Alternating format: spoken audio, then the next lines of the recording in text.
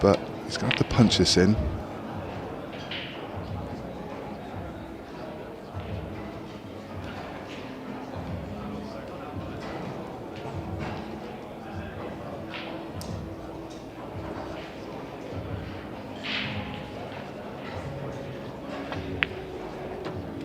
Beautiful. Just took his medicine. Didn't try and get too cute on the 8 ball. Just makes it slightly more tricky because he's cueing it back into a blind pocket. So just checking where the cue ball's going.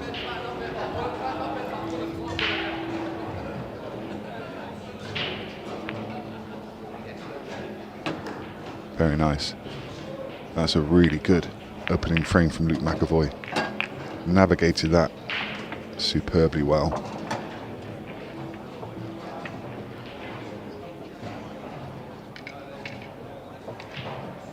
Didn't look like he had any nerves, but if he did, then that will certainly settle them.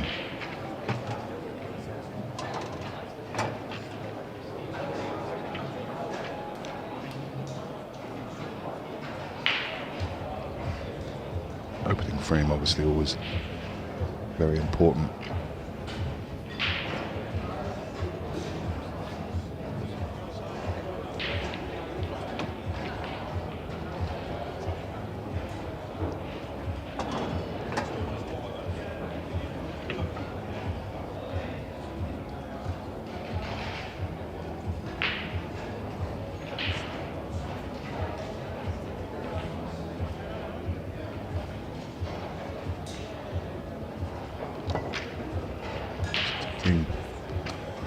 An extra second, struggling to get these nice and tight. He's happy with what he sees, and he's away.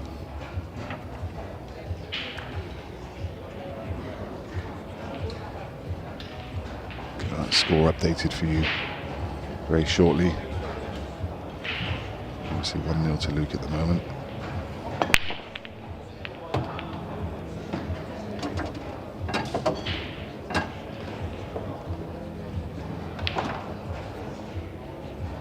This isn't bad, just the 8 ball. It's going to cause a bit of a problem.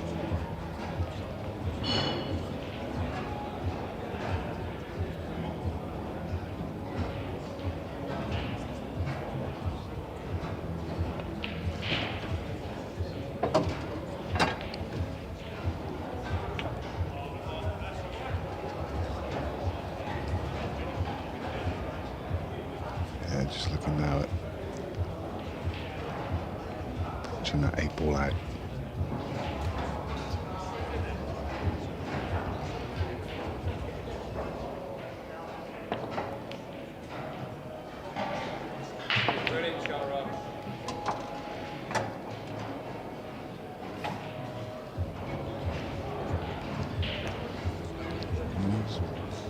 It's going to be awkward.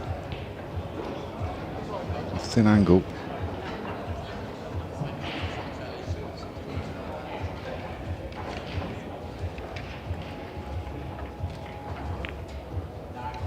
Ooh, that's a foul. Didn't hit a cushion.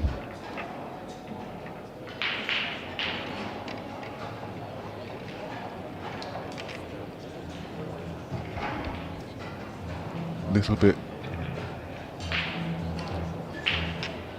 clumsy from Christoph. I know he was trying to put a blocker in and he had to play it delicately, but had to get a cushion.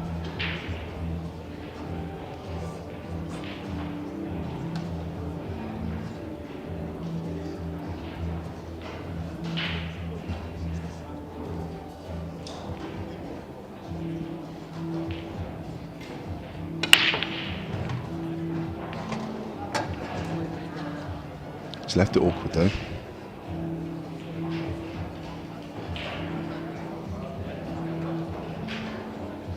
Tricky little opener.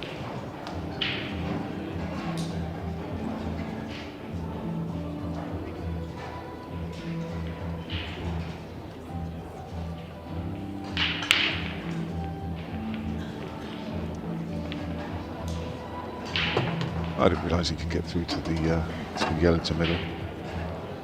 It's a bonus. So just this yellow next to the 8 ball. It's still awkward. I think he was trying to leave an angle there to come into that yellow and disturb it. Trying to come and give the 8 ball an nudge, and you would have been on the yellow to right corner. I don't think he's quite got it.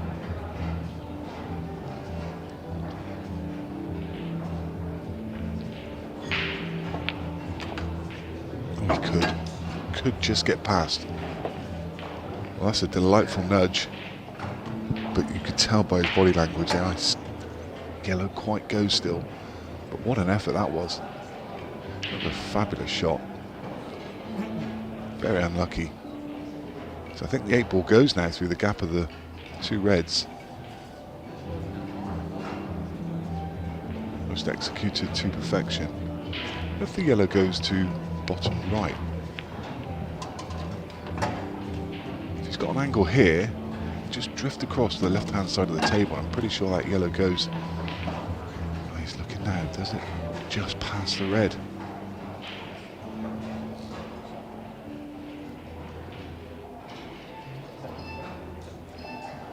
I think he's decided that it does. So we go back to that developing shot earlier. That really was top drawer. I think this is one of those that probably just goes. He has to play it to the left-hand side of the pocket. I think we'll just see this graze the left knuckle on the way through.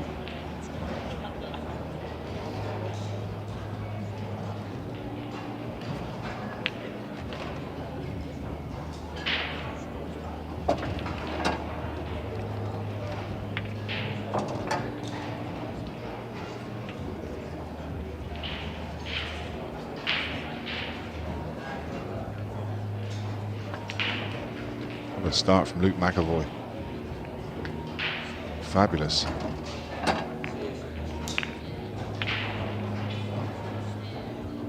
Okay, I'd have a couple of bites of the cherry, but you've got to like what you see so far if you're a Luke McAvoy fan. And a very, very good morning, good afternoon, good evening, depending where you are in the world. Nice to hear from you in the chat box, Brendan Paddock. And you're enjoying things from down under. Francis from Uganda tuning in. Dabulo from Johannesburg in South Africa. Good to have you all watching. And this the first match in a whole weekend of pool. This stream will be live throughout the weekend, bringing you action from the pro event. We have 5 tables currently being streamed. Yeah, James, I apologise. I don't have a producer with me at the moment. As soon as I do, then we'll get the scoreboard updated for you. But it's 2-0 to Luke at the moment.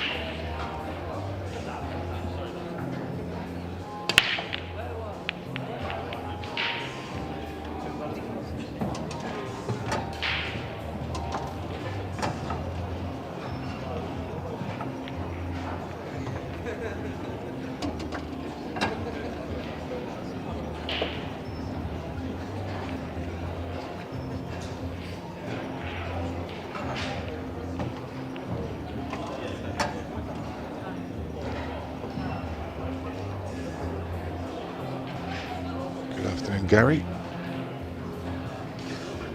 Tuning in to watch Ultimate Pool.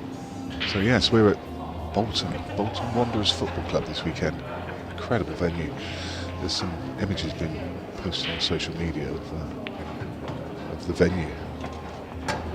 Absolutely incredible.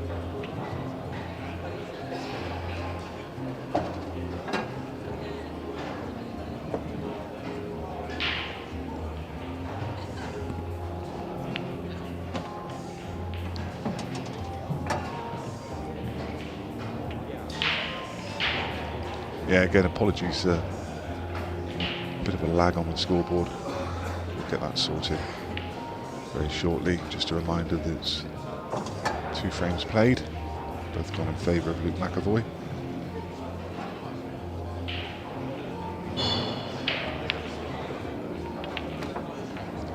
This is action from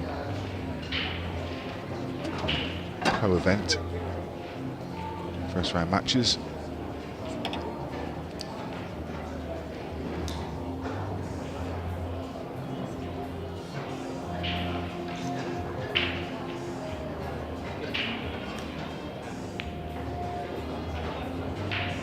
I believe that you have options. I'll have to find out a bit more about the details, but I think you've got options on. There's 5 tables being streamed. I think you can tune into any of them. Over on the main arena table, Tom Cousins is playing Viv Mack. Following that's going to be Aaron Davis against Chris Hampson, then Stevie Dempsey in action against Darryl Whitworth. Rounding up the action for this afternoon will be Rap McCulloch and Declan Brennan. You can watch that main arena table on the Ultimate Pool app or ultimatepool.co.uk. You can see on the screen there's a promo code that you can use, exclusive this weekend. It's going to give you a discount. You get a month streaming for a £5, which is going to certainly be all of this weekend and any other events that Ultimate Pool put on. Also, there's loads of other content on that site. You can see what Luke thought of that.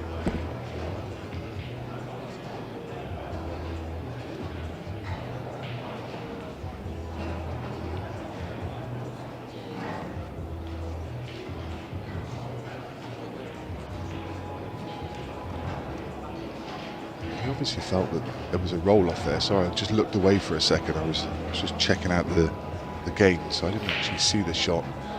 But yeah, he clearly felt that there was a little bit of a roll-off, so possibly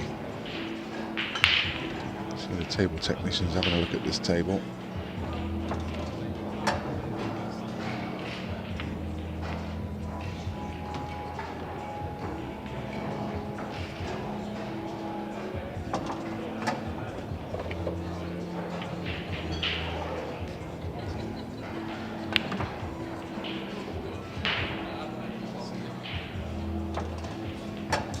Potentially a roller off against, I mean, with 3 frames in, I haven't noticed anything. So potentially you can see there's some finger marks around that area. You see a brand new cloth on the table. Quite easy to get some heavy finger marks. So possibly hit a finger mark and pushed it across, because it didn't seem to kind of gradually bend away from the pocket. It kind of just took a dive to the left, so I'm thinking that probably a finger mark, but we'll keep an eye on it. And the scoreboard is updated.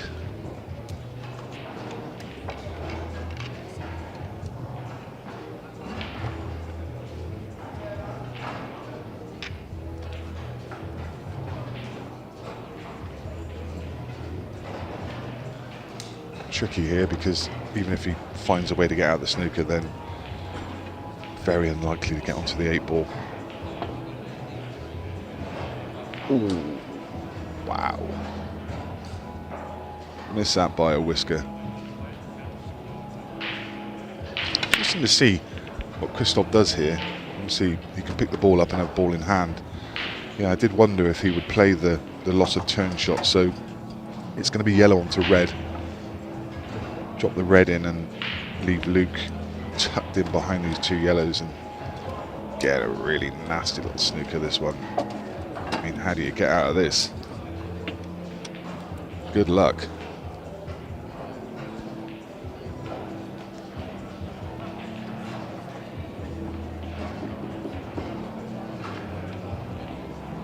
Well, pick a line out of this.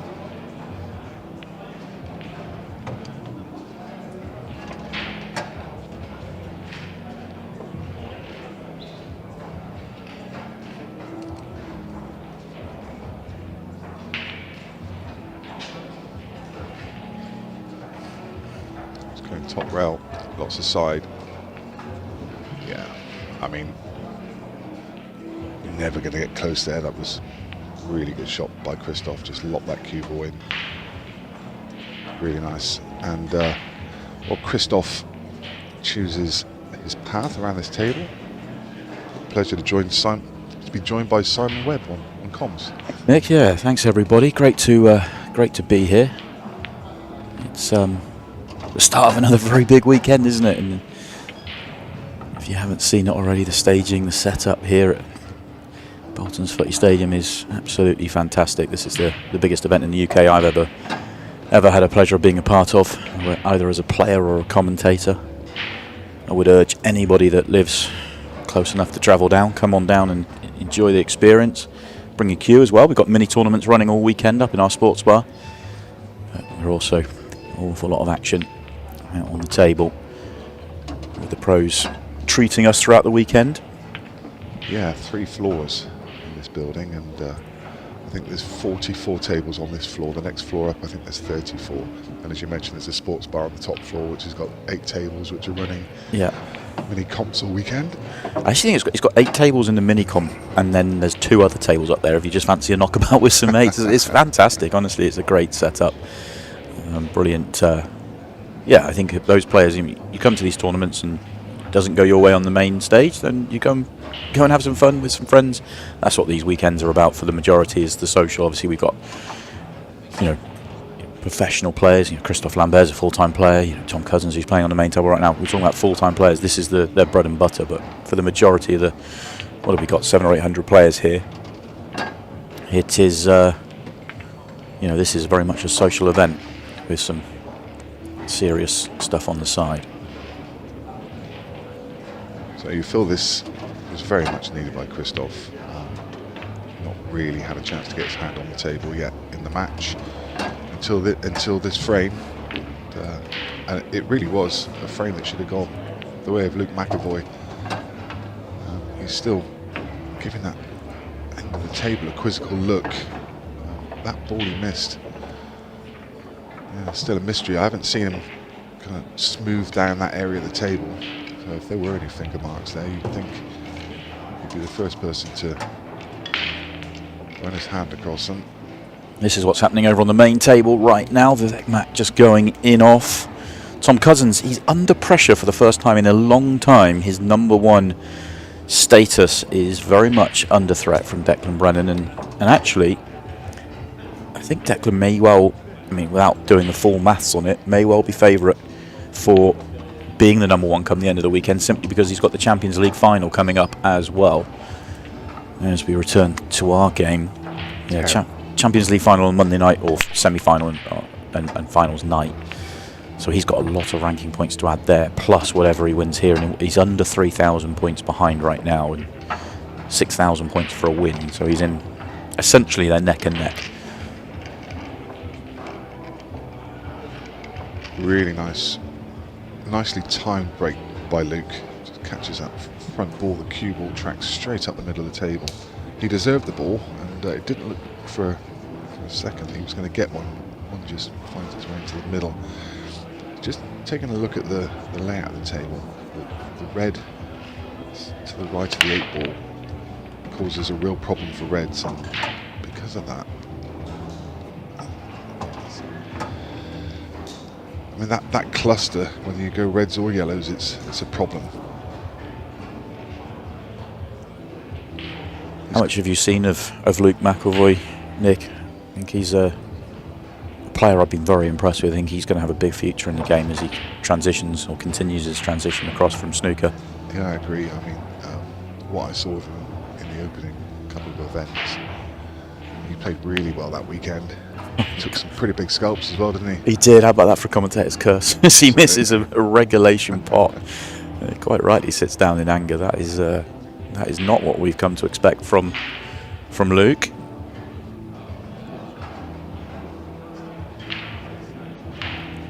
That means the problem at the top of the table becomes Christoph's. Open table still, of course. International 8-ball rules for those wondering. Colour sets determined after the first legal ball is potted. So Simon, am I right in thinking that viewers can tune into any of the streams this weekend? Yeah, so if you want to come across to Ultimate Pool TV, we have got 3 stream tables for you on Ultimate Pool TV. We've got our main show, table 2, which will be the women's table from 2 o'clock. A couple of pro matches on there between now and 2 o'clock. I think will be on there. Josh Kane's playing Ricky Jones right now, Hitta Mattel and Zach Cooper, and then it will be turned over to the women's series as it begins at 2 o'clock, and it will be on there all weekend long.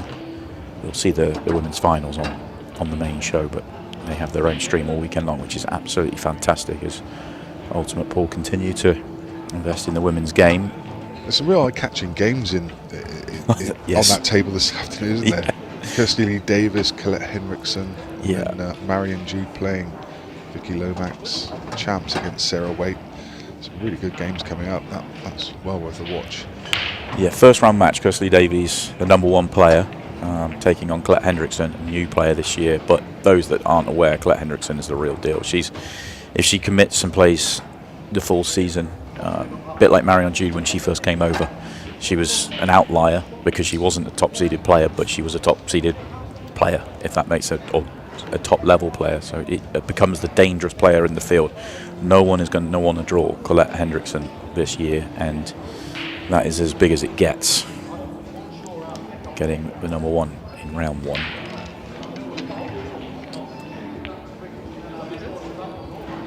Christoph's just overdone this. That ball at the top was always a problem, and he never really worked himself a good angle to get onto it.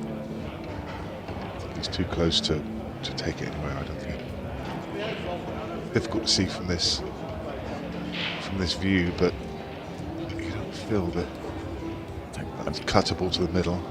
I think it probably is to the left middle, but it's a really horrible shot. Yeah. I don't think he's got any other choice And you but to send do the that. cue ball. Wow. Need a bit of luck with the cue ball because you're probably going to clatter into the red. The right side cushion.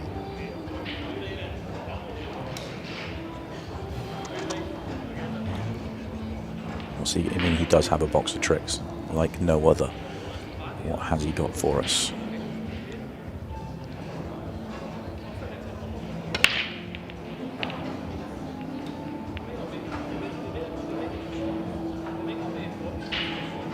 Is he looking at cutting this in and holding on the red? Is that what he's eyeing up at the moment? Or is he trying to really dig it and kind of be above it? I don't know. Maybe he's looked at the red. It looks like he can't hold, but we'll see.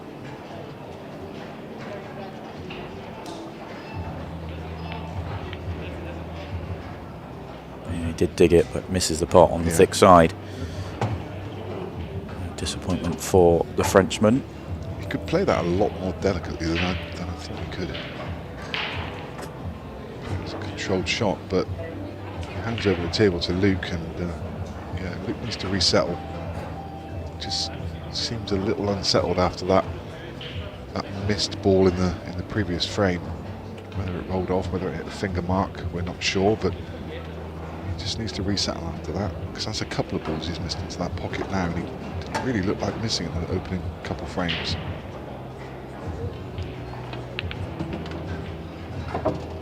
Shouldn't have any bother taking these out.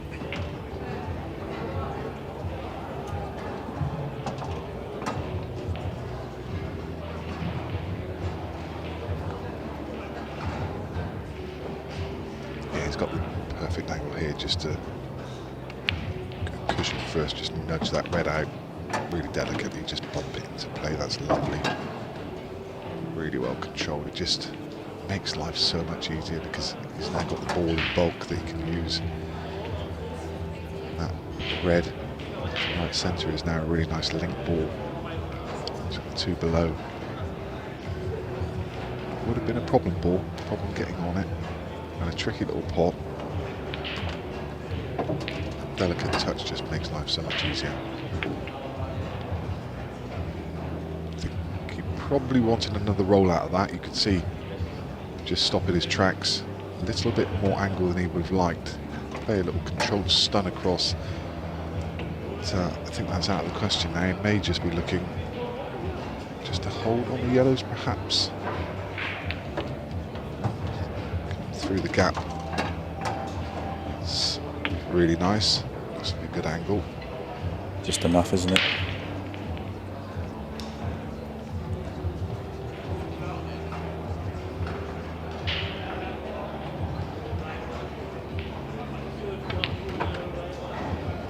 Decides to come across the face of the 8 ball, Yeah. which means he's now tracking up the table. The good news is he's got a world of room. Can't help but feel he's just overthinking this visit a little bit. I agree. He's kind of, this was as routine as it gets, and he's kind of got himself into a, well, he's not in trouble, is he? But he's just a bit more workmanlike than I was expecting. It's slow. It's perfect.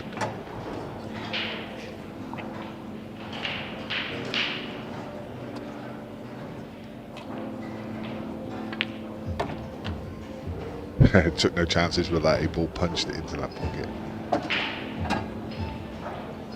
So that is the state of the arena right now. That's the ground floor, mezzanine overlooking it, with about the same number of tables again. You can see there in the middle, main table, Tom Cousins looks like he's at the table.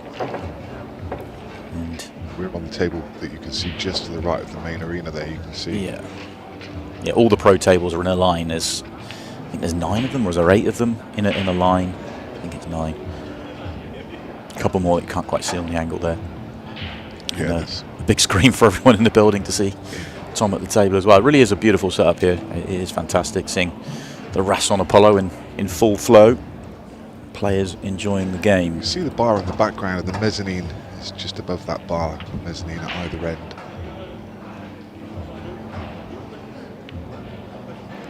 Yeah, mezzanine overlooking, and I think there's about 40 tables on the mezzanine level, give or take. I haven't been up there since the tables were put up, but yeah. One of the refs told me there was 17 at either end, so yeah, 34. 34, yeah. Sounds about right. Yeah, 89, I believe, is the total number in the building, which is fantastic. And that's a fantastic break as well. Yeah, just a little bit tricky because you have to go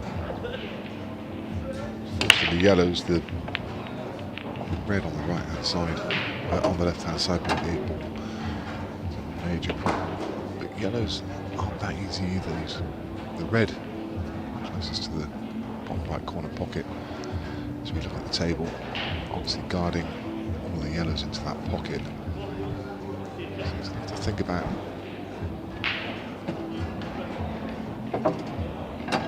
trying to get on the bottom one, which I think does just pass. He may have been, but he's come up short. So yeah. Go high here, get across the right-hand side. Yeah, this is fine now. It's got a nice angle just to come through the gap.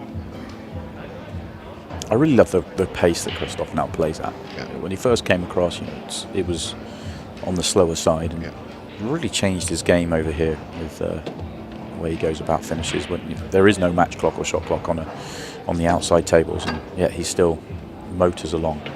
Yeah, he was much more methodical.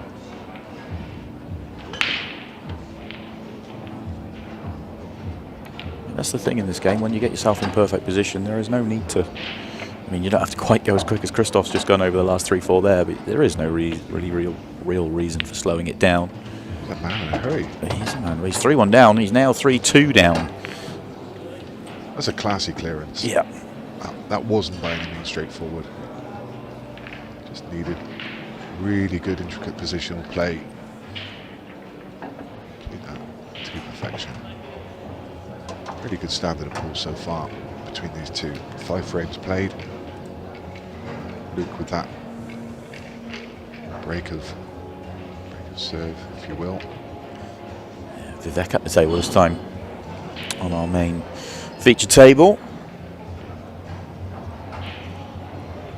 If you want to keep up with the scores over the weekend, then do visit the Ultimate Pool app or ultimatepool.co.uk. There's a live scoring page. You go to the live events. And that live scoring page will tell you that Tom Cousins is 5-1 in front, so Vivek has work to do as we return to our game. Yeah, Brian Halcrow 3-0 up against Chris Day. George Kane 5-3 over Ricky Jones. Clint Custodi 3-2 over Carl Cope. Brian had a decent weekend at the Players' Championship as well. Signs of life from the buzzer for sure, which is Very much so, yeah. which is great to see. Great character around the venues. Hasn't had the best of time of it on the tables over his 5 years with UP, but signs of life, which is great. Just to the left of this table, you'll see glimpses of Liam White and Rob Chambers. Liam's winning that game 5 frames to 2. But yeah, a real resurgence in Brian's game. It's great to see.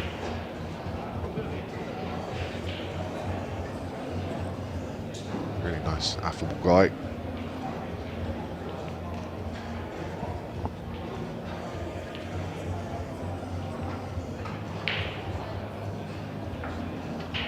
Thinking to be done here for Luke McAvoy, but will be for both here. This is a key frame right in the middle of this match.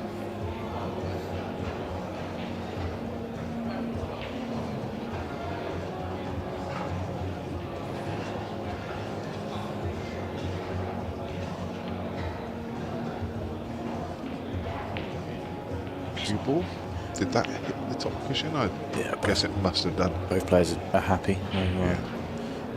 no issues there. Didn't look like it for us, though, did it? It was difficult to tell, though. I'm guessing there isn't enough room to get to the red by the yellow top left. Therefore, that's a major problem on reds. Obviously, the 8 ball's a major problem on reds, and the yellow at the top's dreadful. So that's why both players don't really want to take this on. In this situation, I'd always want my opponent to have a little dip at a low percentage finish. Yeah. Yeah, for sure. Both players aren't falling for that just yet. He's probably got openers on yellows and reds here. He's got a long yellow to bottom right, a long red to bottom left, but maybe he takes the bait. I mean, if you wanted to be ultra aggressive, you take the potentially there's a double on, but that loses the frame if you don't make it, and it's super high tariff. Yeah. So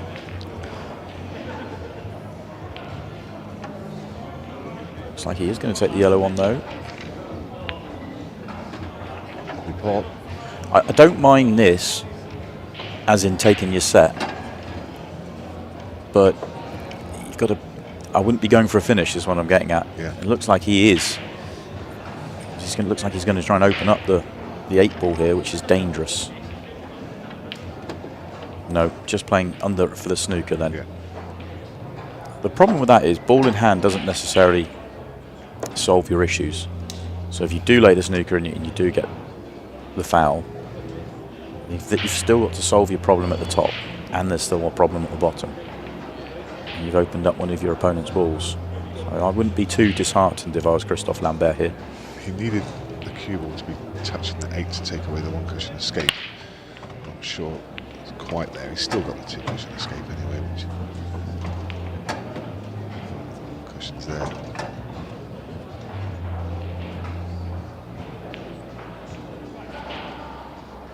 I can tell you that Tom Cousins has just won another frame. So he's on the hill. Or no, he's on. He's up to 6. Yeah. 6 now. So he's raced to 8, not 7 as it used to be last year.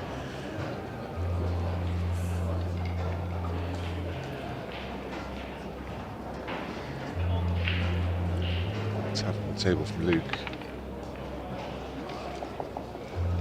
I mean, that was the thing. I understand and I don't disagree with Luke taking his set, but the problem is that He went down a path that really wasn't going to give him an advantage, and now he's second favourite. Yeah.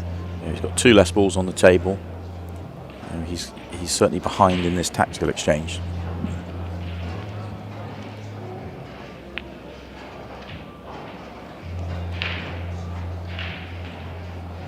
He's left that open.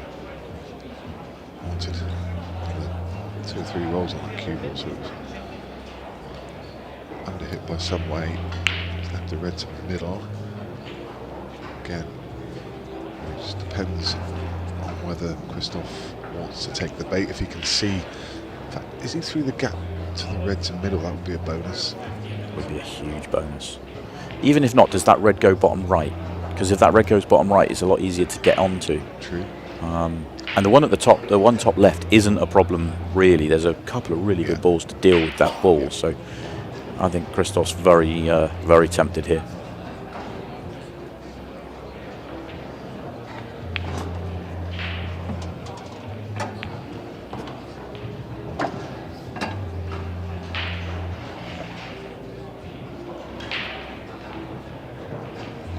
The red that we were talking about in the middle of that triangle does pass the bottom right. He's got a decent angle on the one below the cue ball now, stand across the face of the yellow and get across to that area, but I think he's just trying to work out whether he wants to try and develop that one top right now. He's got a really nice angle on the middle one of the 3 just below the bulk line that can come across and shift the yellow out of the way, but I think it's going to be this bottom end for now, just trying to work out that one problem.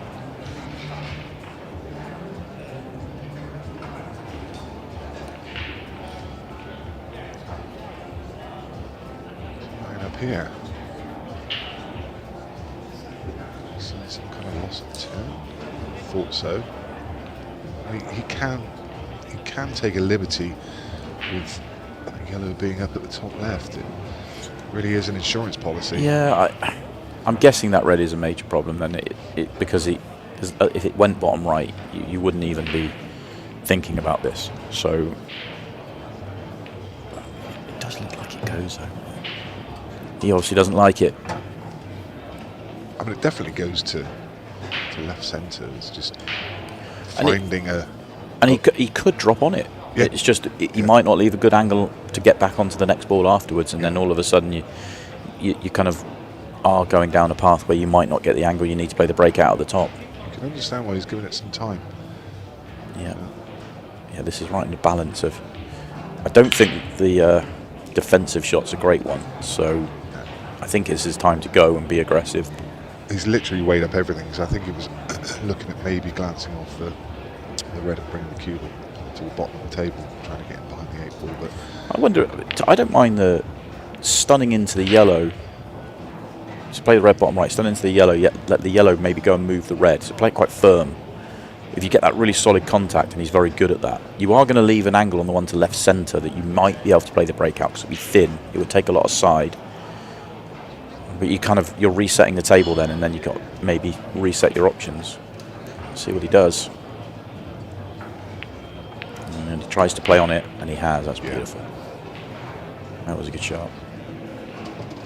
Now leave the angle to play the breakout at the top, if of course it's required.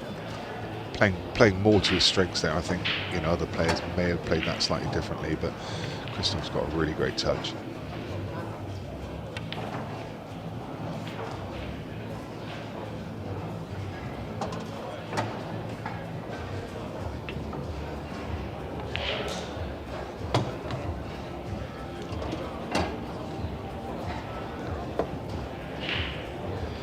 Choices, you can take them on to middle. So probably got just enough angle on the one to top right. It might be a little bit straight, ideal, but the one to middle, you can use the top cushion to the side.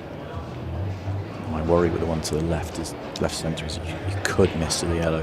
Yeah. You've really got to get plenty on it by the looks of things. That probably tells me he doesn't need to then. It goes. You wouldn't leave it. No.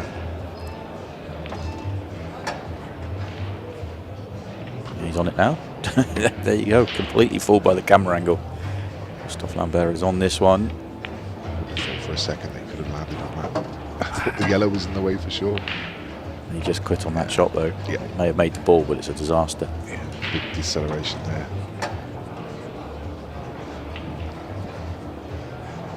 Kip Lang is watching from Kenya. He's always following us and tuning in from Kenya. And Sen Seeds is saying hi from Germany. People tuning in from all over the world. People from South Africa, Uganda, Australia. Really great to have you watching. Don't forget that you can watch action from 3 other tables on the Ultimate Pool app.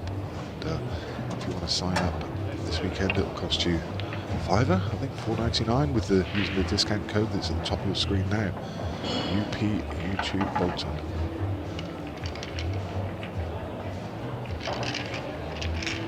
The double. Is it going to reach? And they hit it. Has caused Luke a slight issue, but I think the loss of turn's got to be worth a thought here. Yeah. Because you've got the yellow in the middle of the table playing as a huge blocker for the red at the top. You've got room to play the lost turn and come down the table. It could go wrong, but yeah, there we go. He's having a look at where he wants to leave the cue ball. Because I do think you have to come twice across. Oh, he's not. He's just coming down the table. He's just going to play safe. Interesting. Yeah. I think I'd want that red off the table. Maybe it is just too thin. My thinking was you play the yellow onto the red and you come down the sort of diagonal of the table, so on the right hand side cushion, and then try and almost get underneath the 8 ball. It's not the easiest ball to play a combo either, because it's just set to the left knuckle. So you have to hit it absolutely perfectly. Like, I think even if he gets the shot wrong and he leaves the red on at the top of the table, it's thin into the top right. You won't go top left once you've played the loss of turn, and it's going to be very difficult to get onto the 8 ball, even if you did leave a shot. I think it's. I mean, it probably is. It worth the risk? Probably not, because if he plays a really good snooker at the bottom, then he comes back and plays a loss of turn or a combination with more control, and then he goes on and wins it. I love the little motion. Yeah. I'm not quite sure which is the right one.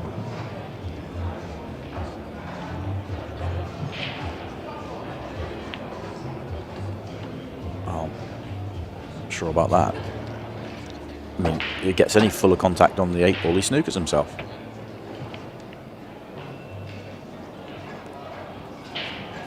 I'm not entirely sure what he was. Was he trying to slide by the 8 ball to get on the yellow above it to bottom left, and then he was just fully going game and was going to play the combination at the top? It's a strange shot he actually played.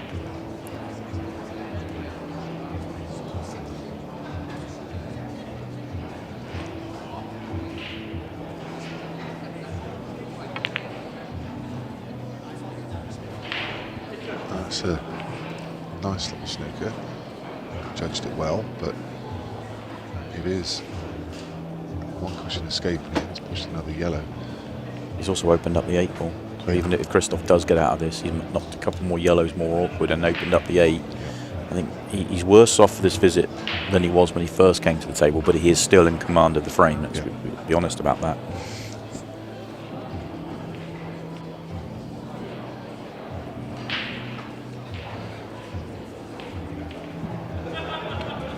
Half-ball contact there. That was a kind of half-ball contact. Push that red across there and make the plan.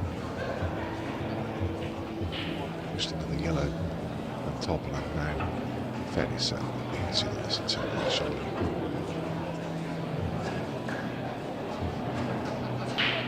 It's just looking away. It's to leave the cue ball to take away that the natural line of the bottom cushion.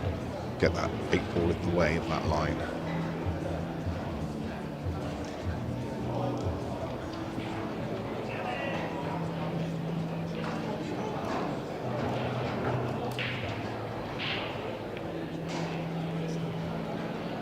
Because actually, if he leaves a line where Christoph's got a one cushion escape, with a trace aside, he'd fancy sliding this in the middle. He'd fancy clipping that in. So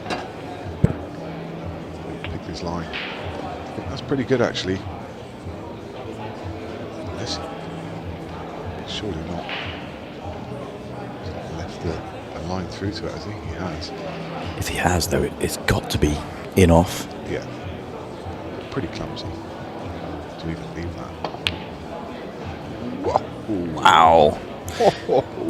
You have to say, Luke McAvoy's he's got away with this frame. Yeah. He had it sewn up once Christoph didn't make his clearance, and the fact that he's still in control of this frame is he hasn't played the best of tactical exchanges so far. He still should win the frame. Just missing the cocked hat.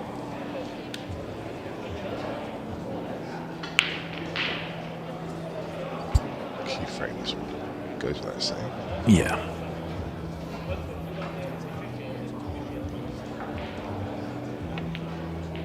More so. Oh wow! And he's not going to win the frame. He's got himself in a mess, and this is the sort of frame I think Luke will have trouble with over the course of the next few months, just as he continues his journey into the sport from snooker. It's a frame you should never lose, and it's one he has lost. A very big frame in the context of this match. Well, that will be a massive learning moment for Luke McAvoy, and trust me, he will learn from that. Just dip across and have a look at what's going on our main table right now. Currently 7-2. Tom Cousins leads. This is a little bit of a messy table for Vivek Mack. This is currently on Ultimate Pool TV. If you want to come across and watch this, then what's the promo code? Up YouTube Bolton. Up YouTube Bolton. There you go. Got there in the end. Up YouTube Bolton gets you a discount. Plenty of pool though, plenty of action on Ultimate Pool TV over the coming months, and plenty this weekend as well. Anyway, back to our game. Christophe Lambert with a break. Hit a sledgehammer last time and rolled them in. Back 3-3 from 3-1. I mentioned that previous frame was a key frame. Just in the context of the scoreboard, psychologically as well. Both players had a go at the table. It ended up being a bit of a scrappy one, and Luke, no, he should have been 4-2 up. 3 each. Christoph's going to be over the moon. I think that one's going to hurt Luke. Be interesting to see how he bounces back from it.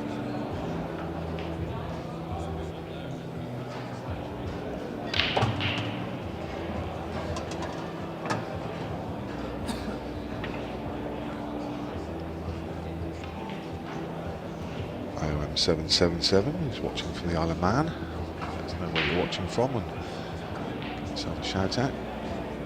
Yeah, it's nice to hear, isn't it? Yeah. Few players watching from Africa. Game is huge over there.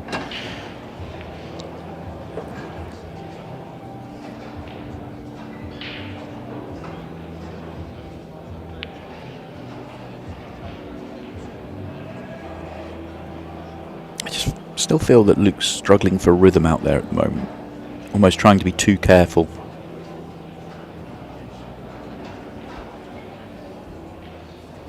Who's the big name over in Africa? It's Cesar, is it?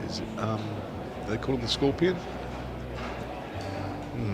I'll think of it in a second. I've seen him play. He got a massive amount of support. I think he was over for the World Championships. His name in a second. And while you do that, Luke has just made a mess with an open table.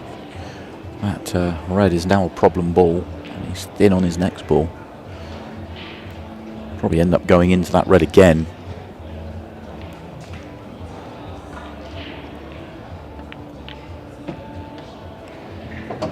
This time, not so bad. The red does go.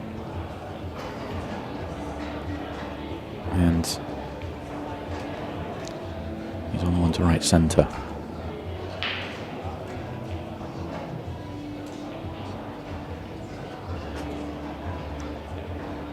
Yeah, Cesar Chandigar, the Scorpion from Uganda, has an amazing following. Incredible, so many fans. The chat box was literally lit up when he was playing. And, massive fan base.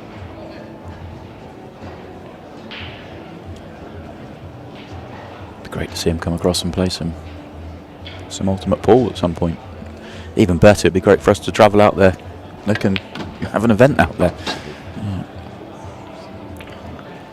Luke's worked himself back into a nice position after a couple of awkward shots at the start. Now in position to win this frame, get back in front.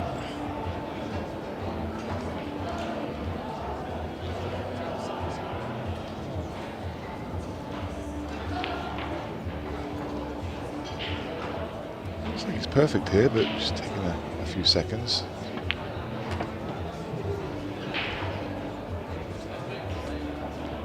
Just wanted to leave that shorter angle so he can execute more naturally with the side cushion with the 8 in the same pocket.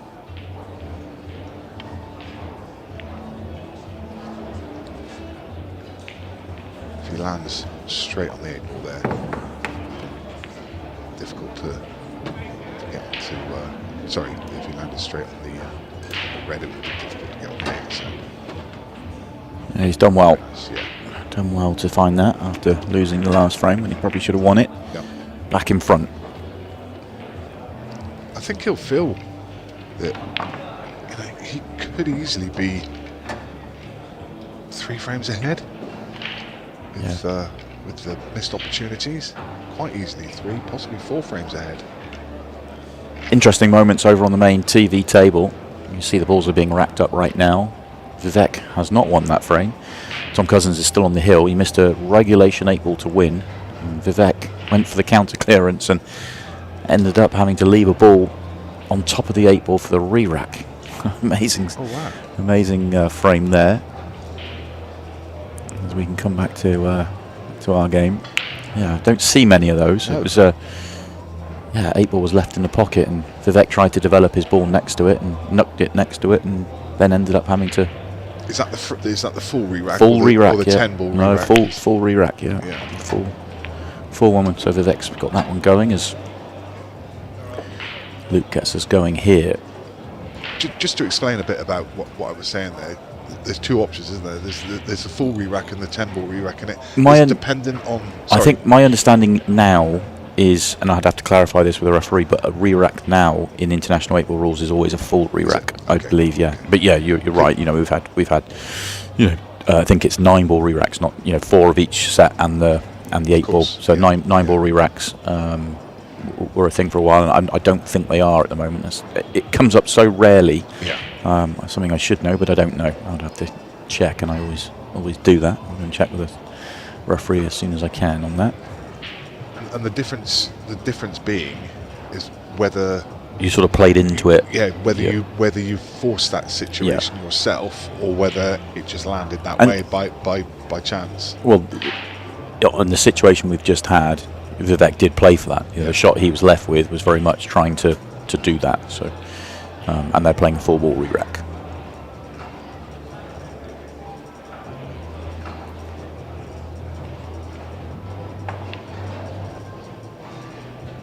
Table, as you can see, problems for both colour set. Again, you're one of those that you want to establish yourself, but probably don't want to do too much more. Might be just playing the loss of turn here. Yeah, I think he's left it to just play a delicate little cannon off the back of the red. Just while we look at that, Tom has finally won. He reverse clearance there against Vivek to complete the job, and he's safely through to the last 32. As Luke, we come back and see he played the loss of turn and didn't get the yellow to fall, so missed opportunity for Luke. That's going to allow Christoph into this frame potentially. If the yellow drops there, then Christoph's in a world of trouble. Next match up on that main arena table, 12:15. That's going to be Aaron Davis against Chris Hampson. It's actually a really nice lineup on our main feature table this afternoon, because we've got Tom Cousins, and the big story is, can he remain the number one? Then we've got the three most recent winners, Aaron Davies and Stevie Dempsey, who were both won last time in Wigan. Aaron playing Chris, as you said, and Stevie playing Darryl Whitworth, and then Declan Brennan, who won the Players' Championship and is vying for that number one ranking. He takes on Rab McCulloch in our final match from the last 64.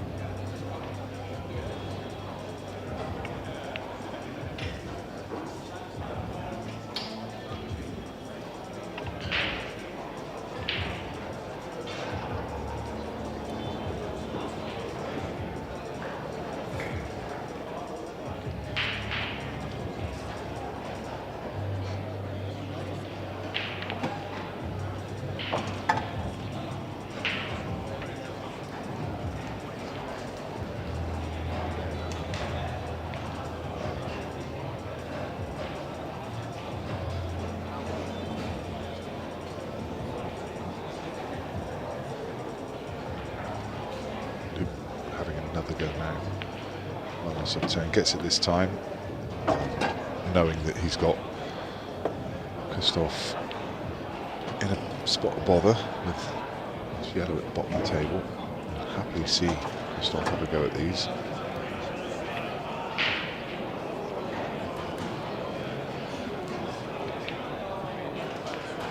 Tries a loss of turn back and gets it, but a tap on the table. Luke appreciate that one. Neither player, it's one of those strange situations where neither player wants to attack. Both players would love to see their opponent have a go at these. Neither player wants to attack from here. You can see again, Luke has got an opener. He's going to play this thin, is he? Yeah, he's looking at it, playing this thin into the right corner, send the cue ball side cushion and into the red and yellow. Well, it's there, but if he doesn't get it, he's handing the frame over. He's a spot of luck as well when he gets his cannon. Low percentage, you feel, but is he forced into it?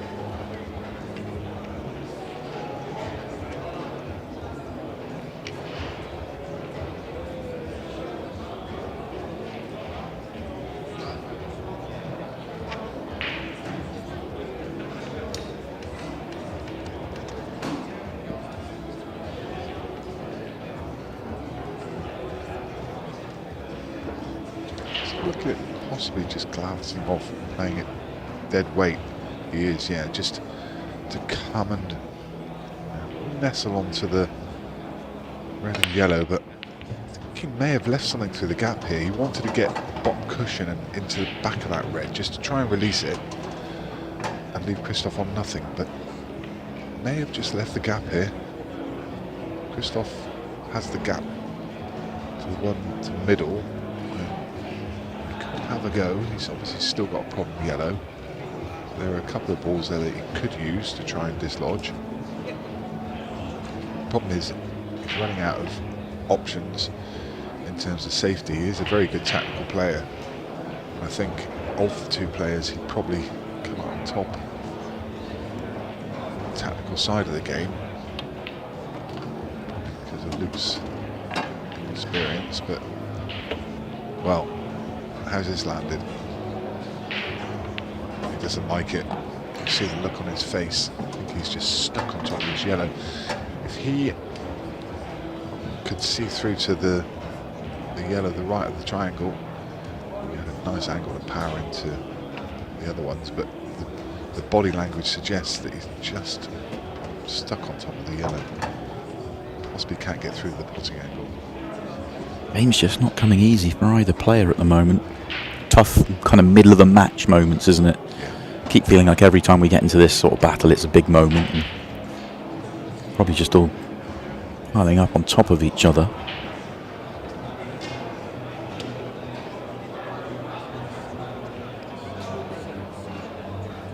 It's still a similar situation, though. I mean, I think both players would love to see their opponent have a go from here because it's a tricky table to develop.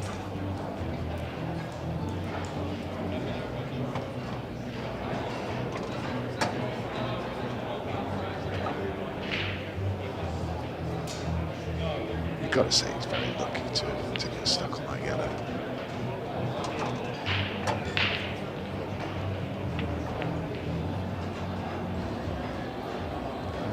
Causes a bit more of a problem. Do you think that's come out as a 3-ball plant? It looks like it's just off to me in terms of yellow, red goes. The red's going to hit the yellow on the thin side and push it onto the jaw. Which, if he'd left the plant, it would have been very dangerous for Luke. Well, he's still second favourite here, but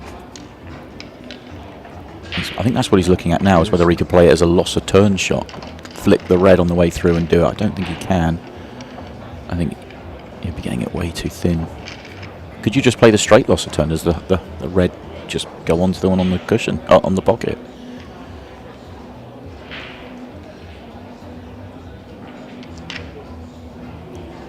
He didn't look at it at all, but I just wonder whether the red he's just played, I think possibly went to bottom right.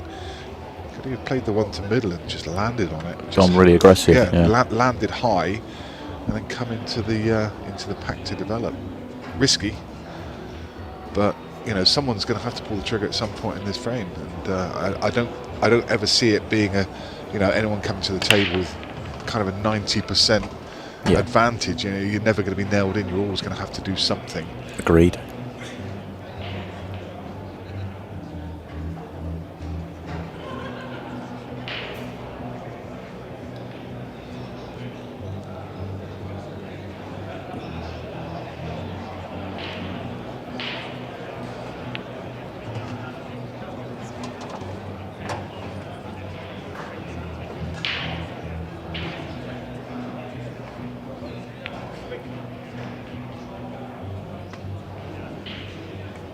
Just a reminder that next up on this table is going to be Simon Fitzsimmons against Carl Sutton.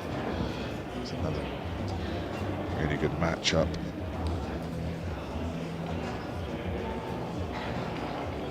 Slight contrast in styles between the two players. Just like that. Great game.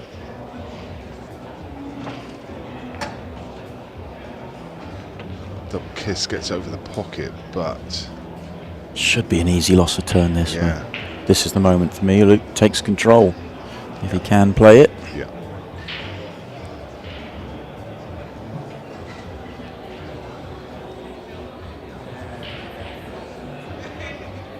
Just needs to get the pace right.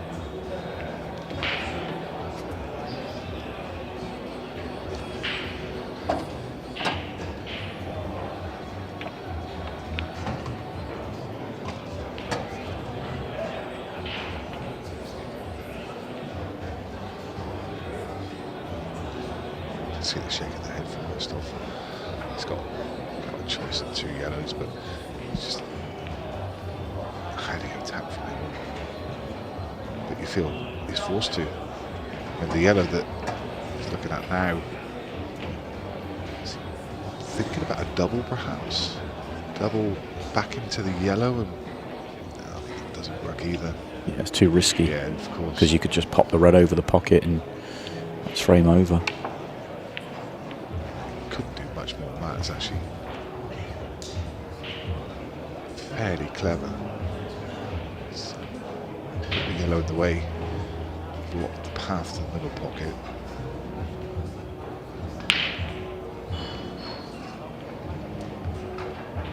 What an intriguing frame.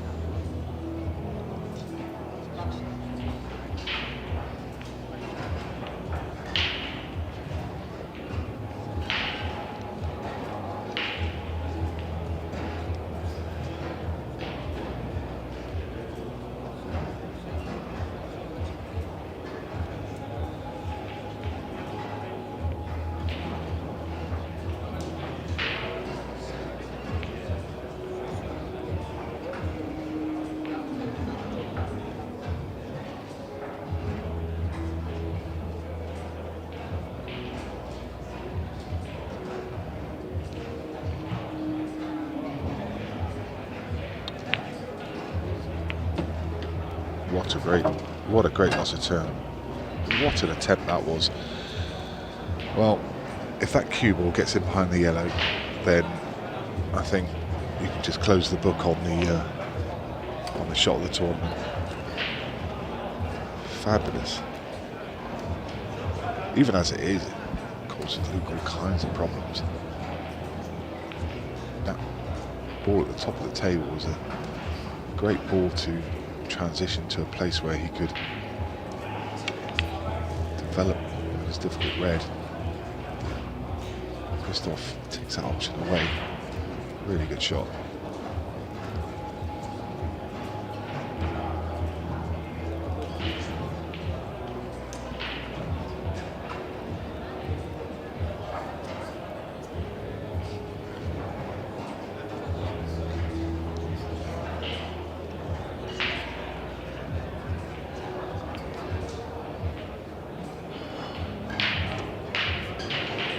Just not happy with that, but does he push them into a plant?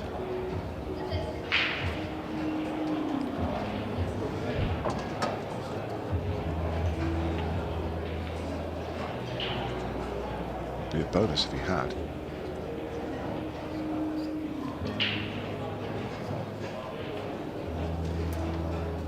I'm assuming, yeah. I think they were a plan. That's why Christoph's playing that shot, just to take away the line.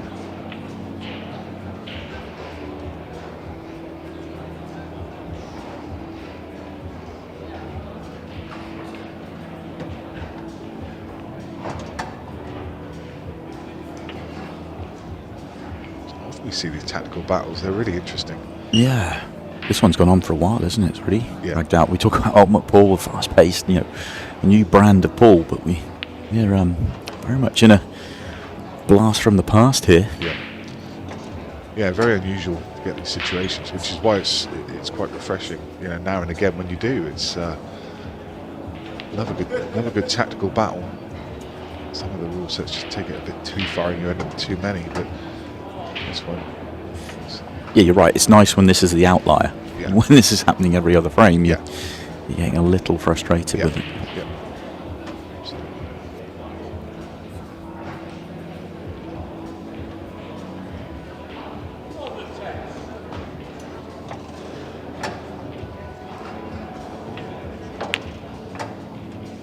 Audacious shot here. Risky.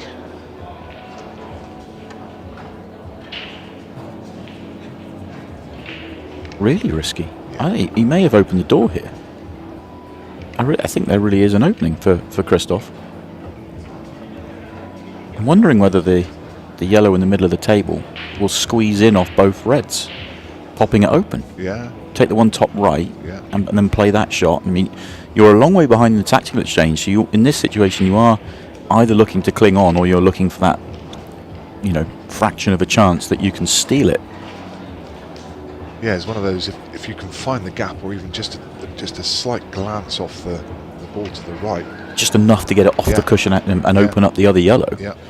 I mean, if you open up the 8 ball to the bottom corner at the same time, great. If not, the 8 ball's got other pockets or the double. So, I mean, it's maybe a chance. Difficult to tell from the commentary box, but it looks like Christoph's looking for something else.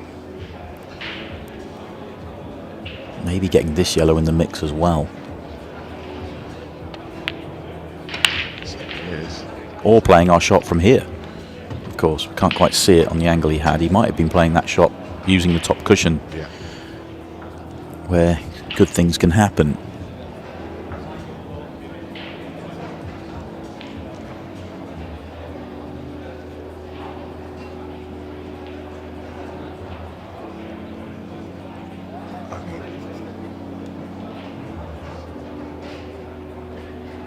Who are you favouring here? Well, for me, Luke's been in front of this tactical exchange all the way through, or certainly for the second half of it. But he's a bit like the frame 2 frames ago. He's struggling to put it away. Yeah. I think he's kind of got himself into the mindset that being in front, he should then go on and win the the frame, but you've still got to go and win it. You can't. It's never going to be handed to you. It's never certain until you always have to make a finish, or it won't be handed to you. So I think he feels kind of forced to go for it here, because you just feel that Christoph's got a trick up his sleeve. If Luke doesn't go for it here, that Christoph's going to find something. I just think this first shot's destined to go wrong. Yeah. It doesn't look like a good option. If he could kind of find the gap, it would work. Like that. How's your luck? Oh, it's not ideal. No. I mean, he's got the one to middle. He can punch off the bottom cushion, but it's a very awkward shot. Don't think he's got much else. I mean, the double's possible, but sensitive angles, I don't think. Is the double enough of an off angle to use the bottom cushion, almost stun it on and off the bottom? But if you're going to use the bottom cushion, don't you just play it directly? Play it direct, yeah. Like that. Beautiful shot. That should be a frame winner. Yeah. Might be a touch thin to hold and may have to play out for another double.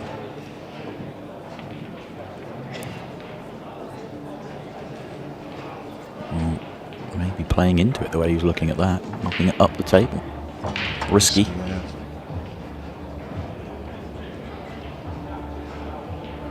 Especially with the yellow top right. Oh, lovely glance. That's beautiful. Came out nicely. Gets himself a couple clear once again. A very drawn out frame that Luke McAvoy has won it. Gets himself 5-3. 3 frames away from 64. Just have a look at the room here in Bolton. Aaron Davies is now underway in our second match across on the TV table. He's taking on Chris Hampson. They're in the second frame, I believe. Aaron took the opener. Yeah, let's get you an update on the other games as well. Brian Holcrow is now 6-2 ahead of Chris Day. I think he's just gone 7. Just gone 7-2 up. Click Castaldi 6 each against Carl Cope. And Liam White 7-5 with Rob Chambers. Good fight back there from Rob. See Rob there on the left hand side in the red shirt.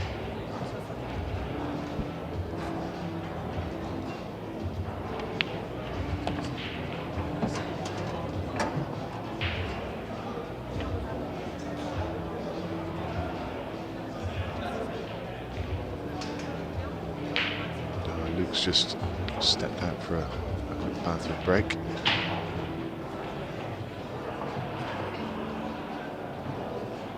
Gives us an opportunity to have a look at Aaron in action. Brilliant win for him last time in Wigan. Something that had been coming for a while, a major title at the professional level. Great junior career for Aaron. He's knocked on the door pretty much for, well, the whole of the UP journey, whole of 5 years, but he was also knocking on the door pre-UP as well. Made a world final. You know, he's been a good player for a long time, been a great player for a long time, but finally made that breakthrough win at the professional level. And yeah, I'm excited to see what he now delivers now that he's got confidence of being a champion. And he's in perfect position here to go 2-0 in front.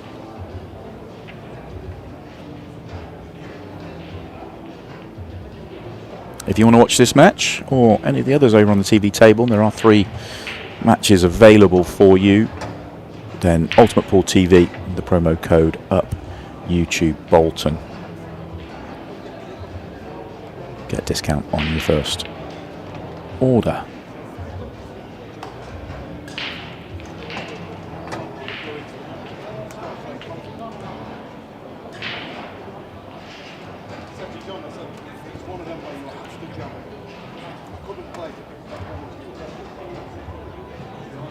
Luke is still out the arena. So I think this table's quite a long way from the toilets here at the venue. Any player that does need to take a toilet break, it's quite a long delay. play as we see Aaron get the frame nicely sewn up. 2-0 to the former champion.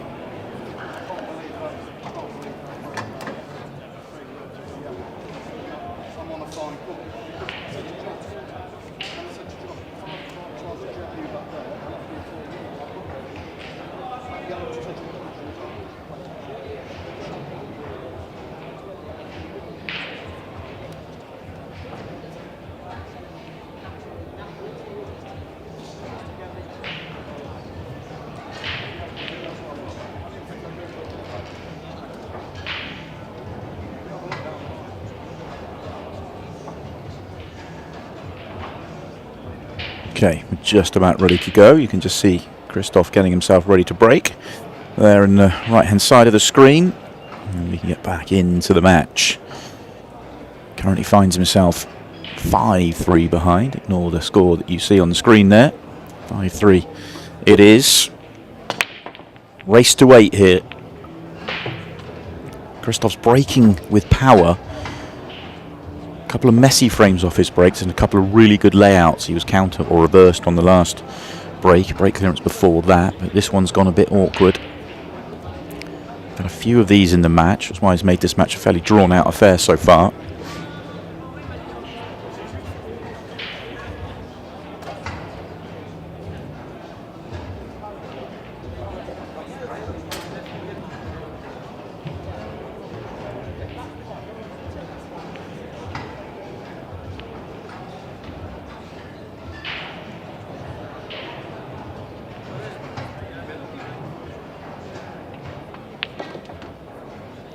Deciding to take on the yellows. That tells me the yellow does go into right centre. Probably off the red, or definitely off the red if not direct. I think it goes direct anyway. That will be his breakable. With the red and yellow together, there's a chance that the yellow will just stick where it is. So he not guaranteed for this one to come out well when he does play the breakout. Love to catch the yellow. Maybe quarter ball. Is he a little straight? Obviously can use the red just to widen the angle.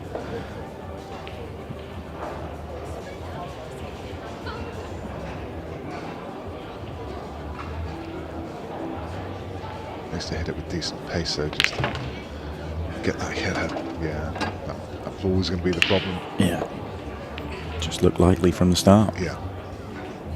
You need a full ball contact to bounce the yellow out, but red was inevitably going to come up towards top pocket. He's left another angle though to dislodge, but now relying on a bit of fortune. Has it come out for him? Not good. You could just see the moment he realised as he walked around the table, shoulders slumped. He can see the yellow, yeah, he's now having a look, bottom right hand corner. Yep. Doesn't have to do too much with the cue ball, so you can focus on the pot.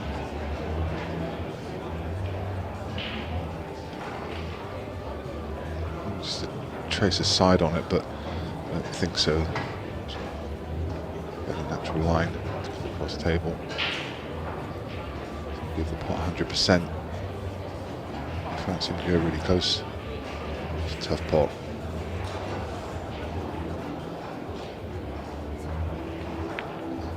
No. Yeah, very, very difficult.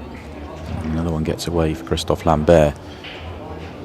It's not all lost here for Christophe. The red should be a big favourite here, but Luke's already made a mistake from this situation once in the match.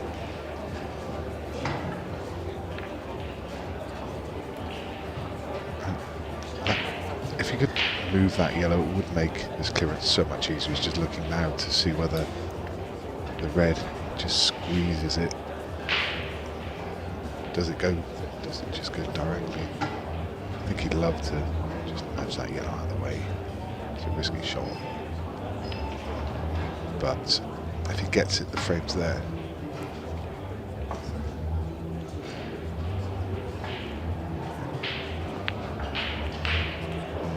That was risky, but left too much. He's left a really thin angle, really thin cut on the yellow. It's just whether he can. Do you think he can get through to it? Yeah, I think. Yeah. The one on the bottom cushion. Yeah. No, of course. It's just. Yeah. I'm not sure if he can.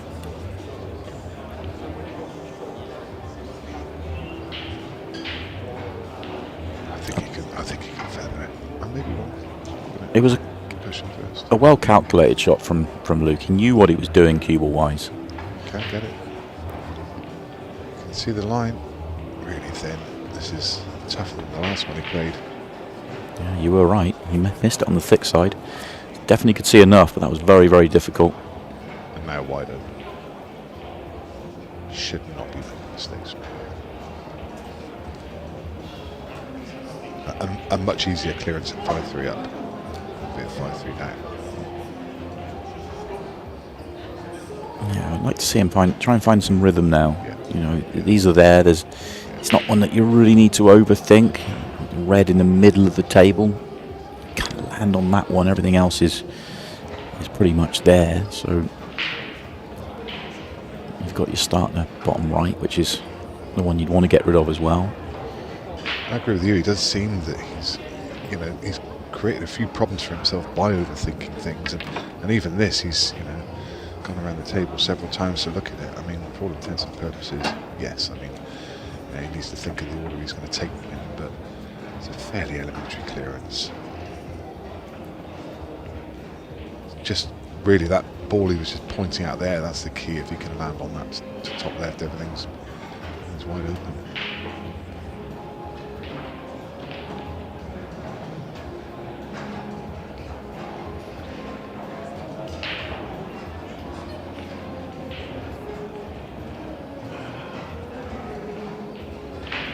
The problem is, I mean, this is clearly Luke's natural game, but he's going to get found out when he then goes to the TV table. Yeah. He's not.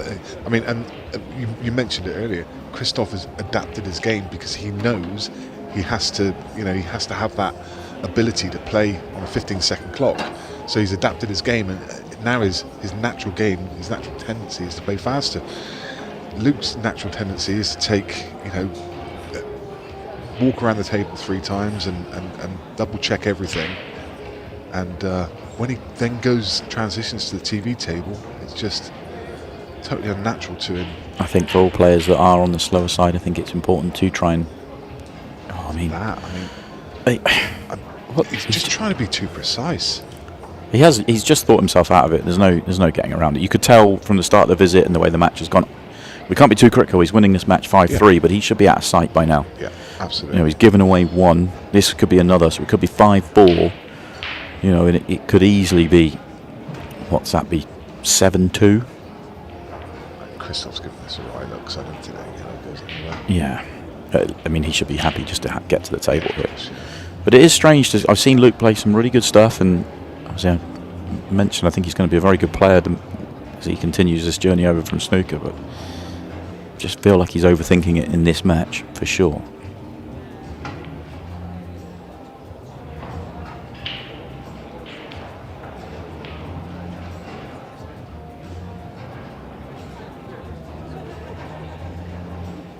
He was trying to be so precise with that precision. You could see he played it to the top knuckle to make sure he held the cue ball dead. And I don't know. I mean, I get it. He's left the one to bottom right where he can just stun it and have the one to top left. But did you really need to be that precise? Yeah.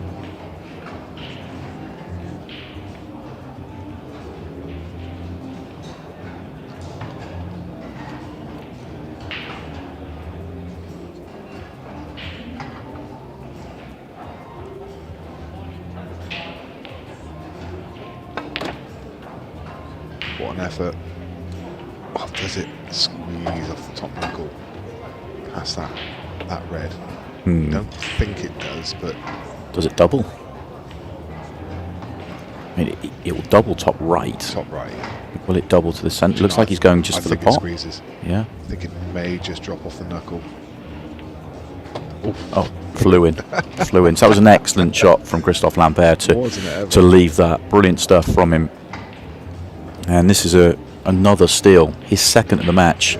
If this 8-ball goes in, Well, it's the third, because just before you came here, Luke, let's just say whether he had one that hit a finger mark down to the bottom left, but that's definitely 3 steals from Christoph, and you know, if he doesn't get those, we've got an 8-1 scoreline. yeah. I mean, those are the frames that will come back to haunt you for Luke McAvoy. The ones you've really got. You should be clipping those away at, late 90s over the course of a season. You should. I mean, every now and then you're going to have one that gets away, but you should be taking that out. Just about all the time. So, and there's a couple gone in this match, as you said. The one before I even joined you on commentary as well. A couple of results just to update you. We already knew that Tom Cousins had completed victory over Vivek Mac 8-2. Brian Halcrow's completed victory over Chris Day 8-3. Fantastic win for the buzzer.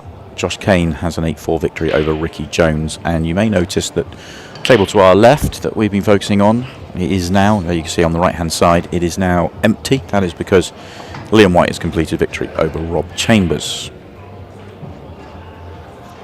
Good afternoon to Lee Rogers, tuning in, enjoying the action. This is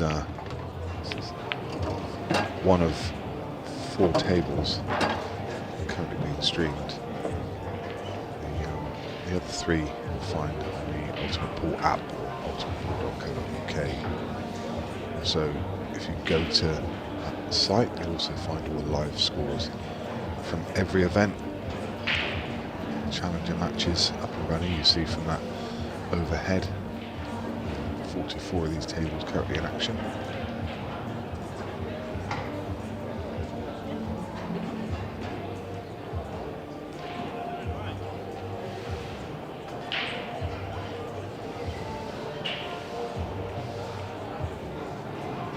What Luke has done well in the match. We talked about the errors, not putting away Christoph when he's had it. He's always responded well by winning the next. This is an opportunity to do just that again. Great chance here.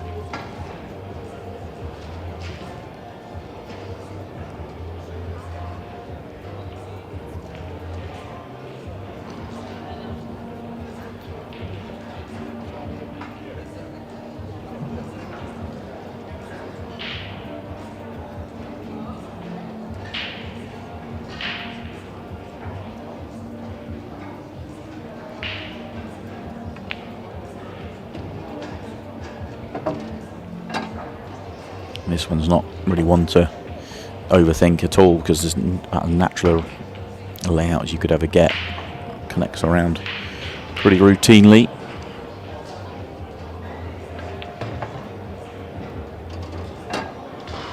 Oh, if he snookered himself on that yellow, that's a major error. Dear me.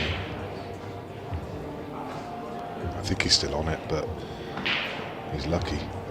He's not going to easily got one. Travelling away from his work. It doesn't really matter though, just drop it in, you'll still be below the break line and comfortably. So he was okay. Yeah.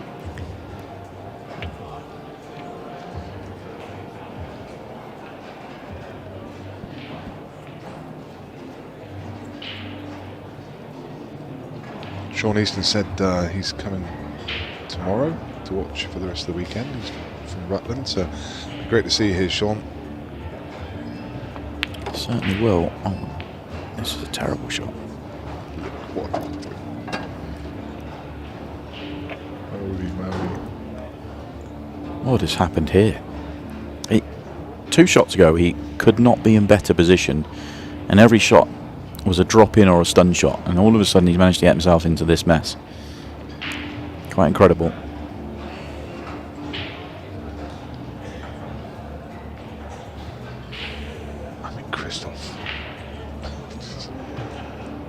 He's loving what he sees.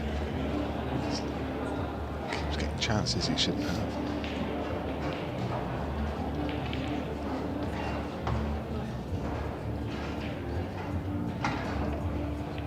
Just a little swerve. Yeah, good recovery. Not quite as bad as we thought it was. Yeah. It was just a quarter ball swerve.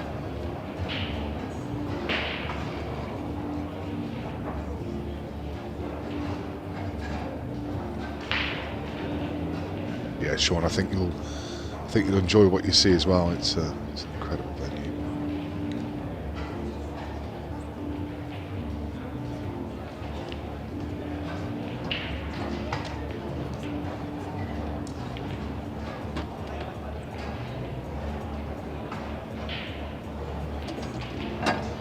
Luke McAvoy, fairly simple 8-ball, seals the deal.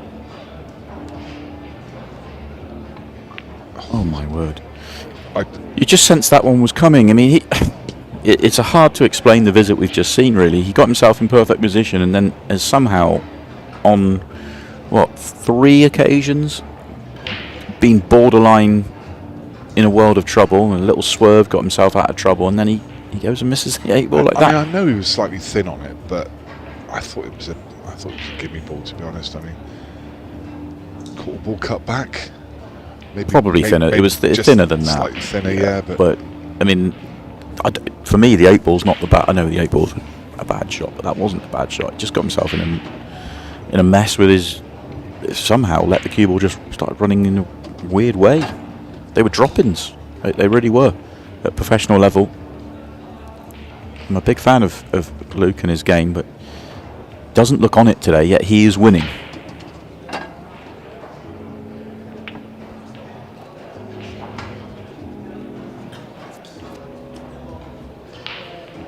If he goes on to lose this match, though, he will have nightmares about it. Cue ball just travelled too far.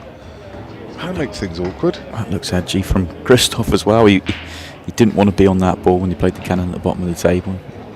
Wanted to be on the one at the bottom, but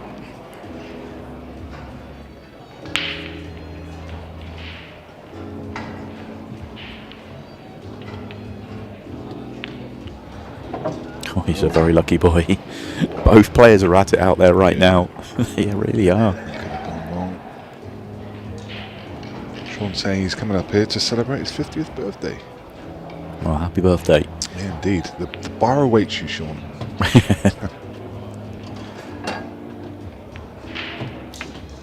Well, Christoph gets a very strange frame of ball, and one that you feel is going to really hurt Luke McAvoy as they tie up with both needing 3. This is the ground floor. Do you see it? Mezzanine floor with 34 tables on it. Another 10 in the bar area as well. Got a student event starting here tomorrow as well, Nick. There's a can't quite see them on the screen there, but kind of underneath where the camera would be, if you like, on this shot. There's another 6 tables that are not in action today, and they're a student tournament happening over Saturday and Sunday, so even more players coming along. Yeah, I noticed the pros out using those as practice tables. I saw Oli Bell having a knock and Danielle Randall out there. Yeah, they're getting around good. Pro practice tables today, student tables tomorrow. All the pro matches are played in the top of your screen as you look there down to the right hand side. You just see Christophe Lambert racking the balls.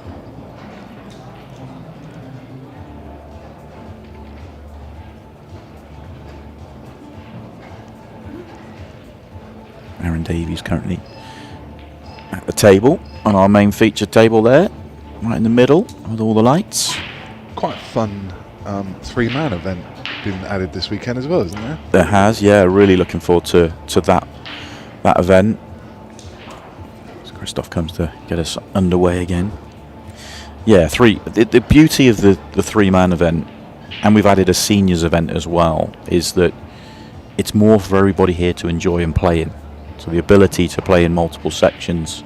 If you're playing in the challenges, you can play in the team. If you're playing in the seniors, you can play in the team. If you're a senior and you want to play in all 3, you can. Really good fun events. Plenty more bang for your buck, if you like. And one of the things I'm really excited about is the mini tournaments we have running as Christoph breaks dry. I've already talked about it, but the 8 tables separated up in the bar area. There's 2 others for practice up there, but the 8 tables for mini tournaments all weekend long. So if you are finding yourself with a couple hours spare in between games, or say you've been eliminated from the Challenger Series, you can go and have some fun and try and pick up a few pennies in the mini tournaments. As much as Christoph would have liked to have made a ball here, it's not the worst news in the world. If you're going to leave an open table, it's nice to leave it messy, and this one is just a bit fiddly. Either colour set needs some kind of development. I don't think the yellow passes the red to middle pocket, the one that's closest to that right centre, the one that's just below the pocket. So if the red goes right centre, then reds have got more future. yeah, Because you can, yeah, the one at the top, there's a couple of balls to use as a breakout. yeah. Don't like yellows at all.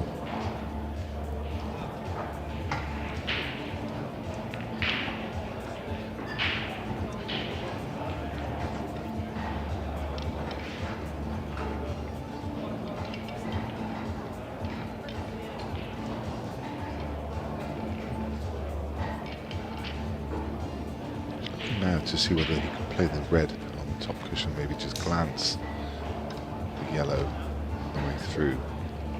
I don't think that's got much future.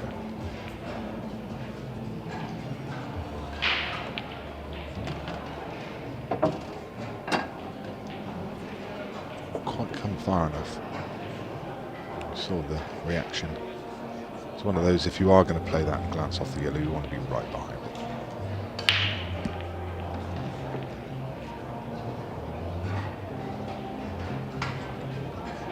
It's hard to see from this short camera angle.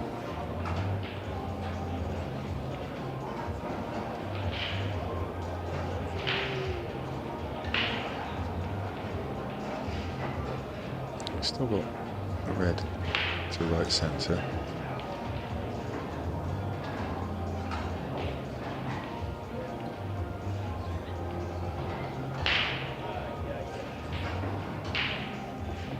Not happy.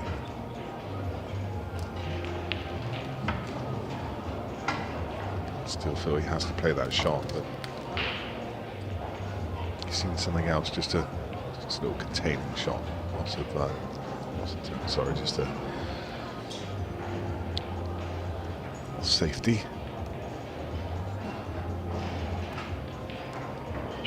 Whilst developing that red.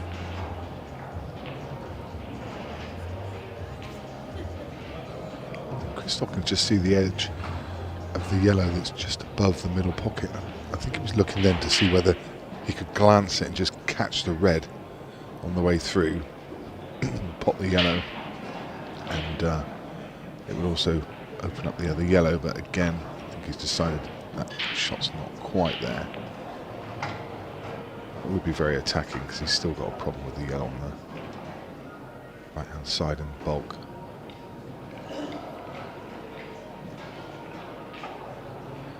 Similar containing shot from him.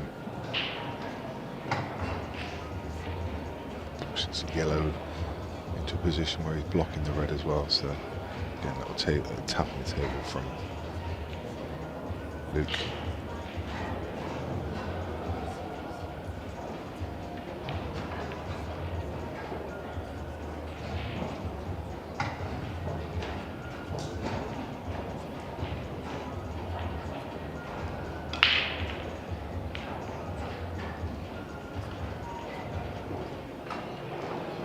Just cutting this down. Yeah, just try and mess up the red and develop the tricky yellow. Clever. I mean, it's one of those. It's a game of chess where you can't quite make the killer blow yet, but you're just manoeuvring your pieces into a better position. The lovely thing about these rules is, when you are playing a safety shot, you're always playing that kind of attacking safety. Looking to see how you can improve your position. Also turn and another blocker in the way. It's a good shot, that one. Yeah. You just feel in these situations that Christoph Lambert's the favourite. Yeah, I agree. Even though it feels like Luke's had the better set a few times. You just feel that Christoph, this is where he is holding a bigger advantage over Luke as he learns his trade.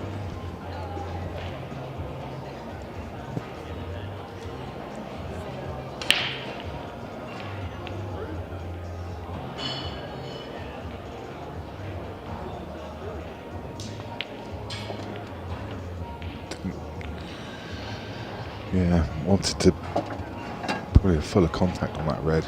Just to push out of the way. I think it's landed too badly though. I mean, it can play the yellow to middle and go cushion and bump the other yellow off. Problem is he's leaving the big problem late. Yeah, true. Yellow at the top.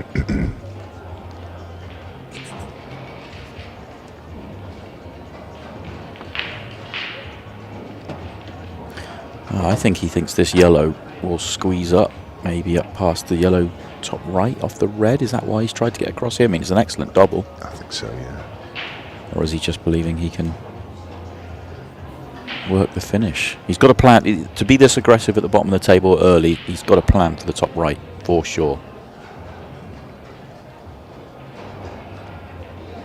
Drops this in the mid and leaves a line, but I'm with you. I think he thinks it squeezes in. Squeezes off the red. No, got too much of the red. Yeah. He wanted a glancing blow, not that solid. Not a disaster though. No. He's obviously blocked the pocket. He has left Luke an angle to kick into this cluster. But again, probably relying on a touch of luck. If he catches the left-hand red half ball, he's not going to do much damage here, I don't think. Oh, he's going to get wider of it. That's excellent. Yeah, that's very good. Now he has to come up with a really good pot. If the reddy's nearest to passes top left, then it's not too bad. But if he has to take the one down the table, then it is.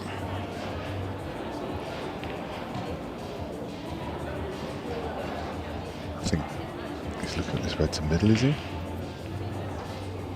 I think it goes to the top corner. And he's clipping it back. Yeah. Yeah, digging.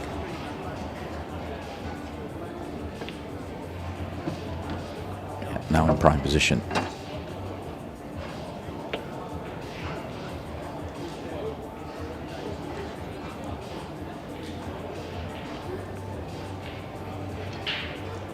Yeah, he's in great shape, but I'm not counting this frame yet. He's been a little bit erratic.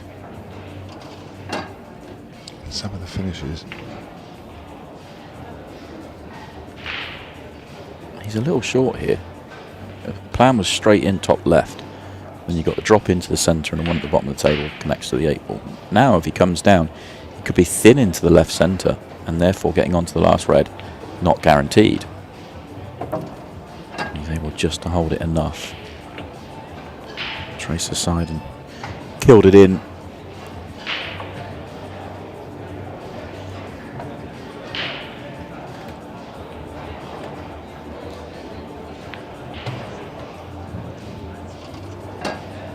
Do a huge amount with the cue ball here though. Unless he can just stun up inside that yellow, or does he just take his medicine and leave the 8 ball long? I think it's long.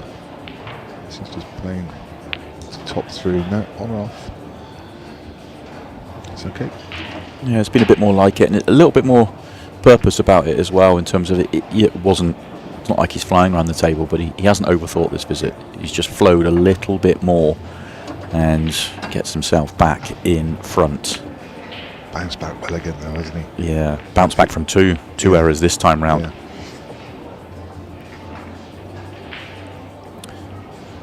So dip in and see what's going on our TV table right now. Chris Hampson is hanging in there against Aaron Davies, although Aaron at the table to get himself 5-3 in front. Champion last time in Wigan. Was Aaron looking to go back to back here? He'll be brimming with confidence. Chris Hampson, a local player from Wigan, only a few miles down the road. Aaron not too far away either. Yeah, of course. Relies his trade to Whitefield, I think, out of JJ Fall's club. Where he used to play for sure. I think he might have moved from that club now, actually. Okay. I don't know where he is playing, but he is a Manchester player. Yeah. So yeah, both very much in driving distance. As in, I very much doubt They've bothered booking hotel rooms. As Luke gets another opportunity here. All the yellows are good here, just the 8-ball that's a problem. But all the reds might be good as well. Depends on how easy it is to access the one below the 8-ball.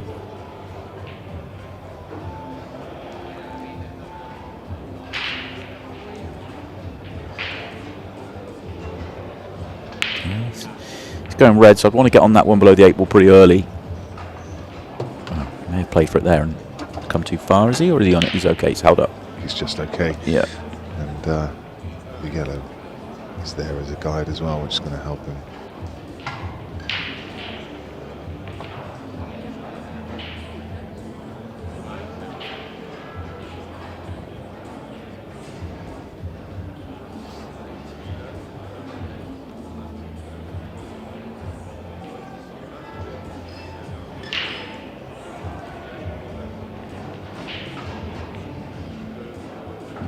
Doesn't like it now, he's got down on the shot.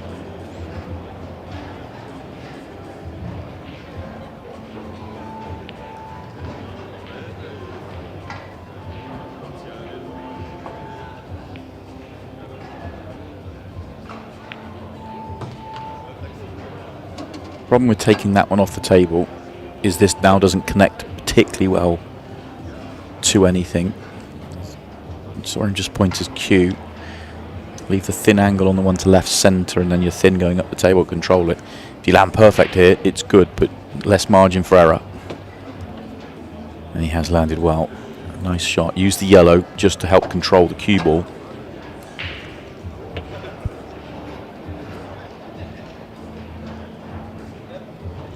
For me, you're better to be, unless you're perfect on the bottom one, it would be better to be on the top one, so you don't bring the yellow into play. Looks like he is perfect on the right-hand one, which makes getting onto the 8-ball a little bit easier.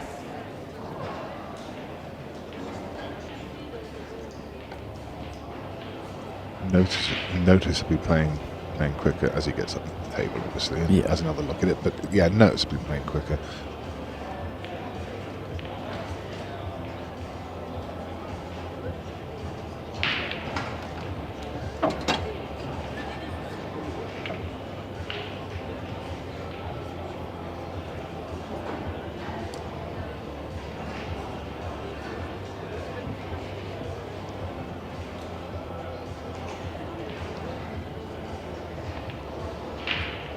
Oh, it's a very poor miss. All the work was done. He picked out an excellent route, and that was perfect on that ball. There was nothing really to over concern yourself with. It was just make sure of the pot. You're going to be on the 8-ball with a natural. That's a couple of surprising misses. I'm not surprised to see Luke have a few issues with patterns and tactical play. As I say, he's coming over from the snooker world. He is learning his trade. He's far from the finished article. I really do think he's going to be a fantastic player as he continues, but you're missing those balls and just don't expect that at all. That is poor. Christoph weighing up every option here. It's all about the pattern. He really wants ball in hand, but he couldn't risk not covering the 8-ball there. That was almost the priority on that shot. Yeah. More than, I mean, he was going to get the snooker, but more than getting the, if he was welded up behind that yellow, it would be even better. But he couldn't risk Luke getting out of it and having a shot at the 8-ball. So it's not exactly the perfect shot from Christoph, but it's done everything he needed to do with it. He's got himself ball in hand, and that should be 6-6. Just checking with Luke, it is a ball in hand. All the outside tables are self-refereed. There are roaming referees walking around the building and on call, but always a good habit to get into is just check with your opponent that it's okay, and as you grab the cue ball.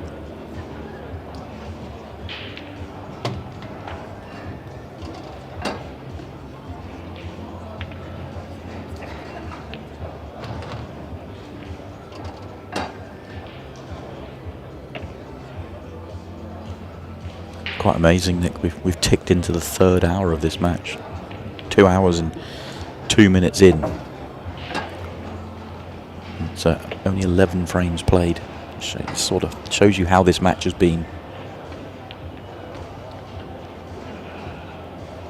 Yeah, the layout of many of the tables has determined how the frames have gone. Some have been messy tables, but also the fact that Luke's missed so many golden opportunities that it's kind of extended this game as well. So many times now that he's let Christoph in. This is another one. See how close he got to winning the frame. Red hanging. Not good enough. Gustav Lambert, as we reach the business end of this match, is squared things up. Both players needing 2 frames. Only 3 frames left to play. It really is anybody's. I mean, I don't. Christoph has to have the better mindset at the moment, but somehow Luke just keeps managing to take his chance and get ahead after he's had a problem.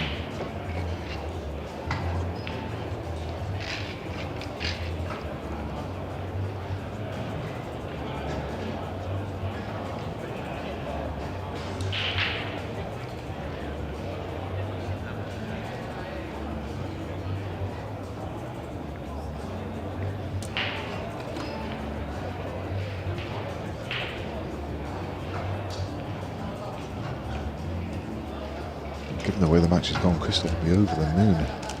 It's parity.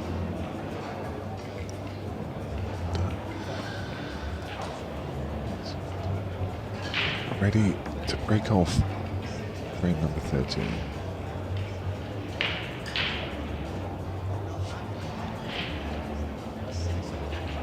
Had that much success with his break.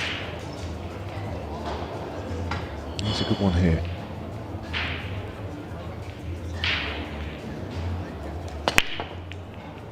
Great contact.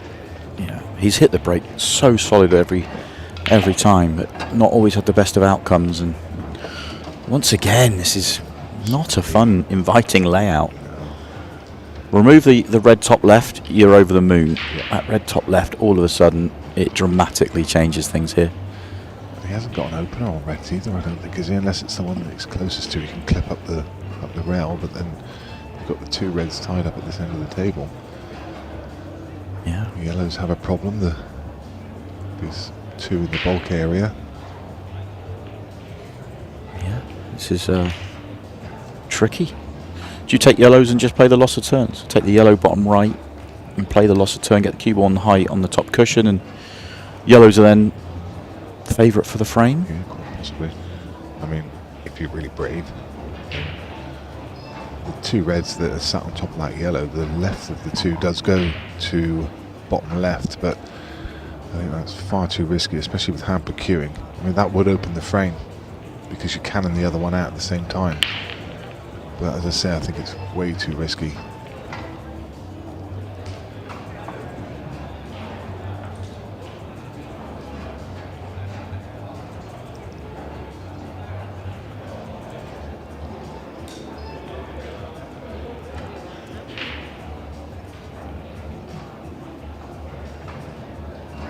I was just wondering if there was value in playing the plant, the yellow onto the red, top left and topping through, so it's that loss of turn shot to clear that pocket. And it really wouldn't have left Luke with anything. Problem is if you leave the... Yeah, I see what you're saying. Yeah. Kind of top through and get somewhere at this top left side of the table. I think there was too much of a risk to leave something on. Yeah, I'm with you, but the 2 reds would have been blocked to top left. You've still got the problem with the 2 reds at this end of the table. I don't know, there might have been some value. Maybe didn't even consider the shot, or maybe saw it and discarded it. They've got a far better view of the angles than we have.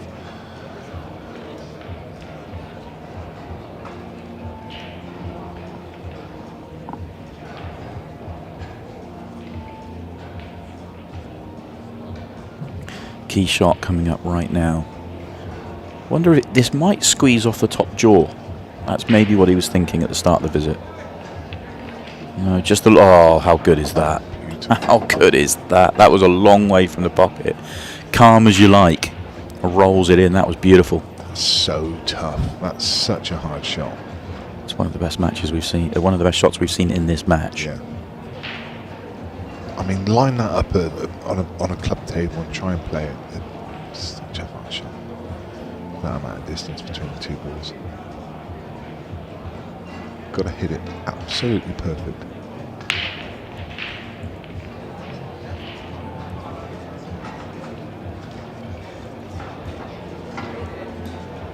I know it's been a long game, and I know there's been spells where it's been tactical and it's been just a little bit slow, but I think it's been a fascinating game as well. Yeah, it certainly has been. One that, if you're Christophe Lambert, you can't believe you're in this position. No. It's not as though he's made a hatful of mistakes, but it's more that it's just been a really tough match for him for opportunities and layouts, and he'll feel like he's working on scraps, and that Luke's had many chances. Well, I mean, I said it earlier. I mean, Luke, if he'd taken all his chances, he would have won this match 8-frames-1. That's another great shot. Yeah, fabulous. Yeah, he would have won this match 8-1 and already been sat with his feet up, but he's still scrapping, he's still fighting, and Christophe now just looks like he's going to take advantage.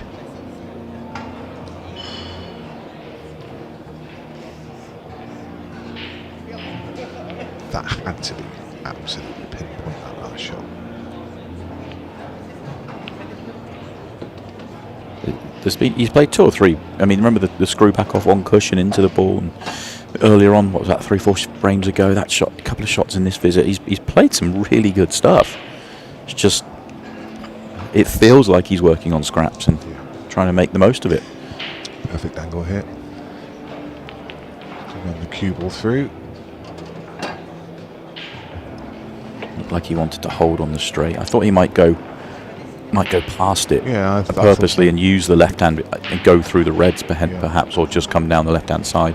I like using the left side cushion. It just gives you more of a margin for error. Screwing straight back, you're screwing across the line, but shouldn't be a problem. Well, he's got it.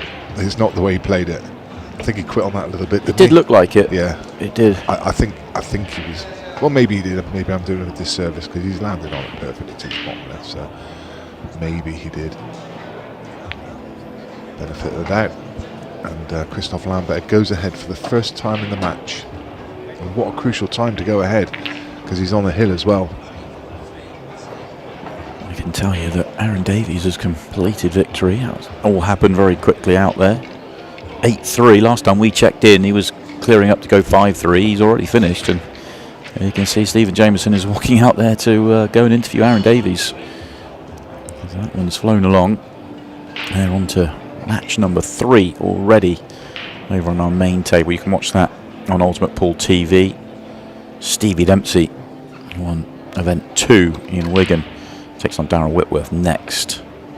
Use your promo code up YouTube Bolton. Get a discount on your first month as we go back into the final stages of our match.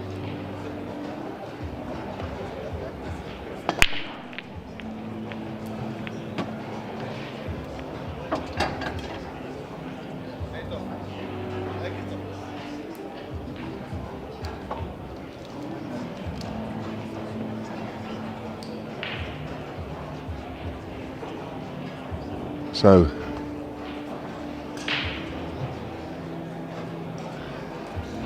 six to Christophe Lambert, and a dry break from Luke McAvoy at this crucial time.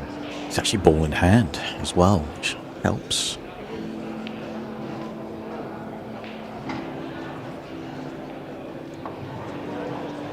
Yeah, if the Reds are a plant to the top right, which I think they are, it's one of those you can probably just play dead weight and drop in.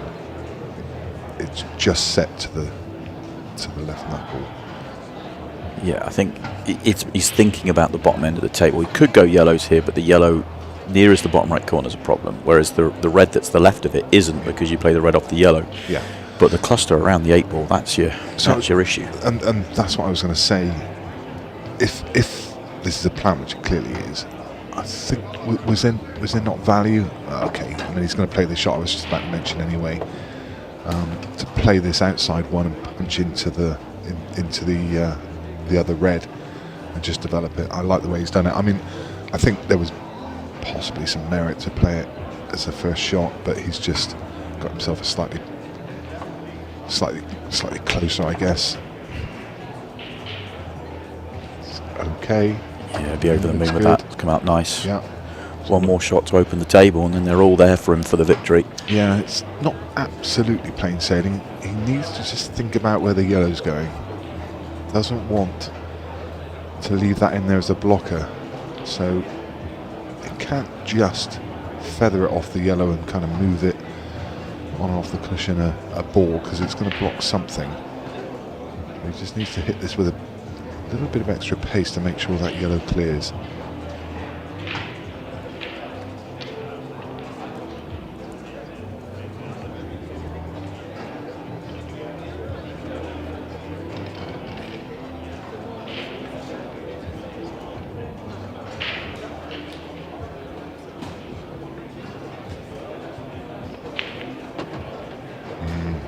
Blocker it is. Wow. Is he on anything? Is he still on the one to middle? Caused himself a problem there. That's what I say. That yellow, you could just see that causing him a problem. I think he's on it. Not giving much away. Is he looking to see whether he can glance the red off the other red?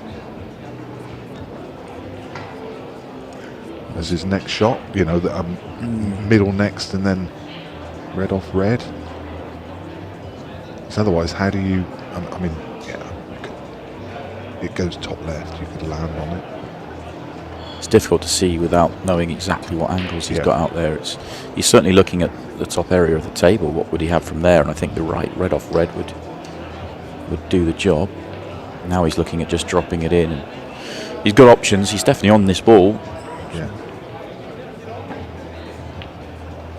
There's a lot of traffic coming back down this table, so he needs to play a great shot here. The problem with red off red is you're them playing on a moving ball. Yeah. If he could get to the bottom cushion, I think he'd be over the moon, because you can then play underneath the final red. Yeah. But I don't think you can get there. Yeah, I think he's looking at that gap again to play red off red, but that's fraught with danger. If you're playing that as your penultimate shot, you have to land on the last red, and you're asking a lot. I'd love to be able to find a path, as you say, to that bottom cushion. Still a lot of work left in these next couple of shots.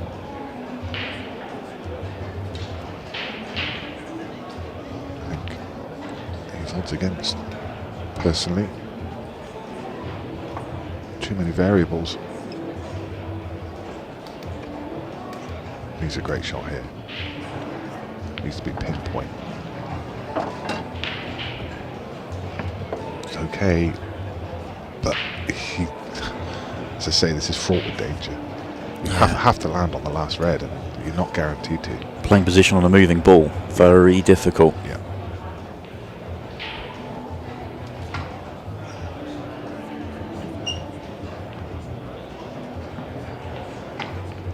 Oh, it went direct. I don't know what all the fuss was about, Nick. We're creating problems where there aren't any. It went direct the whole time. He was perfect. It's the first time in the match for me that he's really taken his time to study it, and the fact that he studied that so long felt like it was a major problem. It wasn't. He has done this perfectly. I did not think for a second that would pass that yellow. Well, in the end, it's a fabulous visit to the table on this 8 ball for Christophe Lambert to win a match that, well, he's had to grind his way through, and he's got the job done. The Frenchman gets the victory. Luke McAvoy will be kicking himself. The opportunities he wasted in that match, could legitimately have won this 8-1. on chances earlier on. He allowed the Frenchman into the match, and the Frenchman has taken it out in style. Christophe Lambert, he goes on to the last 32, and we will move on as well. We have got a match coming up very shortly. Simon Fitzsimmons and Carl Sutton. So stay with us here on YouTube. Of course, if you would like to watch the coverage over on Ultimate Pool TV, where we've got 3 other matches, including our main TV show, use your promo code UPYouTube Bolton and get a discount on your first month's order.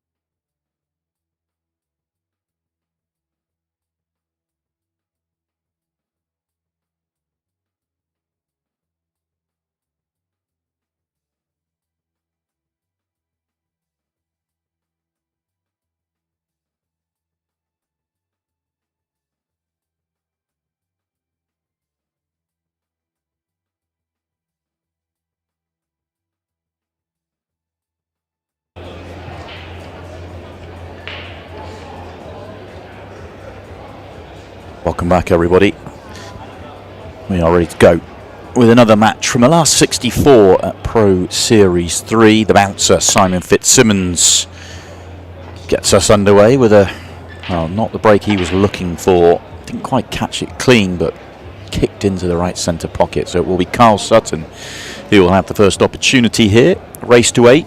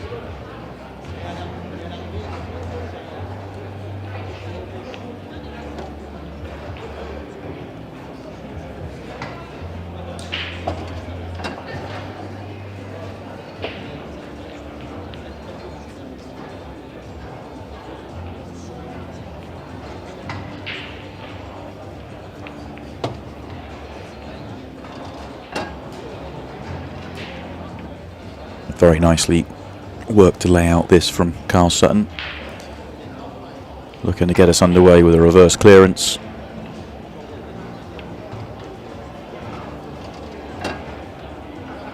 Could have done with maybe another roll or two further back so we could just use the cushion to slide underneath the 8 ball. Still gets there, just had to force it a little bit more, but simple 8 ball left centre for the reverse clearance start for Carl.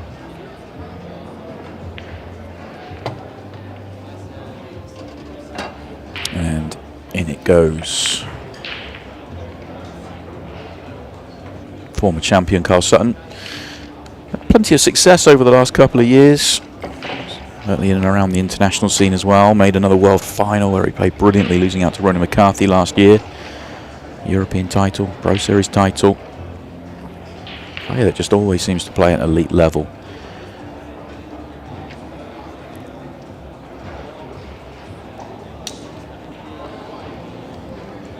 And he gets himself ready for his first break of the match.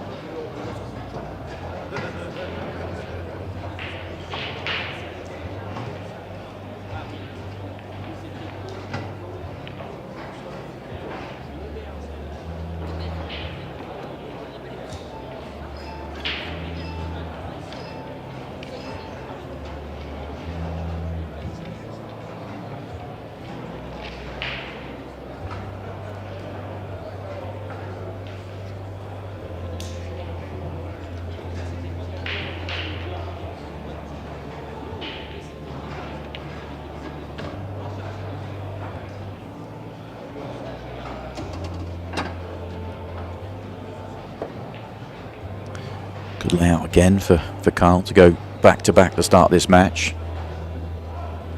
Already feels like a very different game to the one we've just seen, with Christophe Lambert coming from behind to get the win.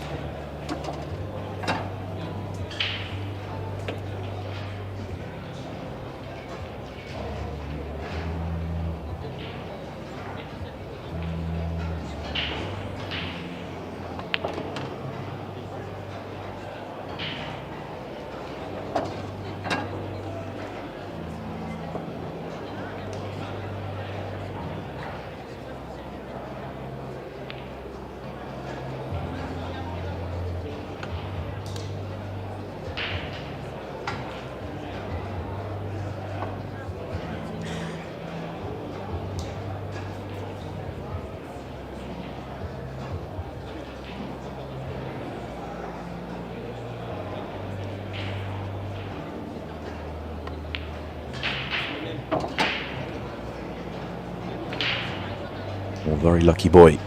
He thought the minute he hit that he'd gone on in off the left centre. Not ideal, but he's still just about in shape. He's going to have to just jack up on this one a little bit. Yeah, and he's back in good position. That will frustrate the bouncer, who might have thought he was going to get to the table. You just see him adjust in his chair.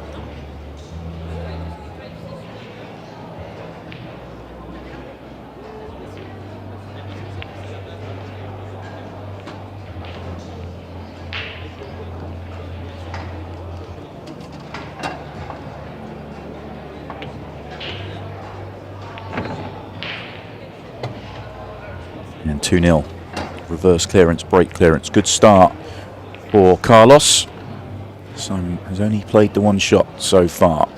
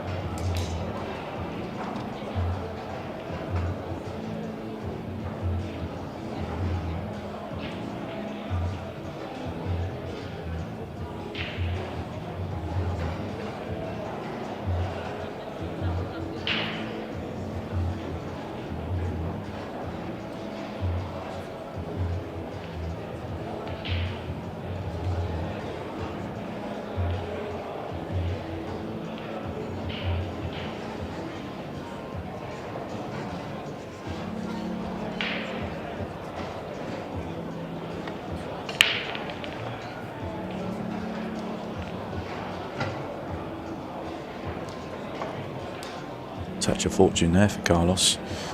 Cue ball in hand, and all of a sudden the bouncer's in business.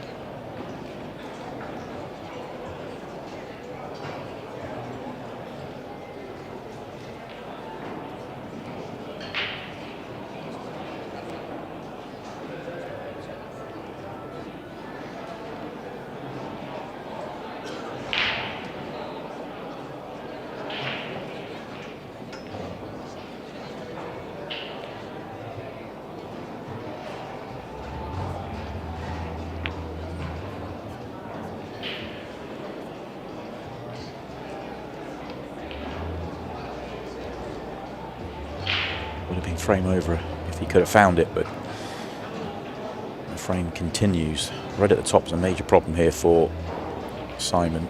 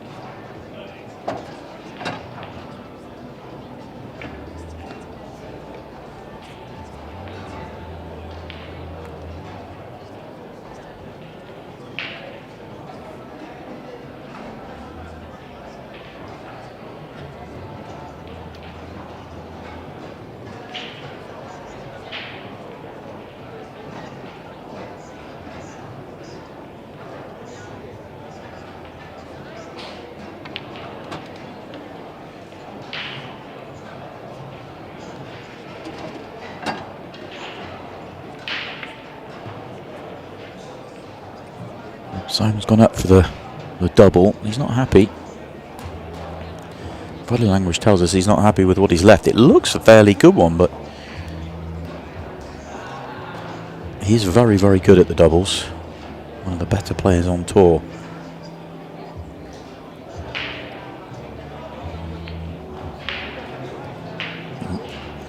Maybe he was playing up further to be on it into the centre, which I always feel is a more controllable double. Not sure. It looks to me. It just looks like, why wouldn't you just try and double it top right? It looks like it's straight enough to hold the cue ball. Oh, he's gone for the middle and missed wildly. It's a strange one. He obviously really didn't like the double to the corner for whatever reason, and maybe there was too much angle and he felt he couldn't hold for the red. But he's gifted Carl Sutton an opportunity here to go 3 in front to start this match.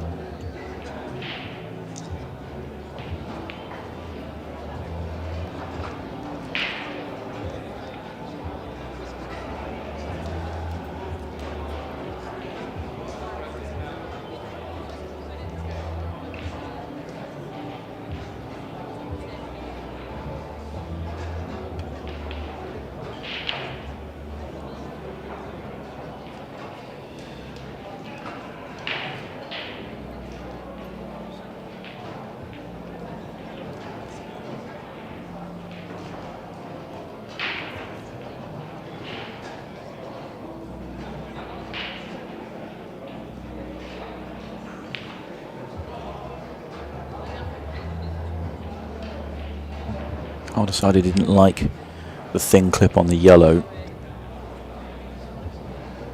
So pulls back. Always knew he was going to get the yellow to block the red bottom right, and he was just concerned about what he left.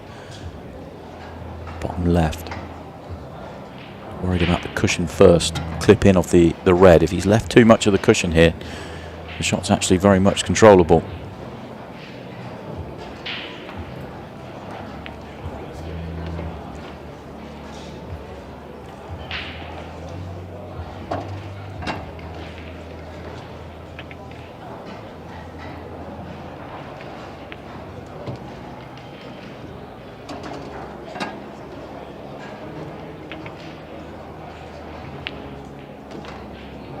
Yeah, that was a mistake from Carl Sutton. Should he have gone? He was worried about what he was going to leave, and he's been punished for it. Credit Simon Fitzsimmons with a couple of excellent shots to do that. But should he have had the opportunity?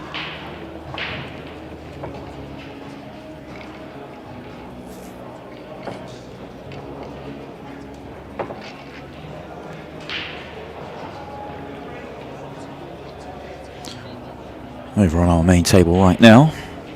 It's 2-2. Stevie Dempsey to break off. Darryl Whitworth in a good battle here with the second most decorated player in Ultimate Pool. Stevie Dempsey coming off the back of a Pro Series title, semi-finals at the Players' Championship as well. Good season so far for Stevie. As we come back to our game here, Carl Sutton 2-1 up. Disappointed with the last frame. I feel like he should have won it, and these have not come out very nicely.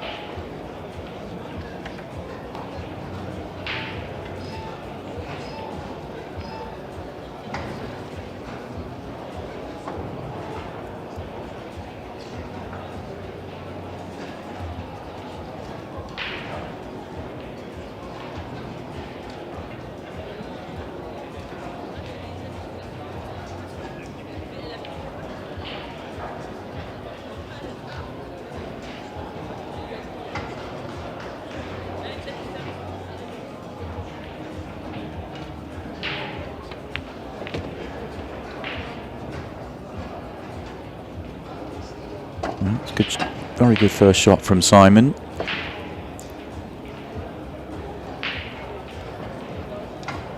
Just about opened them all up. I'm pretty sure you could make a plant bottom right. May not play on it straight away. Could use the one on the bottom cushion to deal with it better. But he's got options here. Pretty much got the table open. The first shot looked very tied up. So an opportunity he's going to take on for sure. Very aggressive player is Simon. Always backs himself to find a way out.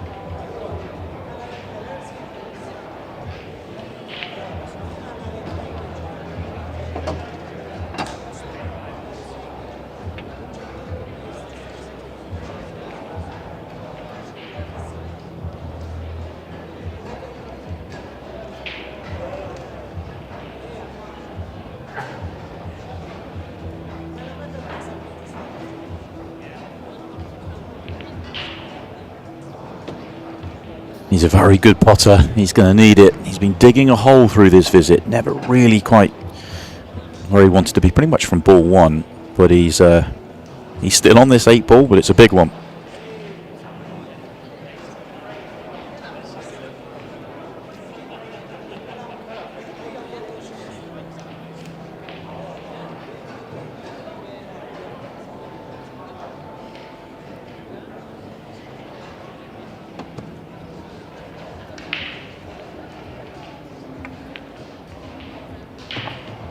Oh, a little flick off the red on the way in. Big moment for the bouncer. That is a fortuitous way of making the 8 ball, but it is a reverse clearance that gets him all square in this match.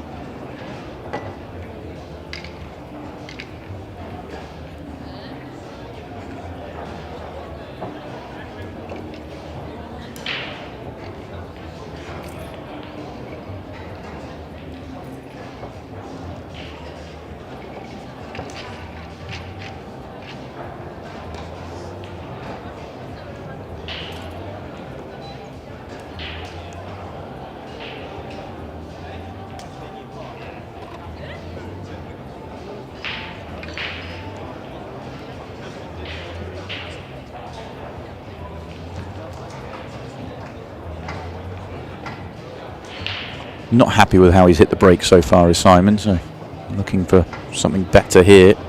Normally one of the strongest breaks on the tour.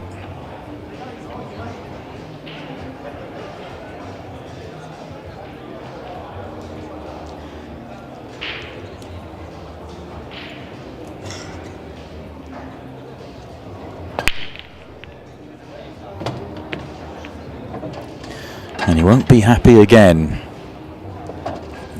Only good news is that last roll, putting the yellow and the 2 reds together, has made this a tricky finish, because the 8 ball's also in a slightly tricky spot. But let's see how Carl wants to go about this opportunity. It's far from an easy one.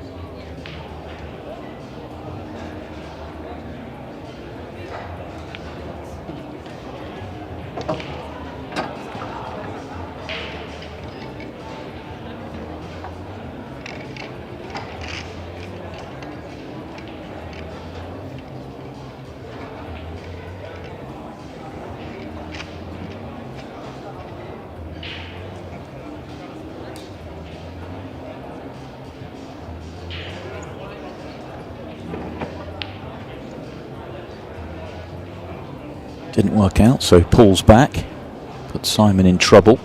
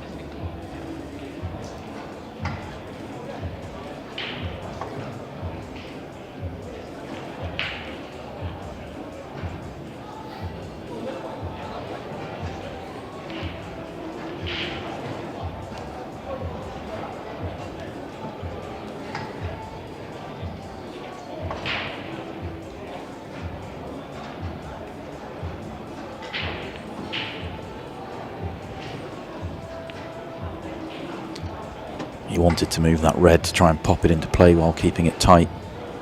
It already would have forced Simon into trouble. I mean, he has put Simon in trouble, but it's not going to give him anything more than ball in hand, so he'd still then have to play the developing shot.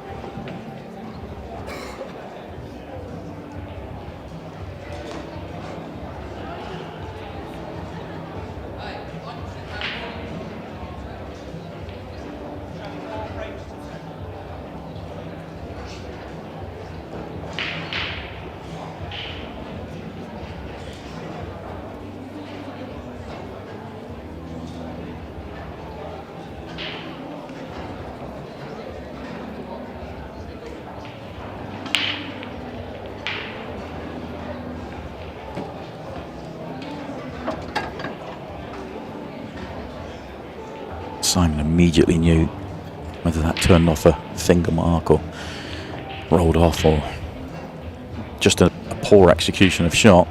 He was giving away ball in hand. So now this has got to be his opportunity for Carl Sutton to open these up one way or another.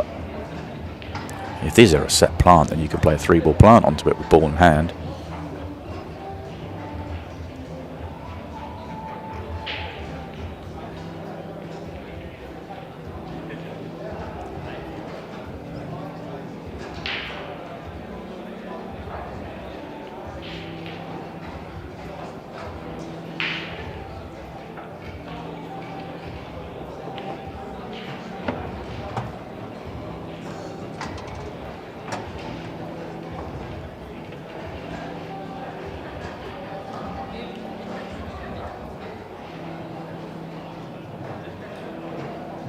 I do think these are set, and for whatever reason he doesn't like it. He's deciding, is he trying to think himself out of it, trying to find something else? It looks set as a play the 3-ball plant, make sure that the red doesn't sit on the yellow, hold short position or play a little bump, whatever angle. You've got ball in hand, you can give yourself what you want. You feel like this is time to go, and he should get them.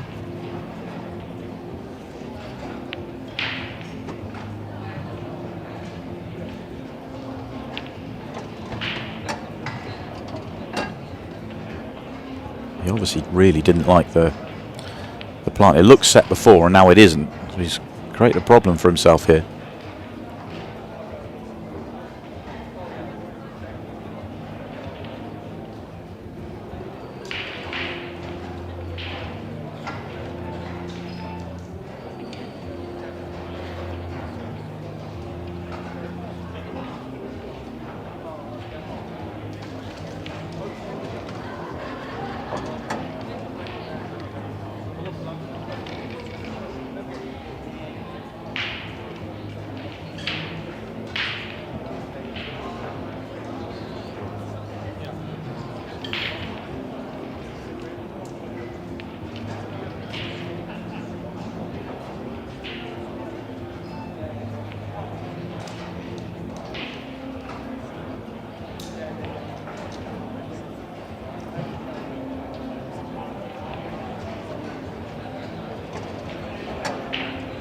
Touching ball gave Simon an opportunity just to play away, but couldn't quite see enough of the red to pot the red. If he could, he would have seen it, would have given him a good advantage.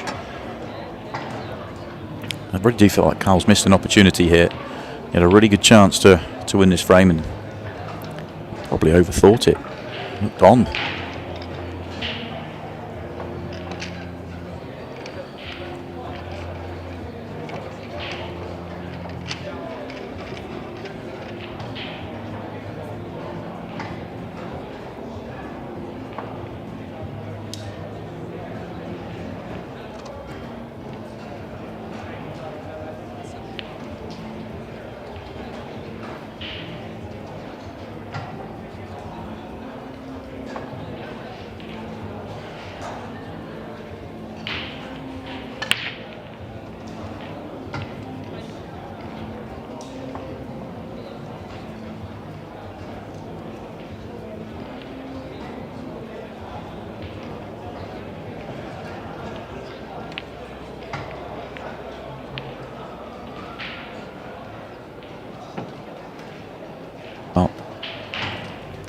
Probably frustrated more, obviously, about that shot, but more probably a couple of visits ago when he knows he should have won the frame.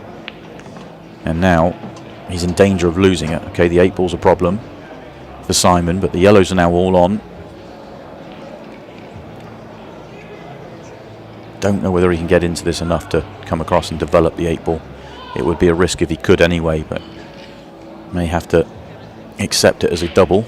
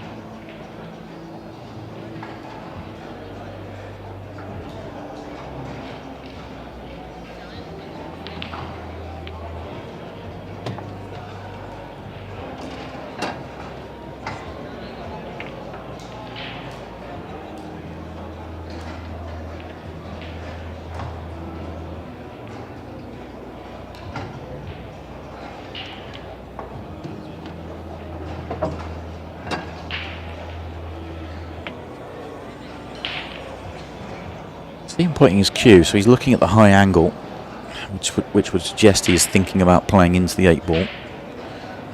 Of course, you can leave the high angle and drift down for the double, but you'd be getting quite close to your work with this one. And I think he is going to play into it.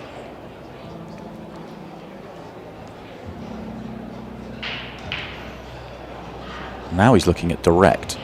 I would have thought playing into it from the underneath, so bottom cushion with some side into the 8 ball gives you a more guaranteed shot, although it would be a trickier 8 ball. He'll take that.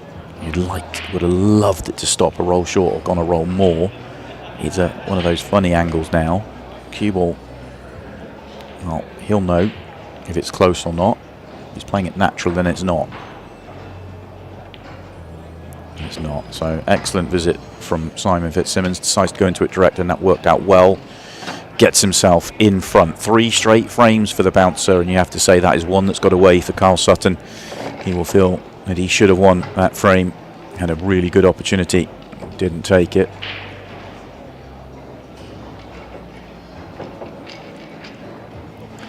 This is the state of play right now here in Bolton. Lots going on. 89 tables across 3 floors. And if you can see there, in the middle. That is our main feature table. Darryl Whitworth and Stevie Dempsey currently battling it out. If you want to keep an eye on that one, it's currently 5-3 to Darryl. That is over on Ultimate Pool TV, and you can use a promo code YouTube Bolton, sorry, for a discount on your first order. And we've got 2 other streams happening as well as here on YouTube. So 4 in total, 3 of them are Ultimate Pool TV.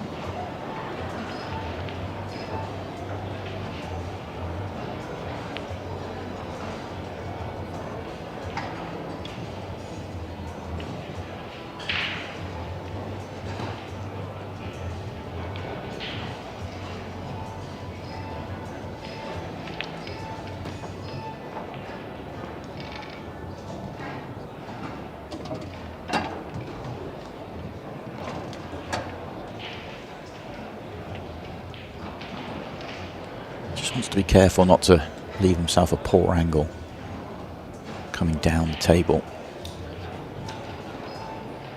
Yeah, he's not happy. He's left himself straight, which means he's crossing a line onto the next ball. He would have preferred to be able to come down probably the right-hand side of the table where he's got margin.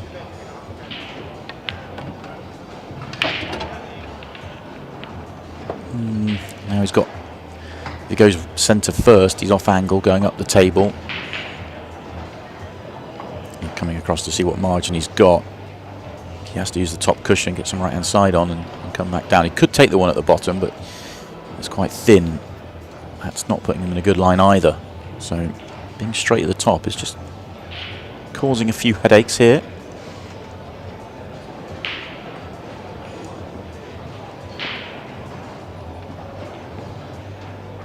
He has decided to come down the table, and he controls it well.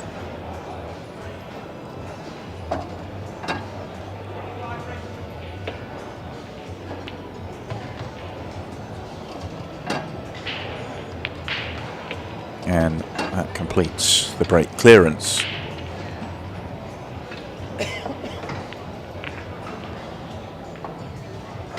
Stevie Dempsey has pulled one back over on our main TV table as Darryl Whitworth gets us going in frame 10.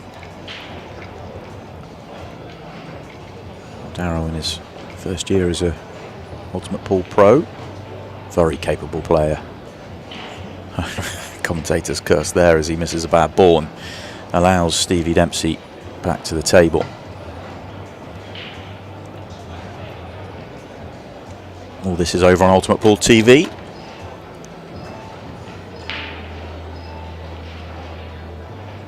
And you can see the big difference the match clock makes.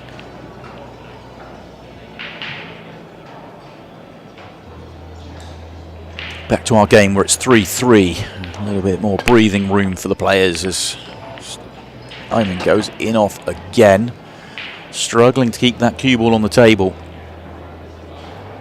Good opportunity this for Carl Sutton. 8 balls tied up, but the rest are not. And he may feel yellows are doable as well, picking the yellows off around the 8 ball. If the one on the left goes bottom right, the other one will go bottom left, although the red's in the way. The Reds do look easier, but you've got to look at the whole finish.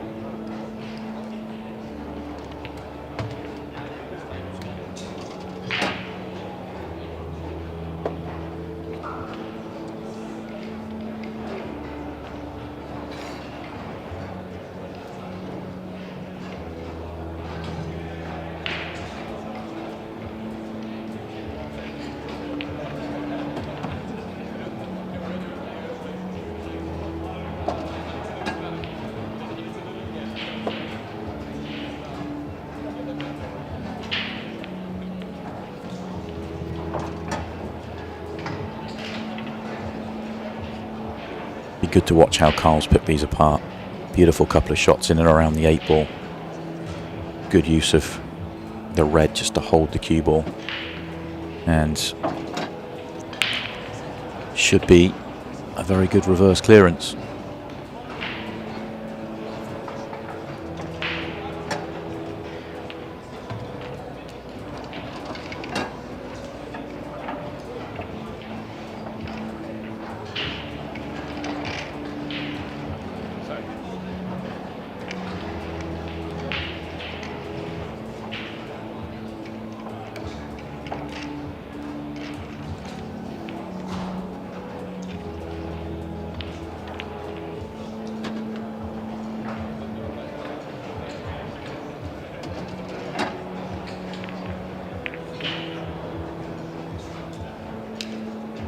Two very good visits on the trot for Carl Sutton to get himself back in front.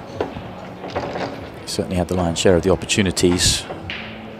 Probably could be a couple clear at this stage. Let's have a quick dip across at our main feature game. Darrell Whitworth has got himself a couple clear once again, and he's 2 balls away from getting himself on the hill against Stevie Dempsey, one of the big favourites for the tournament. Will be a double on the 8 ball. As Carl Sutton is getting himself ready for a break over on our table. We'll just stay with this for a second. And in it goes.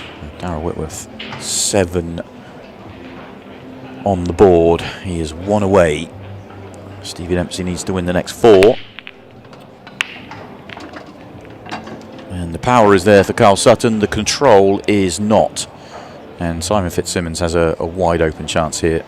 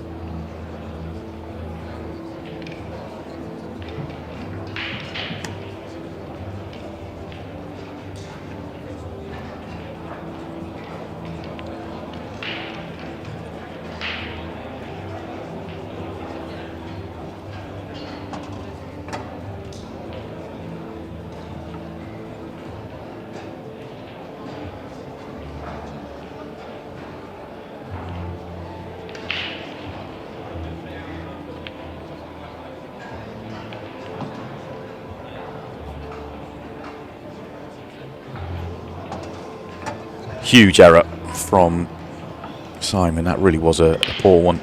Ball in hand. That was routine. He should have got out there.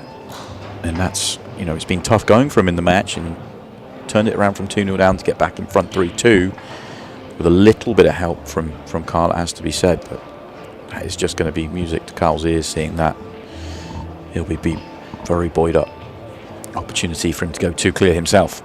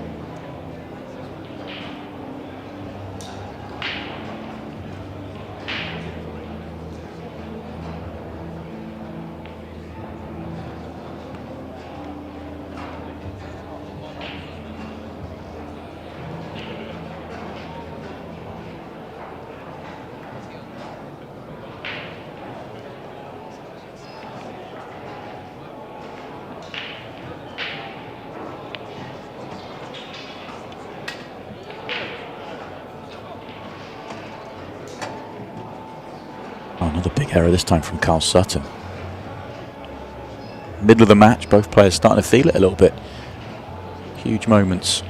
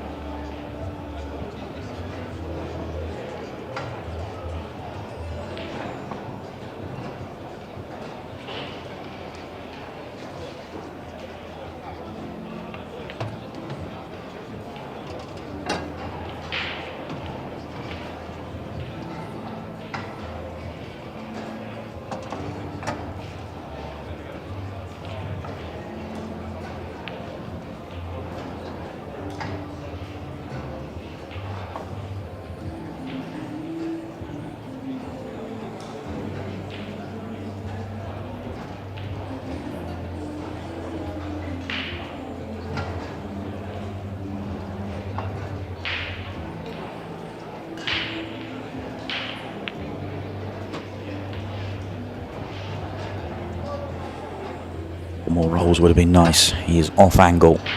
Unless this yellow goes top left, even then it is off angle a little bit, but it's much more controllable onto the 8 ball. If he has to go top right and not top left, he's in trouble.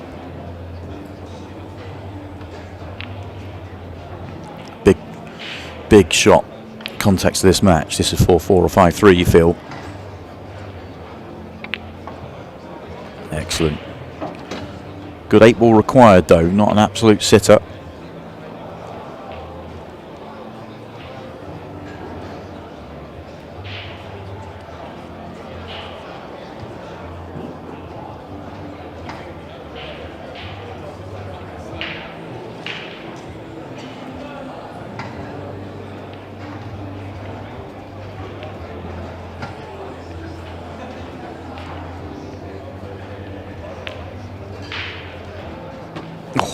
Oh, used every single millimetre of that pocket, but the Rasson Apollo accepted it, and the bouncer has got himself back all square. That was a hard-fought visit to the table for sure. Both players need 4, both players at the halfway mark.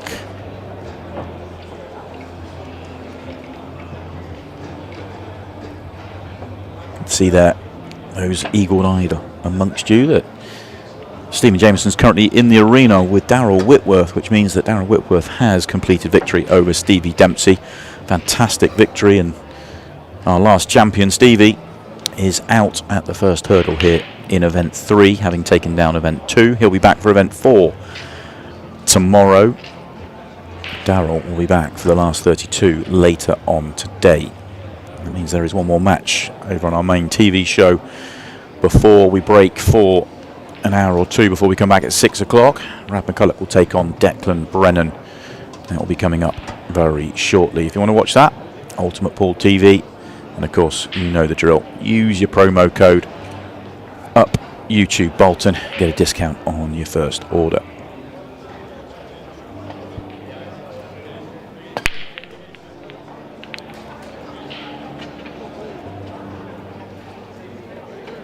Still not happening on the break here for Sai. He's a player that can really build up a rhythm and really start to rattle a few along when he gets his break going, but it's not working so far today.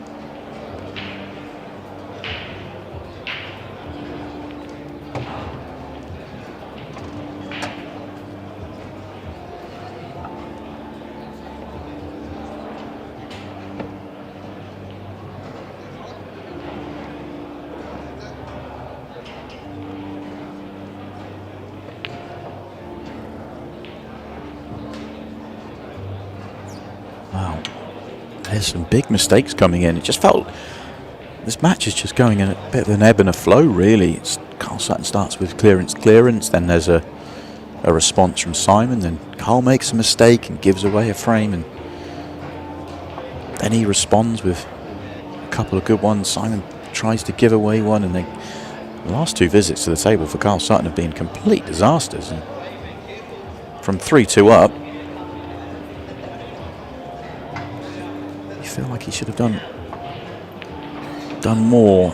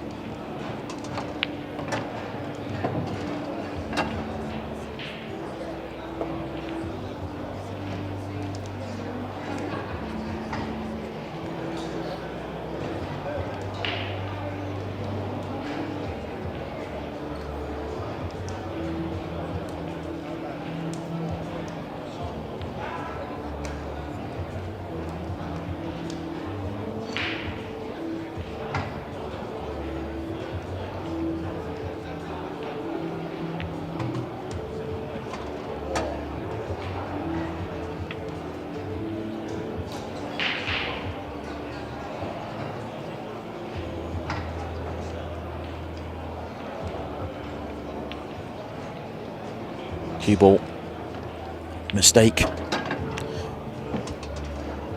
Adds to the drama, but both players are feeling it. Neither player are able to pick up a rhythm here. I think it's part of the reason why this match has gone along at a very similar pace to the last match, which lasted a long time. Eventually Christophe Lambert getting the victory. Something about table 4 today. Players are feeling it out there.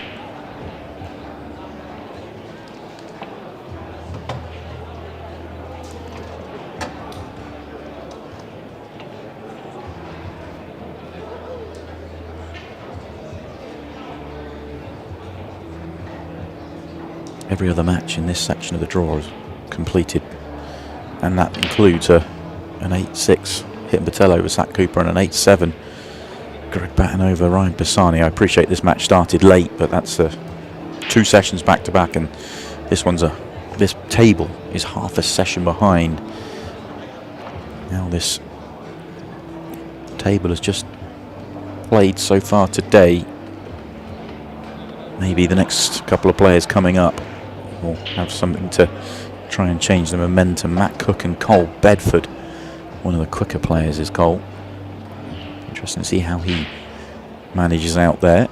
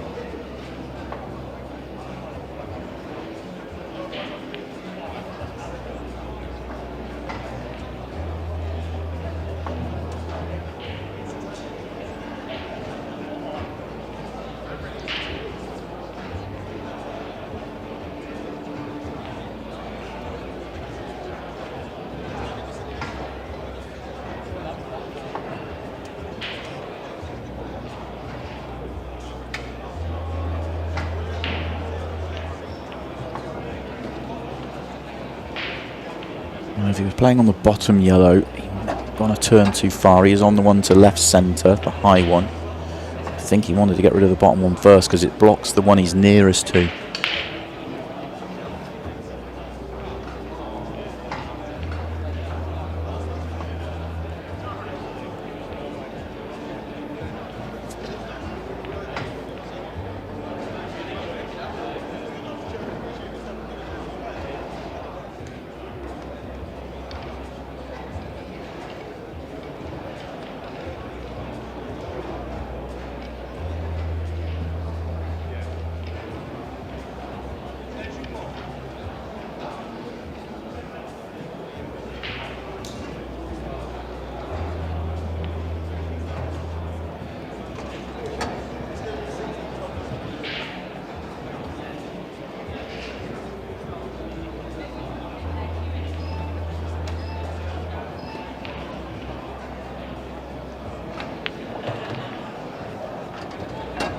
He wants to be on the yellow bottom right. I don't think he is.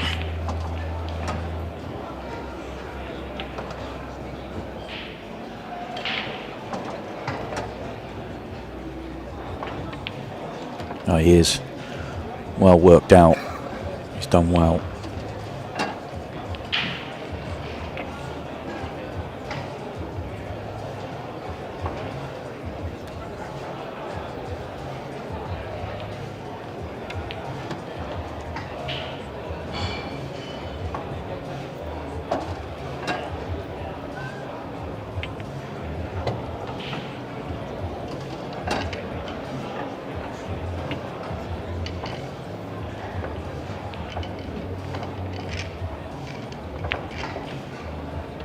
good visit for Simon. Really did well. Gets himself back in front as we continue to ebb and flow. While the balls are being racked, gives us an opportunity just to run through a few of the results. Tom Cousins started off the day 8-2 victory over Vic Mack. Christophe Lambert we saw on this table win 8-6 over Luke McAvoy. The buzzer won 8-3 over Chris Daber, and how good win there. Josh Kane 8-4 over Ricky Jones. Carl Cope came through a deciding frame against Clayton Castaldi, and Liam White beat Rob Chambers 8-5.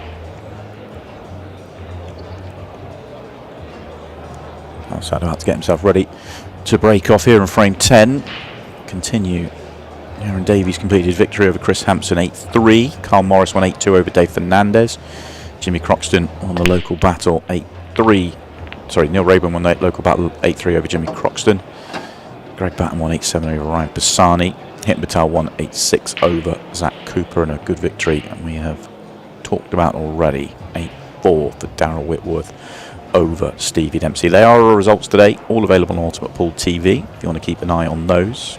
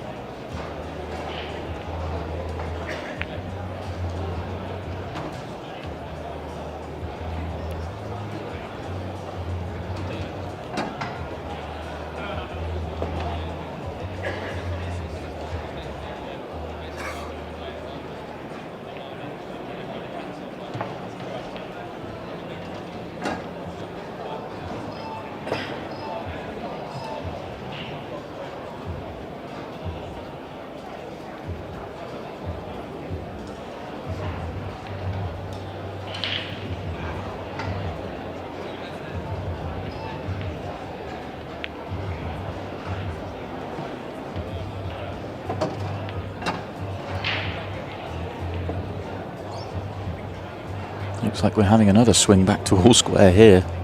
Carl Sutton's worked a beautiful visit to the table. After a couple of poor mistakes on the trot, he's in prime position for a good clearance to go back all square.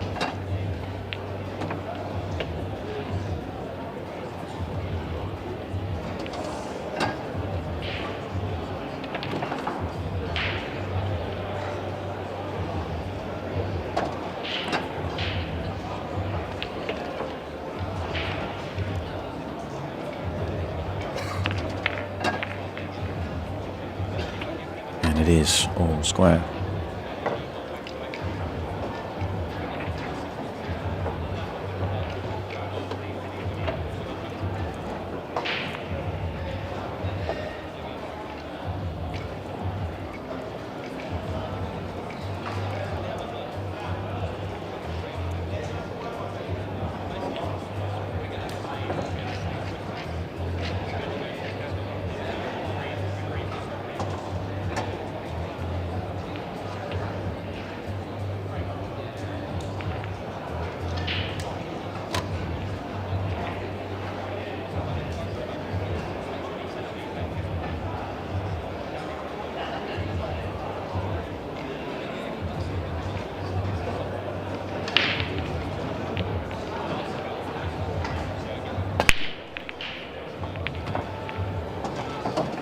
This time, Simon makes a ball and does keep the cue ball on the table. Players need 3. And it is the bouncer with the opportunity in frame 11.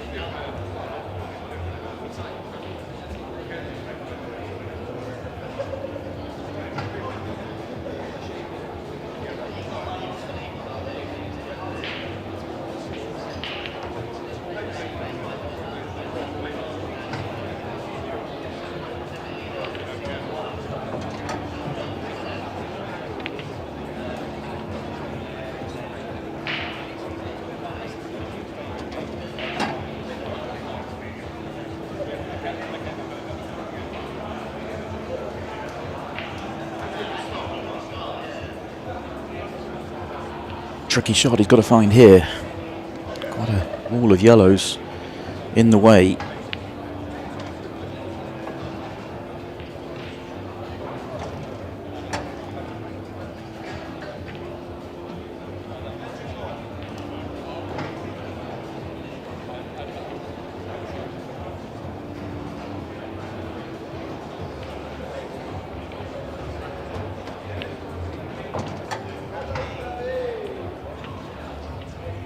He's on the red.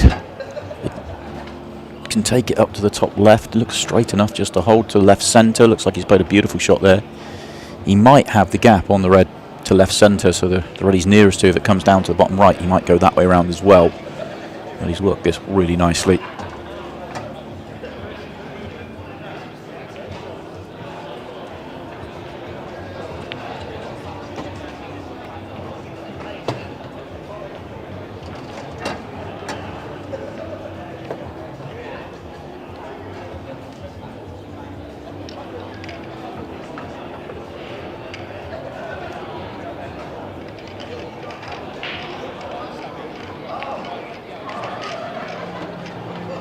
That's exactly what he has done. Nice to get himself back in front.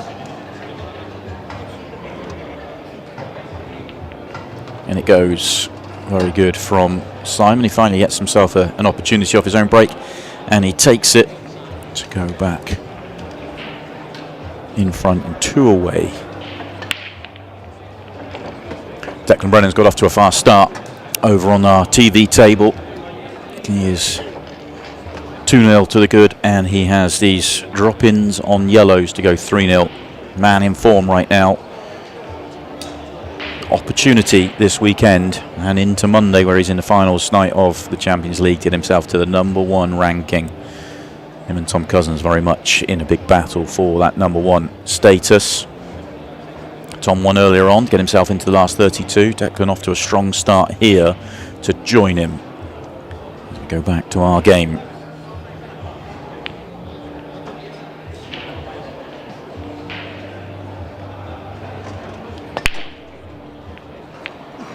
Cue ball is going to stay on the table, but so is everything else. Simon Fitzsimmons with an opportunity to get on the hill.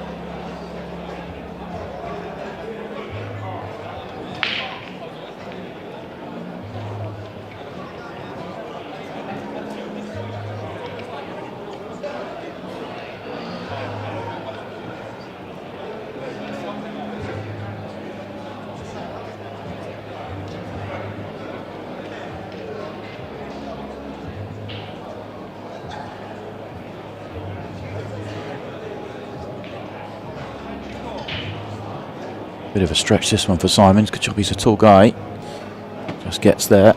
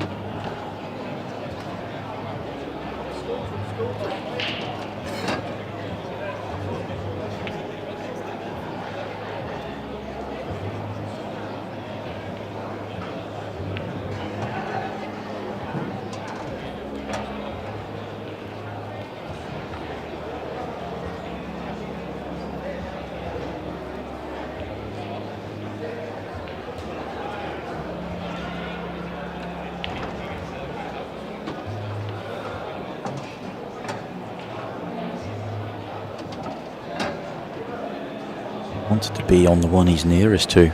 Was he playing a cannon into the yellow to try and hold, or just felt he could find the line? He is very awkward on it now, because that is the problem ball. Can obviously go left centre, leave an angle, high angle on the one to right centre to come back down. Will he get better than he is now? Probably. What he has now is very difficult.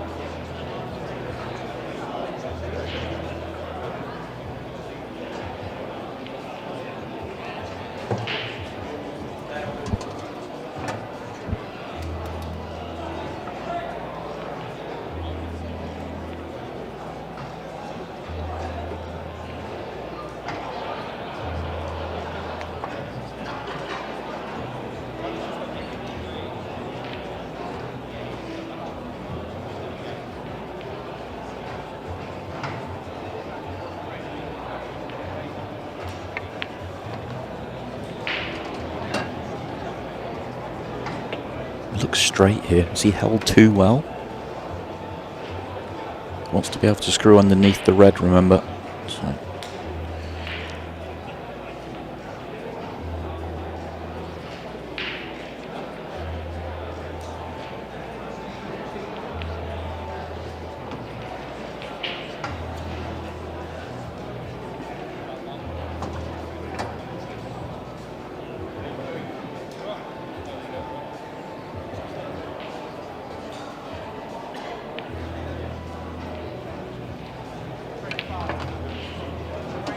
Checked it up too much.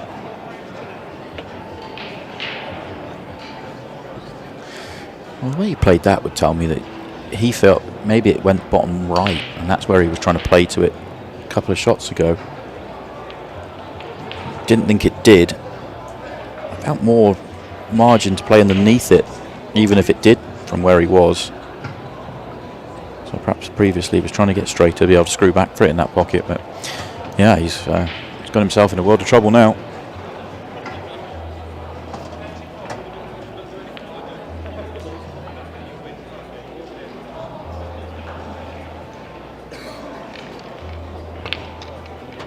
Oh, what a pot. Has it just pulled up in time? I think it has. He was getting frustrated because he thought he was going to go too far. In the end, it's perfect. And the bouncer is on the hill.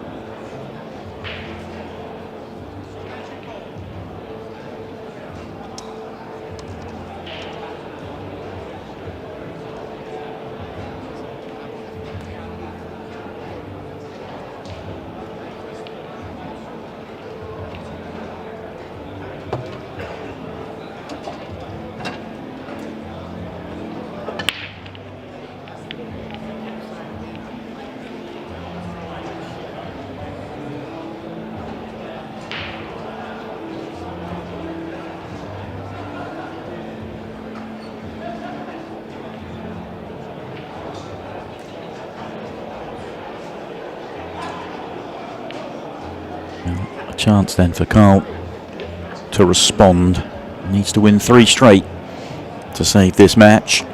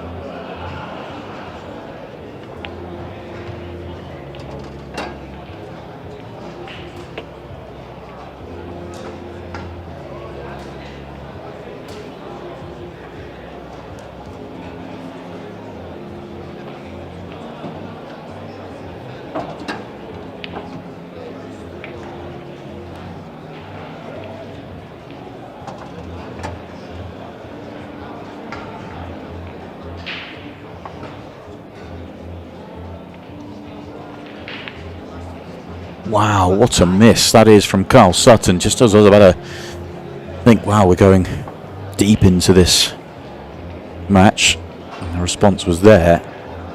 He just misses a very bad 8-ball. Big error from Carl Sutton, and it could be his last here in Pro Series 3. Simon Fitzsimmons does have the one bad red to deal with, but he has a few balls to do that. He could take it now if we really wanted to, but I believe he can get on it better than this. Be a super high tariff shot if he takes it now. He could even possibly have played the one to bottom right to leave the one he's played now in off the jaw off the 8-ball to open it up, but he's going to try and give himself an angle on one of the other balls to get better on the one at the bottom.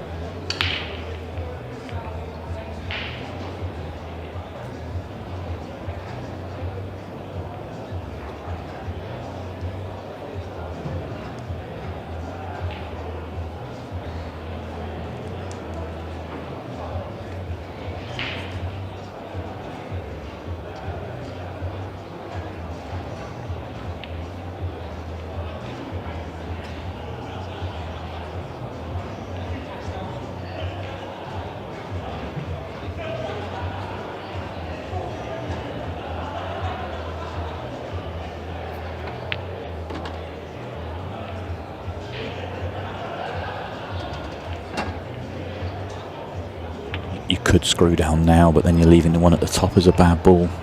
It's quite straight on this. He's got enough to really force it over. You see the calculations in his mind. It's actually not the worst to screw down off the bottom left, because you'd be hitting the cushion on the left-hand side above the 8-ball. Gives you a bit of room to play with.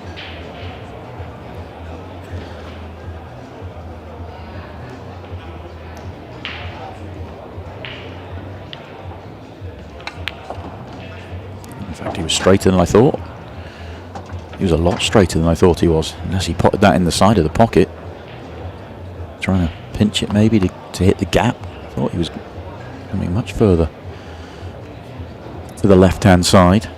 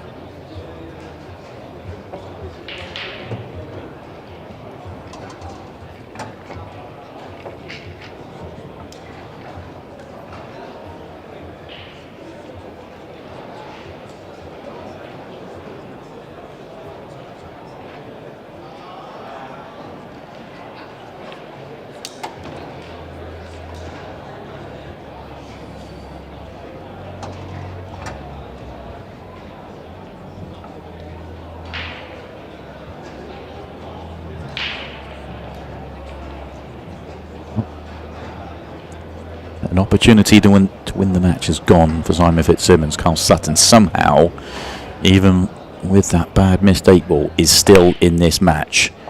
And he has an opportunity right now to take us to a decider. Oh, he'd love that red bottom right to have fallen. It hasn't. That would have made these yellows very inviting. Still think he'll take yellows, but he's got a problem to solve bottom right. Can he find a combination, perhaps, to unlock the frame?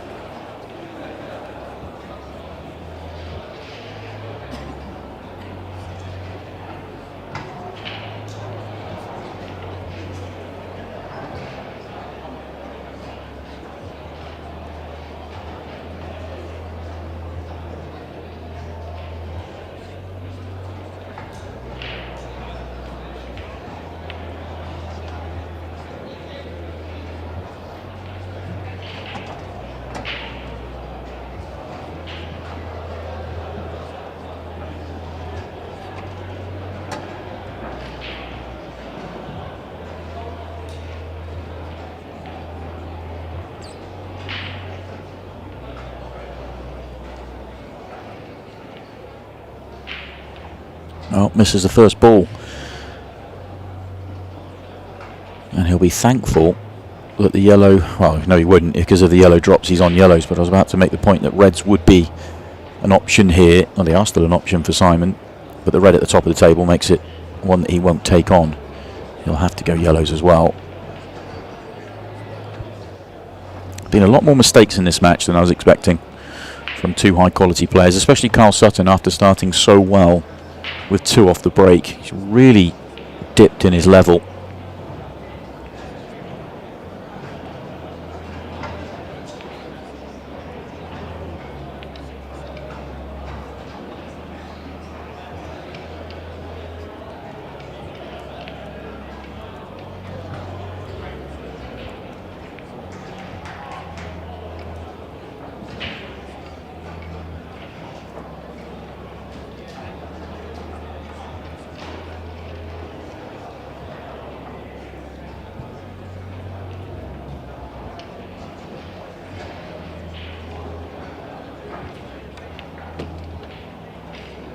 Oh, he's a little bit short. Wanted to be on the one he's next to, and he's not.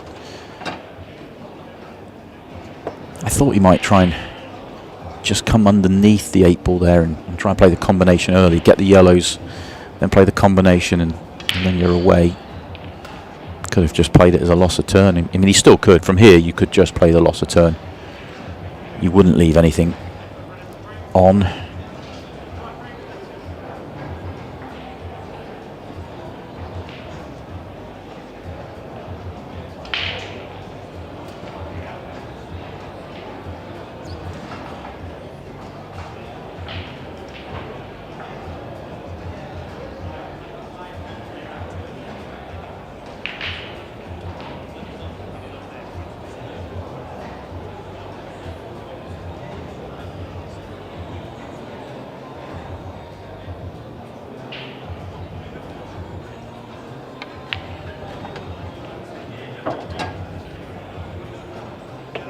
Could not finish worse for Simon. He's so aggressive. He just wanted to continue and make the win, make the finish, and make the match over in this visit. But for me, the loss of turn was just almost a certainty to give him a good option to win the frame. He wasn't going to leave anything on. You could definitely leave the cue ball in a pretty good spot here in the bottom right-hand corner of the table to leave nothing. And next time you visit the table, you have to have a better option than what he's tried to do. If he can see the yellow on the right-hand side, then he's at least got a shot. Frame isn't over. The reds are terrible still.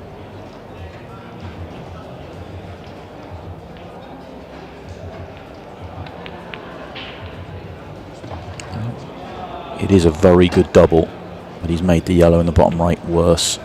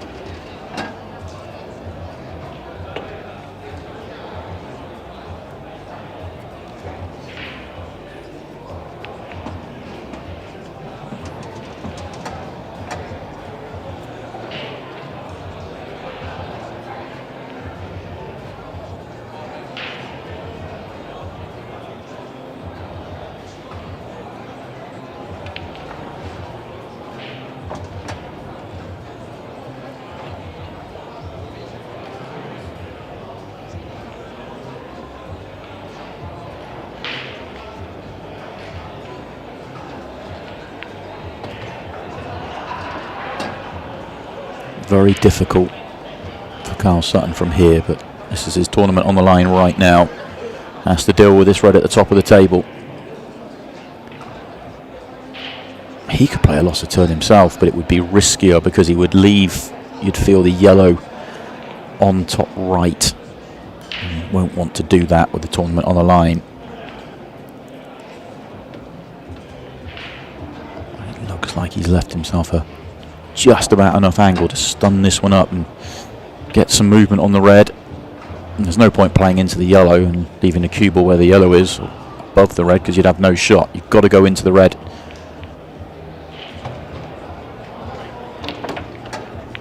Oh, brilliant. Great shot from Carl Sutton. Tournament on the line. And that shot should take us to a deciding frame.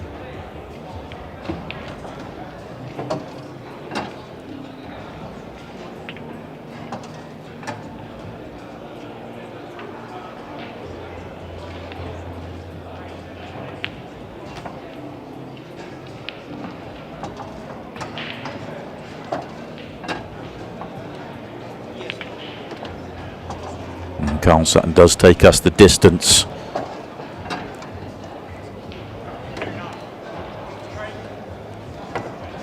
Simon Fitzsimmons had an opportunity, perhaps too aggressive for his own good. And he will have the break in the decider to try and put that right. Definitely had one good chance to win the match, if not two.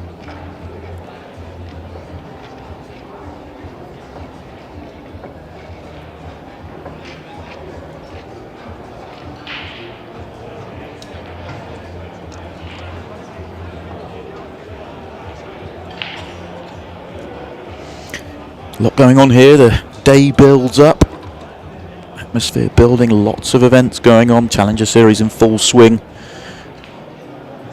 3 days of action coming to you from Bolton. Right, the bouncer is ready. Here we go then. The final frame of this match. Slightly came across the break. He hasn't been his friend in this match. He had that one good one. It's not his most powerful. It's delivered a ball, but that's where the good news ends. If he had any sort of shot on a yellow, he would feel very good about getting out. He wouldn't feel too disappointed with reds. I think the red nearest the bottom right might be tight, but he has neither. And the safety shot, all he has is to just dip behind the one he's nearest to.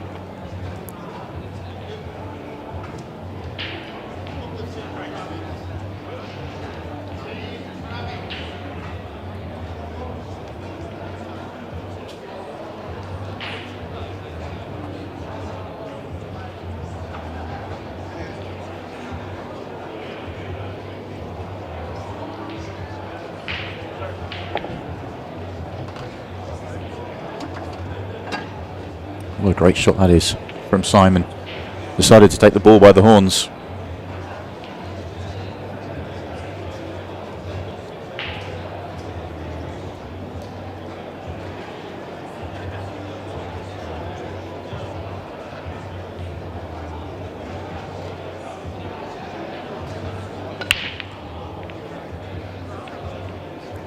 This is now a brilliant chance. That first shot was huge for Simon.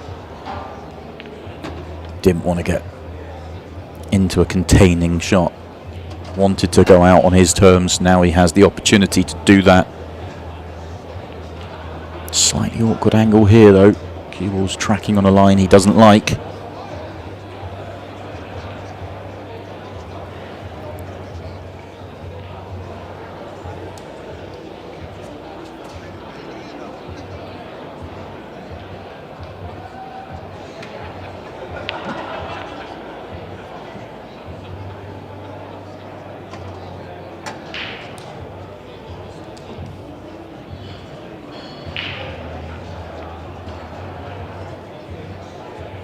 Still, that couldn't have gone too much worse other than missing it. Not two balls awkward, not landed on the next spot. Carl Sutton would have feared the worst when Simon made that excellent first shot. Now he's feeling positive about getting back to the table.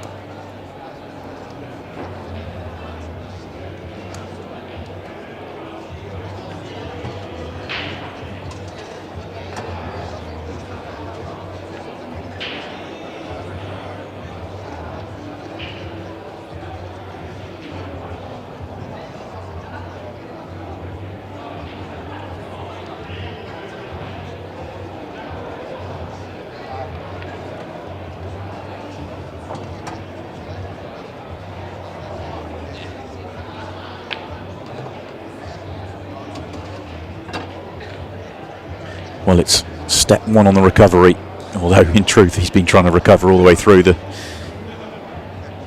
cue ball on the first shot was just never going to be good, and he's been going down a poor path ever since. He's now thin on this one to top right, has to play a cannon. If he gets full ball on the red, he's going to be on nothing. If he catches the red half ball, either way, he should be on this yellow in the open.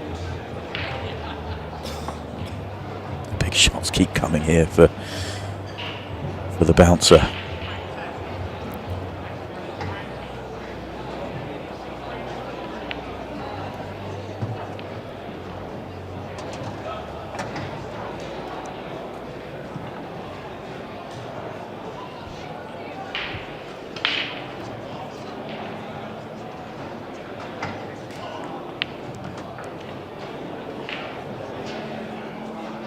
Now he's contemplating the double. Will he get better on that ball? He has to develop the one in the middle of the table, surely. Well, he has. He did not want to. Chance goes for Simon. Very awkward layout for Carl Sutton, but he'll be thrilled to be getting to the table here.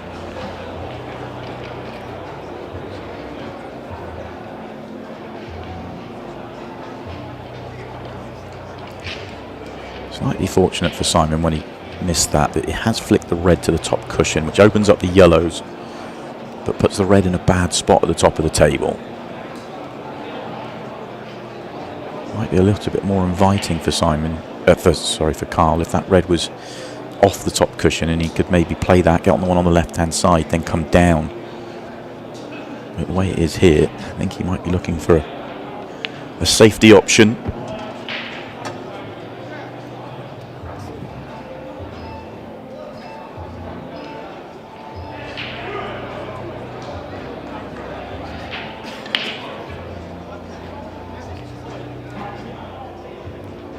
Maybe full-blooded himself here. This is the double. In it goes. Does he have to move the two reds? Does the top red go? Bottom one won't pass the top one, but if you can get rid of the top one, then it opens up the other one. And the one on the top cushion isn't terrible as a last ball. As long as you don't land straight, you're going to give yourself a look at the 8 ball.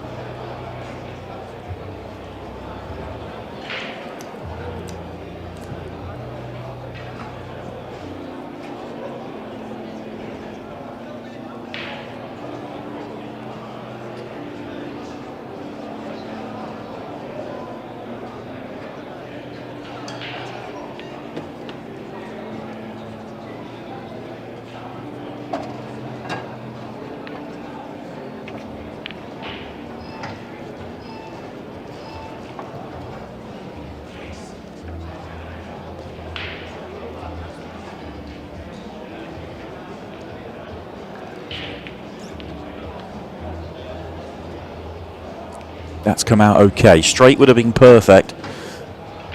He wasn't too sure how that was going to come out, but he's controlled it well. I'd love to be able to drop this in and then play the one to top right.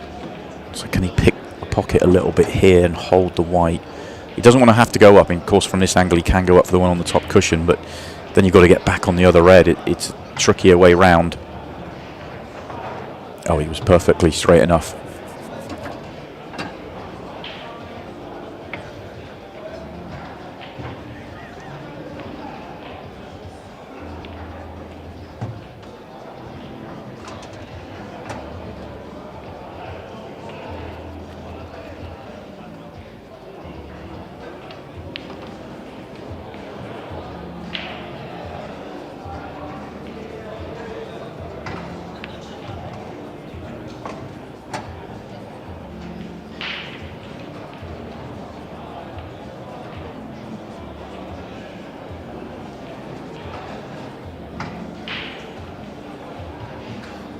Closer he goes to straight, closer he is to the cushion, but he does not want to be too straight, but he doesn't want to leave too high an angle and make the pot tricky, so he's kind of trying to work it out.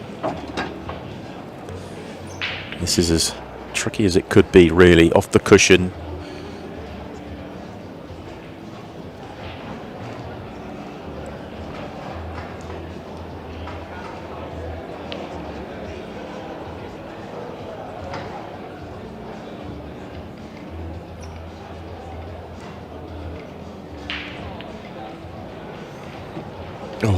Oh, it used it all. Simon had one of those earlier in the match.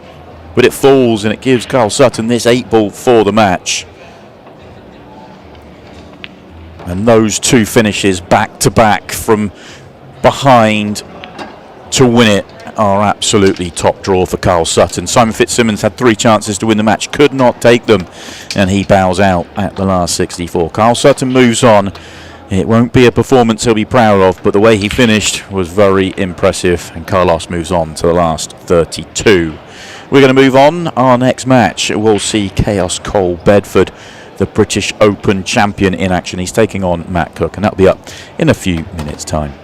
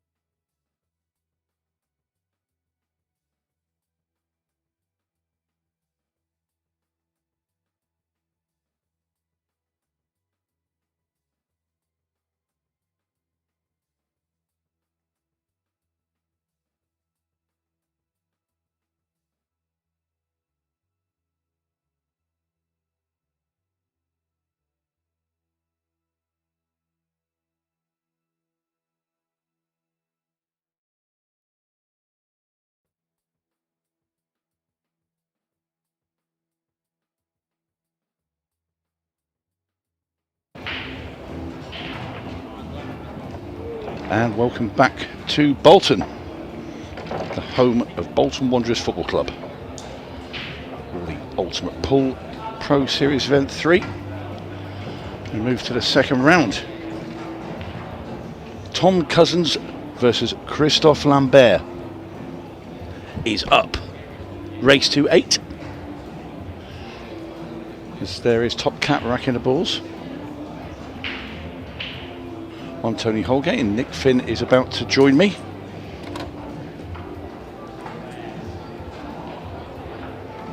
And this promises to be a very intriguing match indeed. Good afternoon, Nick. Or is it? No, it is still afternoon, isn't it? Tea time. Yeah, 5:08. Somewhere between afternoon and evening. And yeah, good afternoon, Tony. Good afternoon, everyone. Yeah, it's been a good fun day so far. I've been out on the main arena for the first 4 matches. So nice to come out and have a look on the other tables. Yeah, there's been some good games here. Christophe, probably, on reflection, will be extremely happy coming through the last game against Luke McAvoy. He had so many chances, and Luke arguably could have won that 8 frames to 1, and there would have been no surprise whatsoever, but there was just mistake after mistake at key times, and Christophe ended up coming through at 8-6.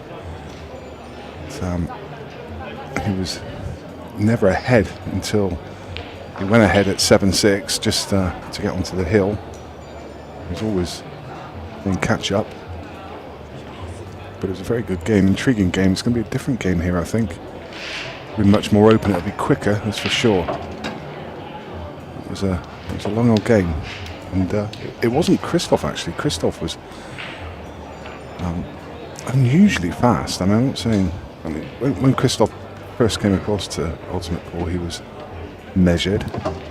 But he was playing really rapid during that earlier game, almost like a conscious decision to open up his game a little bit.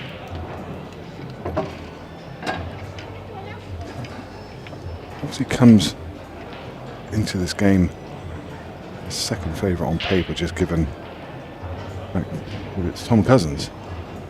Need to say no more than that, really, but you know, Tom has shown a couple of cracks recently. It's not been cracks, it's been his dry breaks. Yeah. So, he had it against Josh Jahaz at the Players' Championships. He had it against Ian Alley. That was on the Pro Tour at Wigan. He's just always at the wrong time. He's been like sailing away in a match, and all of a sudden his break would let him down, and someone's pegged him back. I mean, that's the one of the Players' Championships against Josh Jahaz, because obviously it's best of 3 sets. And he won the first set 5-1. Then his break fell apart, and he lost the second set 5-1. Reply to Josh, and then Josh played phenomenally well after that. But yeah, I don't think. You know, when have we said that Tom Cousins has played badly? Oh yeah, absolutely not. Well, I mean, there was a time when he first came over to Ultimate Pool when he wasn't really practicing that much, but then he kicked it into gear, started really practicing, and it's just this new version of him. I mean, he's just been unstoppable for the last couple of years. But you know, his #1 spot's at risk at the moment, and Brennan snapping at his heels, and not snapping so much now he's out. No, but Declan's got the final on Monday, hasn't he? Of the I know he's out of this one, obviously, but you know that it's going to be. You know, Tom needs a deep run in one of these, otherwise Dec's got a really good chance on Monday night. I think Dec's got to go past him in one of these events this weekend, though, as well, on top. Yeah. So we recognise that there was obviously a bit of a delay between the last match and this one, and apologies for that. We just had a few issues, a few wrinkles that we needed to iron out, so we were advertising the Carl Sutton game, but we didn't manage to get that one, so apologies.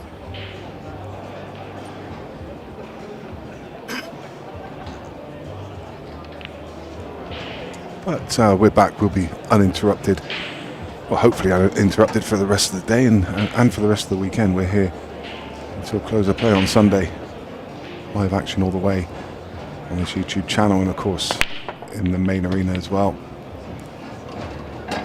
If Christoph did struggle a little bit in the previous match against Luke McAvoy, it was with his break, but no such thing there. He's spread them far and wide.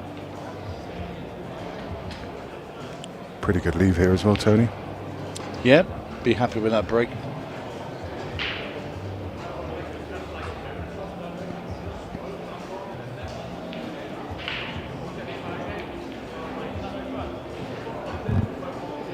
Yeah, it's interesting with Christoph because I always find that when I watch him, I think the bigger the scalp, the better Christoph plays. If you actually look at a lot of his results when he's sort of maybe gone out reasonably early of a tournament, he's gone out to somebody and he's basically lost to an underdog. Although everybody's, you know, they're world-class players. Yeah. But when he plays against the likes of Cousins, Dempsey's, Decky Brennan's, Chris Mellins, he's always there to put up a real fight and show what he's all about. And he is a tremendous player, Christoph. There's only one game left in the last 64. That's Andrew Patchett against Don Cooney. They're both... yeah, they're playing out in the side arena, just the other side of this wall where we're sat. Yeah. 6 each at the moment. Wow. Matt Cook beat Cole Bedford at 8 frames to 4. That one's recently finished. Yeah, I did see Cole played a really good shot actually. Canada red, yellow off a red and tried to come behind the black and ended up glued to it and then missed black in the middle. And I saw him go heading for a rest room break, but not looking too pleased at the time. And I thought he looked like it was about to unravel.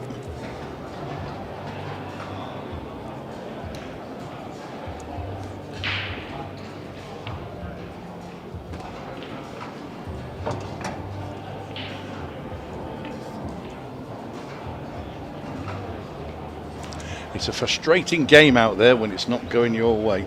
I can honestly say that. I can tell you the lineup for this table for this evening. Next up is Hitin Patel. This is Craig Waddingham. And then Phil Parkin squares off against Rob Warren.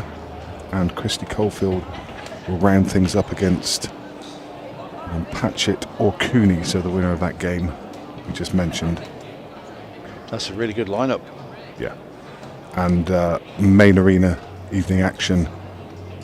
First game up is going to be Liam White against Sean Chipperfield. And then real cracking match there. Neil Raybone versus Chris Melling. Blockbuster stuff. And then Ian Alley will play John Chambers to round off the action this evening. So lots and lots coming your way if you want to watch that, any of those games on the main arena table. And also there are other streams going as well. So there's action from the ladies and they've got their own stream for the whole weekend.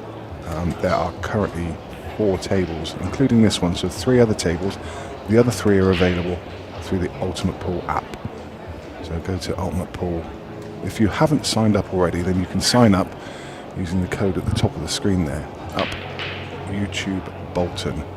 And that's going to get you a month's worth of viewing for $4.99. So all of this weekend and lots of content on there as well. So let's get yourself across there and it's well worth a fiver.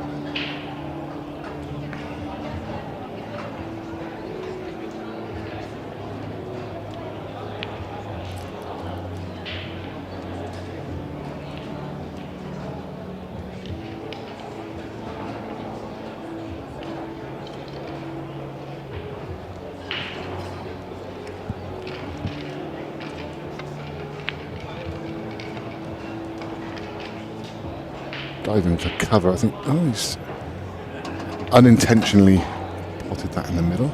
No dramas, just means you should go into the yellow on the left hand side now, just bump that off the rail and stick the cue ball behind that. Yeah, actually probably does him a favour because he left the gap. In fact, I think he left the gap both ways for the Reds, left and right. He's going to play in cover. That's what he's looking at, playing off the cushion and then into that nearest red towards the left hand side and push that next to the other red and put the yellow in front. and also, while doing that, putting the cue ball behind those yellows at the top of the table. He's gone clean. He doesn't want to pot it. He's potted another one. Well, Tommy might as well go again. Well, now. he was aiming. He was aiming to play the yellow into the cushion. Yeah, You saw the way he absolutely. Yeah. tipped behind it. Yeah, Then he's chopped it down there, clean as a whistle. you're too good, Tom. Well, now it becomes a lot more tricky because you now need to make sure you leave the snooker.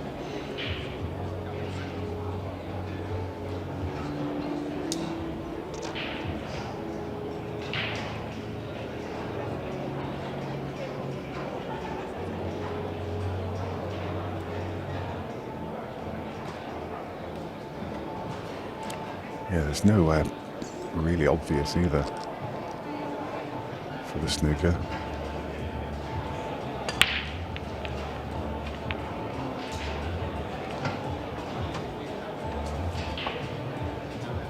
I don't know, I'd like that. I'd like a chance like that.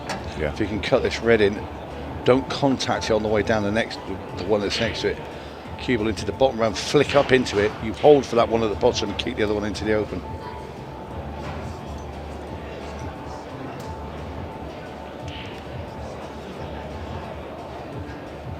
Christoph's looking to see how thin he can actually pot that red. Only thing is he cannons into the red before the cushion. Good afternoon, everyone, and welcome to the Ultimate Ball Series here at Bolton Wanderers FC. Hope you all are enjoying your afternoon. Pop here in the background. Stephen Jameson getting things underway on the main arena table. You might have heard him mention we're at Bolton Wanderers Stadium. It's an arena just to the side of the stadium, like a function room, in 3 levels. So there's this big hall, and then there's We actually look down to the football pitch at the top level. I haven't been up there yet, but there's a mezzanine with 34 tables just above this room, and then there's a top floor which has got a kind of bar area, and they've got another 10 tables up there. So Yeah, but they're playing flyers constantly, all day and night, every day. So when they get 16 players, this is basically the players that aren't doing anything at the time, haven't got any matches, and don't want to just go back to their hotel. What a shot by Christophe Lambert in the middle of all that. that's fantastic. But yeah, they had, so 16 players go in, they sign up, and they play a tournament immediately, and then the next 16 that go in, and it just goes on and on and on all weekend. It's fantastic.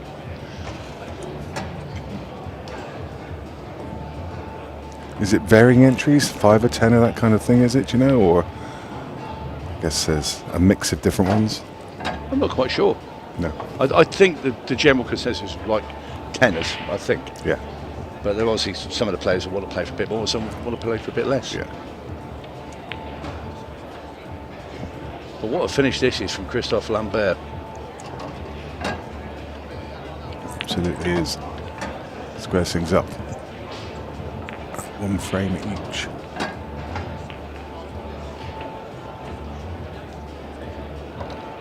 And you feel that Christophe is going to have to pull out the stops to beat Tom. Can't afford mistakes against this man, so Christophe needs to be at his very best.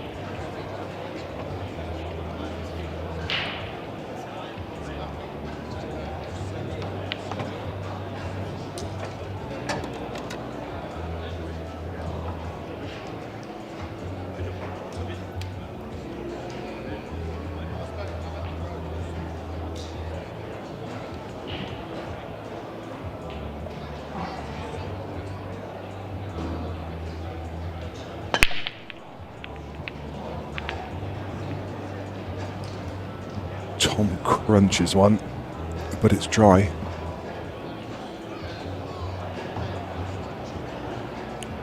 Tom looking a bit puzzled. Not used to getting dry breaks.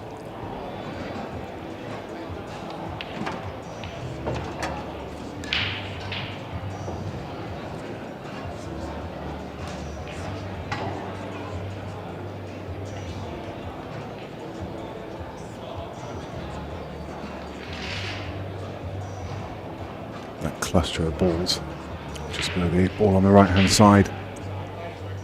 Need some thought and attention. Just looking now to see whether we can make a plant. Yellow onto yellow would be ideal if you could, because then naturally you're going to release the 8 ball.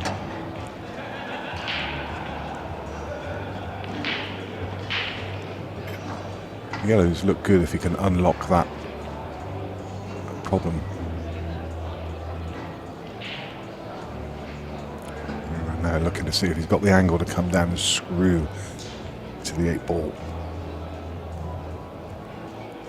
And release that yellow. Obviously felt you can't get to the line of that plant.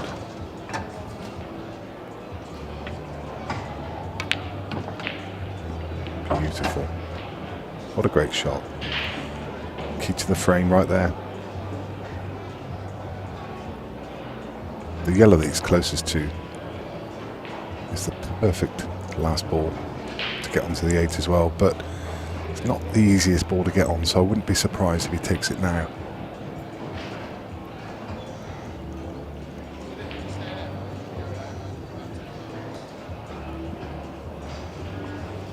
You'd like to leave it as your last ball. You just need the confidence to be able to get on it. Yeah, electing to take it straight away. I think that's a more sensible option.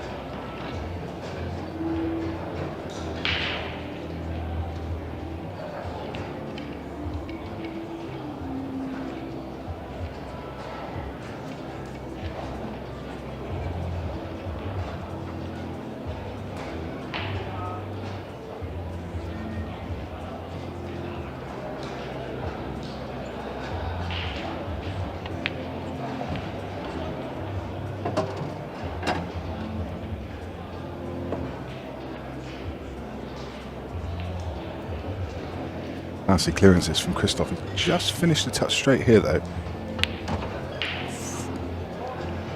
Just probably enough angle the wrong way that he can top this off the side cushion with a little trace of left side, just to check the ball down, just like so.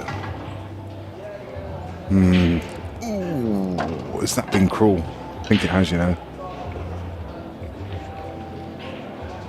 Oh, that's just nasty. Anywhere, you know, any kind of contact on that red, it can't fail to be on the yellow. Would have been tough either way. He's overrun that by a little bit. That was the problem with the last shot. That, you know, that given where the 8 ball is, he's got such a small margin of error to get that cue ball into to get on the 8 for the left centre that he had to finish just off straight. Any kind of big angle, and he was going to struggle to get there. So this is a result. Just ran a trace too far. This is a Carl Morris-esque shot. This is the one that went viral. Side cushion and yeah, not enough distance there, was it, Tony? It's too close to the That's cushion. right. You need a little bit more distance to allow the spin to grip. Yeah, indeed. And that was shaping up to be a really classy clearance. And where he came unstuck is because of the limitations he had on getting on that 8-ball. And that's what I mentioned earlier. The yellow that he took off the table early on, that would have been the perfect ball to get on the 8. And had that still been on the table, he could have played that very differently.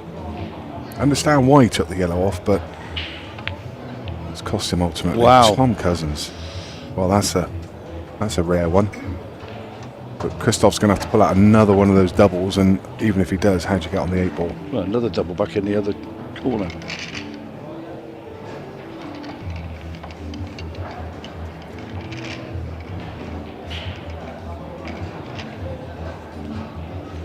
He's done one like this.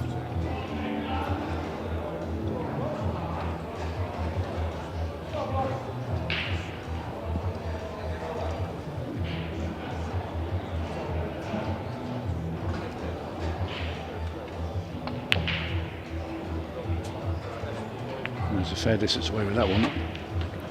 Lost a turn, but Giving Tom some work to do. I mean, the yellow coming to where it has just caused Tom a little bit of a headache. He's great at developing balls, but you know, had that yellow not come to rest there, then this would have been a lot more of a formality, because both the red and the 8 went to left centre.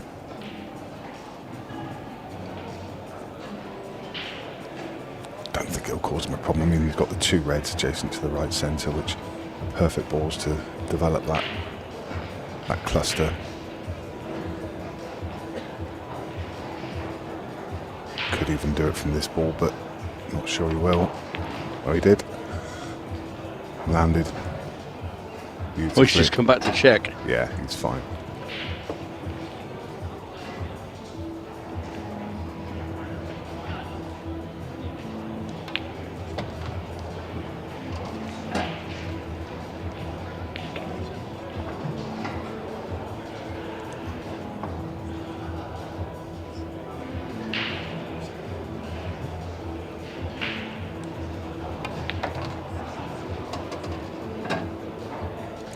AJ asking why there's no shot clock. Yeah, it's just on the main arena table. We've got a shot clock just to keep things going on that main stream. Obviously, a shot clock then requires a referee, a timekeeper. If you're going to do it on this table, then you probably need to do it on all of the stream tables, and that means 4 referees and 4 timekeepers, and it's all additional people. Just for a second now, I thought he'd hit that too thin. I don't know why he played it with the angle, because if the 2 went in together, it wouldn't have made any difference to Tom. Yeah. It just looked, I don't know, strange. No matter, though, for Tom Cousins as he departs the black ball into the corner pocket, and he now leads Christophe Lambert 2 frames to 1 as he just trots out for a toilet break. Yeah, so while he's popped out of the room, do let us know where you're from. In the chat box is always nice to hear from you. It's great to see you all tuning in on this Friday evening, the first day of event 3 and 4 this weekend. Shaping up to be another great weekend at Ultimate Pool. So many events this weekend. So many events. It's crazy. We've got the next gen. We've got the seniors. There's a 3-man comp going on. There's the disability section. The ladies. You can see Mary Porter there, just on the left-hand side of the picture, just out of image. There's a ridiculous amount of pool being played. 3 challenger tiers, and obviously the professionals. This place is absolute buzz, humming out there with people milling around, watching their favourite players.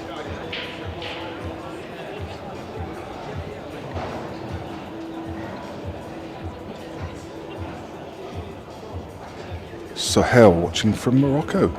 Welcome. Hotbed of pool, obviously. A number of Moroccan players within the Ultimate Pool ranks. Phil Harrison has just opened his account against Brian Halcrow in the last 32 game. Brian played really well this morning to come through his first round match. Phil Harrison was playing Dave McQuillan just outside. Watched a little bit of that game, and Phil was struggling a little bit at times, but came through that game. The other game ongoing at the moment is Josh Kane against Kyle Cope, currently 2 frames each. All those games are being streamed, so you can tune into any of those. Live scoring, of course, through the Ultimate Pool app. Find it in your app store. And we're ready to go again. Christophe Lambert trailing by that 1 frame, still on serve at the moment, breaking in frame number 4.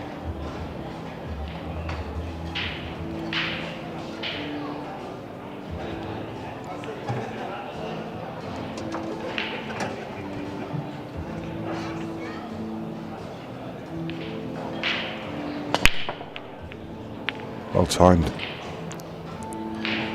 Oof. Lovely.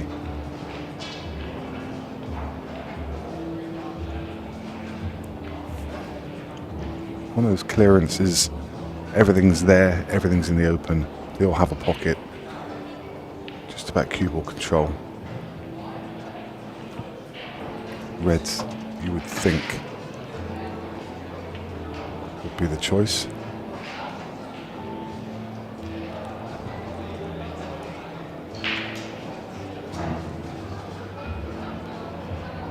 Could make a case for yellows, but the 8 ball doesn't go into left centre, bottom left, bottom right. It's all guarded by reds. So obviously if you go reds, you clear the path for that 8 ball. If you go yellows, you have to work out. It's always a good way to look at the table, is to look at the 8 ball and work back.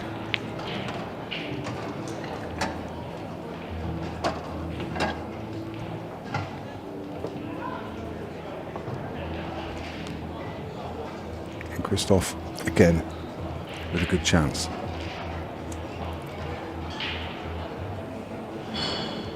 Red, just next to the 8 ball.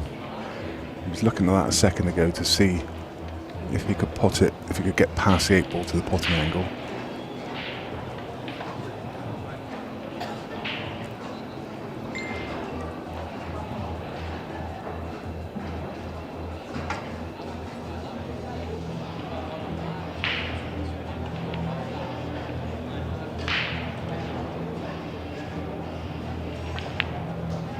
Oh, Christophe.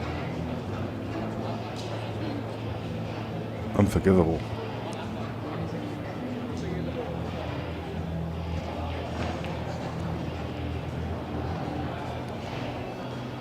Not sure what happened there. I think maybe just snatched it a little bit. He seemed to just jump off the shot a tiny bit.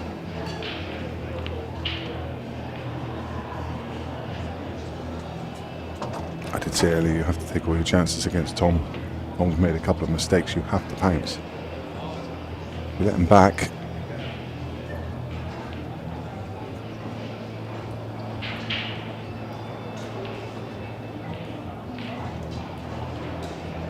There will be problems.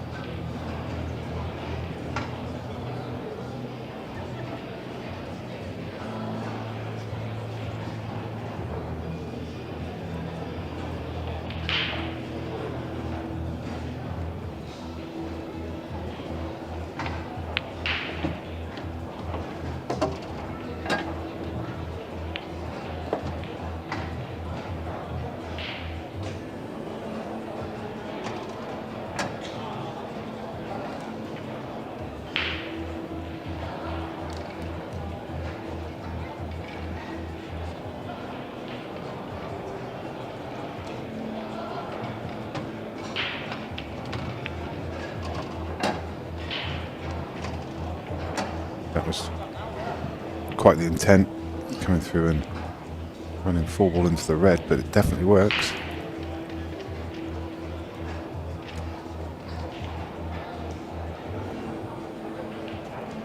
Just needs one good positional shot now to get back into prime.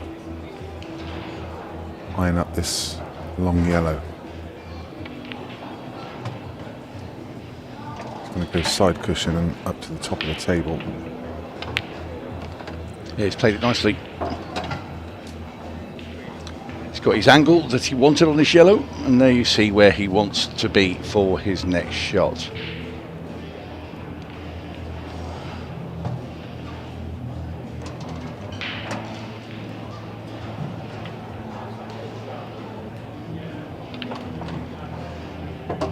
Played it perfectly.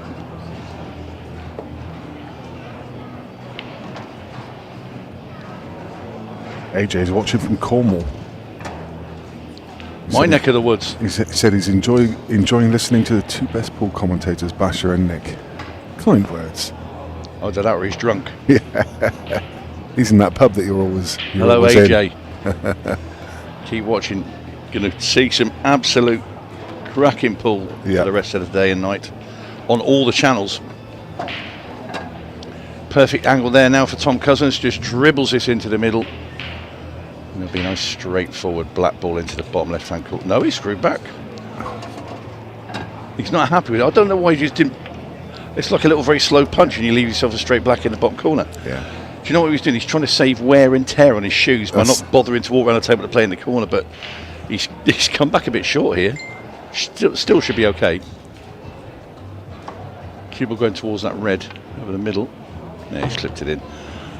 No, had to have a reset there, but he was over the line all the same. He looked pretty disgusted with himself, but actually it wasn't that bad. Very makeable shot. And now a 2-frame lead, 3 frames to 1.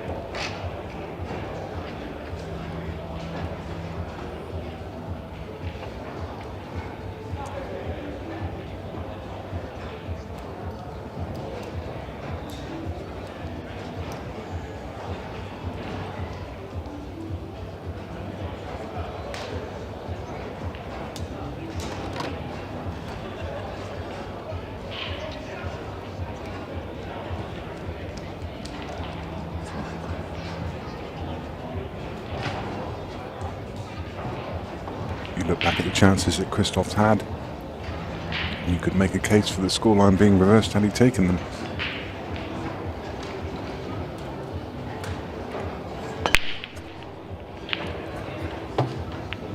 That was about 40% power from Tom Cousins. Went all the way for timing and took a lot of the power out of that shot. What a result. I don't think you could time a break any better than that.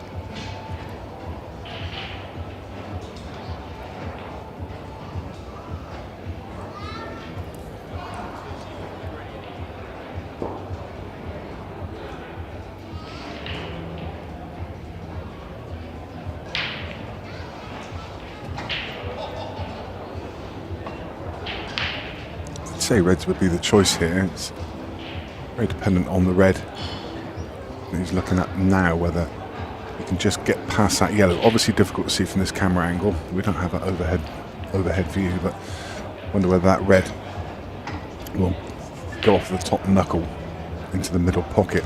If it does, the reds look pretty good. Literally play this one to middle and screw back an inch or 2. And he's on the one just below the 8 ball.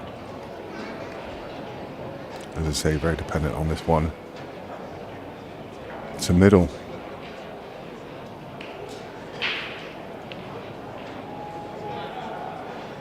Obviously, if you go yellows, you've got to try and break up these 2 on the right, which you won't want to do. So it's red.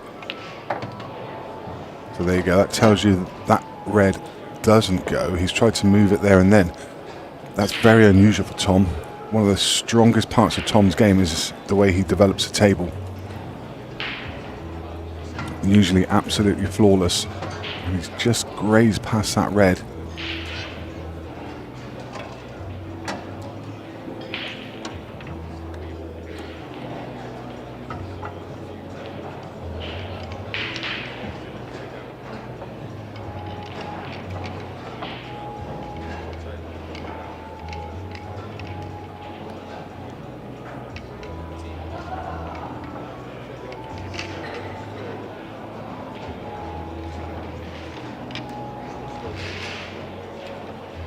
So now that red becomes a problem.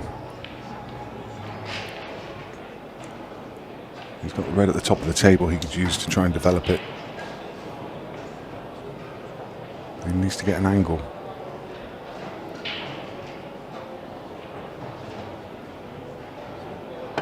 He's trying to screw across now. It's just miles away. Miles away. This is Tom Cousins. A little bit off colour, you've got to say. It's only tiny little errors, but I mean, as I say, one of Tom's strengths is the way he can control the cue ball to develop a table. And he's screwed across the table there.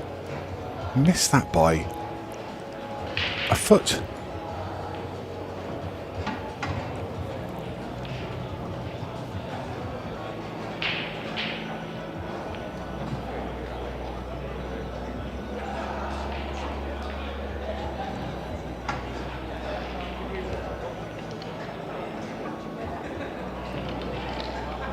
It's in absolute no man's land now.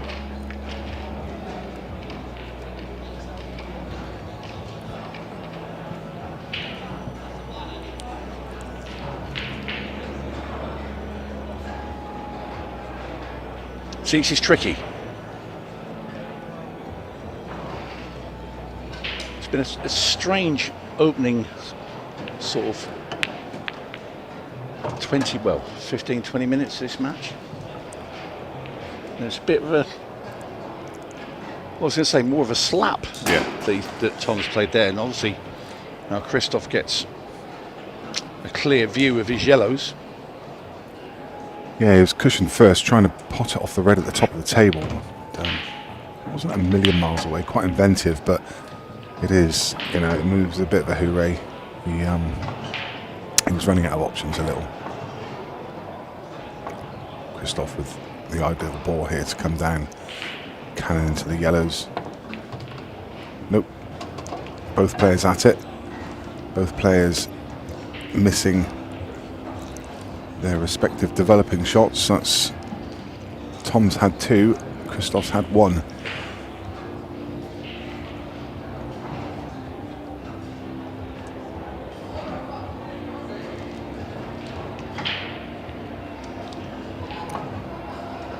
Yep, so once again Christoph's had to pull back the reins on the horse, as it were. I don't think he's left Tom Cousins an awful lot. I think you can see thin edge of that red ball that's to the left hand side of the table past the black. Can't get upstairs though, I don't think, off this ball. So you'd like to think, well, Christoph would like to think he's played a decent containing shot here. What has Top Cat got up his sleeve? Nothing, you say, because it's just a bare arm, but well, he went for an extremely thin cut up the rail with the red, and I think Tom Cousins, going back to his seat, will pretty much know that this should and will be 3-2. As Christoph, I'm sure, will nick this frame.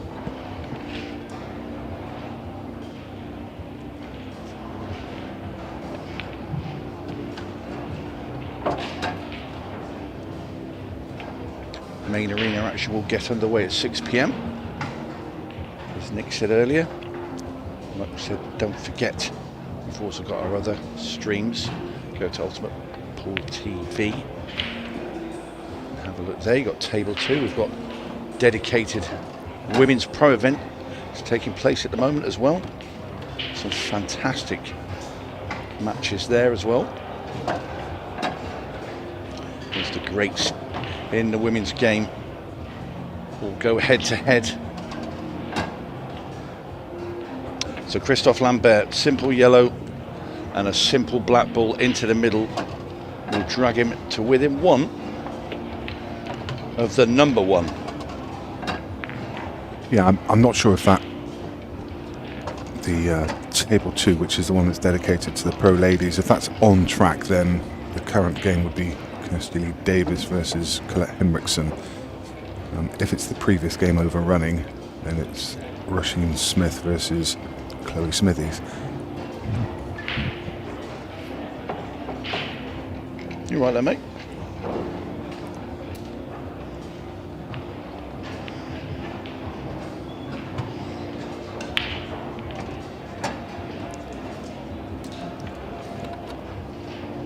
So Christophe Lambert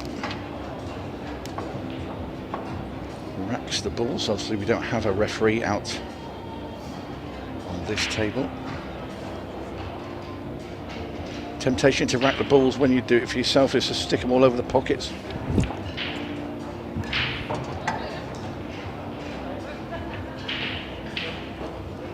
Both the players have been timing the break pretty well so far, so definitely not going at full power, just going for that timing. Yeah, Christoph's very meticulous with his break. So he does the same little stand there, he'll just go edge to the side, from side to side before he gets settled in his breaking position. Stop the white clean in the middle of the table, he's did well with that. But you can be very unlucky with that if balls could come careering around the table, collide with the cue ball and knock it into another bag. We saw, I'll tell you who had the unluckiest breaks today was Vivek Mack. Had 2 really unbelievable in off the breaks where balls have come around the table. I saw one of them. The one into the middle got pinged about 5 times.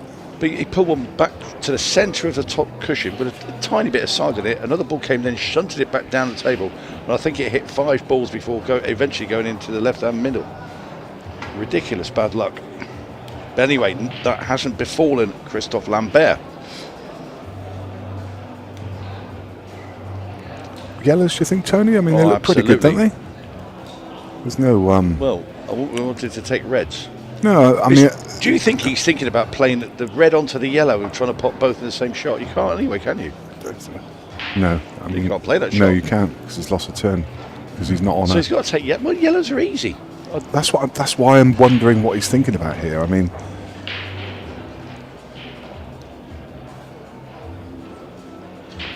He's seeing something there that we're not maybe concerned about the 8. I don't know.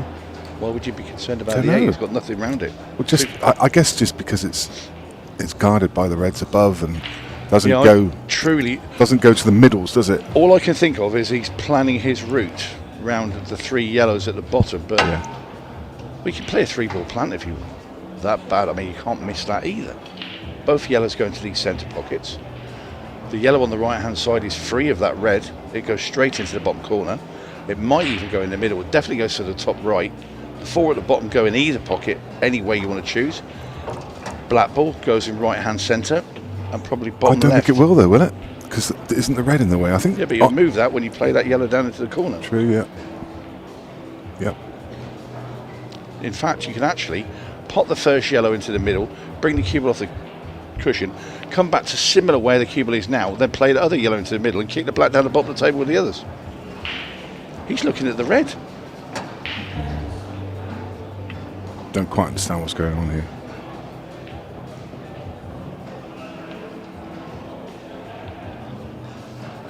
We missed something here, haven't we? I don't know why he's not halfway through the yellows.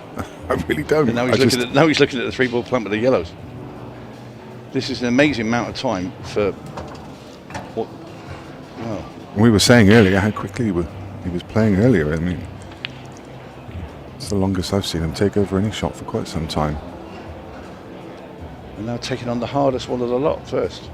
He's taking the red, isn't he? He is. I'm baffled. I don't know what's going on. He's seen something that we haven't seen. He really fancies that red on yellow combo. But I don't understand why you need to, unless like that. Maybe that 3-ball plant's just a little bit more awkward than we thought it was. How awkward do you want this? I know.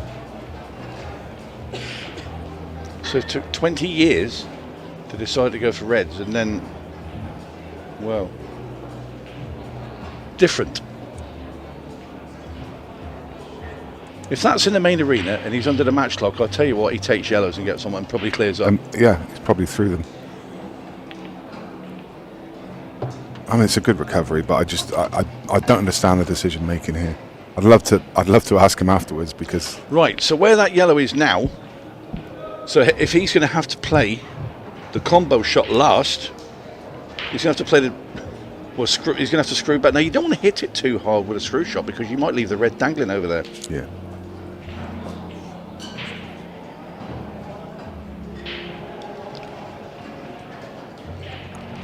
I was wondering if there was something glaringly obvious, but even the guys in the chat are asking why. You know, something glaringly obvious we were missing, but yeah, the guys in the chat box are equally puzzled, I think. Anyway, if he gets this, pink's going to matter. Well, and look what he's left. He's left the Mersey Tunnel. Unbelievable. Absolutely unbelievable. I'm now racking my brains to find the explanation for all of that. Tom Cousins must be thinking, why is he not took yellows? The only thing I could think is that, because obviously we're just looking at a slightly different angle, being at the table, they've got a better view of it. Maybe that 3-ball plant was just a bit more awkward than he thought. You would avoid that combo shot all day long if you can see those yellows, and those yellows all went. Yeah. Sometimes from our position they look a bit funny, we can't tell all the time, but believe you me, all those balls were free. Whether it's because you didn't fancy trying to get on the 8 ball, but again, you can kick into it right at the start.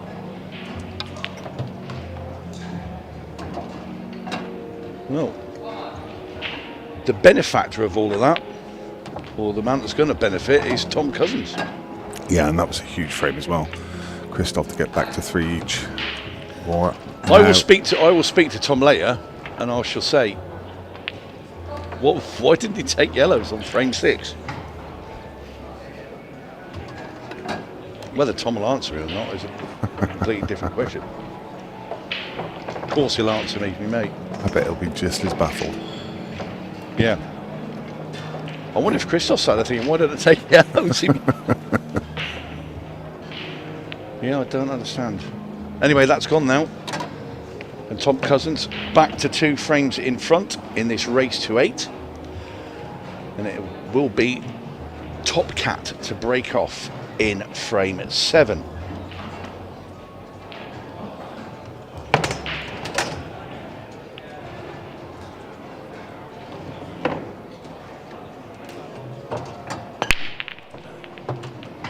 Again, going for timing over power.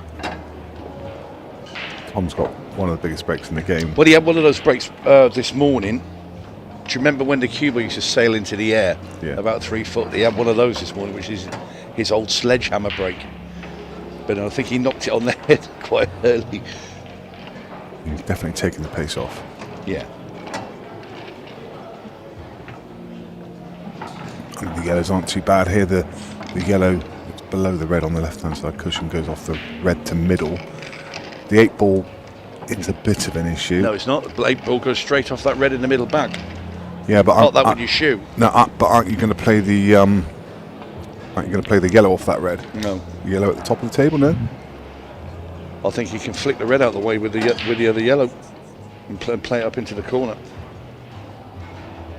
And if he looks at it now, if he has to make that decision, and I get it, do you choose the 8 ball to go off the red or the yellow? I choose the 8 because the 8's. I think there's other balls you can move that other yellow with. Yeah. You've also got, you leave that yellow that's next to the red for your last yellow as well.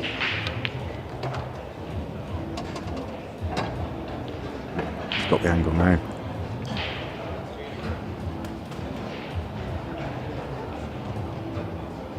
Cushion first, bump it out. There you go. Beautiful. Yep.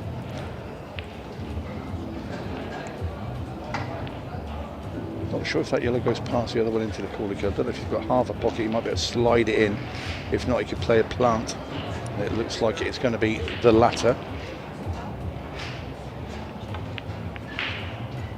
And that's what I was talking about earlier, Tom Cousins, just one of the best exponents of developing balls, and that was just perfection. Cushion first, a little flick out, couldn't have landed any better. There we see Cousins in full flow.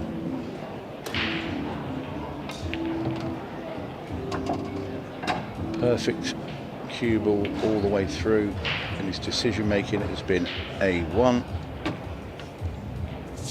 And this black ball off the red in the middle, and that will be 5-2 for Cousins. In it goes.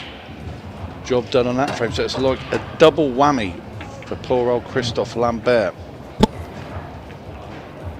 Wondering how he blew the frame before, and he's just watched another one go sailing by in the blink of an eye. I didn't mean to make that rhyme, by the way.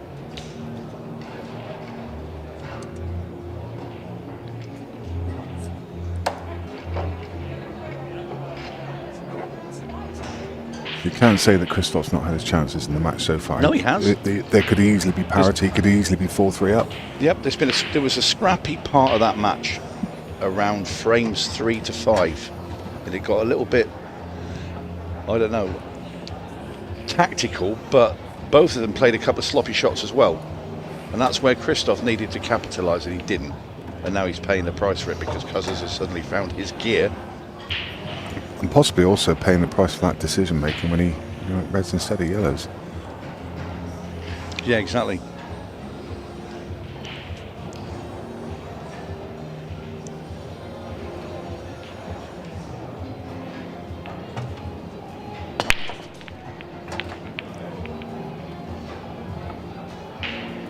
Typically, this happens so often, a dry break.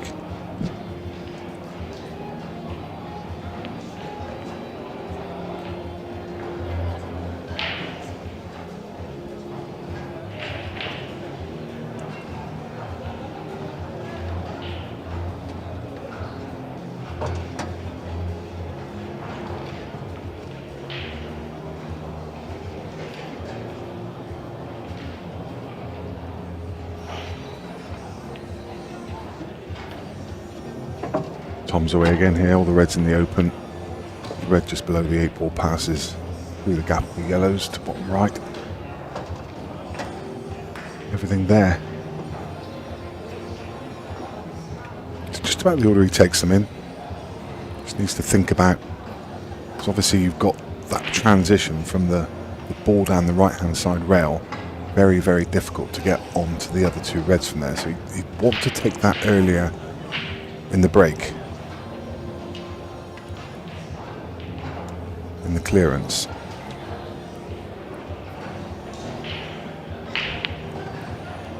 I was just saying, Tony, that it's a nice open table, but the three reds at the bottom of the table here, he has to be careful about the order he takes them, because you've obviously got the one on the right hand side, which is a little bit aloof from the other two, difficult to get from that ball to get onto the others, the position, and that's why he's come across here now.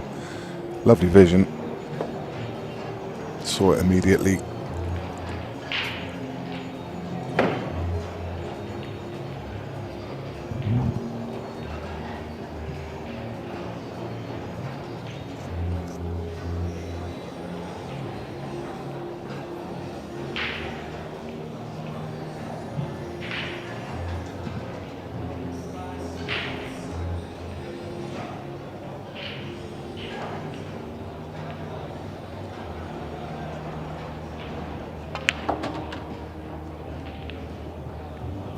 Well cued. Tiny bit short of pace if you've been ultra critical, but he's absolutely fine. Yeah, he's supposed to sort of clip this one in with a bit of side.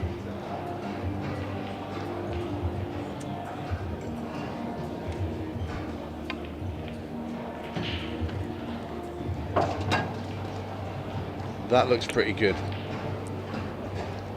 He just wants to be dead straight on the red that's just to the left of the black ball, so he can just run it in and roll the keyboard just beneath the black ball. The red passes the two yellows into the bottom corner.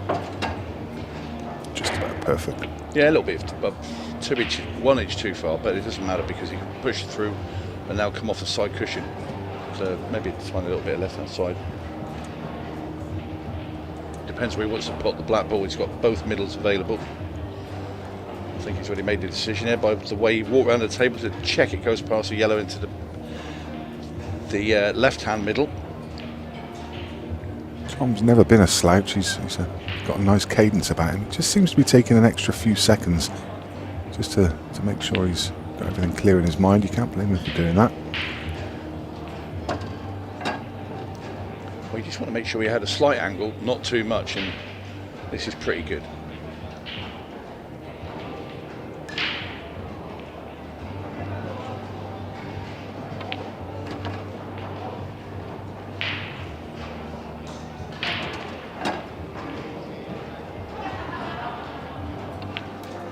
And that will be 6-2 to Cousins. Yeah, 2 from the line. Everything to do with Christophe Lambert.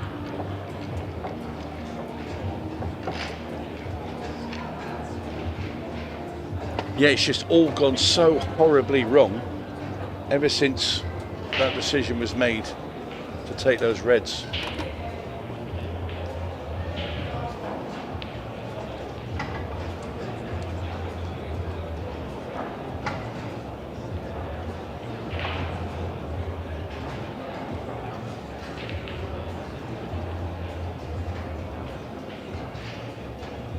See the break again from Cousins.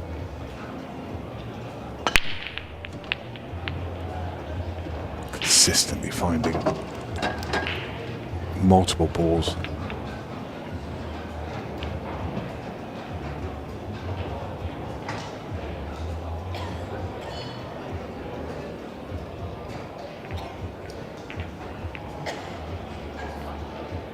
Looks like he can get this yellow to top left and hold for the other yellow to right centre and work his way down the table.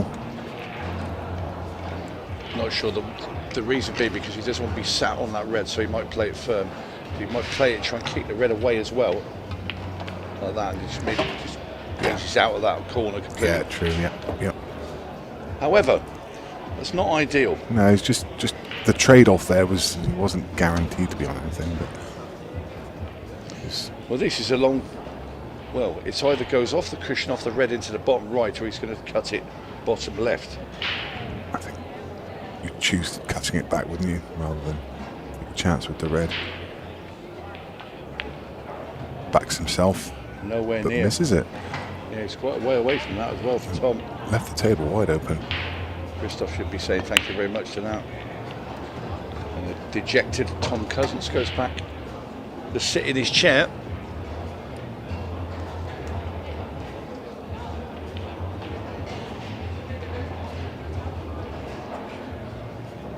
So the action on the main arena table is just about to get underway. JMO and Simon Webb are out there doing the intro for the evening session. The first action on the table, Liam White, Sean Chipperfield. Some great players showcased on there tonight. Chippy, Melling, Raybone, Ian Alley, Callum Singleton, Jaden Billingham, to name but a few.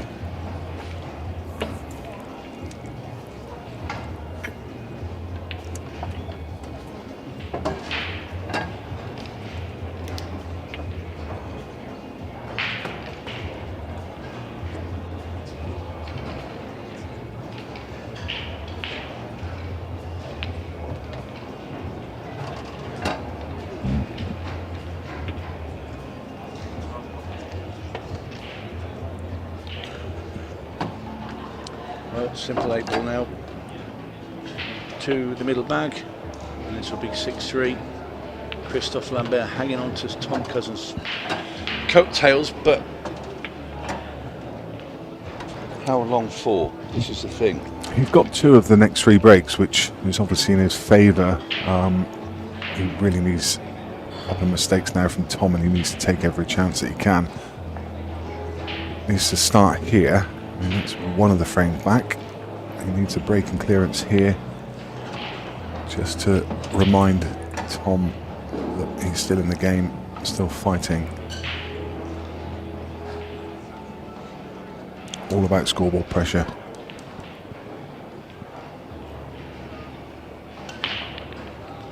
seen bigger deficits turned around today. Declan Brennan was 5-0, 6-1 up against Rab McCulloch. Rab turning things around in some style on that table earlier to win 8-6.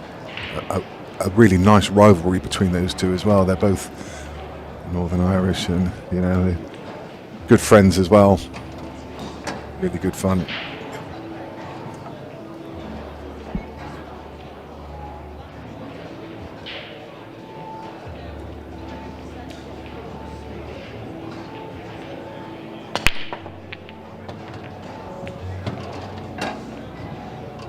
Both players making balls consistently and really leaving some good layouts. It's another super chance for Christoph.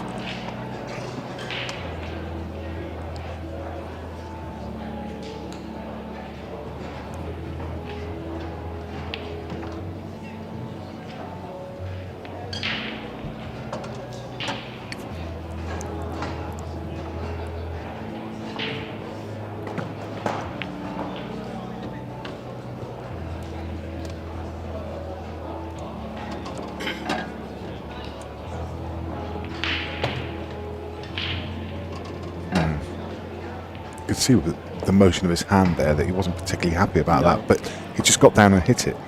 Didn't seem to take any time. It just seemed a little bit clumsy. Just got down, hit it. The cue ball probably rolled forward an inch further than he wanted it to. A little bit careless, you say.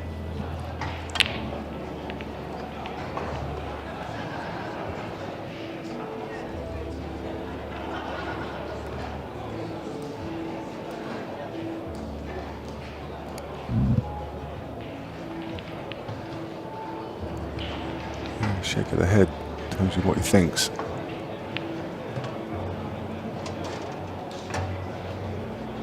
He's still got a couple of options, but he wanted to play this yellow down the rail. Looks like he's still... Is he lining it up? I don't think he is. I think he wants to come back for it, isn't he? You don't want to play that as a cutback.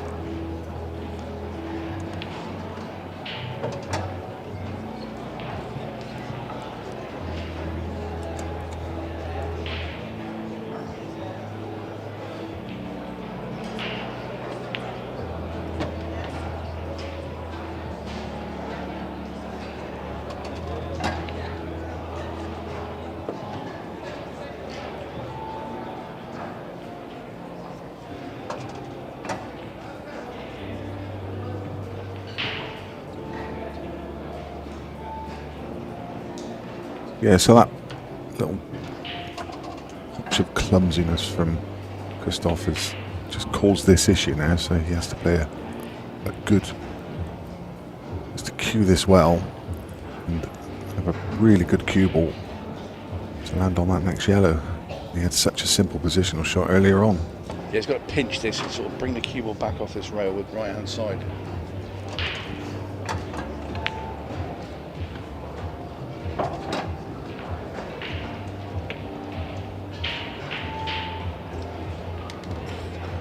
Good shot. Yeah, nice and simple, just rolling cut into the middle. Oh, he had a little knee bend on that as well, didn't he? Jumped up off of that. This is good though. 2 in a row. That natural shake that you see from Christoph, always there. You see the cue shaking. Controls it so well.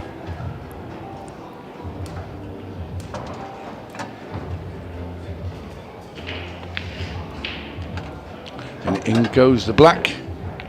And it's another one back for Lambert. Yeah, that's a 2-pack.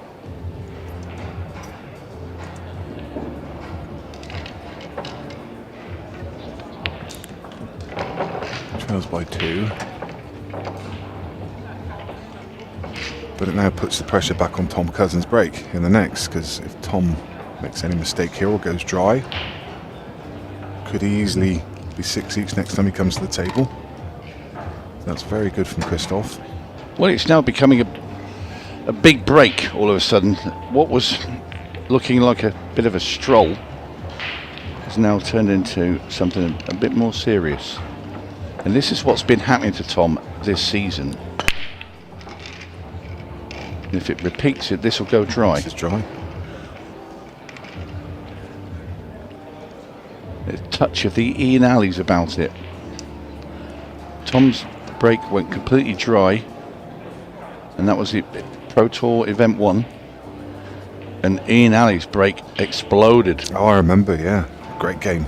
Yeah, he came from absolutely nowhere. I think he was 5-1 down. Yeah. Came out of absolutely nowhere, Ian Alley, and snatched victory. Christophe Lambert was 6-2 down, obviously, after making a bit of a kerfuffle, let's say, with his colour selection.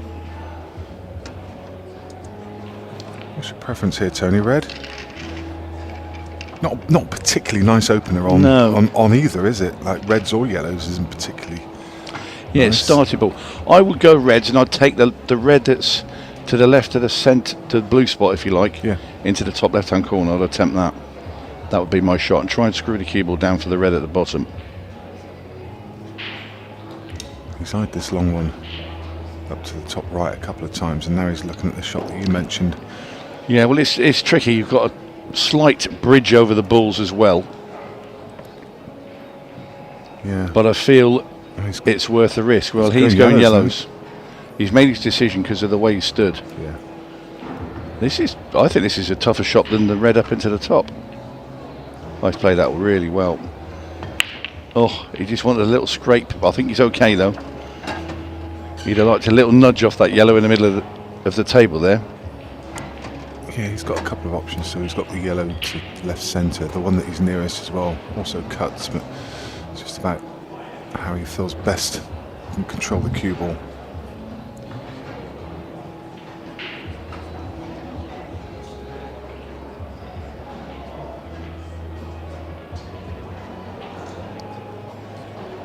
He's got these two balls at this end of the table. They don't link up particularly well with each other. You need to land pretty good on them.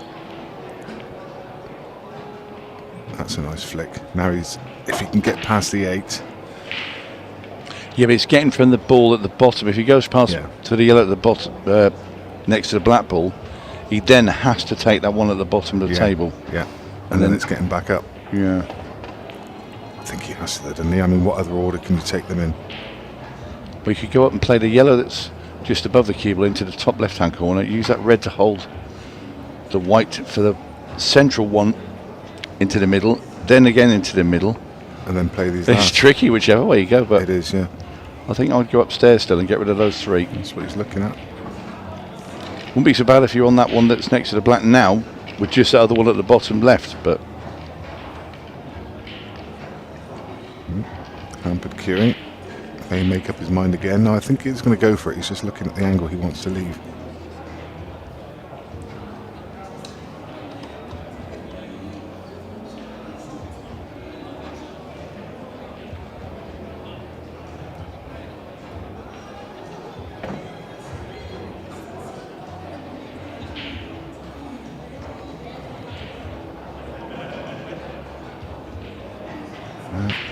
Changed his mind. I think it was the hampered cueing, but slightly hampered this way as well. This is where I'd go. Use the red to hold the cue ball now. Ball into the centre. So you're leaving these 2 at the bottom to last? Yep.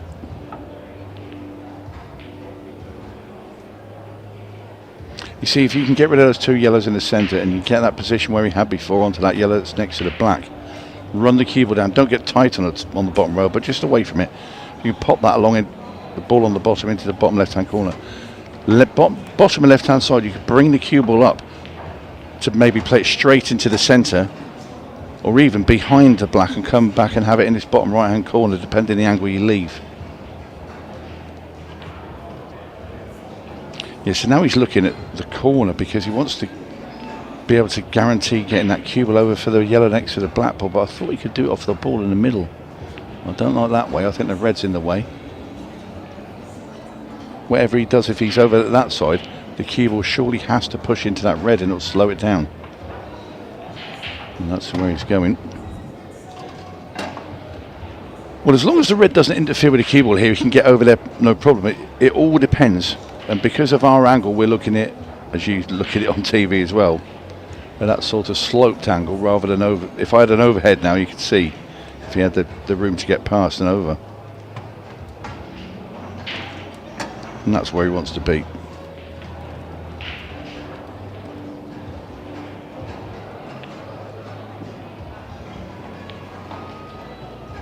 What a huge frame this is.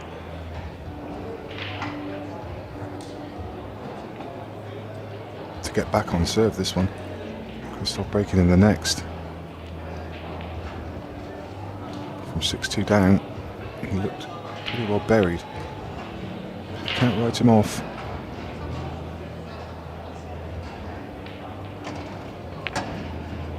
And there you see, he could get past that red, so we would have just loved to either come a bit further or a tad shorter just to get that cue ball away from that side rail. He does not want to be cushed up. It's, because you need to be able to dig down onto that cue ball to play that large yellow to bring it back to the black. he's been hampered on about 4 of the 5 balls he's potted so far. He's hampered on this one. He's cueing over the top of the red. Just adds an element of difficulty. Yeah, enough of an element of difficulty. Yeah. He jumped up off it, and it was hard because he was trying to force an angle as well to get that cue ball off the rail, and where he actually left it wasn't great either anyway. But Cousins, with probably an unexpected visit to the table, but one that is very important to him. If he can get out here, put himself on the hill. Massive turning point in the game, this one, Tony. Just as Christoph was gathering momentum.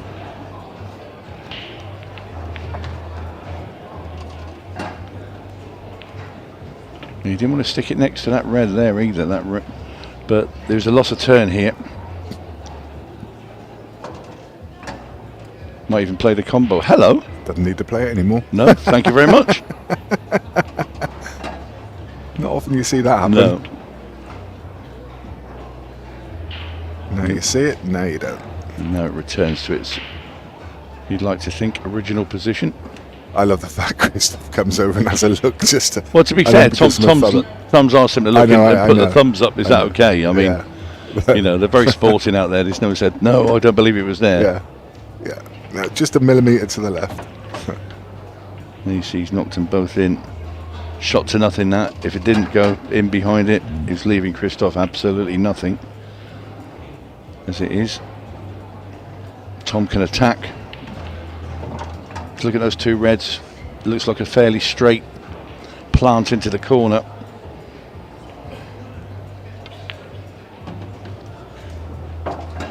Then again, I don't think he's going to play it now from that position. I think he'll just play the one nearest the bag and cut it in. Down the table.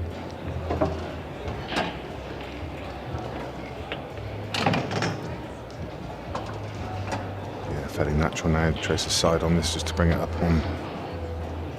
Yeah, that's good. Beautiful. Yeah, that's perfect. Play that one up the rail now, get the cue ball. Plenty of space between cushion and cue ball, and then leave himself a nice little angle just to come down a bit further, which he does. So you'd expect him to get the cue ball halfway between bolt line and middle bag. I think there were some times in that frame where Tom Cousins felt he might not be coming back to the table until possibly 6 each.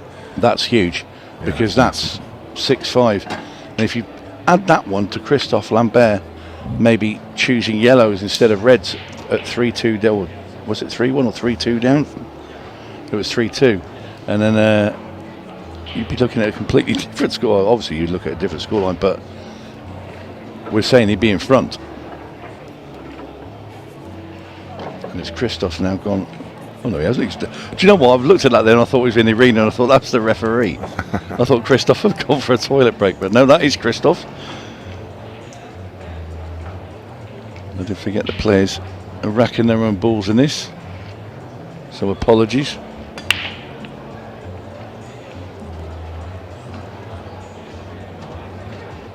See, the referee shirts are flashy as well, like the players now, aren't they? Yeah, they look good. Stephen asked a question that many people have different opinions on. He says, Top Cat's just sensational. Is he the best ever? Well, you know, I mean, there's so many great players that have gone before, and I think, you know, Too early. We'll look back on Tom's career in 10 years' time, or 15 years' time, or 20 years, and say, you know, quite possibly say he's the greatest player to ever picked up a cue. But I agree with you; it's just too early in his career, even though he's been around for what seems like forever. Yeah, there's a case for several players. Yeah, definitely. And yeah, I mean, he's on track. Don't get me wrong; he is most definitely on track. But I think he needs quite a few more titles yet to go down. Certainly, for my money, the best player in the world at the moment. In any rule set. I mean, he goes across to America and wins over there. It just shows what an absolute talent he is with that, a whole different setup, different balls, different His mind's cues. so strong though, Nick, as well. He's complete and utter being as a human, and a player, and the way he takes the sport and has such a handle on being able to finish, being able to play the tactical shot at the right time, shot selection, nerves of steel, and a colossal break when he wants it. It's just the whole package. Is he the best of all time? And I'll just say, it's too early. Yeah. But he's certainly going to be, well, he is in the conversation, but there's no reason why he might well be, at some point in his career, dubbed the best player of all time. Yeah. My thoughts exactly.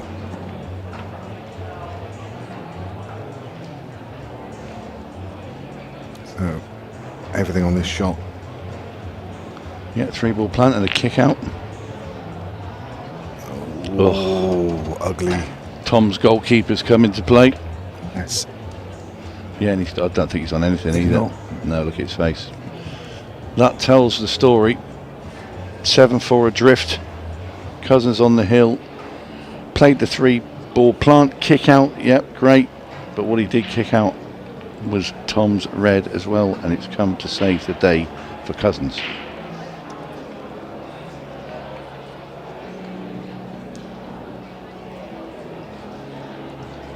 Still fighting, looking to play Well, he's got to fight. a containing shot. There's no match clock, so he's got all the time in the world.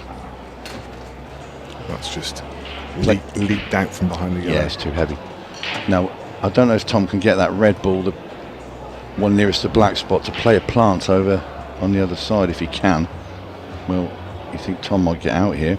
If he can't, full well Tom's going to develop those 2 reds, probably screw the cue ball back into the one that's on the rail and push that over the pocket, and he just leaves Christoph firing at yellows at length of the table in desperation.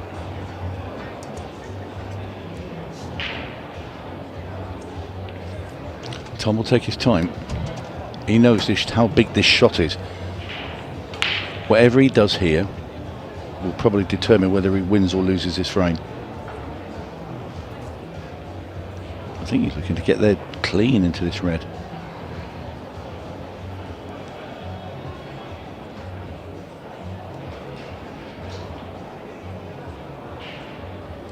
And that's exactly what he's going to do. He's digging deep.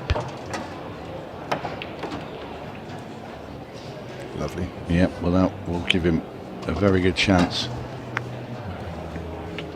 Not a lot of options for the black, but it will go in the centre on the left, and also it will go into the top left-hand corner as well. Which tells you he wants to get rid of these 2 reds that are higher up the table, leave those 3 at the bottom till last. It's just that little issue of getting below the red that's in the middle of those 3 and being on the bottom rail to get rid of the one on the left, because that's the trickier one. Hence why he's taking his time before he does anything.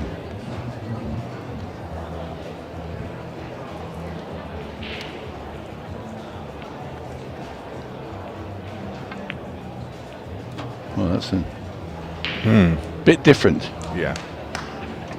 probably forced him taking a plant here, and it's a tricky little plant too.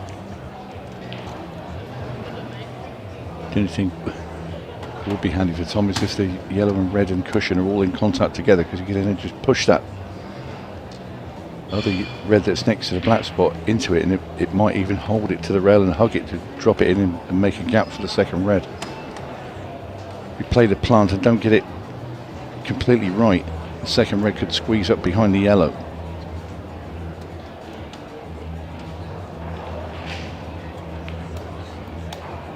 He's definitely playing the plant.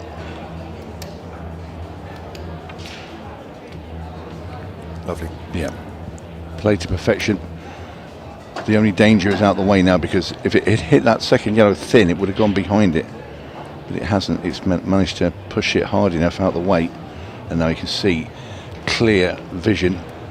And also now he's opened up an extra pocket for the black as well, so it will go in the bottom right.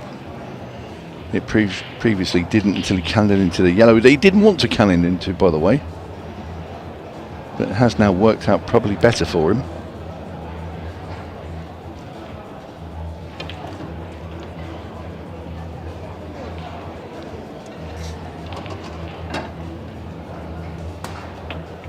Needs to make sure it leaves the right angle. Yeah, I'll just screw up a little bit now. Sort of soft screw into the left-hand cushion just before the middle bag. Try and bump up for the red. Yeah, doesn't want a big angle in either direction really. Certainly not a big angle high. At a big angle low, could do something from the top cushion, but ideal is just off straight.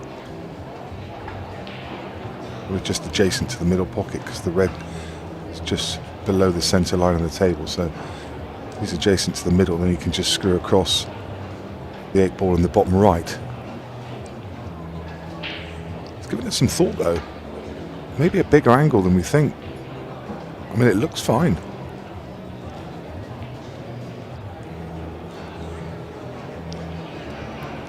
I must admit, I thought you'd have had these away by now. The trouble is, I think there's not much of a margin for error, is there, on the positional shot. So I was about to say, is he playing off the yellow, but where he dug down, but no. purposefully left it low so he can just run on off the top cushion. It should be absolutely fine. All about pace. It is indeed. Just to trace aside, just to hold the cue ball. Get a nice margin of error, even if he finishes 2 feet short of this position. He's still got a great black. He's perfect, and this is going to seal the deal. Well, down goes the black, and Tom Cousins defeats Christophe Lambert of France 8 frames to 4, and will march on. Yeah, we will see Tom again, and again it was a decent performance from Tom. There was some scrappiness in the middle there. Christophe did let a couple go away from him with that funny 6th frame, or when he had his shot selection there. But it will be Cousins that goes through 8-4. Yeah, so next up on this one is Hitan Patel versus Craig Waddingham. So that's going to be coming your way in just a few minutes as soon as they reset things. Across on the main arena table, Sean Chipperfield is currently 3-1 up versus Liam White. Head over to the Ultimate Pool app and you can catch the action there. Simon Webb is currently talking you through that game. I'm going to be back on this table in just a few minutes with Dave McQuillan. We'll see you shortly.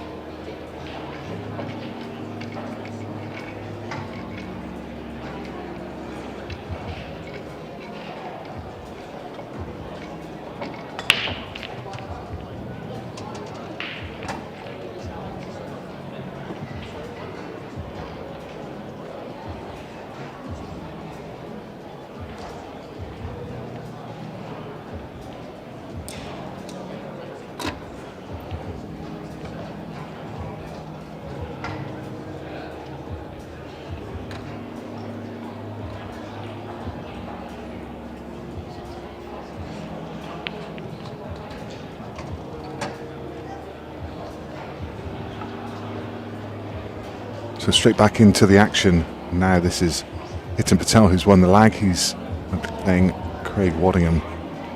That's 32. It's Nick Finn on comms, joined by Dave McQuillan. Good evening. How you doing?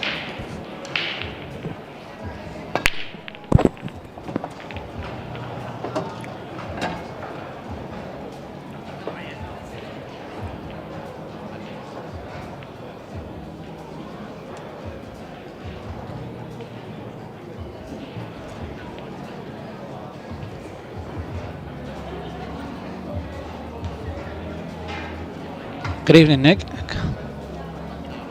This is going to be a cracker. Yeah, for sure.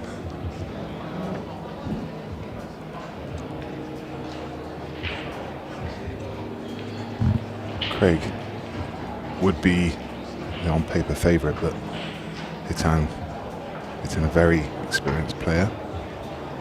Absolutely, he's been playing for India for years, so he's, as you say, he's very experienced. Quite the start he'd hoped for. Makes the ball, but very awkward. Yeah, he's looking for a red here.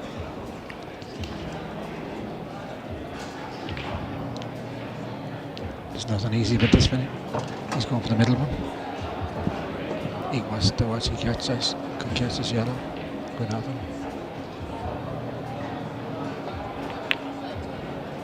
Ooh. That was difficult. Yeah, very thin. Yeah, I think on reds he's only left the one up the rail. Craig will go yellows. Yeah, he's only has the one difficult one beside the red. And he's probably going past that red. It is that all the yellows are there.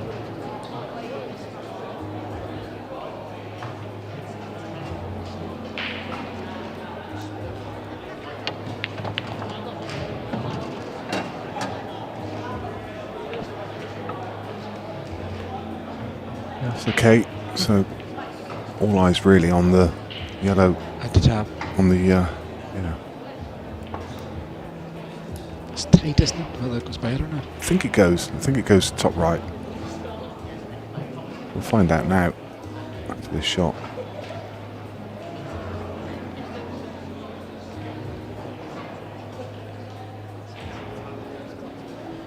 Always hard to tell from this camera angle.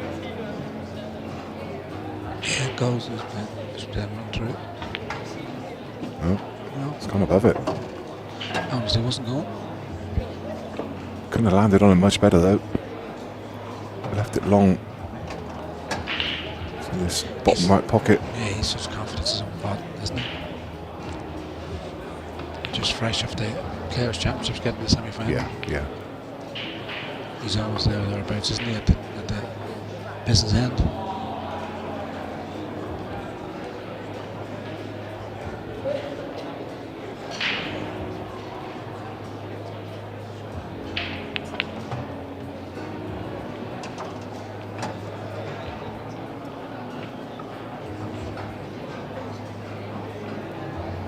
Didn't expect him to miss that. He's still a very difficult finish for him.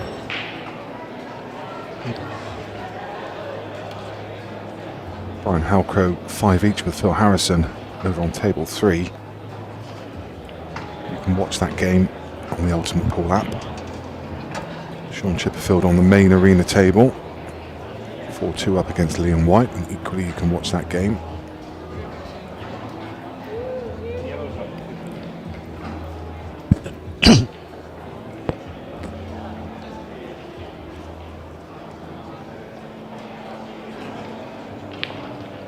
There's the experience. Nice. Beautiful shot.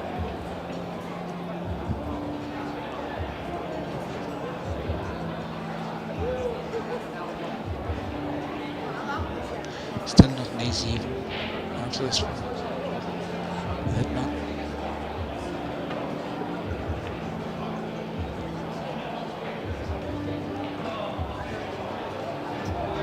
Now that ball's tied up, get the loss of turn I to think he has to, yes, absolutely. gets that yellow off the table. Get a good white here up towards the top 2 reds. No, kind of slow.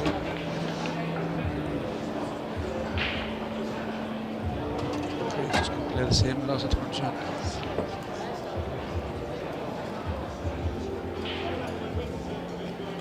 Off 2 cushions, trying to put the white in behind the black.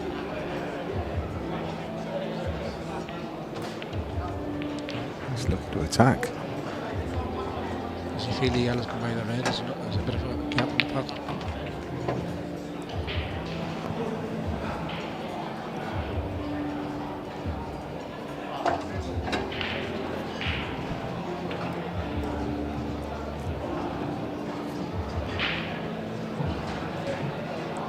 He's going to play the last turn now. I feel he should have played it last year.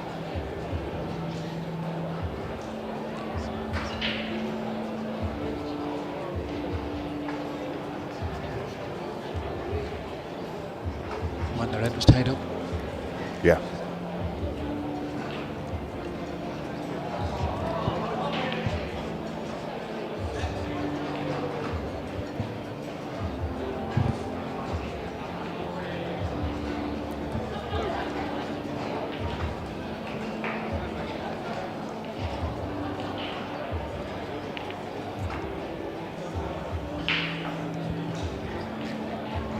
Can he pot this yellow at the bottom left to come back up and track this the other yellow down in off the red? Certainly what he's looking for. He's lost a cue ball though. That's what he tried. Yeah, absolutely what he tried, but it was tight. It looks like it's tight, but I think it would squeeze past that red. But, we're not going to find out. This Hitton's got ball in hand. Table's wide open.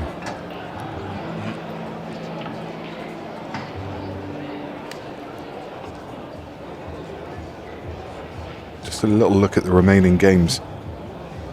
So up next on the main arena, conclusion of the game that Sean Chipperfield's 5-2 up in is Neil Rayburn against Chris Melling.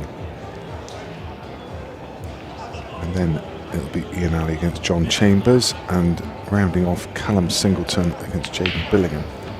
On this table, following this game, Phil Parkin versus Rob Warren, Christy Colefield against Andrew Patchett. So really good action there.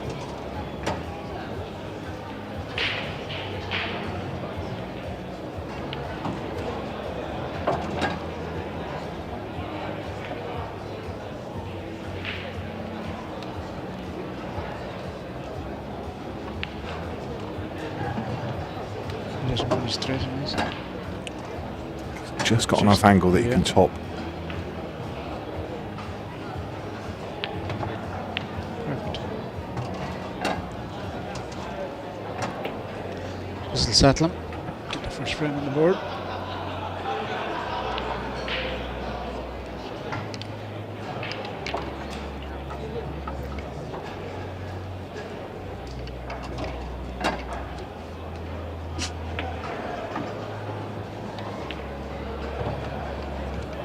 Some jumps on that stake from Craig Waddingham. Both players having a couple of bites of the cherry. Opening frame. Apologies, scores the wrong way around.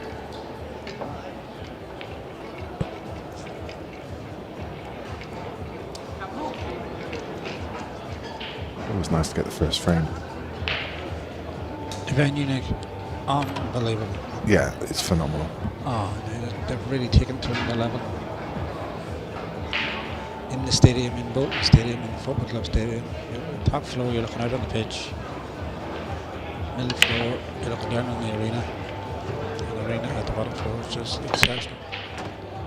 Everybody's onto the one. If you're a pool fan and you're anywhere near the Bolton area, you must come and pay us a visit, because it's well worth the trip.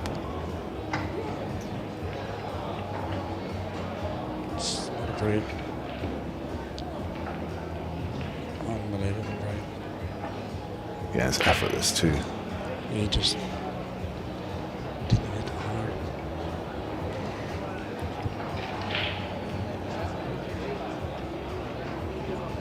The break shot is so important. It's the most important shot in the whole frame. Just through the gap now between red and yellow, so it was one of the tricky balls to get on. He's landed it now. There's quite a nice pattern here. There's probably a dozen different ways you could go about them. I just don't think he's on that bottom. Maybe. He just wants to slightly get to the left. Yeah.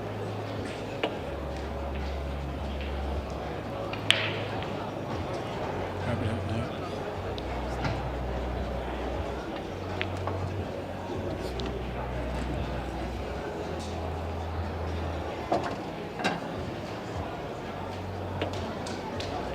Middle bottom left and go for the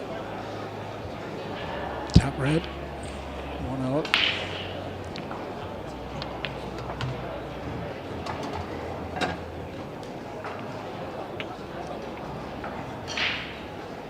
He's a destructive player when he gets in amongst the balls. Absolutely. Screw back to the top of the table.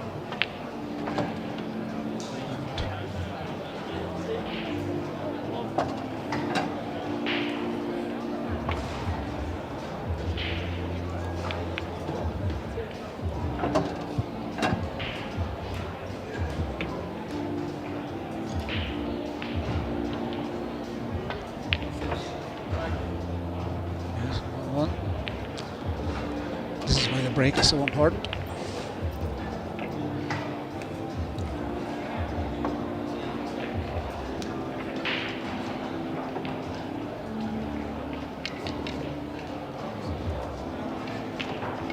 Timing that break and get a spot on, it gives you so much confidence. Feel good fighting. So.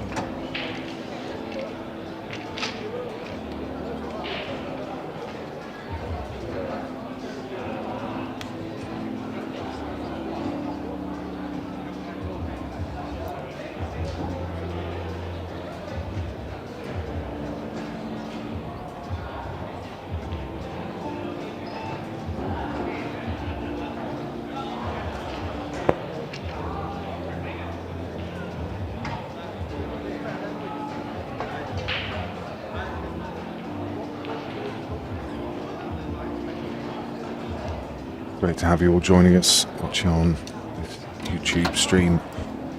We're going to be streaming action throughout the weekend. The stream on YouTube, there's also 3 tables streaming, including the main arena table and 2 side tables across on the Ultimate Pool app. If you so desire, you can sign up to a month's action, discounted rate for just $4.99, using the code at the top of the screen. Very unlucky by hitting. Absolutely, the top question is how we can ask for when it's kicked into the top right. Yellows or reds here is his choice. Yeah, he's wide open. Craig Warren doesn't miss me at least. Fine.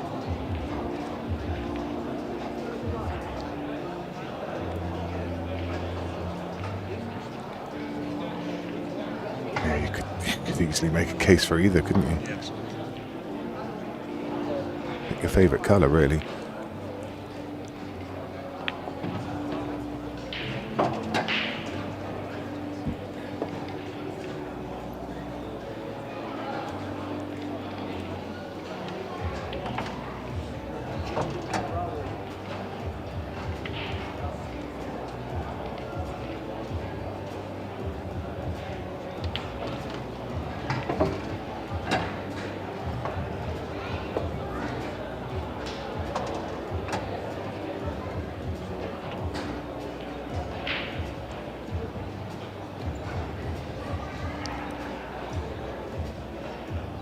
That yellow below the 8 ball. It's obviously guarded by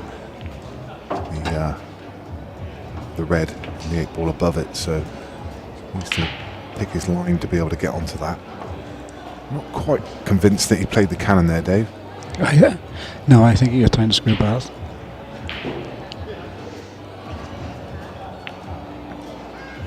Oh, that'd be a wee touch. Played in his favour though. He should run into that gap.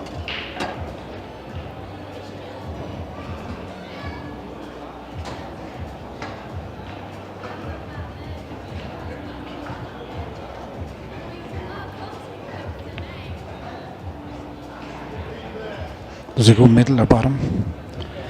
Left, next. think he'll come across. Yeah, I That- think that so, one yeah. first. No, he's going to top. But that looks the things. Yeah, just keep himself the angle looking across the table. Charlie Orchard asking if there's any way to watch the Sutton game, or Sutton versus Greg Batten. Yes, it's being streamed on the Ultimate Pool app. I think there's 3 tables to choose from. That is one of them.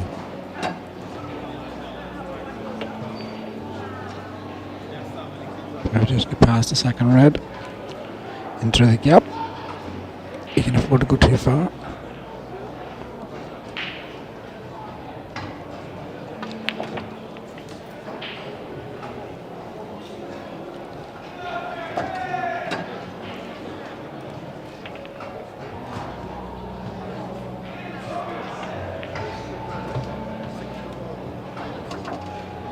Greg Waddingham has found his flow very early in the game, which is an ominous sign for any opponent. It's good. Leads 2 frames to 1. Important break of serve, and he'll be breaking in frame number 4. He went for a break he got the last time. Something similar. Yeah.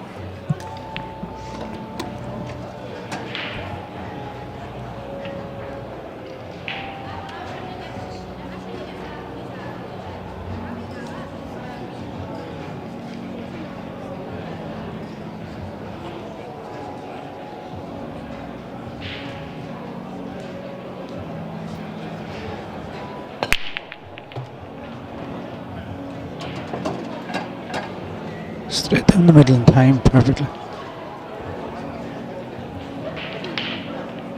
8 ball in the red on the right hand side. It's a bit of an issue. And He doesn't. has so much he'll go straight into it now. Yeah. Blue. Yeah. Yeah, he's got the really nice angle just to run down into it. All's going. That's It's it. okay, yeah, he's sat on top of it, but he's got the recovery Bolton middle. Does that pass though? Does that red pass the yellow? It looks tight. He's having a look now. Maybe just if you play it dead weight.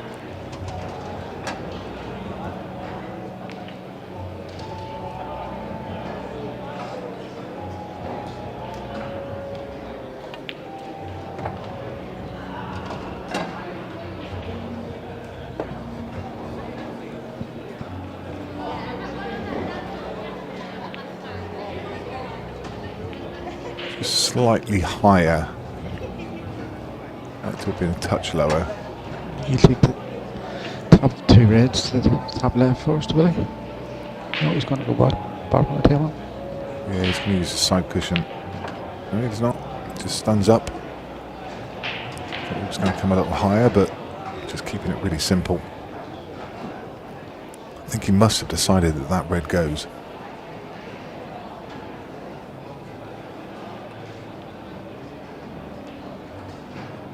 He's leaving it to last to get onto the 8. So he must feel that it passes the yellow.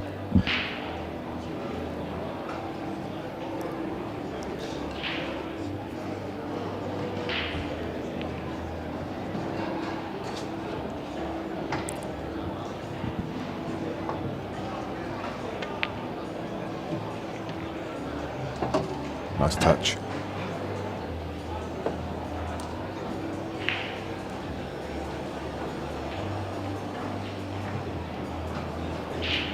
He just slightly the wrong angle here.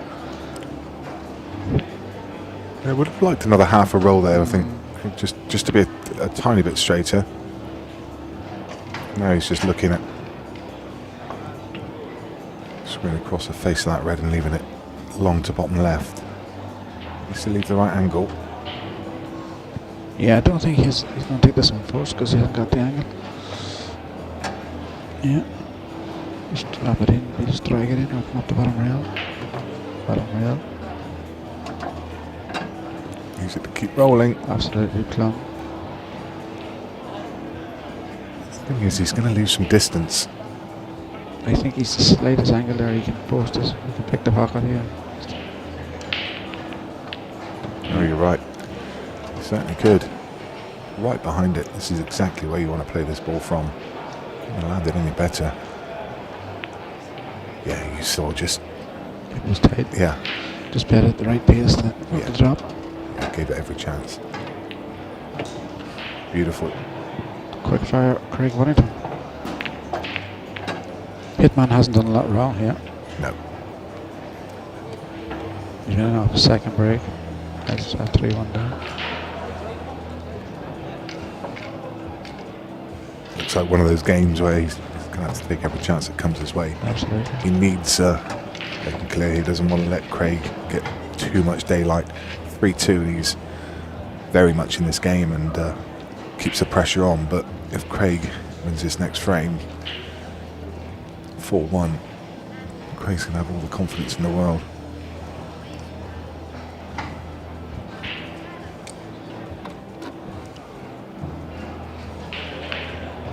Similar break to last time, only keep the white. Keep the white on 10.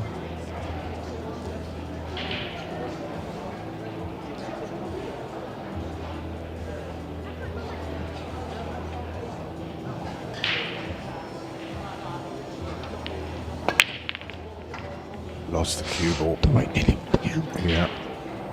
He didn't time that at all well. No. And that's the reason he's not made a ball. The cue ball just squirted off the front of the pack. Nowhere near the front, the kind of sweet spot of that front ball you see. He's hit it on the left-hand side as we look at the pack, and cue balls actually come below the middle pocket, which is very unusual. So much, and this time that. But as can often happen when you don't time it well, you leave a really messy table.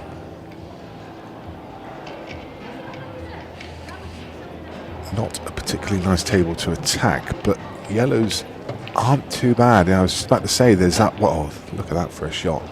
There's that one bad yellow, and there was the yellow to the left, which is just cannoned on. That didn't go into the bottom left. I mean, he's dealt with both of those problems in one shot. You can use this. Yeah, he's going to remove this problem yellow now, because he has other balls to fall back on, but goes wrong. Looks to be playing it off the red. He then opens the pocket for the two yellows above. Also gives the black a little nudge. Opposite the black wasn't going when he tried to move it though. I think it did. I'm not sure if he could avoid the cannon. I think it went. This is a bit tricky though, because I think he's going to have to take the plant. I mean, he's got the thin cut, but I don't think you want to play it. He's got the plant to bottom, but it would be easy to lose the yellow after it makes contact with the one over the pocket. It would be easy to lose it in behind the red. So a little bit of danger in this shot, which is why he hasn't gone for it.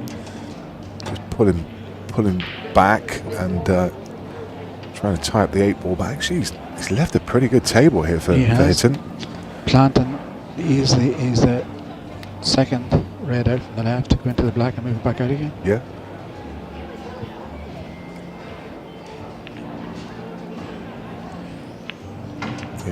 Yeah, just leave this angle, and all he needs to do is really a full ball cannon into the red. He leaves himself on the other red down the cushion. Sorry, a full ball cannon onto the 8. It's a perfect opportunity for Hitman. Yeah, he's played it well. He doesn't want the black to. He wants the bands. It's okay. Yeah, that's okay.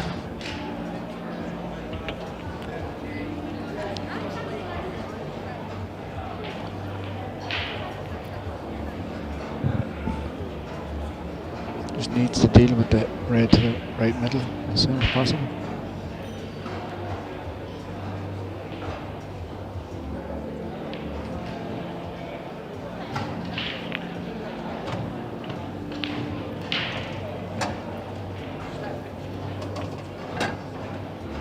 Maybe on it now. Not sure he can get past. It's tight. The yellow is tight, yeah. May just be on it.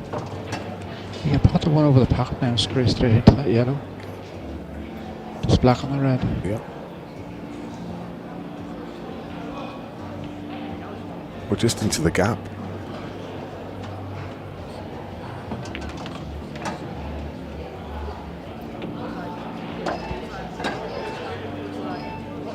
I think I'll run to the yellow now. We can take it to the bottom.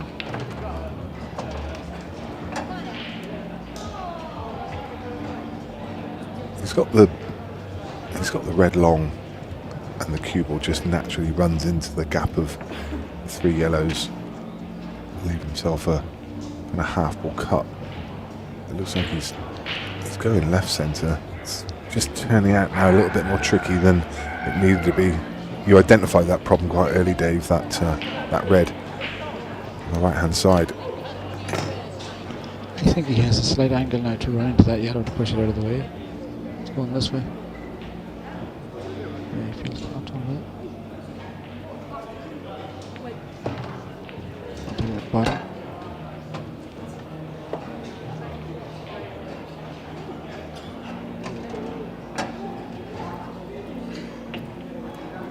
Again, a couple of options. If he doesn't like this to bottom right, he could take the one to bottom left and then just kind of stun through the gap and leave a better line. Looks like he's coming back.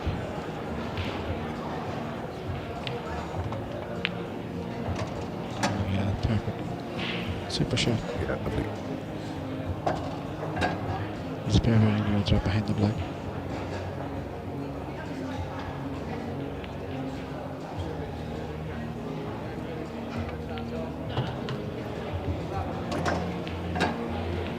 Perfectly straight. Read that well. That's a super clearance from Hector Patel. Really Nice good. finish from the hitman. Yeah, top draw. Big frame from, as you said before, 3-2s, 4-1. It just makes a statement, doesn't it? Just Yeah. says that, you know, you're only that one ahead, make a mistake and I'm drawing back level. You know, if Craig could have got to the table there and hit him, had a lot of pressure on him in that clearance, because any mistakes, you know, chances are he's going to be 4-1 with Craig breaking again, you know, breaking clearance 5-1, the game's getting away from you. A lot more pressure on this break now. Still early in the match though.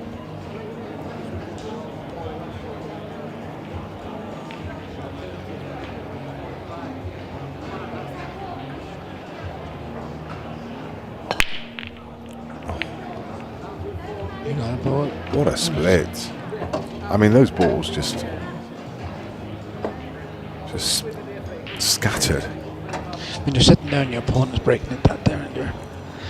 It's just, and you nothing you can do. He's just timing them so well. It's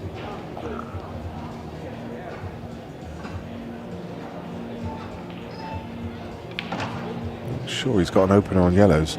no, he'll go reds. I would imagine. Yeah. You can drop this one into the middle and then take the one down the rail. Get rid of it. He could have run through another inch of that ball, but he couldn't. He still has to take the one down the rail now.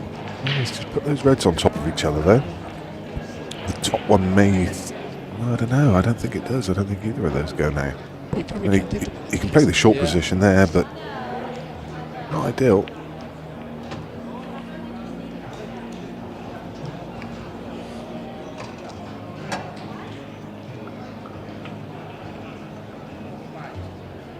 Yeah, so much so that he's having to play it now. behind him, take it to the middle. Yeah. It looks like the one down the rail is going to be his last ball, but she wouldn't have wanted it to be. Nope. You can't get much angle on that one down the rail to get the white out.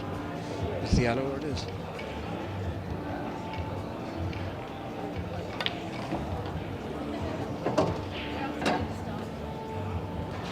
Does he go take the red and go down for the bottom and come back up again? Because he can't land straight on the red to get on the black. Yeah, that's a pretty good option.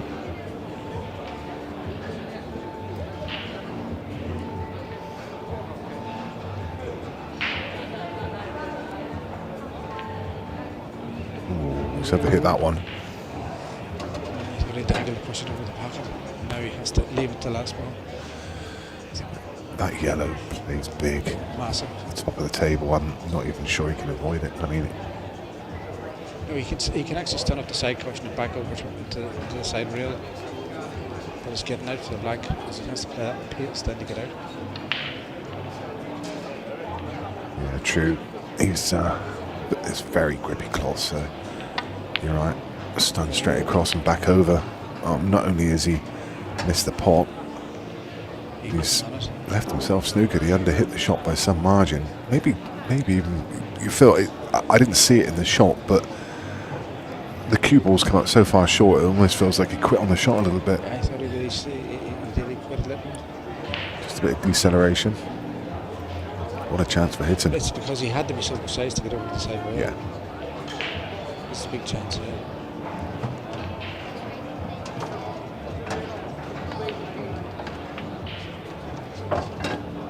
He'll not be too disappointed because he has several yellows to use now to move that yellow. He doesn't even have to move it, they'll double. Yeah.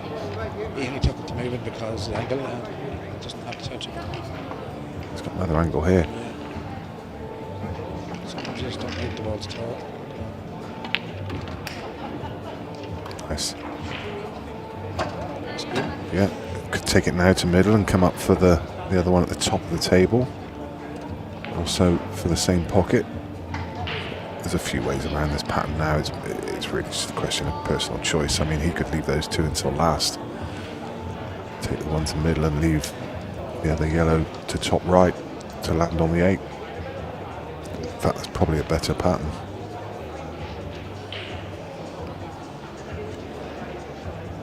This frame ball here. Again, a choice of 3. Just stun back an inch from top left. Top right, sorry. He was going this way.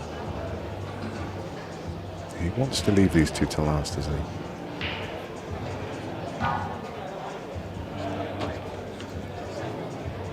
You can see why. I mean, these three link up really nicely now. Essentially 3 stop shots. Yeah.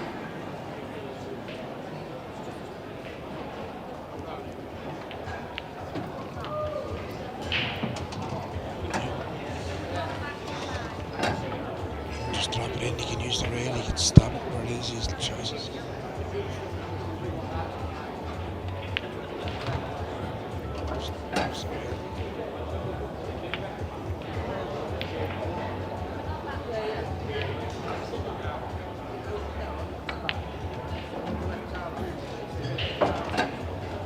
Now he's got a bit of pressure with Craig.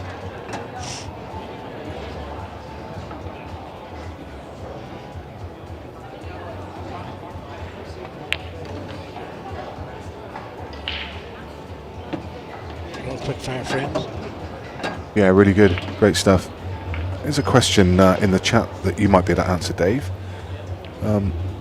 Torture You has asked, why do the players use a 1-piece cue instead of a 2-piece cue? I mean, quite often now we see most, if not all of the players, there are a couple of exceptions, but most of the players use a 1-piece cue. You see anything that's produced by the good cue makers, they're always a 1-piece cue, aren't they? You got any kind of opinion on that? I would think that a lot of them players play snooker, you know, that are using 1-piece cues. Yeah. It's just it's a snooker thing. Yeah. I don't really see the difference. No. It's all down to who you get to make it. Would you rather 1-piece? Some people go for the 3/4 cue because it's it's easier carried, easier managed. Yeah. 1-piece you need the bigger keys.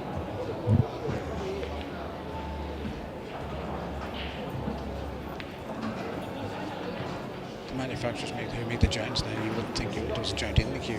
No.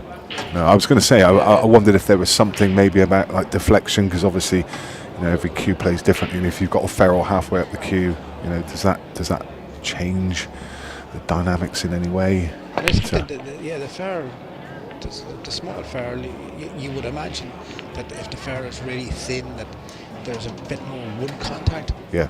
More so than tip contact. That could be an explanation.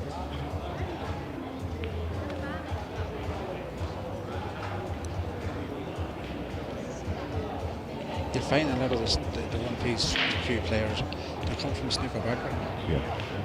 In my opinion.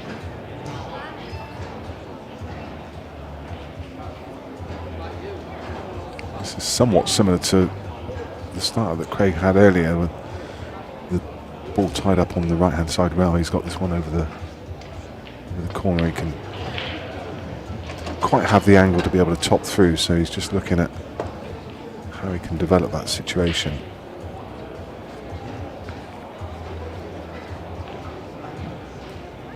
I think he's looking at just finishing a fraction lower there and using the yellow to bottom right to come across and kick it, but he can use this one. Is he on anything? Oh. It's cruel. He has just cut down the rail, even if he has it. May just be able to squeeze past the 8 ball to have that thin snick. Can he avoid the rail? Use the rail to come mid-table. Quite unlucky not to be on anything easy on this.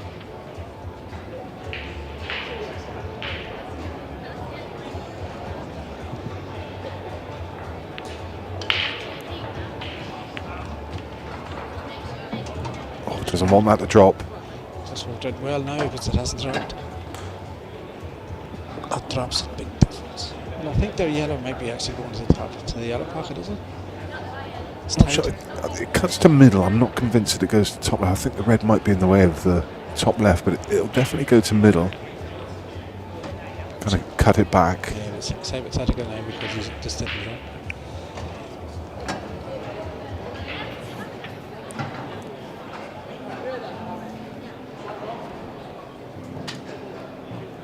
If he feels he can hold the cue ball at the top of the table for the other yellow to the same pocket, then he may play that now, but I think it's just too big an angle to do that.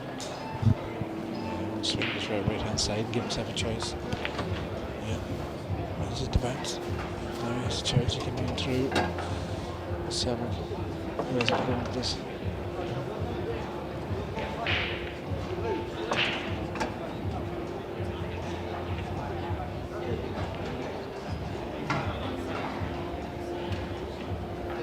Stand back an inch or 2. Somewhere around the black spot.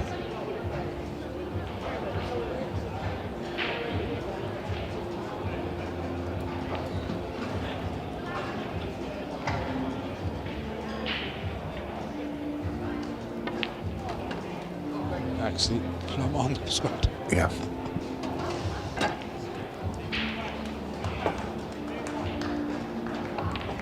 Couldn't have landed that much nicer. Just a.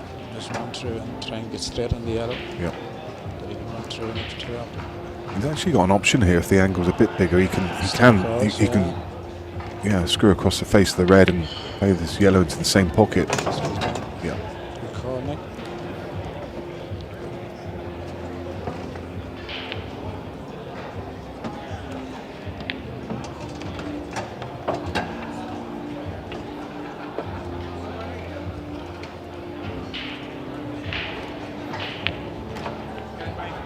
Frames to 3 in favour of Craig Wadding. What an interesting game this is. There's not much we missed.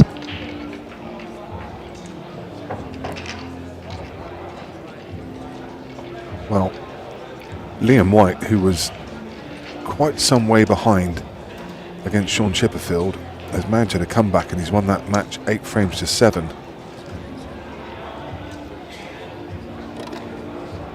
Josh Kane's beaten Carl Cope 8 frames to 4. Phil Harrison beat Brian Halker. They were 5 apiece. He won 8 frames to 5. What a comeback that was from Liam. He was, I remember exactly, I think at one point it was 5-2. Not sure what happened after that.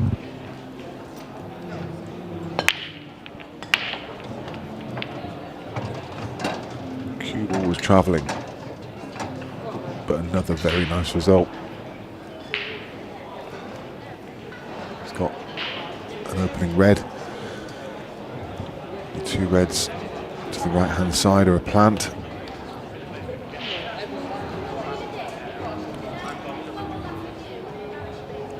Could take the plant now and probably take this one to bottom left just to get it off the table though.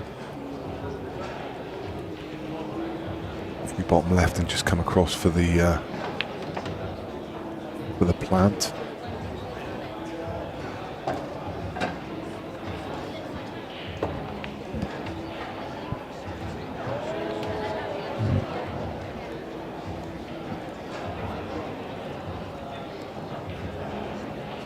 Carl Sutton's 4-3 up against Greg Batten. Neil Raybone and Chris Melling about to get underway on the main arena table. What a game that is lining up to be. Ultimate Pool app will take you to that game. Nice to see Chris Melling back in action. Wasn't here for the last event, I think he was over in China, so it's really good to have him back.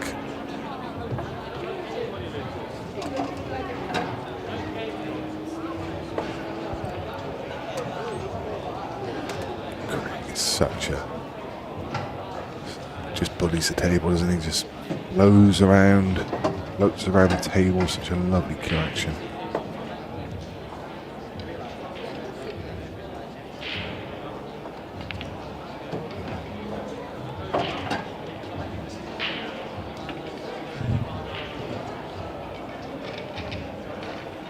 When he's buzzing, when he's flowing like this, he just doesn't look like missing. Not even a consideration.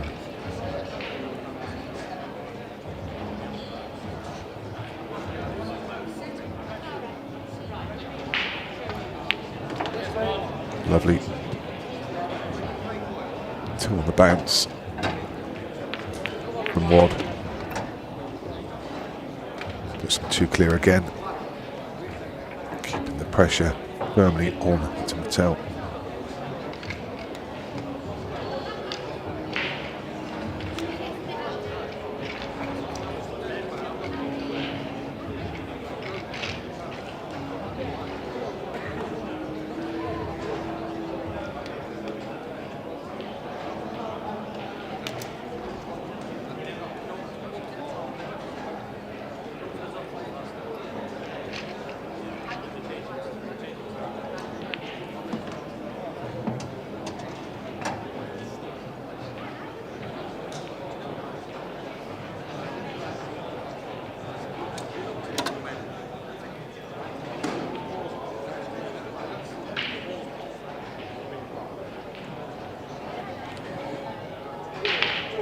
We get frame number 9 underway.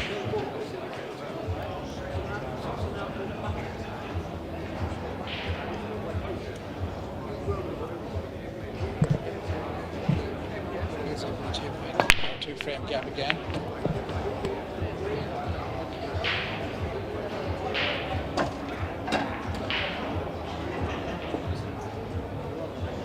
Yeah, he's got that cushion.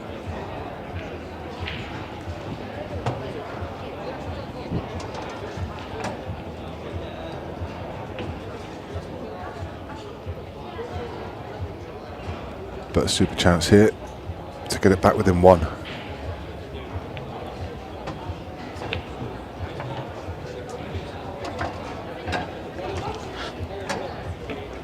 Just bring the weight back out to roughly where he is now, a little bit further maybe. His key shot, his frame shot.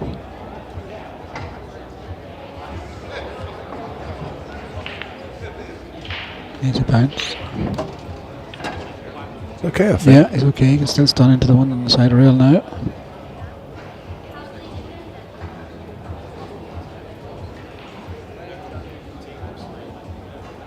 Everything does a stun up.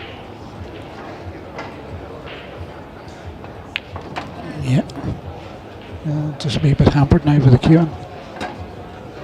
Yeah. Very, very hampered. Doesn't need to do too much for the cue ball though. Would have wanted to play this with topspin anyway, so you could just focus on the pot. Cue ball was naturally coming across Yeah, on he that just line. played at the right speed there. Yeah. You see it come out a wee bit there, but still dropped. Yeah. 2 yellows into the same pocket.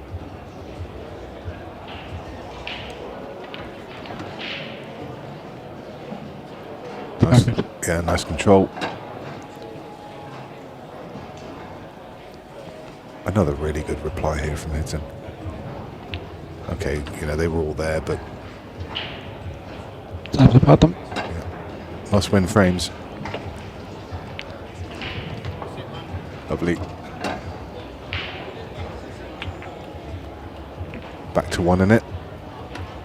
Craig Waddingham with still that Great important serve. break. Yep.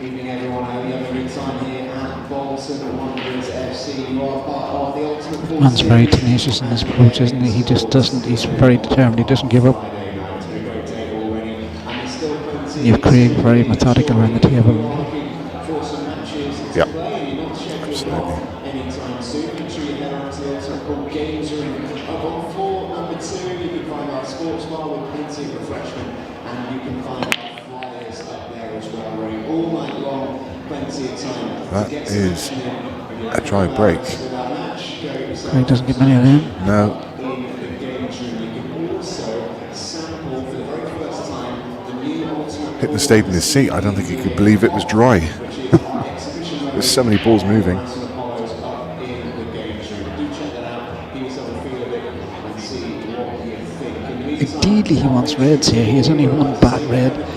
Yellows, a little bit more walk, a lot more walk. If you can drop this red in the middle to get him going, then we've got a pattern who gives that red beside to the right hand side. That's the difficult red he has.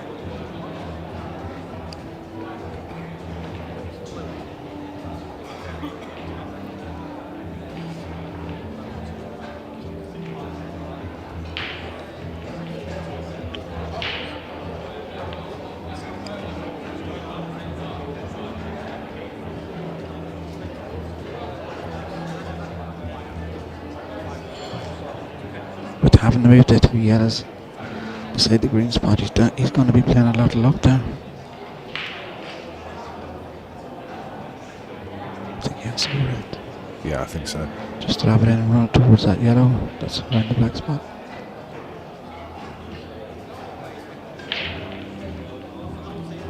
Underhit it. Cut it. He did. Just a tiny bit more pace, and he might have still dropped. Does Craig play the plan? Does he? It's a brave shot to take on. If he gets it, it's frame ball. Yeah.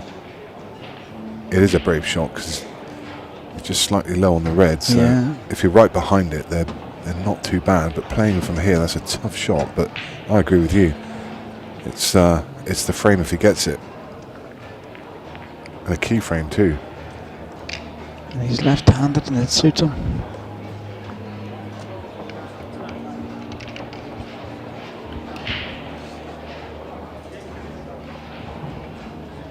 No, he's going to play red to be on red.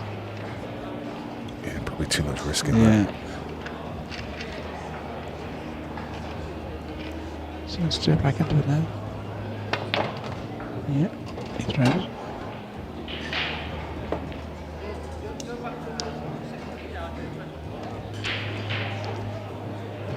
Now so turn and stick the red to the yellow.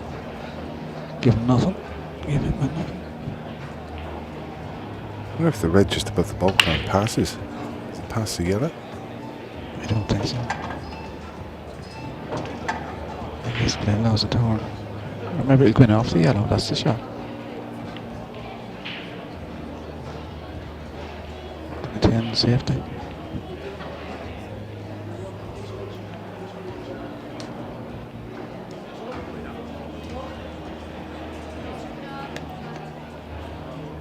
That man has a great chance here now. You can use the bottom yellow beside the middle going out of that red to open them up if you can get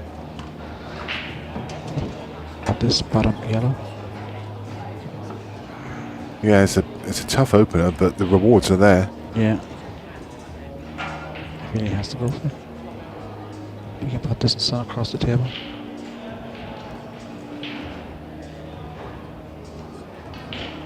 He's going for this yellow. I thought I would have left that one because he needs that to move to the yellow.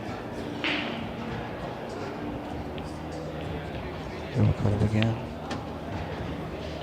That couldn't have worked out any better. I think he's sniggering on everything. Yeah, I think you're right. Maybe he's on the one to the middle.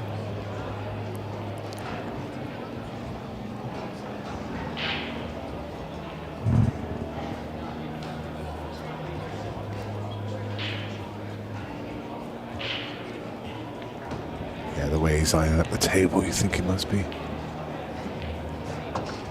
He's looking at the 3-ball plant here, yeah. Open it up.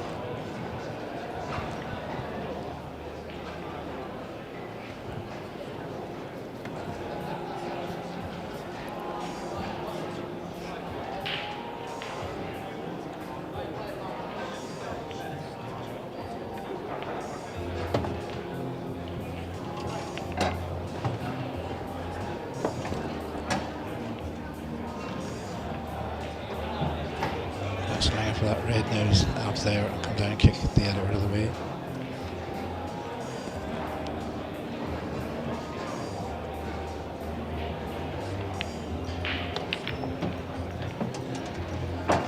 It's unlucky. But he has his angle to go back into the 2 reds again.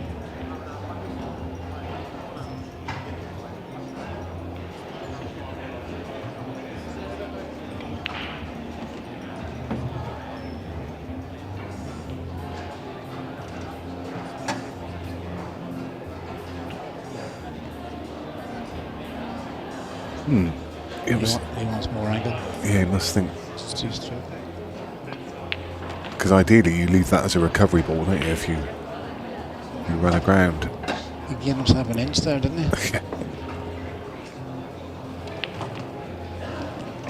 Now he has to watch that he doesn't push the red towards the yellows. That's what he's looking at there.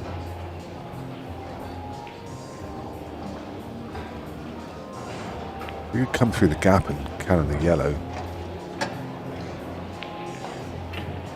Surely would be on something. Nice.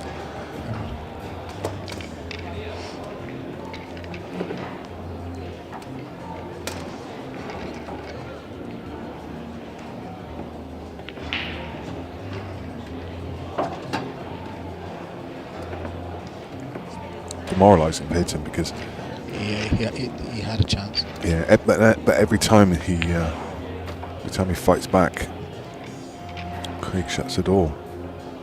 But you're right, hits him.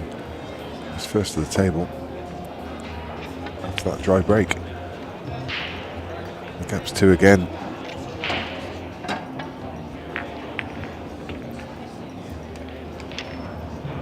They're 2 quick players that are behind. They're playing good as they should be playing.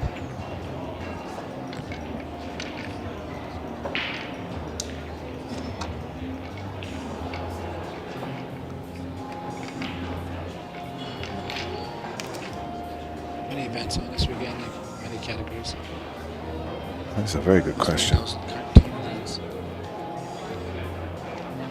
Ladies, juniors. So over the we've got a team event, a 3-man team, and there's also a plate. And you've got Challenger 1, 2 and 3. We've got Ladies Pro, Ladies Challenger, Disability Series, Disability Plate, Next Gen Plate, Seniors Plate, and they're also playing the Last Man Standing qualifier. So, what's that, 15? Bit of organising to that. Yeah, and a lot of those are obviously times 2 because you've got 2 of all the Challenger, 2 of all the Pro, and 2 of all of the ladies events.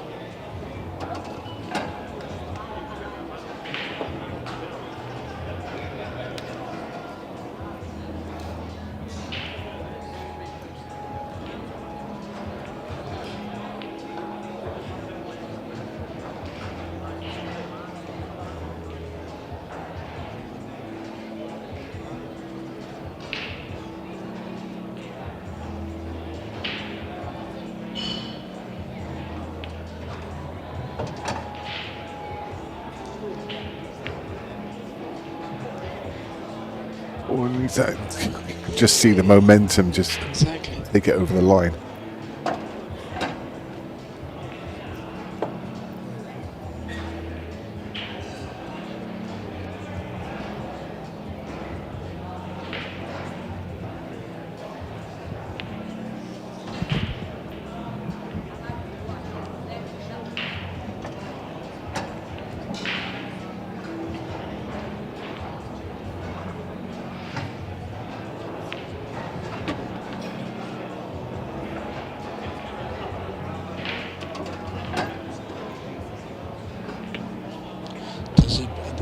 shot.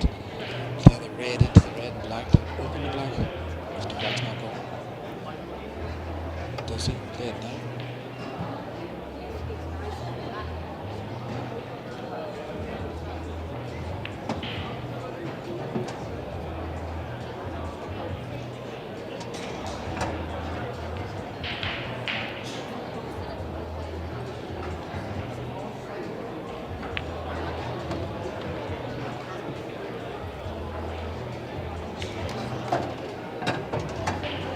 He's taking the scenic route here. He is, yeah. Just a reminder that this is Ultimate Pool Events 3 and 4 from Bolton Wanderers football ground. In this incredible arena, 88 tables across 3 floors. Not forgetting on the top floor they have playing flyers all weekend. As soon as one finishes, the next one starts. There's 10 tables on the top floor, 34 tables on the middle floor, and 44 tables here.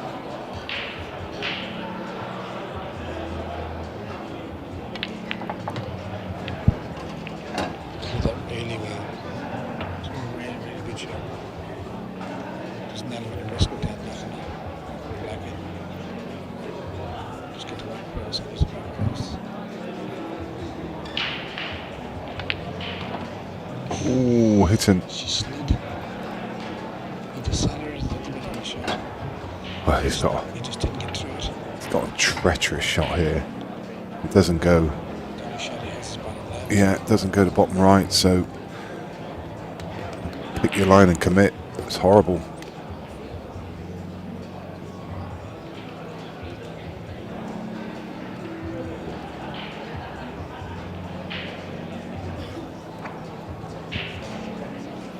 Just cut to the middle.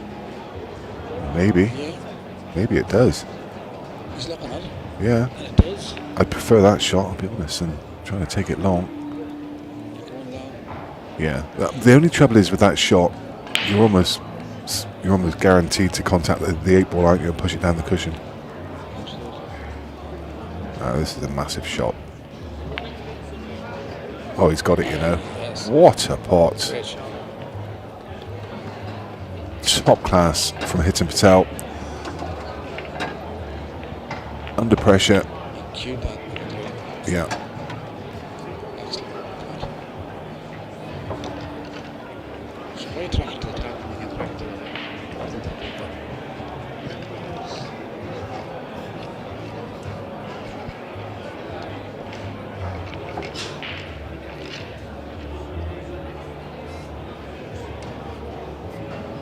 Keeps himself alive. That shot. Deservedly so. One frame in this match. It's been a really good match. Yeah, we see some great games on this table so far today. Don't forget, action from 4 tables. 3 of them are on the Ultimate Pool app. This YouTube stream is with you the whole weekend. Another really good break. As I say, you nailed it earlier, David. So it's just demoralising. Like, every time hitting battles through a frame, plays really well, makes a great clearance, gets himself back within 1, and then Craig just crunches them and leaves fairly straightforward finishes. It's demoralising. You have to force my way back into the match. It happened to me today again, Phil. Force your way back in, and next thing, there's like 2 or 3 breaking dishes, and good luck. But once they have that on their armour, you see, it's massive.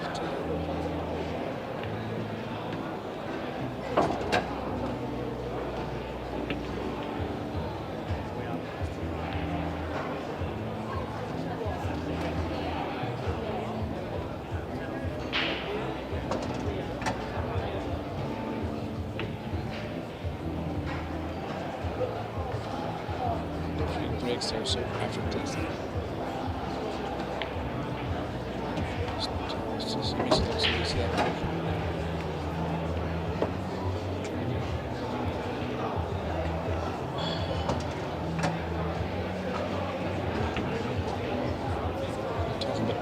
Sometimes being lucky, that's perfect time. That's practice.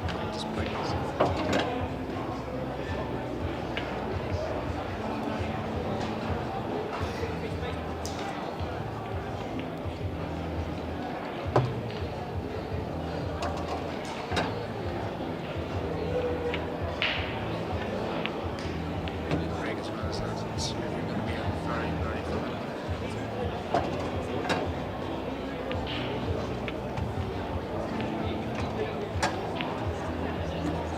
Craig Waddingham with another sublime break.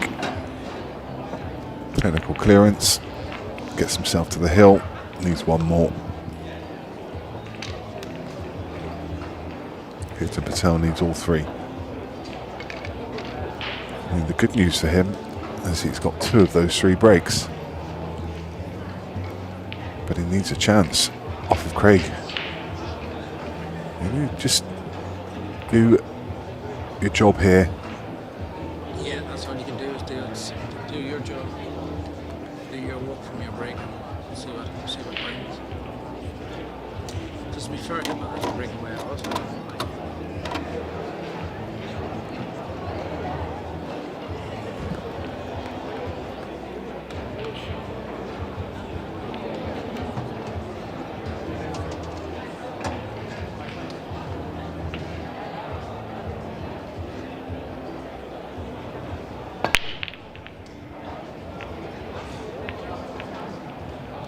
Oh no. Is it going to drop? There you It go. does.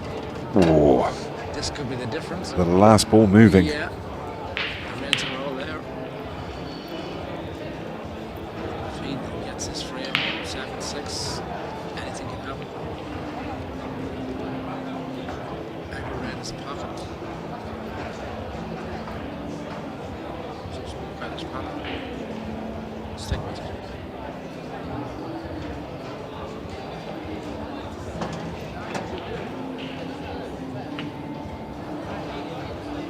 Just bounce this red to the right middle, you can in the yellow. Maybe on the top right.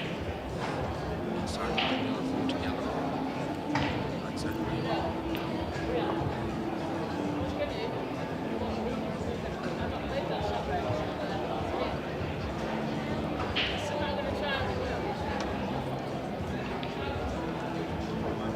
Just maybe anything.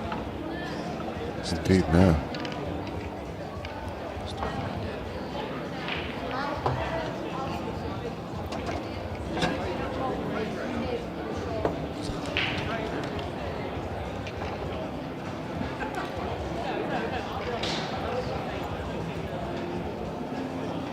Yeah, if he was on it now, he could just run forward 4 or 5 inches and then pick the one that's next to the yellow. Just frame one, yeah. Yeah. Just drop the middle through, inch 2.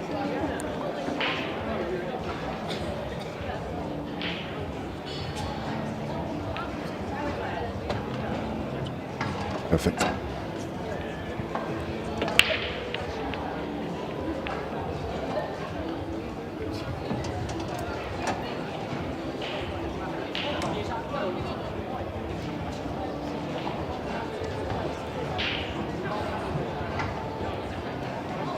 Just has to be careful as well here. He wants to right up the other side.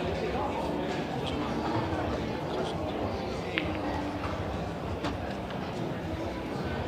ideally, you want both in the same one.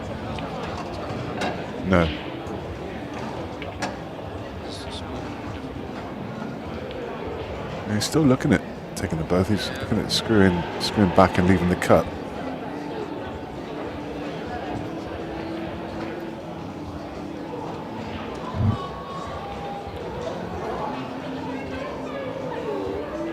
That little fraction just makes a difference. It really does, yeah. Just Yeah. if he gets in and does I quite like what he's just looked at there, is just dropping this in and yeah. Yeah. I mean, you don't have to do anything with the cue ball, do you? It's just a natural line.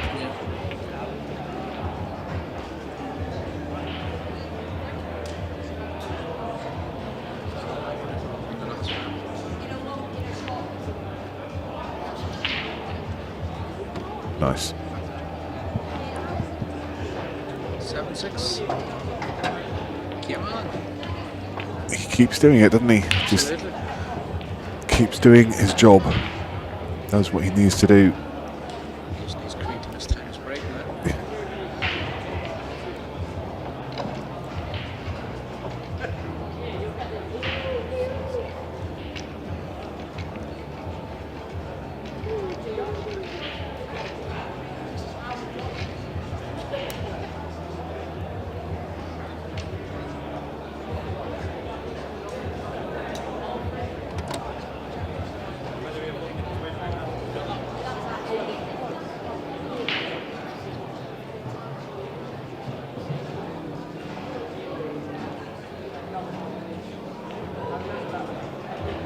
So Craig Waddingham steps up, ring number 14.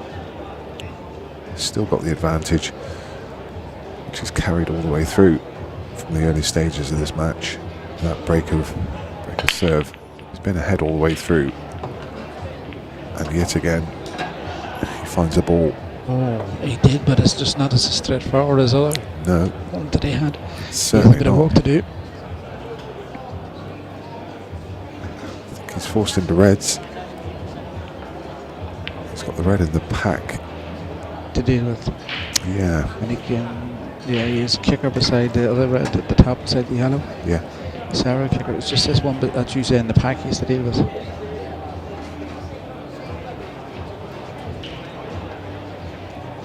Plus he has the comfort of that top yellow and hitman tied up.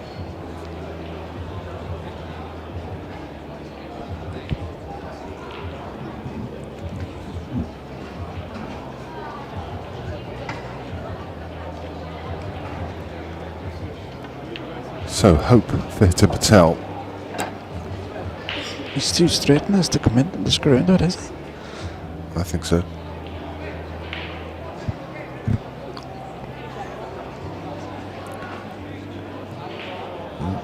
He thinks he can still force it across. Yeah, he has to pick the puck anywhere he can. Needs a wee bit of luck here. Didn't get. He did get it, did he? Oh, he's on this one to the middle. That is so. Yeah. It's probably for him if he can get down to this one. If he's on this one to the middle, which I think he is. I think so, yeah. He's got the one to middle, and I'm pretty sure he can get past that yellow to the potting angle of the red that he's just Developed. developed, yeah. To kick the red and leave it go. No, he hasn't. It's not getting straight. He's played off the He's looking yellow. at playing it off the yellow. To develop the two reds in the one shot was fortunate. What a Played that shot. well. What a shot. Great shot. Yeah. It's match ball, I would imagine.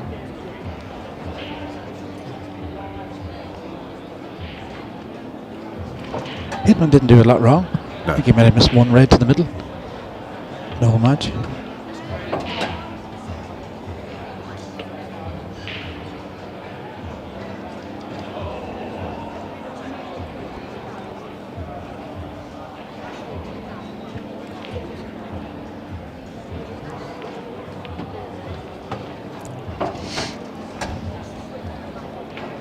You got to feel for Hitam Patel. You really do. I mean, he's just battled back every time Craig's asked him the question. He's battled back, but you take nothing away from Craig. As much as Hitton's put the pressure on him every time, Craig's just answered it. I mean, okay, he's been breaking incredibly well, but even in this frame, when he's had some work to do, it's just Yeah, how many breaking dishes has he got from his own break? It's at least at 4. yeah, Four, yeah, not 5. yeah. It's very hard. It shows how well Hitman has played to get, if he got 5 dishes from his Yeah. own break, he's still 7-6. Well done, Yeah. Craig. Yeah, tremendous performance from both players, you got to say. But Absolutely. yeah, Craig Waddingham had to pull out all the stops to beat Hitam Patel. That was a really good game of pool. Enjoyed that one. Next up on this table is going to be Rob Warren against Phil Parkin. Dave, a pleasure as always. Thanks very much. No problem, thank you. We'll reset things here. We'll be back with the action in just a few minutes.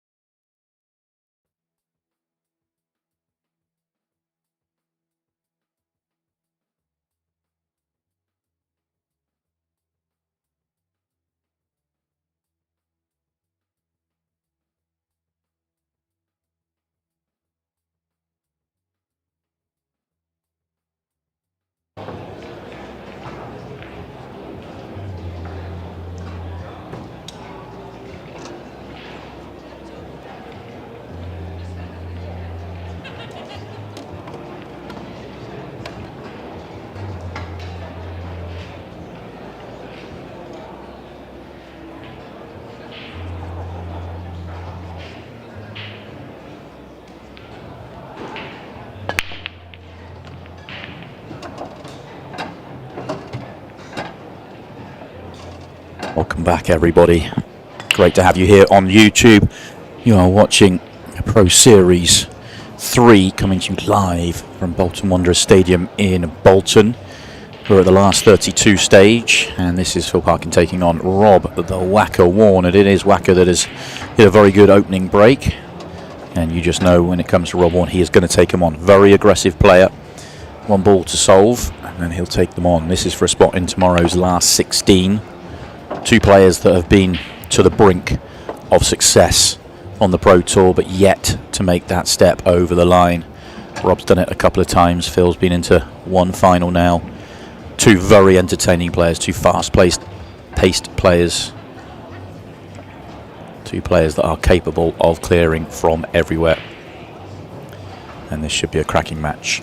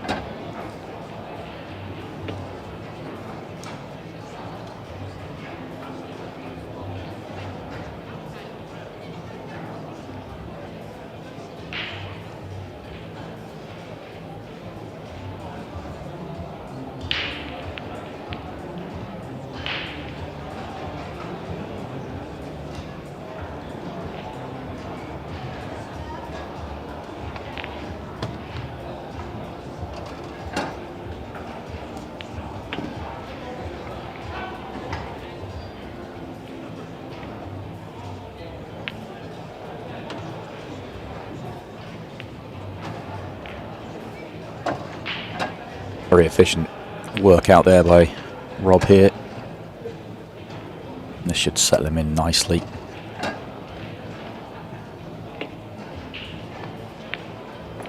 Brilliant victory for Whacker earlier on today. Tough matchup against Zach Shepherd, who's having a good season as a first-year professional. Deciding frame victory for Rob. And he started strongly here. As Phil Parkin comes to get himself racked up for frame number 2. We can just have a look around, see what's going on in the building. Well, let's just jump across and have a look at Neil Raybone breaking off. He's currently 5-4 down to Chris Melling. This is over on our main feature table. Main TV table over on Ultimate Pool TV. We've got 3 matches to pick from on Ultimate Pool TV. The women's stream and 2 matches from the Pro Series. And this is our main TV table. And Neil Raybone hits a good break, gets himself an opportunity to get himself all square in that one. We'll leave it with Neil at the table, come back to our table, and we'll see Phil Parkin with his first action in this match. Really drove through the pack nicely there. Yes, the cue ball a little bit to the left-hand side, but you could really see how much he drove through the pack to generate power, and it's a lovely split. He's got his first opportunity, and it's a slightly easier chance than the one that Whacker had, but it's still one that absolutely Phil should take out.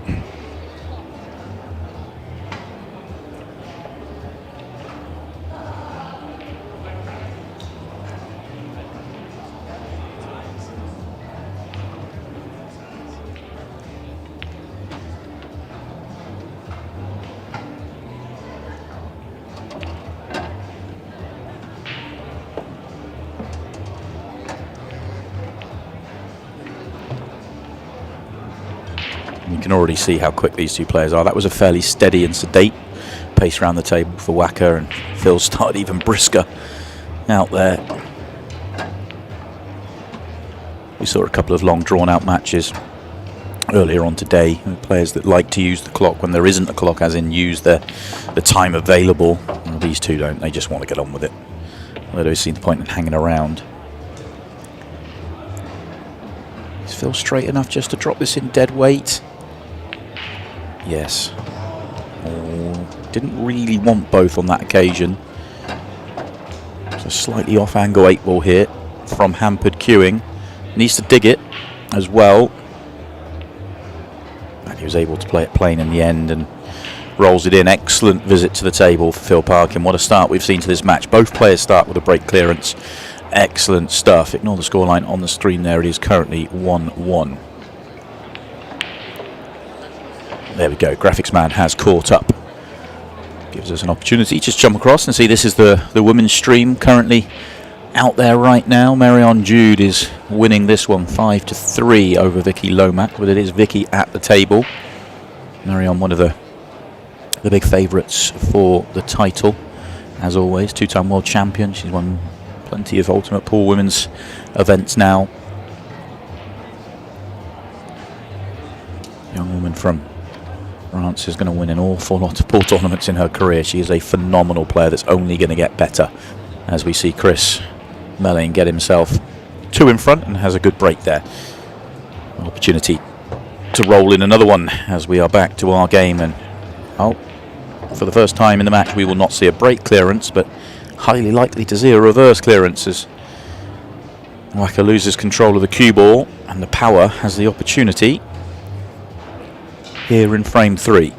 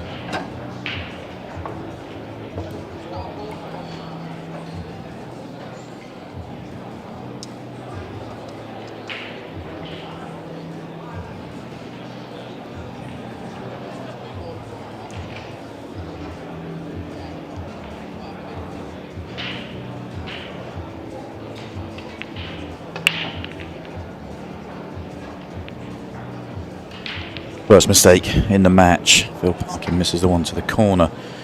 Get the sense he was just trying to hold on the straight there, and maybe he was trying to pinch it and just got it slightly wrong because he's overheld. So Rob gets the opportunity now. One underneath his cue at the moment is his problem. Obviously the one next to the red as well. But it's not as big a problem as the one further down the table that doesn't have a pocket.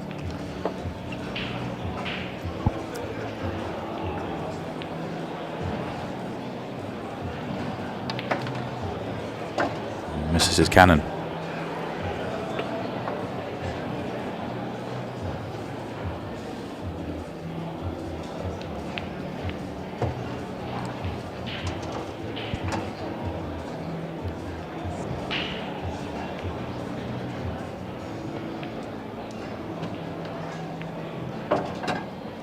Gets it right second time round, but does that block the double on the yellow? Might still go through the gap. It's not an easy double to land on. I think the double's got to be easier than trying to move it though.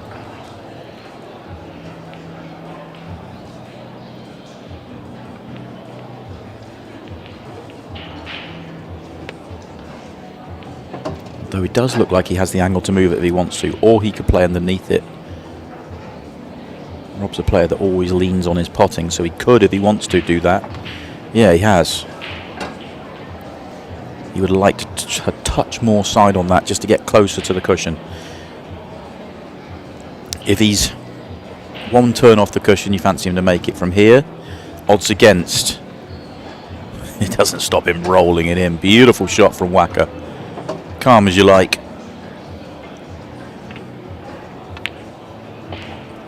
And Rob is 2-1 in front. Punishes the error. And this match remains on the serve. We were keeping an eye on Neil Raybone and Chris Melling. Chris did get himself to the hill, 7-4. Haven't seen Chris in a little while. He's been missing from the last couple of events, so it's good to see him back. As ever, Chris is a big traveller when it comes to cue sports, travelling around the world. This time he's just returned from China.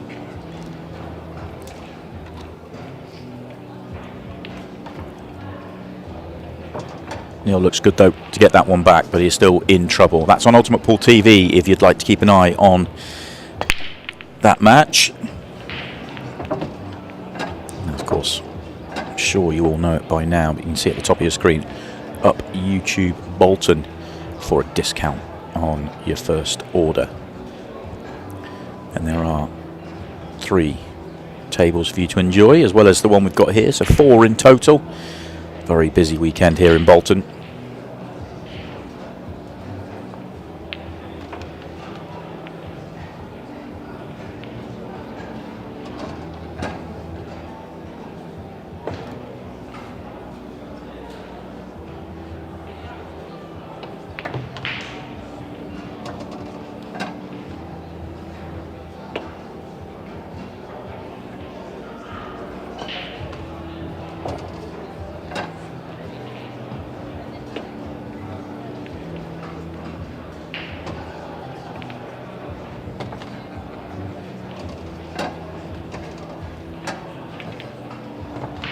It's so much fun watching pool and players play like this.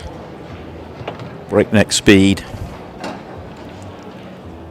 Just backing themselves to clear up from everywhere. And the reason they do that is because they do that. Amazing when you watch these guys in full flow.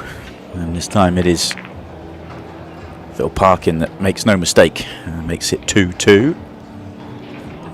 Perfect time for us just to dip across. And we can catch the final moments here of Chris Melling winning his first match. Got a bye in the last 64. He's straight into the last 16 with that victory over Neil Raybone. Very good performance there from the magician Chris Melling. Shake of the head because he knows there is more that he can give. But he is up and running here at the Pro Series in Bolton. And it is very good to have Chris Melling back.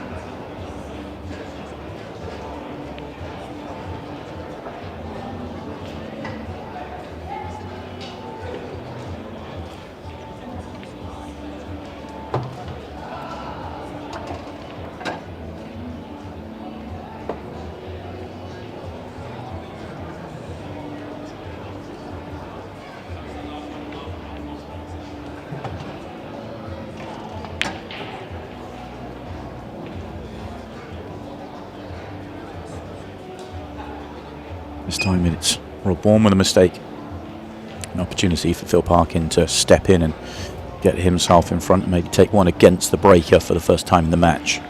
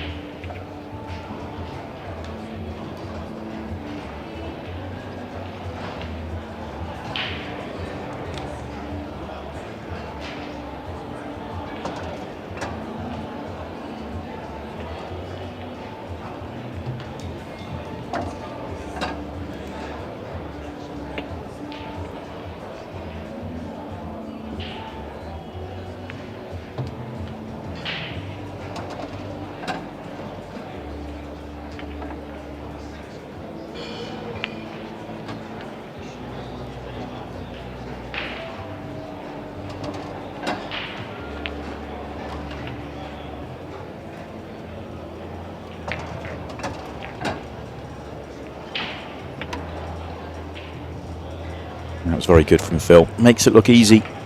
Does it at pace. Very enjoyable to watch. Chris Melling's currently being interviewed by Stephen Jameson over on our arena table right now. There'll be another match following very shortly in our main table. I can let you know it's a good one as well. It's Ian Alley versus John Chambers. Really looking forward to that. Ian Alley was so good when we were in Wigan. Absolute joy to watch all the way through the tournament. The way he came back against the players, the way he fought hard in the final, came all the way back to a decider against Darren Davies, just coming up short. But brilliant stuff from Ian. Looking forward to seeing how he goes this time out. He's already got one match under his belt this weekend, and he's got John Chambers, who had a good victory over Sean Story earlier on today. We're also going to see Callum Singleton versus Jaden Billingham on the TV table later on tonight as well. Got more action on YouTube as well to follow after this one. Christy Caulfield and Andrew Patchett will round off our night here in Bolton here on YouTube. Of course, still plenty going on the women's table and on table 3. There's a lot going on here. Shane Thompson starting his campaign shortly against Matt Cook. Jez Graham and Dylan Leary to play. So a lot to enjoy as the evening continues here on day 1 of the second series weekend of 2025. Hope you're all enjoying it at home. We're certainly enjoying bringing it to you live here on YouTube, and Rob Bourne is in here.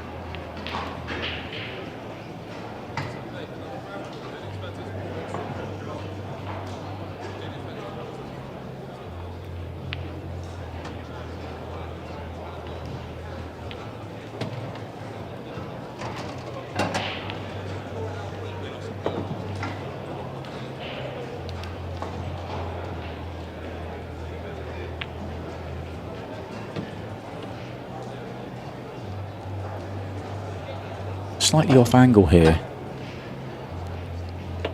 Wants to get down past the straight ideally. Near straight isn't too bad. Straight's not too bad.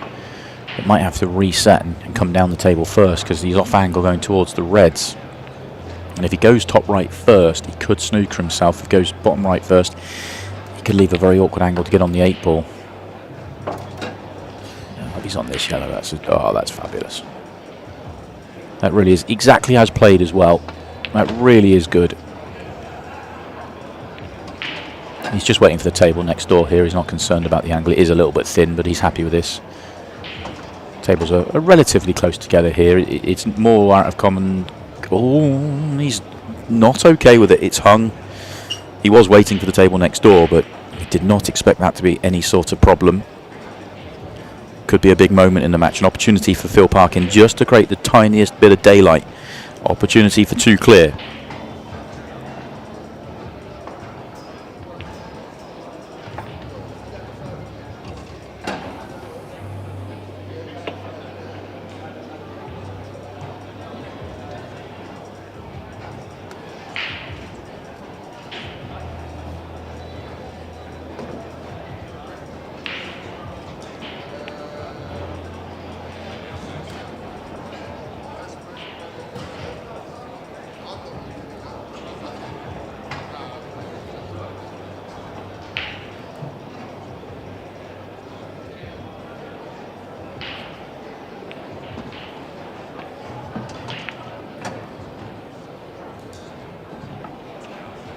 Wow, I didn't see that coming the way that Phil's been playing.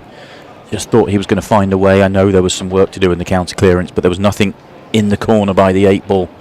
And he just got himself into a little bit of bother. So a let-off, a big let-off for Wacker. And they're all square at 3s.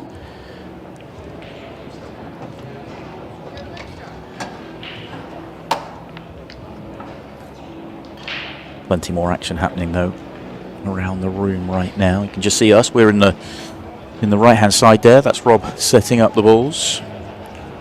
Stephen there, our presenter, just saying hello to Ian Alley as he makes his way into the arena, and John Chambers, who's been an absolute breath of fresh air.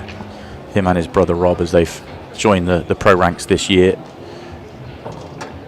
John will be there on Monday night playing in the Champions League finals night. He's in the semi-finals. Both of them are an absolute delight to have at the venues. Both very positive, both working hard, both appreciating what Ultimate Pool are trying to do for the sport they love, and they are both entertaining us, which is what we love, as Rob Warren gets us back underway.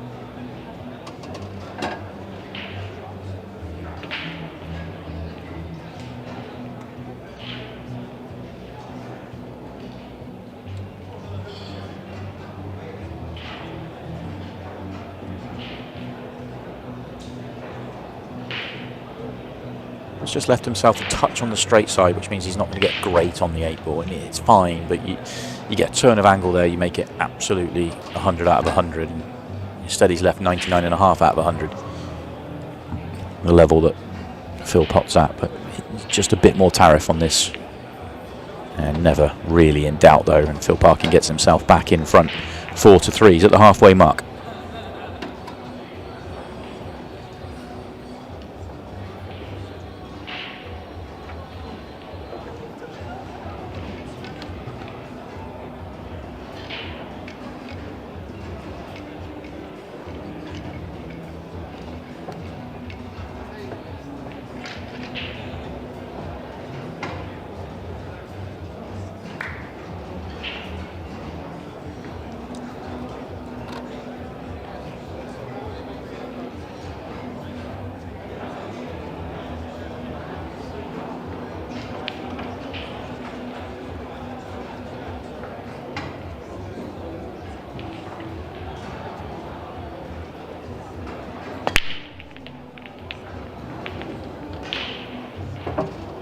That was fabulous from Phil. He really is driving through the pack well, but this time he gets the cue ball absolutely perfect. And well, first shot might be tricky, but the layout is nice.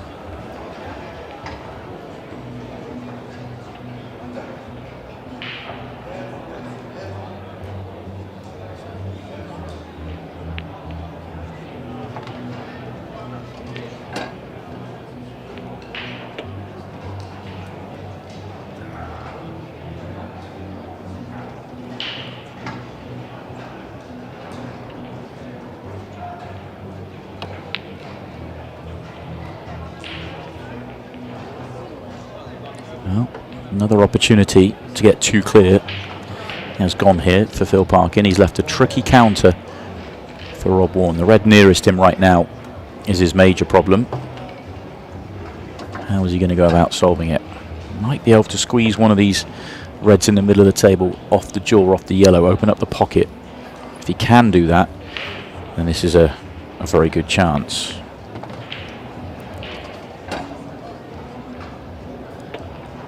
Can't do it yet. The longer you leave it, harder it gets.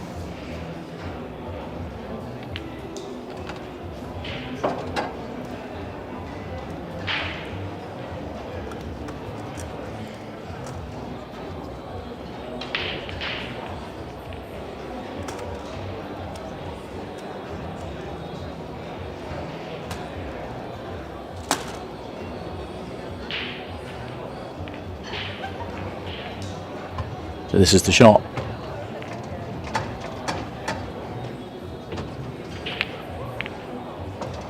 It was quite tight to squeeze in.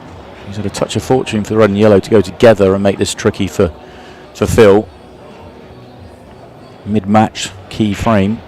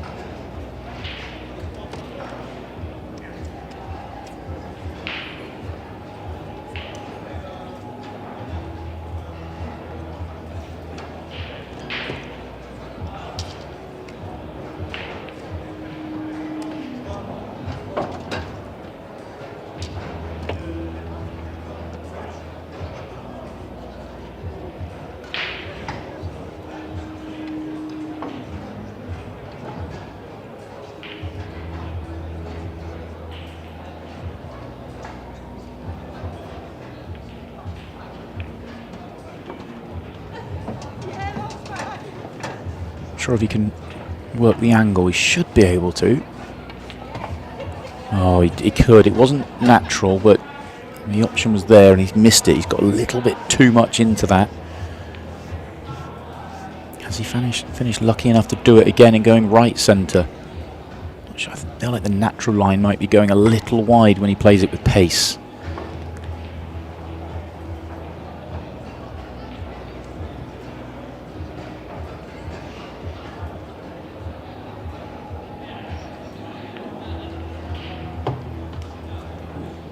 Well, tries to drop it in and play on a kind of a straight line angle, which these sort of angles, which I guess he had to do with what he had left, that they're so hard to be precise. If you go a ball out, you've got nowhere, whereas if you can use cushions and angles, then you're so much better. When you're playing straight lines, it becomes very difficult when you have to play these cannons, but he might not be too far away. Well, he was, but how good is this? Oh, it's fabulous. Okay, it's a very tricky ball along the top cushion, but to even get there off the angle he had, very, very good. Well, it's even trickier than I thought. The fact that he's not getting down on it quickly. This is very, very thin, and the cue ball's tough because it's going to be running a little bit wild, and it's a big pocket down here. Should be able to get enough on it to avoid that, though.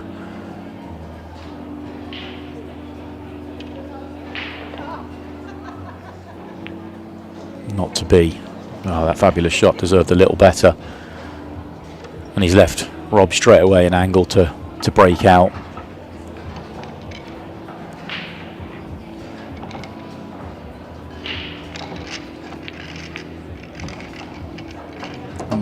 Could have been better.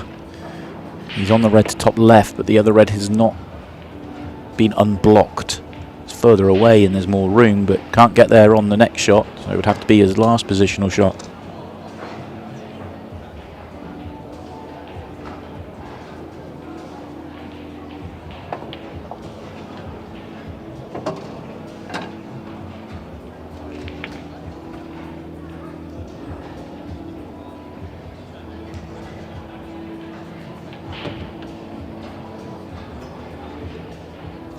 Oh, brilliant shot from Rob Warren. Crossing a line, paced it to absolute perfection.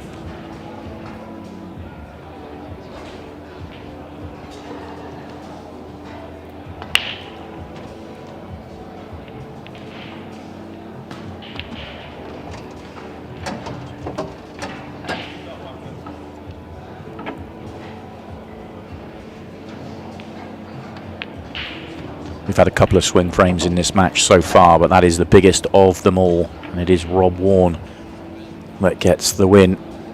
And we're all square once again, all locked up at 4 apiece.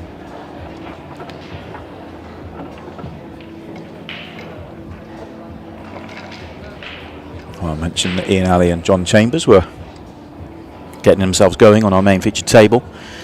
Ian Alley has won the opener. John Chambers is in perfect shape to respond here. Or is he? Tricky. Tricky, but it's still looking good for him. And he knew straight away. Left a tricky shot for Ian. If you want to keep an eye on that one, it's over on Ultimate Pool TV, and you all know the drill by now. Use your promo code up YouTube Bolton and get yourself a nice discount on your first order.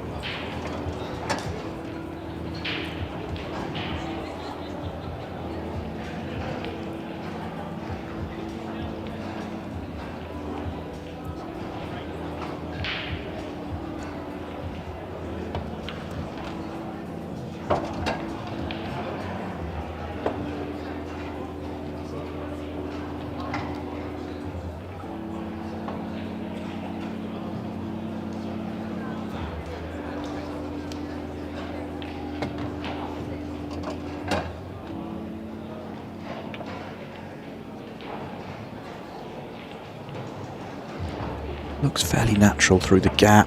Yeah, did well to avoid it. Dead weight. Any firmer and it throws that little bit wider. He gets a little flick. And he also potted it on the thin half of the pocket. Not right off the thin jaw, but thin half. And it's a really good touch and feel out there from Wacker. And he's into a nice natural drop in. Hold for the yellow. Oh, he's digging, so maybe there's a bit more angle than it looks. Oh, killed it in nicely. And this is a beautiful visit to the table. We are swinging back and forth here. Really enjoyable game here at the last 32. And it's Rob Warren that gets himself in front. Absolutely flying along this match. A joy to watch. Hope you're all enjoying it at home. We were keeping our eye on the Ian Alley match, and he did manage to make that double, so missed opportunity from John, and then it's Ian back at the table in frame 3 as well. Not a good start here for John. Of course, very big few days for John. His first pro semi-final coming up on Monday in the Champions League.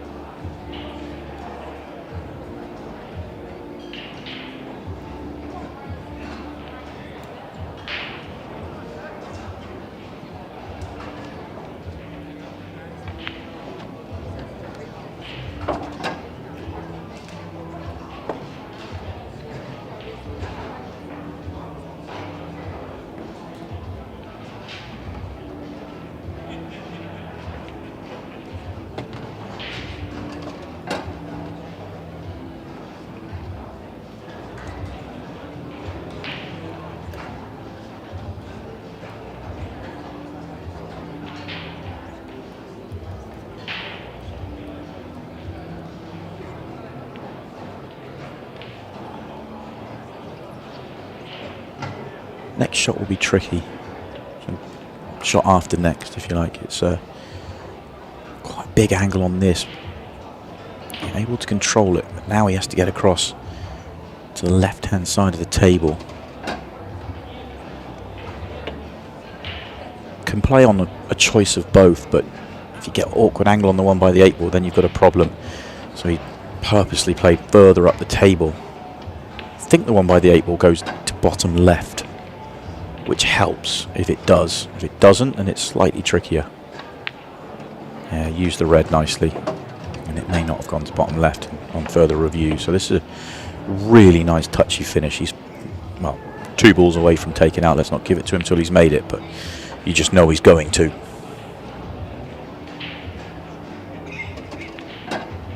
And he has, and we're all square once again.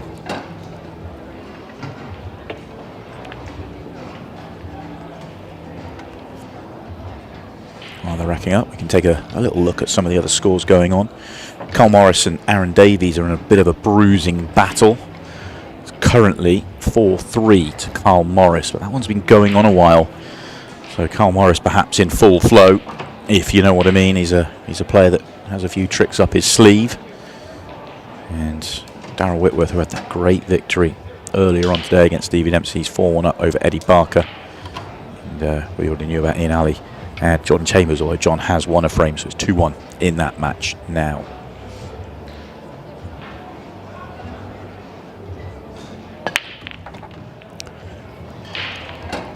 What a break that is. Parking the cue ball in the middle of the table, always a joy to watch, but red and yellow have come together at the top of the table, making that tricky.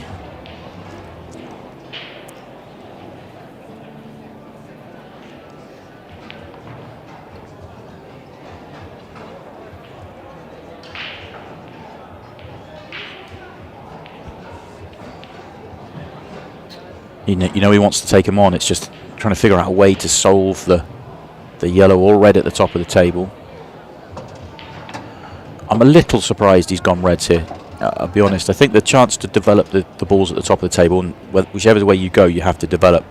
I think you've got more ammunition with yellows than reds. But he's obviously seen a way, and he's going to go after it.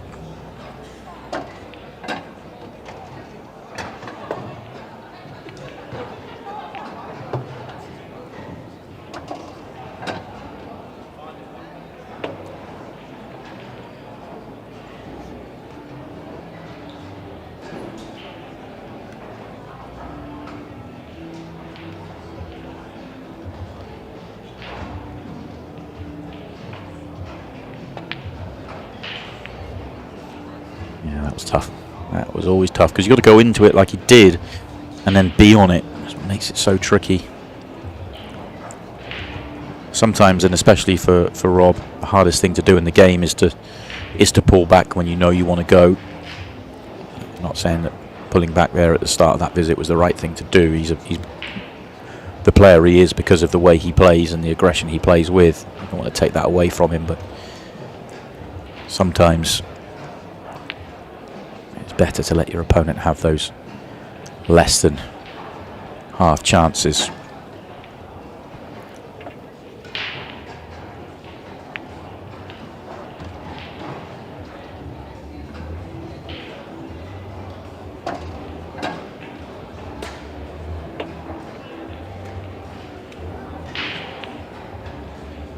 Wow, that's the biggest mistake in the match so far. There was nothing to do there. Just probably pinching the pocket to hold straight on the 1 below the 8 ball. I mean, you probably want to get rid of the 1 below the 8 ball before you deal with the others, just so you don't have to come back down. He wanted to be straight enough just to be able to pull back across, but I mean, there was no reason to even remotely risking missing that one. So poor mistake. Rob's just overhit this, so it might not cost him.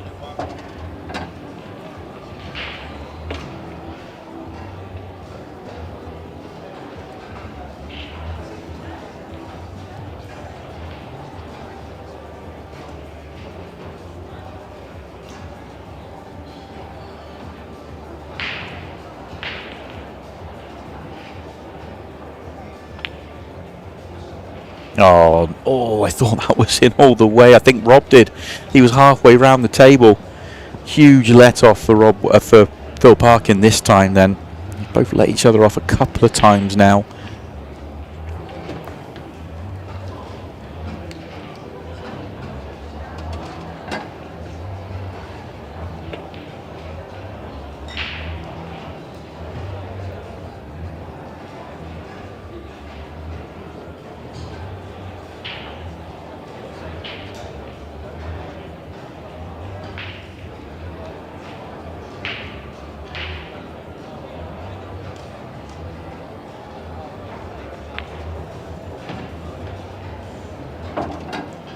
Finished a little awkward there. I mean, this is why the previous visit he wanted to deal with the one below the 8 ball first. He's kind of just got work to do. I mean, it shouldn't be a problem, but he's just got work to do. He's landed so nicely on this one to bottom left. He probably just take it. May not have been his plan when he came across the table, or maybe he was playing a two-way shot, but he's landed lovely here.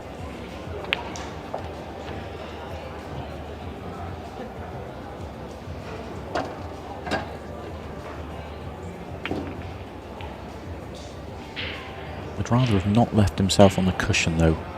He comes up the table 2 more rolls and leaves himself on the cushion, then it's a natural. He's just left himself that where he's going to have to raise the butt of the cue and punch this one in, or just top it across and try and play this 8 ball into the bottom left corner. He's betwixt and between here. Going for the thin clip. It was okay. It wasn't as thin as it looked on camera, so Phil Parkin edges 1 closer. He's 2 away, 1 in front at 6-5.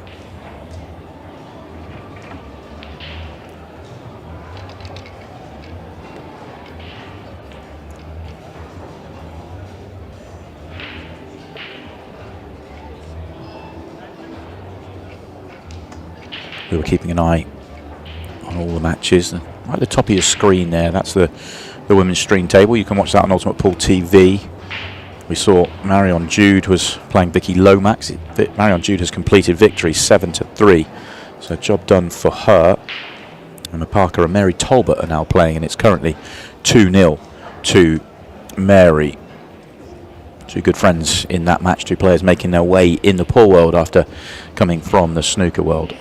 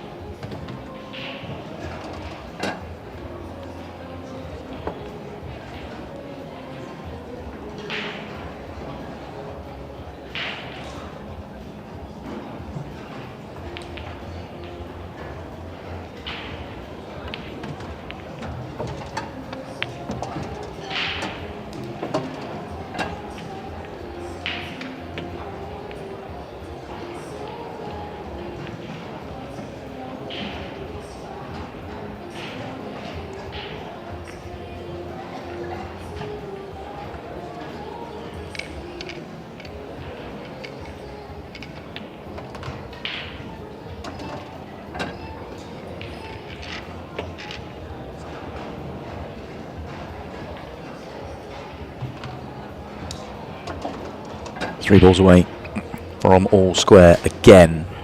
This has been some match back and forth. Just slightly awkward angle on that previous one. He'd love to have been able to go past the yellow on the other side. Just meant he had to come down on this angle. He's okay. He's okay. Any fuller, he would have had a problem. And in goes the 8 ball. So we are all square once again at 6-6.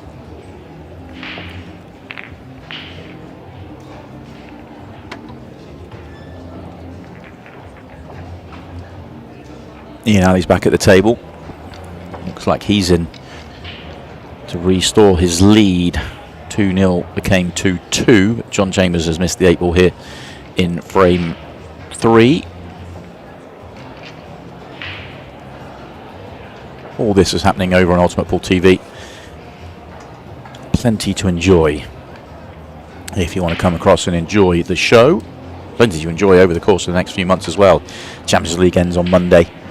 We've got the Pairs Cup beginning. We've got the Last Man Standing as well. That's only a couple of weeks away now as well. I think that's the 8th and 9th of June, or 9th and 10th of June off the top of my head. That's coming to you from Red Hill.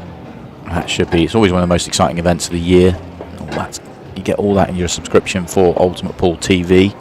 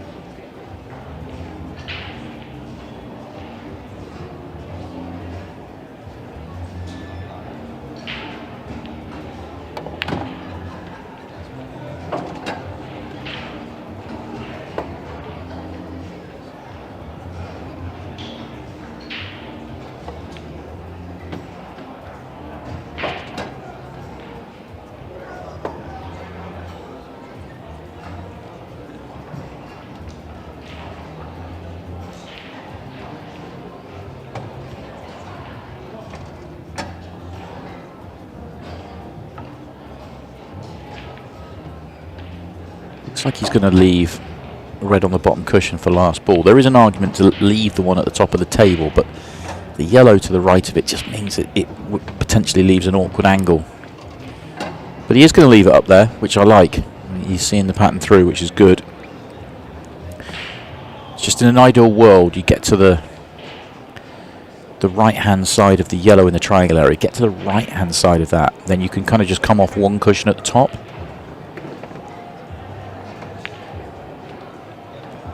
Now, he may go up the natural line, but basically, if you drew a line between the yellow and the triangle area and the red at the top of the table, kind of past that direct line. So you're just short of straight, and then you use one cushion and you're tracking the line towards the 8 ball. The flick means he's not going to get as good on the 8 ball. He wanted to get there without that, but he'll still get a shot at it, and he's such a good potter, you don't expect him to miss it.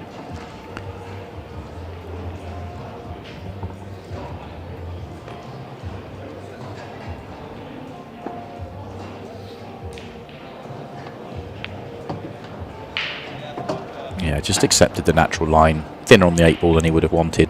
Really not a problem. You take this in any frame of pool. And Rob Warren's on the hill. 7-6.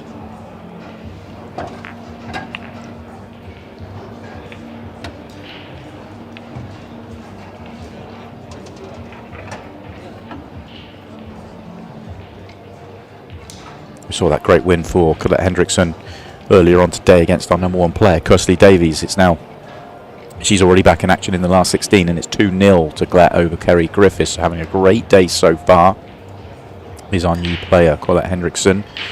She's going to be a big danger. She really is one of the best players in the world and has been for a long time. It is no surprise to see her start this tournament so well.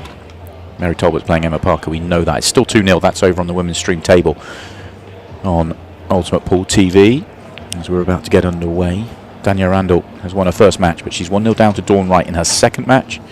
Sophie Gibbs-Nichols and Megan Proctor, 2 good England teammates, about to battle it out as well. And that's all in the last 16. So those players all trying to get through to tomorrow's quarterfinals. You will see every single quarterfinal from the Women's Pro Series here on Ultimate Pool TV. So if that's something you're looking forward to, then you know what to do. Ultimate Pool TV. Get yourself signed up. Phil Parkin has the chance he was looking for to take us to a decider. It's a good one.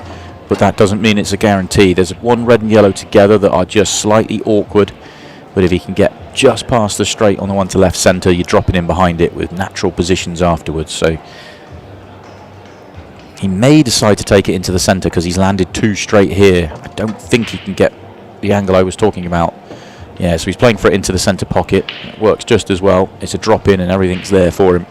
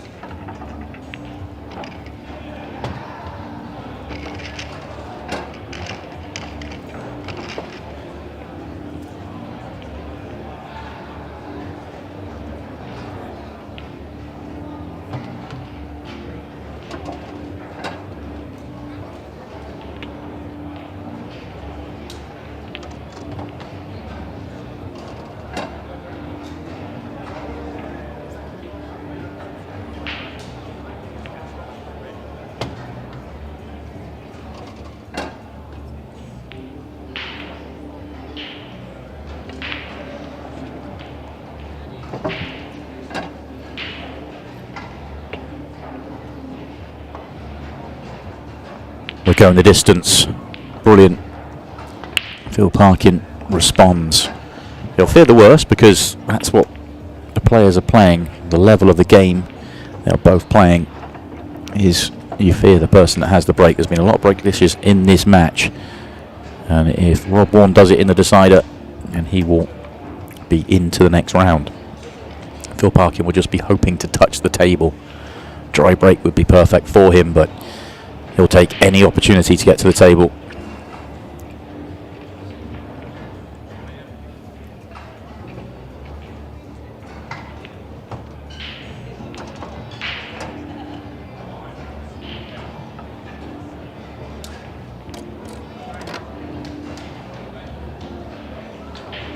Here we go then. Stage is set. Phil Parkin and Rob Warren taking us all the way to the 15th and final frame. It's a good powerful break, but a massive kick in off. And Rob Warren throws his arms in the air in disgust. He can't believe it. And look what he's left here. It's pretty wide open here, you have to say, on both sets, but the 2 balls together, red and yellow, just awkward. But if you go reds, the red does go to bottom left hand corner pocket. With cue ball in hand, you could put yourself on it straight away, or more likely give yourself an angle on the one top left to just play on it straight away. Just stun down the line, get behind it. Once that's out the way, they are all there for you. Phil Parkin, though, he's always had a player that sometimes can go unconventional and always backs his own routes. So I'm intrigued to see the way round he goes, but it's all about that ball on the left hand side for me.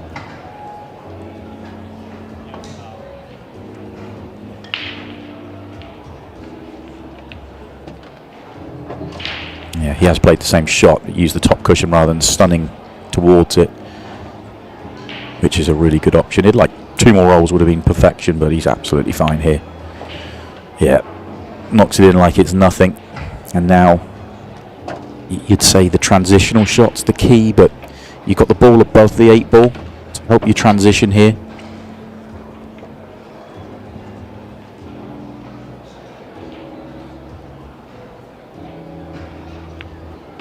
Straight's no good. And he's passed the straight, and he's passed the straight in a nice way. I think he can just come on and off the right hand side cushion, or stun down. Yeah, on and off the right side cushion, trace aside. He has gone too far. The glimmer of hope here for Rob Warren. If he lands straight, it's over. If he lands this far past the straight, if he lands it that far short, it's over. He's just gone past the straight, which is no good. So he's going to have to find a cue ball. Maybe just widen it, come off the right side cushion, get on the red into left centre. But half a shot to play here for Phil Parkin under the pressure. And he's knocked the red safe. The difference a roll makes. When he came down the table just had to keep it on the straight, or the right hand side of straight. Now he has a, well, does the double go?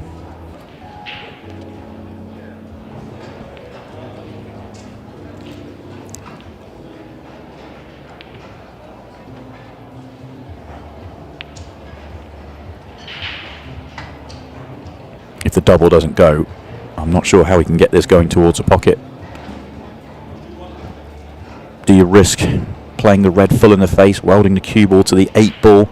If you keep the red in play, as in it looks like he's going pretty close to the yellow on the left hand side, if he's avoiding that and he can bounce the red back into the middle of the table and he gets the snooker, he's got a better opportunity to have a shot at it once Rob escapes, because Rob would be under pressure to come up with a really big shot to hide the white at the same time. But I think in playing the shot and welding the cue ball to the 8 ball, I think he's putting the red dead on the cushion, or at least going into the yellow, which he won't want to do.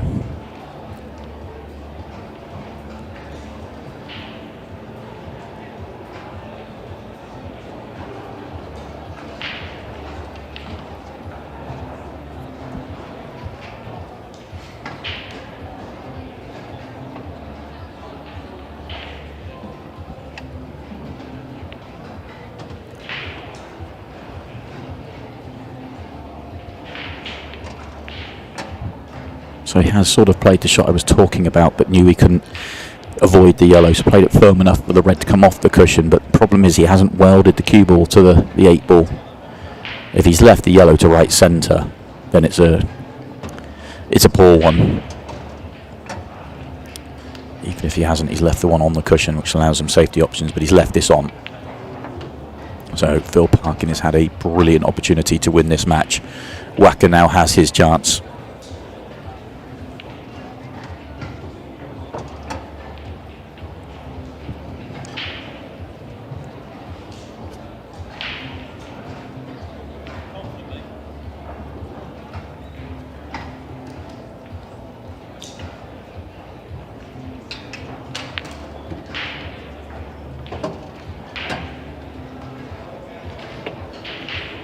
He's decided to come and play for the, well, he's on the ball to top right, but I thought he might try and play on the right hand one of those 2 yellows to bottom left, or play on the one nearest the pocket, just because they're slightly off angle.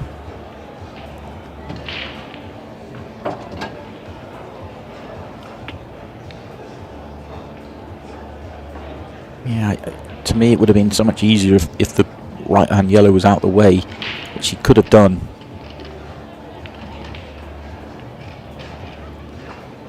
There's still a glimmer of hope here for Phil Parkin. So he could get on that, but has he got straight enough on this to be able to top across the table? Might have caught a turn above the straight. Might have to pinch the pocket a fraction. He was past the straight, so he's got to come down, and he's played it well. He made one of these earlier on in the match, but this is a whole different deal of pressure. And to play it well, to play it really well, you've got to risk leaving the red on. Oh, brilliant. And he managed to hide the white as well. That is fabulous. He did risk leaving the red on. If he goes a roll too far, he leaves it on, but it makes it brilliant run out from Rob Warne. Fantastic match. Really entertaining to watch. 2 great players to really watch and enjoy this game. Some high quality ball mixed in there with some pressure moments, but it is Rob Warne that marches on. He's into the last 16 tomorrow morning. Phil Parkin will have to come again in event 4, which he'll get underway tomorrow as well. Really enjoyed that one, but we've still got more on the way. We've got another match for you here on YouTube. We're going to be going across and seeing Christy Caulfield, also another great entertainer, taking on Andrew Patchett. That will be coming up fairly shortly. They are scheduled for 9:30, so there might be a short delay here as the players get themselves into position. They can get themselves there early. They know there's always an opportunity of that, but it might just take a few more minutes because we are half an hour ahead of schedule here on the YouTube table. Gives us an opportunity though to quickly dip across and have a look what's going on here on Ultimate Pool TV. John Chambers has currently got himself in front. He was 2-0 down in this match, but he's managed to turn it around. He's 4-3 in front. But Ian Alley is in to try and tie the scores up once again.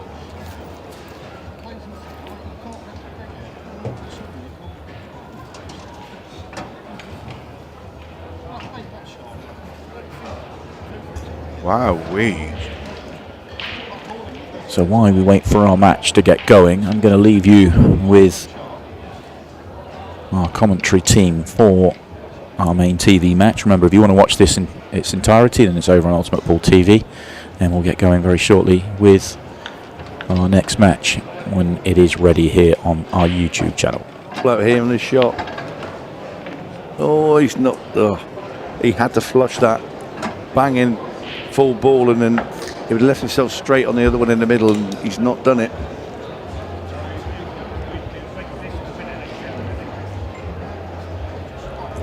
That was 8 frames on the bounce for Carl Morris. Yeah. He's won that match 8 frames to 3, having been 3-0 down.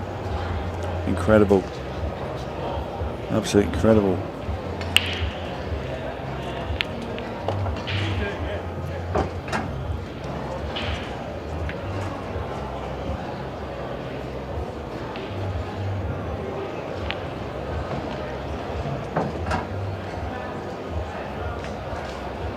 Welcome to our viewers from YouTube as well, and across to watch this game. Great to have you on board. This is the main arena table.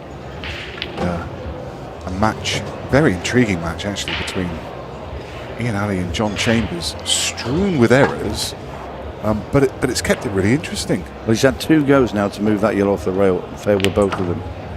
Go number 3, he's now moved it, but he's moved it into a worse place than where it was before. So it's back to the drawing board here for Chambers. He's just got to run up to the yellow, isn't he? No, he's going to go for this. Double into the top corner. Well, you said he's attacking, but I mean, surely it's suicidal, isn't it? I mean, Have to go for it. You can't. If he just rolls into that and leaves him stuck to that red, the next shot Ian Alley plays is clip off the red over the bag. Cue behind the black at the top of the table, Yeah. and he couldn't win the frame. He had to go for it.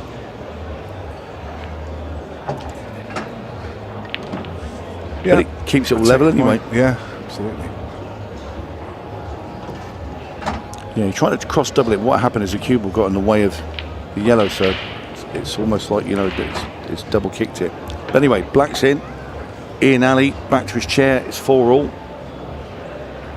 Nothing to separate these 2 gentlemen.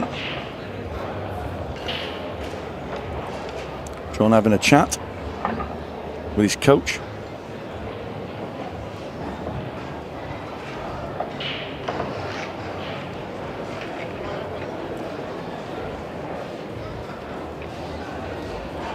And a quick scoot back to Mary Talbot and Emma Parker. As we see Mary, the British Open champion, is about to knock the yellow in. She's left herself a black into the middle, and she is leading 4-0. This is for 5-0 to the British Open champion, trying to add to that title. And down it goes. Looks like she's playing very well indeed, Mary Talbot. As we come back to Ian Alley with a pretty good break, let's say. That cluster at the bottom of the table, that's where things are going to become problematic. But if ever a match was going to go to the wire, it's this one. Might even go 6 red. It just feels that way.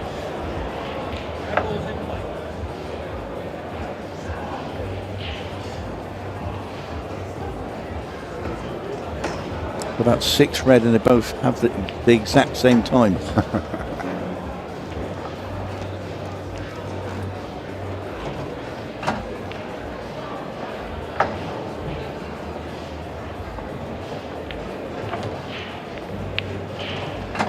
He's knocked him out enough. He's just got enough. If he can land above it, straight above it, he can cut it in, but he's going to have to play that last ball. a bit past below the yellows to go into this left corner, perhaps. Once this red's out the way. Even if it did, it'd be very hard to get there. Yeah, that's okay. So he's above it now. I thought he might have had to play it last, but this is quite tricky now, just to get onto this last red. Goes around the back of these yellows. Cuts in the middle. Skinny cut.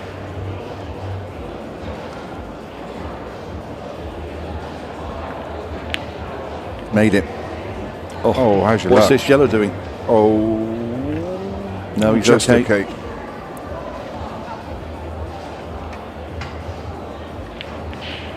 And Ingo, oh, he's gone it off. Oh my word! I was just about to say Ingo's a black and Ian Ellie goes 5-4 up, but it's 5-4. John Chambers, incredible there. He's cannon the cue ball into the yellow. Well, John Chambers didn't even have to move from his seat. Let's have another look at this. Ian thought he was going to screw straight into that yellow and it would hold the cue ball, but no, down it goes.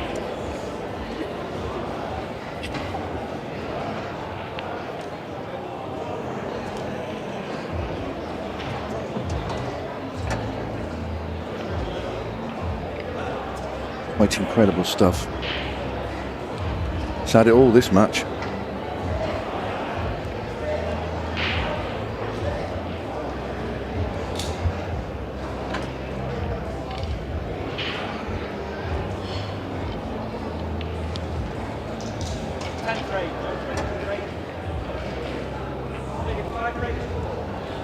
Just a shade under 15 minutes left on the clock.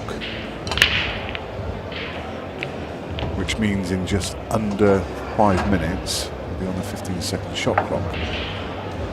John Chambers finds the ball.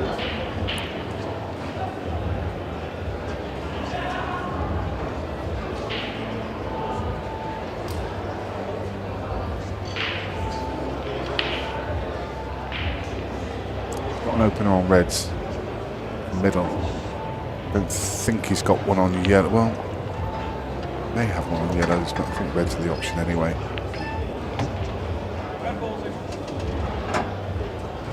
So his developing shots haven't quite been there for him so far, but he'll have to play another one now. Play this red. Doesn't quite have the right angle, so he's going to come back for it. Wanted to play the red to bottom left and kick into the other one that's on the cushion, but I'm going to come back for it now, try and find a better angle.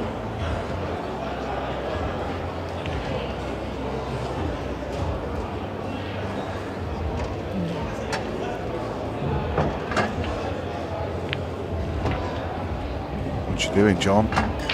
No. He's putting all his eggs in one basket here. He's going to leave that developing shot till last, and this is now fraught with danger. He's left a good angle. Well, if you can get the cue ball into that right-hand side rail and come off, so you have to play with a bit of side, come off that side rail and kick into the red and push it towards the left-hand corner. So this is about judgment with how much side to put on it.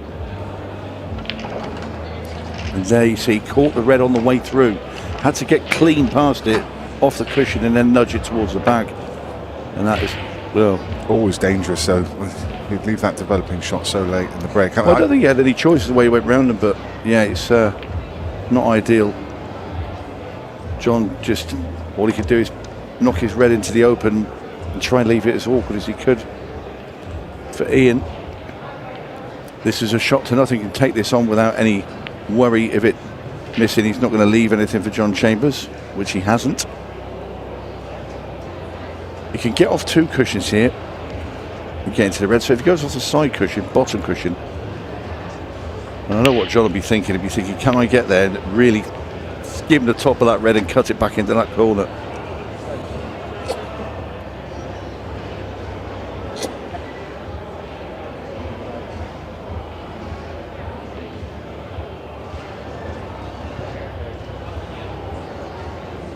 Oh, he's tried to come through the gap.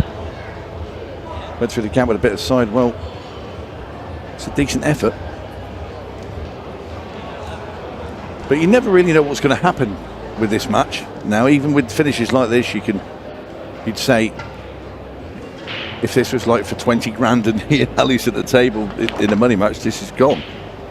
But it's just been a quite bizarre encounter.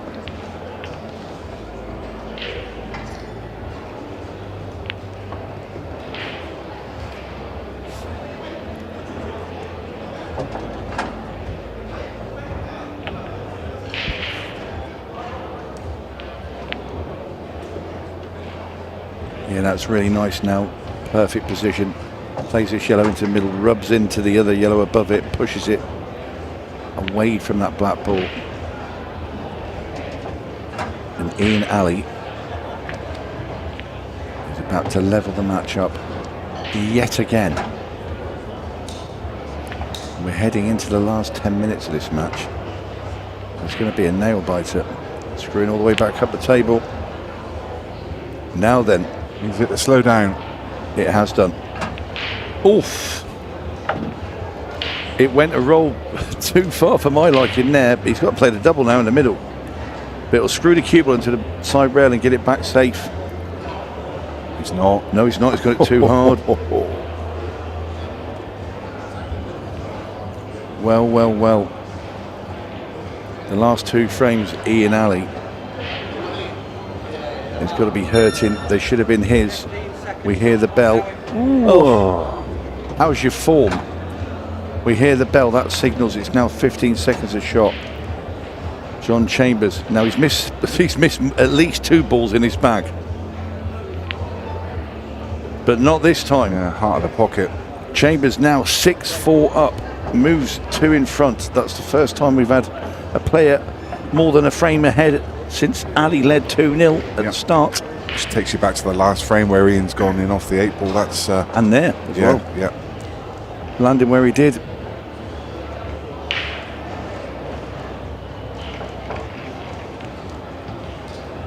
So, with the conclusion of that Carl Morris match against Aaron Davis, it's freed up the table and is now accommodated by Shane Thompson and Matt Cook. Been waiting a little while, Shane. I'm sure he enjoyed that.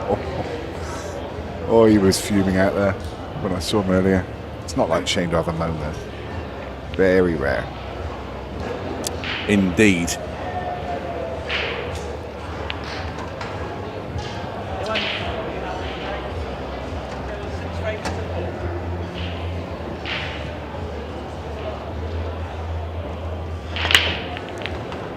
Ali slams the break. Pots 2 balls. With his eyes dart round the table. Looking to see what the plan is.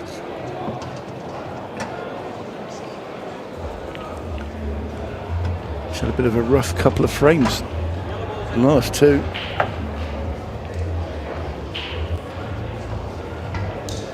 As the clock ticks down. Dab into this one, into the 8 ball. I'm just going to maybe try and... Doesn't need to develop that yellow, does it? Passes the 8 ball looking at the overhead. It does. It's all about position onto that yellow that's near the rail. He needs to leave himself an angle where he can pot it. If you screw the cue ball up off the rail into the red, doing it now while he's on it, I don't blame him either. Oh, he's played it the other way. Nice. This now goes cue ball off 2 rails around the back of the yellow.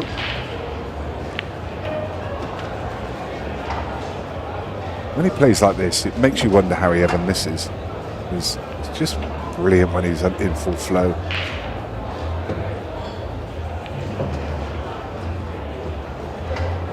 He's hanging on in there, Ian Ali. Very nicely done from the fave.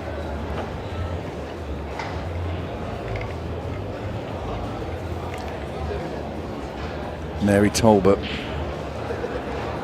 5 to the good, playing Emma Parker, and plays a very, very nice safety there.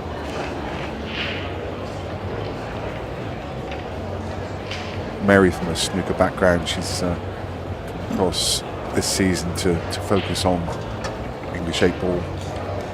Be a very good snooker player. See, this is the table next to that Shane Thompson game. You see Shane on the left-hand side of the screen.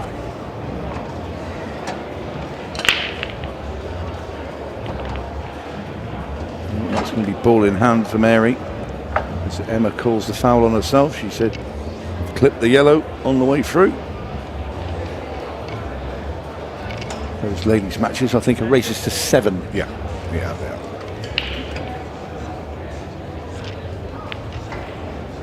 Chambers with an absolutely golden chance to get on the hill. Just look at these reds. Yeah, he won't get a better chance than this.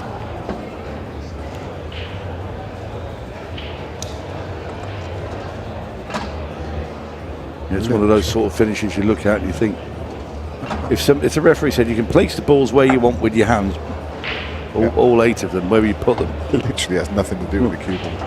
No. I know somebody be shouting at the TV now saying, well, I put them all over the pockets, but this is as good as. Yeah.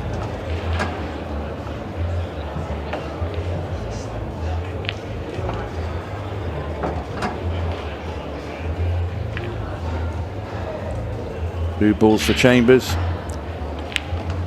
Make that 1 ball.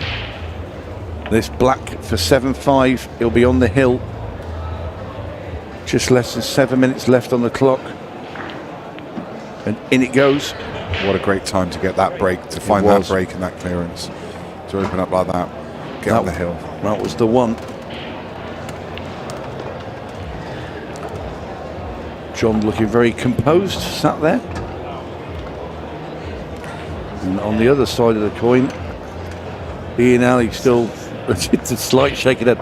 He'd just been wondering about that in-off black is going through his mind now, and the black that he landed badly on the frame after. It's all like a horror show video played over and over again in your mind. Yeah. I could be wrong. Somebody changed the tape.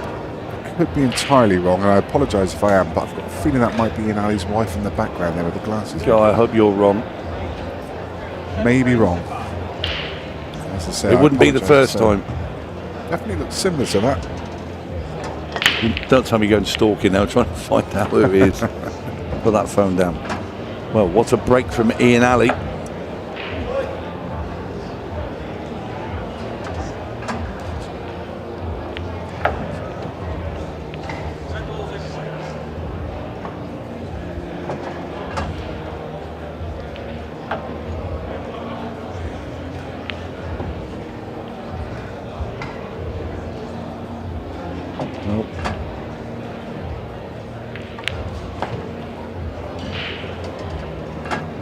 This frame should be Ian's. Nice cue ball again. Yeah, it was all about that shot, but lovely.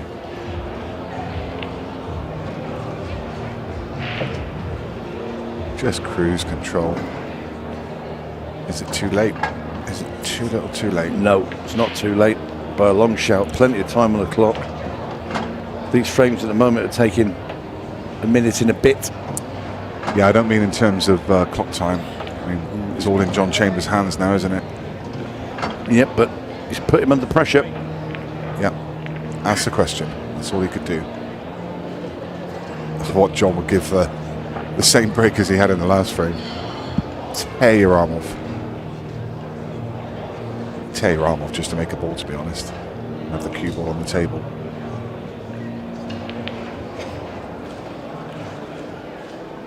And this is it. John's got the break. Ian can only watch and hope that it goes dry, or the cue ball disappears down into a pocket. And he has been in off the break tonight, John. Straight screw into the corner with one of them.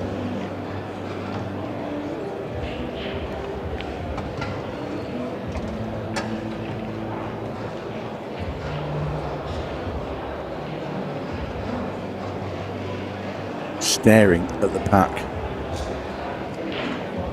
As referee Richard Rhodes hands John Chambers the cue ball. What will John get? It's giving him an almighty crunch. And I'll tell you what, it's going to be dry. Yes, indeed. Now then, it all depends on the starting ball. Like cue ball's gone to the bottom of the table. He can cut the red in the corner. Probably his easiest option, but reds are not gimmies. However, I'm going to call it. they're better than 50-50, certainly. I'm going to call it. I'm going to the hill. Oh, that's a brave shout. Come on, Nick. No, I just fancying to get these.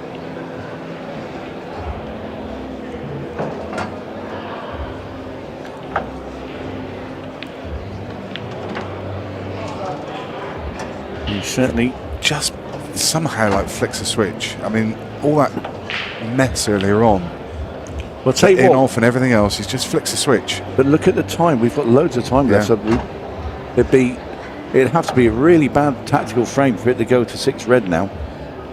So one of these guys is going to win the match, and they're going to win it 8-7. Because, like you said, Nick, this is going to go to Hill. Oh, Or is it? No way. No way. You called it. No way. That's crazy. And it failed. That's a crazy miss. That's unreal. Absolutely I mean, unreal. I know he's trying to nick the pocket and try and hold for a straighter 8 ball, but why? I thought for a minute there John might try and kick that yellow out. It's on the side rail. John Chambers has the balls Nice here angle now to to win land. the match. Yeah, they're all there now, aren't they? It's just about this shot. Yeah, I'd like to go up there now. John's not. No, it's not. John's got his plan. I think John's saving it till... Yeah. Save it to last, probably. Yeah. Yeah, it'll pot this yellow he's closest to now. It's a pretty good ball to get on the 8, so why not? So he's just wants to screw back a little bit here. Not very far. Wants to leave the angle just to roll the cue ball up. There we are. This is just a plain roll up the table. Yellow into the centre. Wants to get right behind the red at the the yellow at the top. Gone colourblind all of a sudden. Ooh, now then. Well, he's down quite quickly. He's not hanging about. He's going to have to run He's into going it, to have to isn't come twice down the table. he? He's missed it. He's Oh missed my it. word. What sort of drama are we having?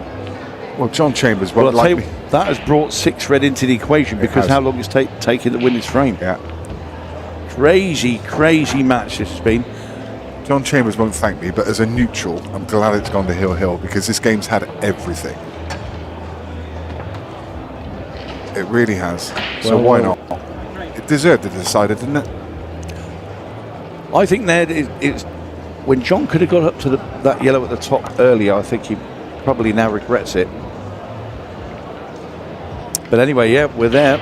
We are down to 1 frame sudden death, or we are going to a 6 red shootout if this frame takes longer than 2.5 minutes. But you wouldn't fancy it the way these two have been playing. Customary handshake. But it's Ian Alley now that has the guns to do it. It's him at the table, and he's going to fire from the hip with this final break off of this match. I knew he wouldn't hold back anything from that break, given it. Oh, and he's gone dry, but this isn't easy. I've only got a very quick glance, but I don't think it's easy. Reds aren't too bad, are they? Does that red pass the top? If the red passes a yellow at the top, then he has a real chance, but I don't think it does, otherwise he'd be down on it. listen, you've got to be aware of that clock. He's under 2 minutes. Yeah, It's going yellows. yeah. So that red clearly doesn't go.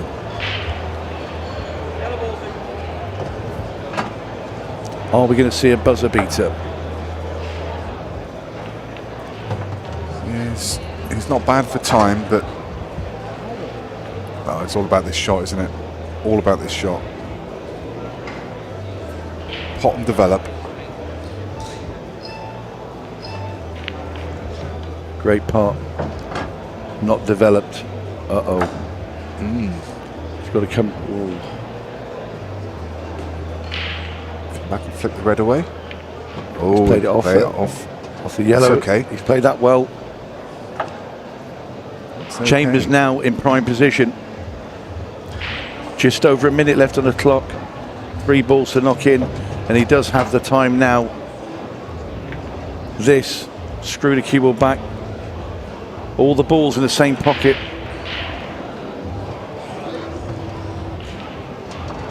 He's looking at the middle. I think he's still screwed back and play it in that corner. And he will. This black for John Chambers to get over the line in what has been a fascinating encounter. And down it goes. John Chambers defeats Ian Alley 8 frames to 7. Ian will look back at a couple of missed chances and then in off the black. But it is John Chambers, who will progress. When we come back in a couple of minutes, we'll have a word with our champion, or victor, should I say.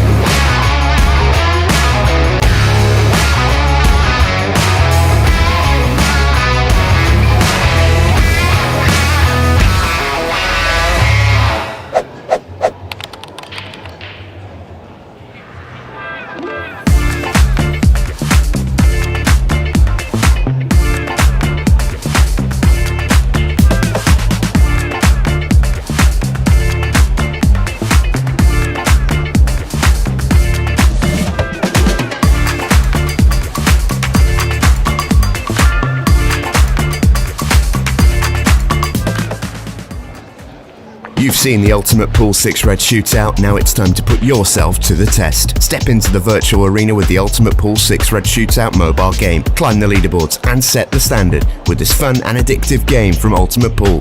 Download now from Google Play and the App Store.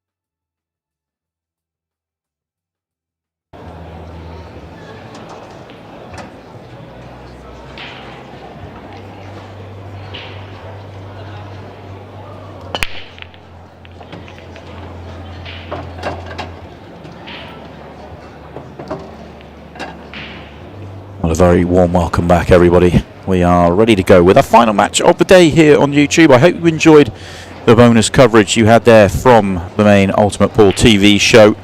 Brilliant match that I had the pleasure of enjoying from the arena side. John Chambers getting the victory in a deciding frame. Great drama right the way down to the final minute or so. That is what you get with Ultimate Pool and the timed matches. This, of course, is not a timed match. We're on the outside tables, but this is very much a very entertaining match for us to enjoy. Andrew Patchett, who's got a very big couple of days coming up as he has made it through to the Champions League semi-finals. He'll be taking on Declan Brennan. He's got Christy Caulfield for company, who went so well at the Players' Championship. Christy making it through to the final, just coming up short against the same Declan Brennan, who's already been eliminated today as he was hunting down the #1 title. He is out. Tom Cousins is through a couple of rounds, so 4-0. Tom Cousins keeps Declan at bay, but that's all for tomorrow. This is all about Christy Caulfield and Andrew. And Andrew is in prime position to take the opening frame here.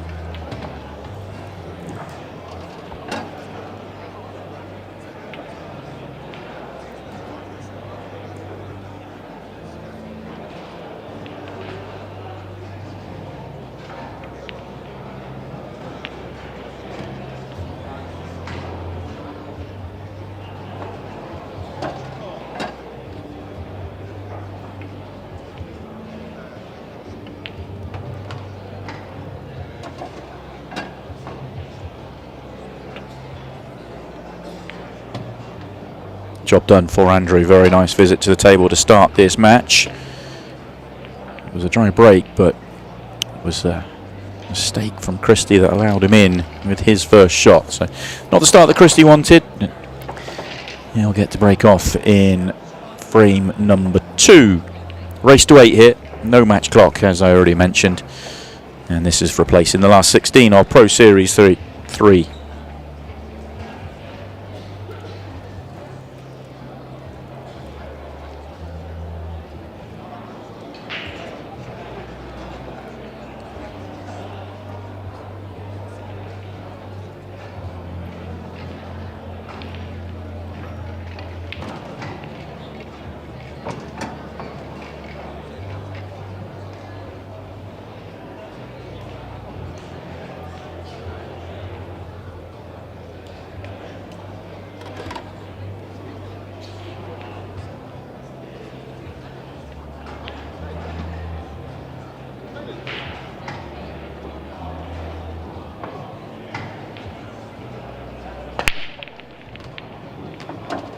Brilliant break. That was a hallmark of his success in Red Hill a couple of weeks ago at the Players' Championship. The level he played after the break was exceptional, though. Just high quality, high pace, hugely strong belief, as Christy Caulfield is very well known amongst the top players as a player that is a lot better than his ranking, but his ranking is very much on the way up. He is a danger to win any event.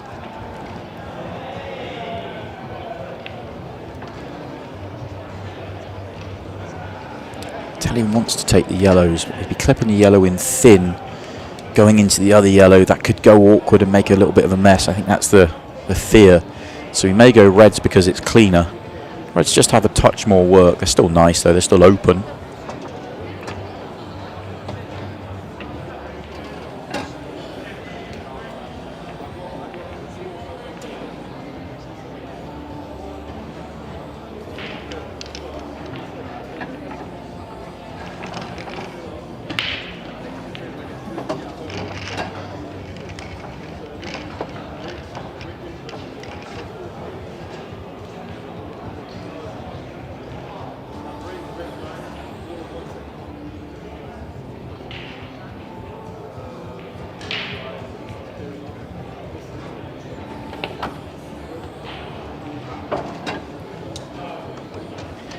If he's not on this red to bottom right, he's made a big error. Fully expecting him to get out here.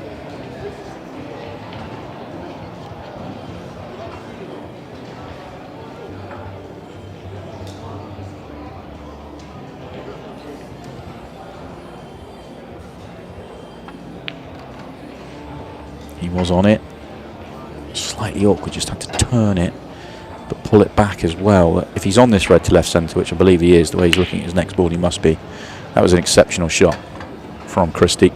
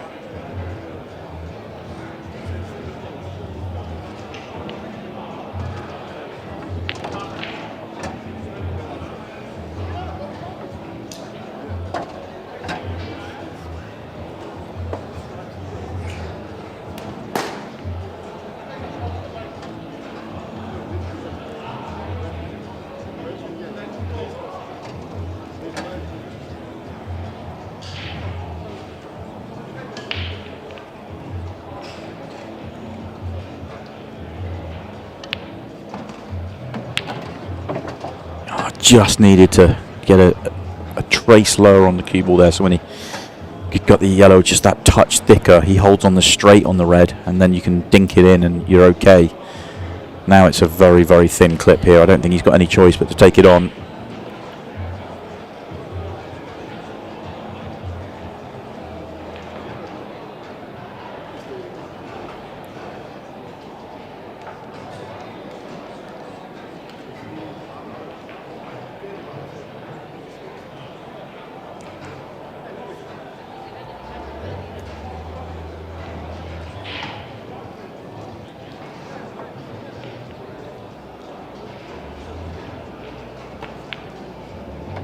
Oh, it's an excellent effort, but that's the problem with being too thin. I thought he'd made the pot, but the cue ball just very unfortunate for him to fly around and go in off, but there really was no control there whatsoever. So ball in hand here for Andrew Patchett, and I think if he gets himself on the yellow into right centre, yeah, he's going after that. Because he's got ball in hand, if he can catch the red on the cushion half ball, that's just going to pop into play, and he should be on the other yellow to left centre. And then they're all on. So this first shot, obviously the key for him. Gets it right. They're all there. The other option is perhaps to maybe look at some sort of high tariff combination shot. Maybe you can play a combination shot with an element of safety from one of the yellows on the left-hand side. Or play a loss of turn, but I don't see the hiding place for the loss of turn. Now he's looking at the combination shot I talked about. You can play this with an element of control because you can block the two reds to the bottom of the table and you're not going to leave the one at the top on.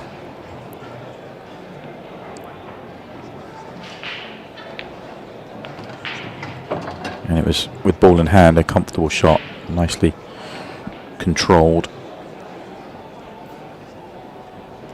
So now just needs to land himself nicely on the 2 on the right hand side.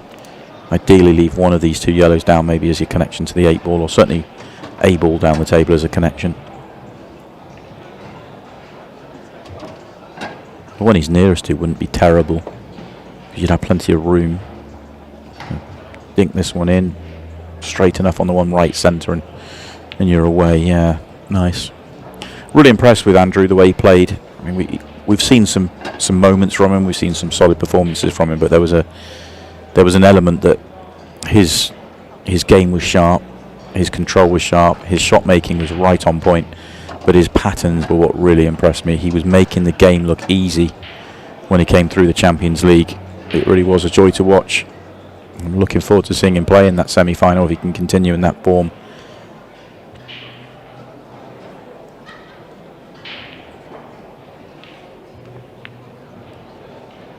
Oh no, just immediately overcooked that one, you could tell. Always thin.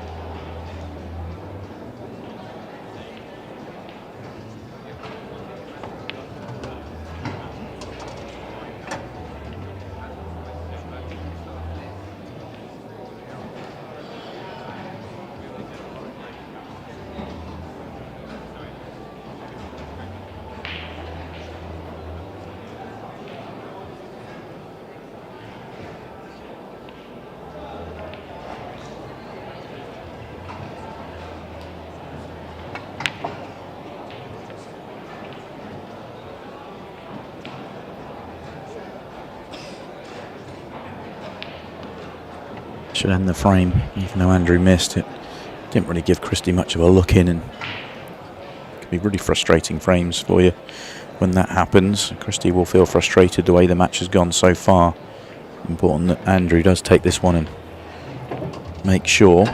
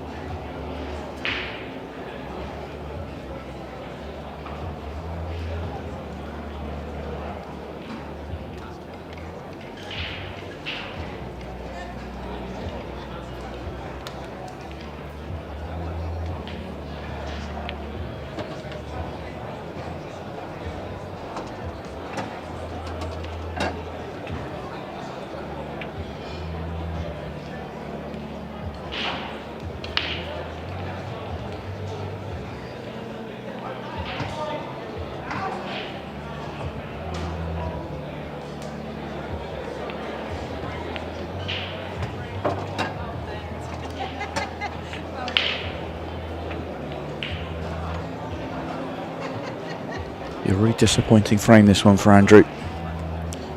Two really just brilliant chances to get it won, and he's going to lose it, and Christie's going to get himself in front.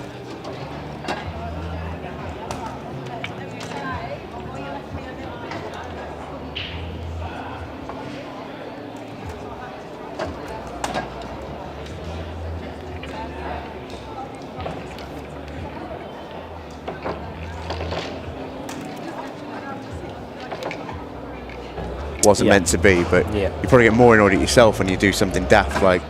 Apologies for that. Voice of Stephen Jameson as we dipped across to Callum Singleton and Jaden Billingham over on our main table. Currently 2-1 to young Jaden, one of the up-and-coming players in the game. Big future for Jaden, highly touted. Callum Singleton having a great year though, just really been in the mix in every event he's played so far. If you want to watch that over on Ultimate Pool TV.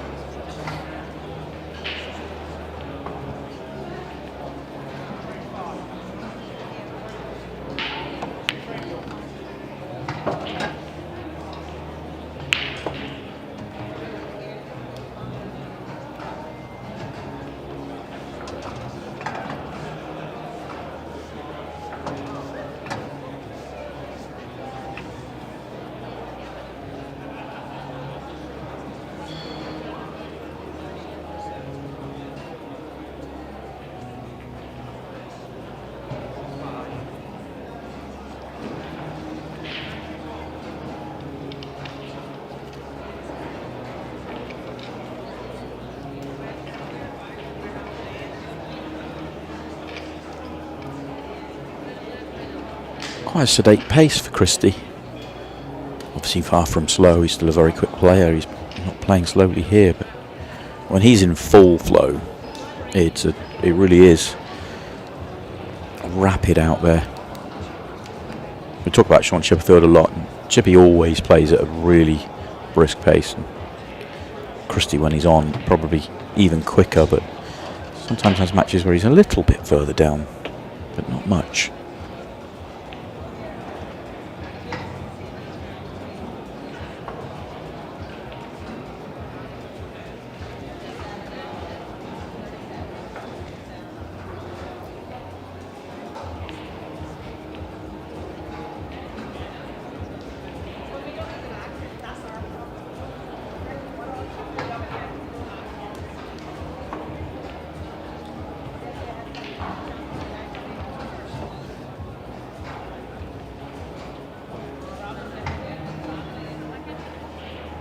Not on the red to bottom left that he wants to be. Tricky.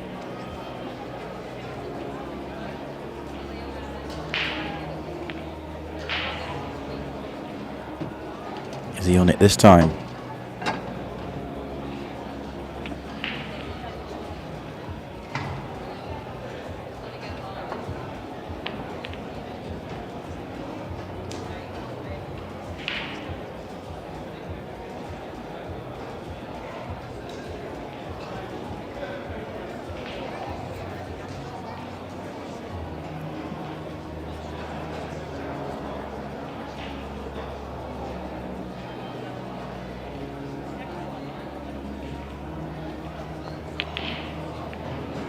Yeah, never really landed on the ball he wanted to. Tried 2 or 3 times, couldn't get there.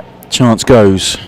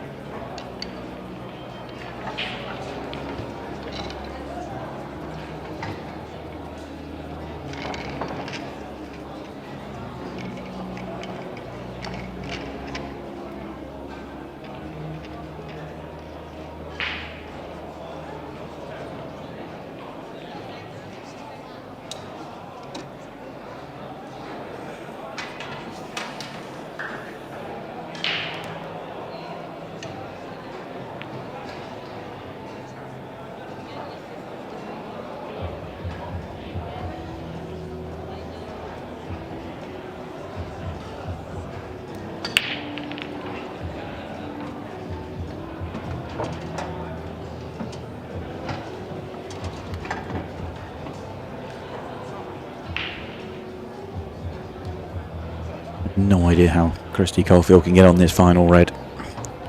Off angle on the one he can pot. Where are you going after that? It's too wide an angle to go into it, even with side in the top cushion. Can't come across the right hand side and back in. It's just no way of getting there. And then if you don't get there, what are you going to do?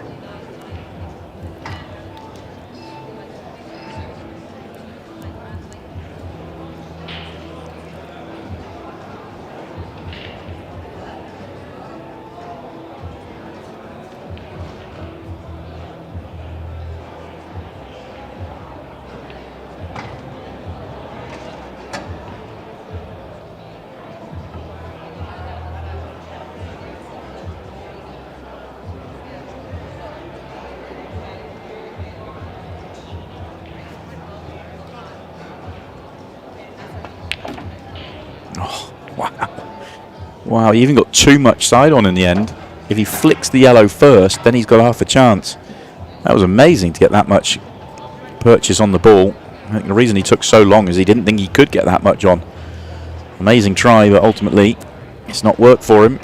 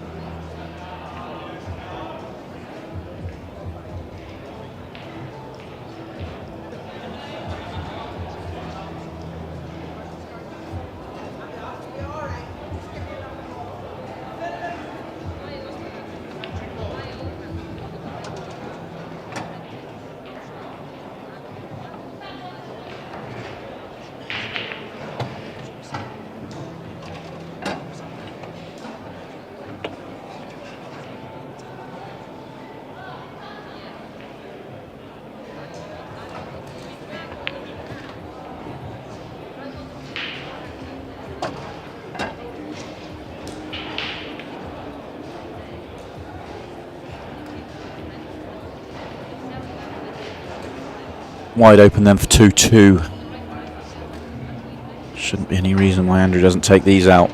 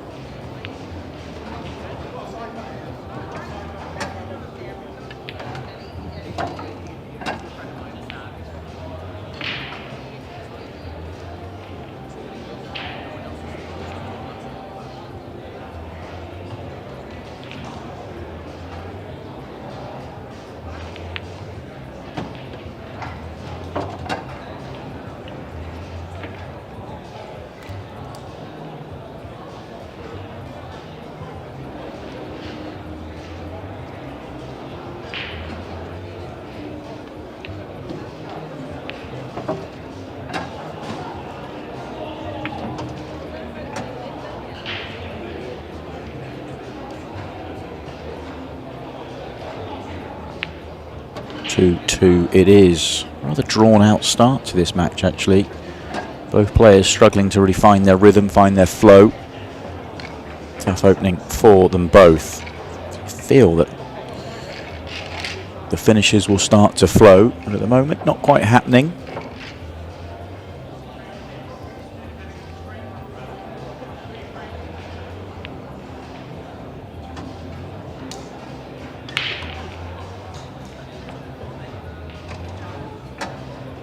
See Andrew there on the right hand side, just getting himself ready to break. Still plenty of action going on here at the Bolton Wanderers football stadium. Another couple of hours in the venue, you feel that we're in our final match of the night. We'll be with you till the end of this one.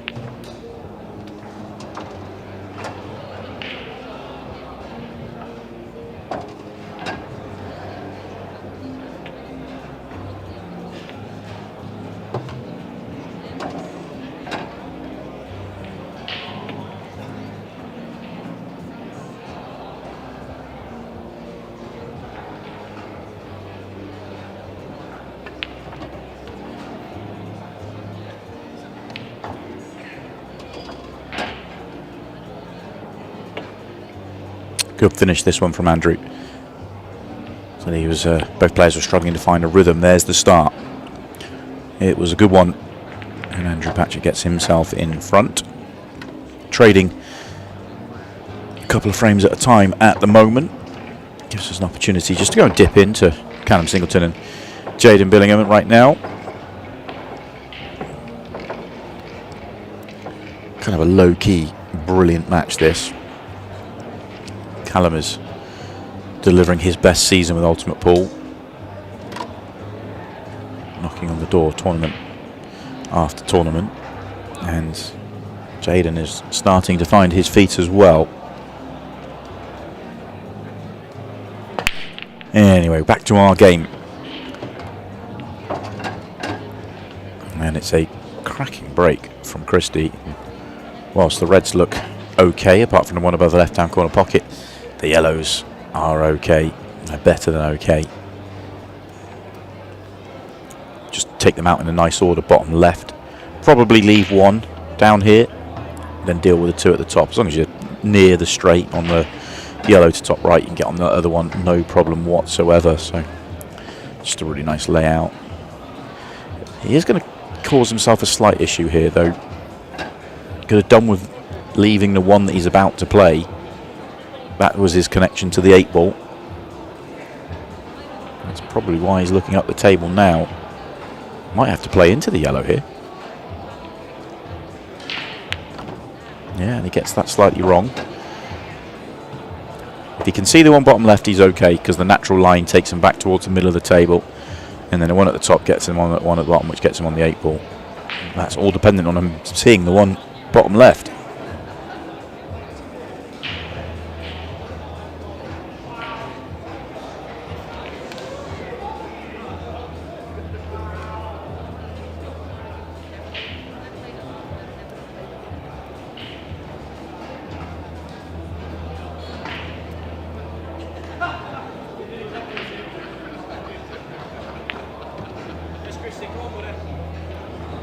So he's going to have to possibly leave the one at the top tab. He could take it now, but the risk is that he wouldn't then get back onto the next one.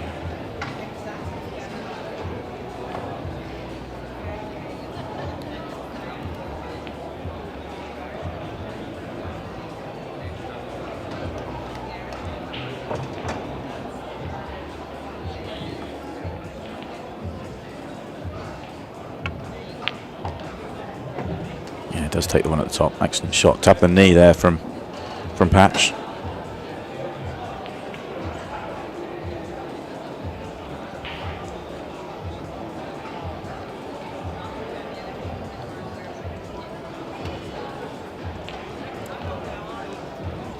Oh, just let that bounce up a touch as well. It's okay. Not the way that Christie started out taking these, but he's worked it. Not full flow, Christie Caulfield, but efficient all the same, and we're back all square.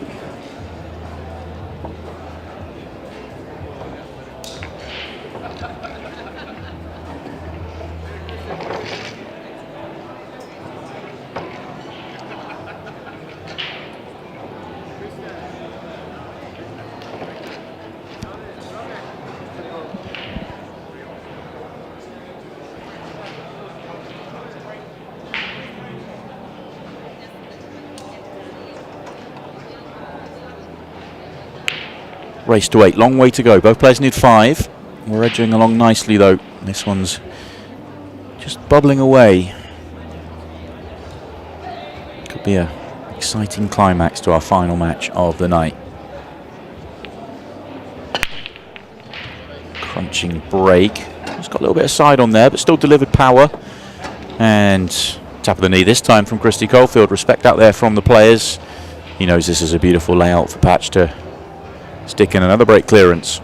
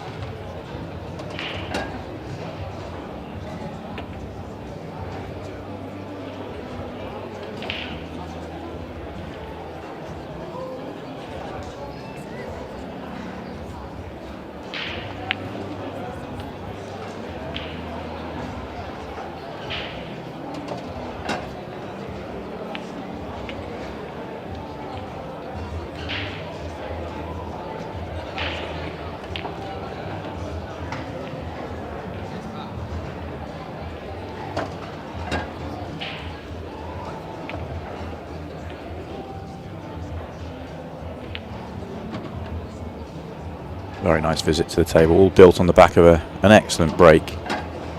He's still going to take him out, and he's done it. Well, he will do it after this shot in very fine style. He won't. What a miss that is. What a moment. I gave him the frame before he'd won it. And all the work was done. That is a routine 8-ball that he has let slip.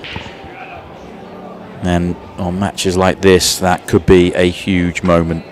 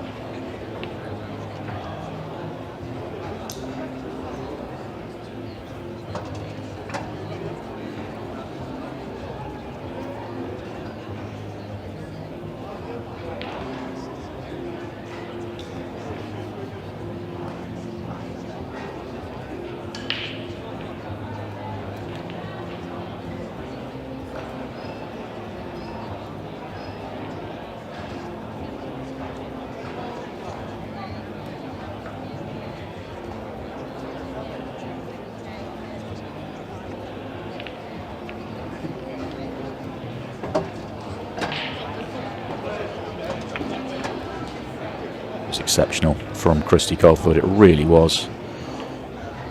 That was tough. Played it at such a delicate pace. Obviously didn't want to overhit the cannon as well, but allowed the ball to find its natural line. It looked like for all money it was going to go wide, but played a brilliant shot, and he's going to get rewarded with the finish here to get himself in front. Christy Caulfield to the halfway mark.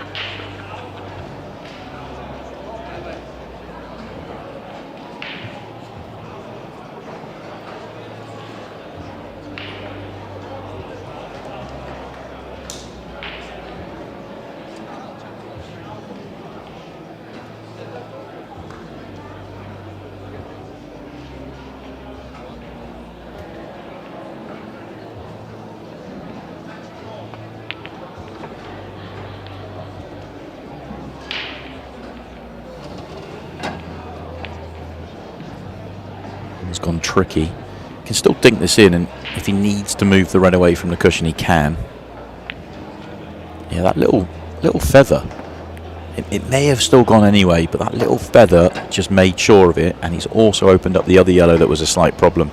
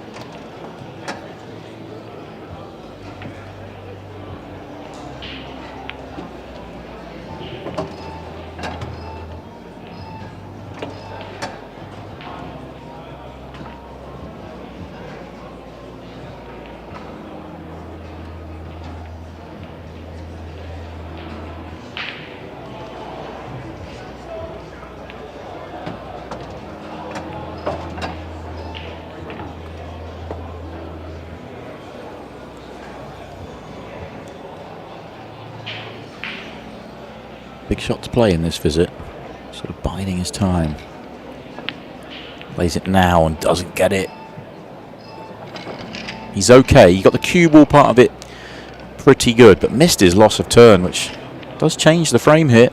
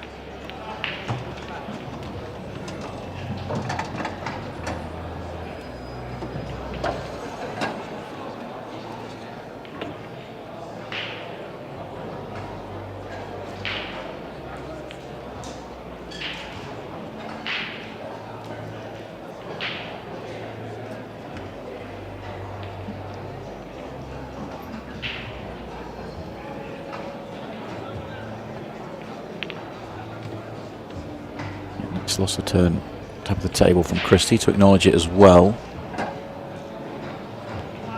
Just such a big mistake for Christie not getting the loss of turn. If he gets the loss of turn on that previous, or 2 visits ago now, he does earn an opportunity to go and win the frame, and now he's a big second favourite for the frame. So he might even throw caution to the wind here. Looks like he's going to. Big shot.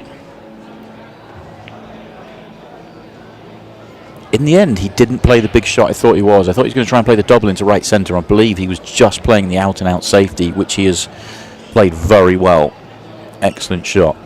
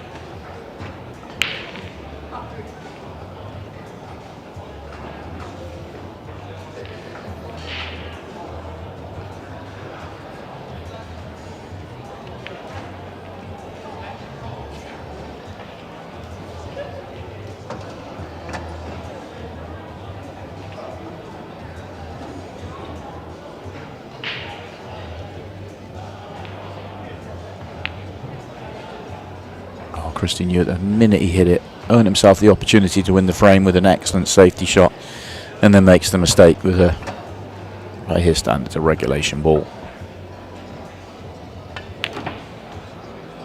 And that shot there opens things up for Andrew, and he should go ahead and tie the scores up here.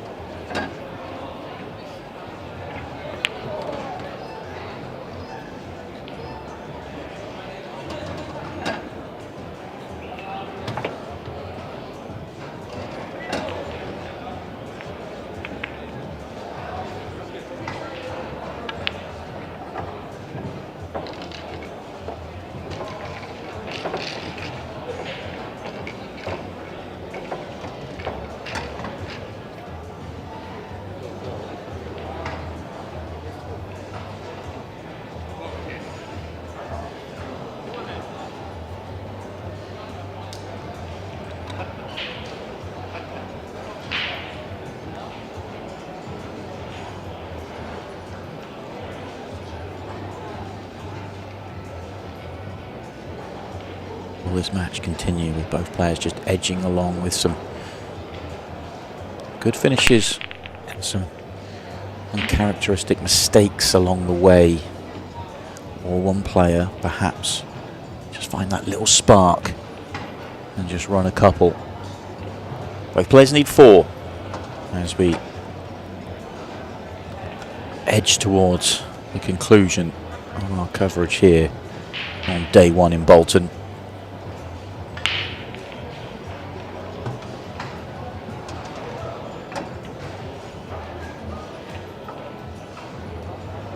You can tell he wants to be reds. Reds are the set if the 8 ball goes. If the 8 ball doesn't go, then reds are terrible. The problem with yellows is the one above the left hand centre pocket. No great way of dealing with it either. I think he's made the decision that the 8 ball goes, so it's going to be reds.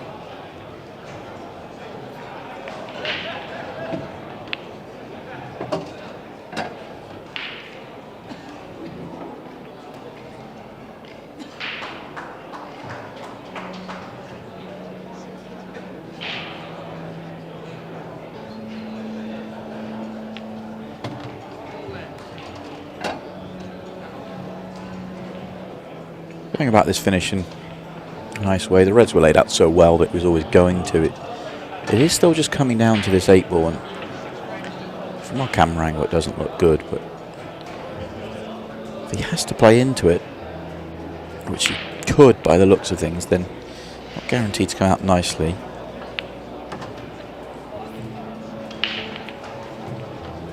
And he did try and avoid it there, so this 8 ball must go comfortably. He did have a very good look at it at the start. He's come around to have another look. I think he's okay. You just wouldn't get this far if it wasn't, so.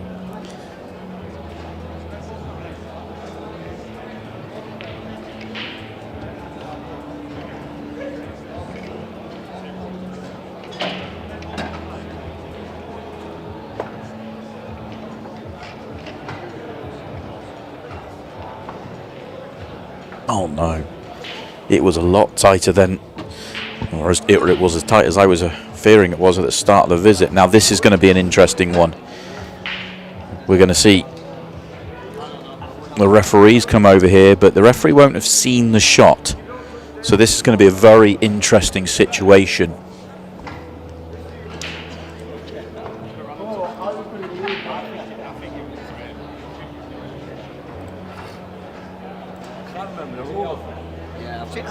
If the ball is considered to have stopped, then this will be replaced. If they consider that it hasn't stopped, then no, they've decided it is frame. I thought they were going to have to call the referee over, but I like seeing that. You know, so those wondering what's happening here, obviously you may well be used to watching Ultimate Pool, watching the main table. Always obviously have a referee team there, timed matches, timer, keeper, and everything else. For the outside tables, we just have roaming referees, and there are a lot of them here, so they're not necessarily monitoring every single table and every single shot. So unless there was a referee in the area there to see the shot, the players know that they could have gone to get the referee, but the referee can only tell them the rule, and then it would be a debate between the two of them whether it was whether it did stop or not stop. So in the end, both players have made their mind up that it has been a legal shot, and they can go about their business. If it wasn't, then 8 ball would have come back up, and it would have been Andrew Patchett's shot. I think nicely done from the two players, dealt with it in the right way. I think Andrew knows that his chances of winning, even if he got to play the next shot, was super slim as well. I'm not saying that should have any effect on his decision, but certainly makes it easier to say, do you know what, give you the benefit of the doubt on this occasion and get on with the match. So nice to see. Pleased that from both players. Two good guys out there.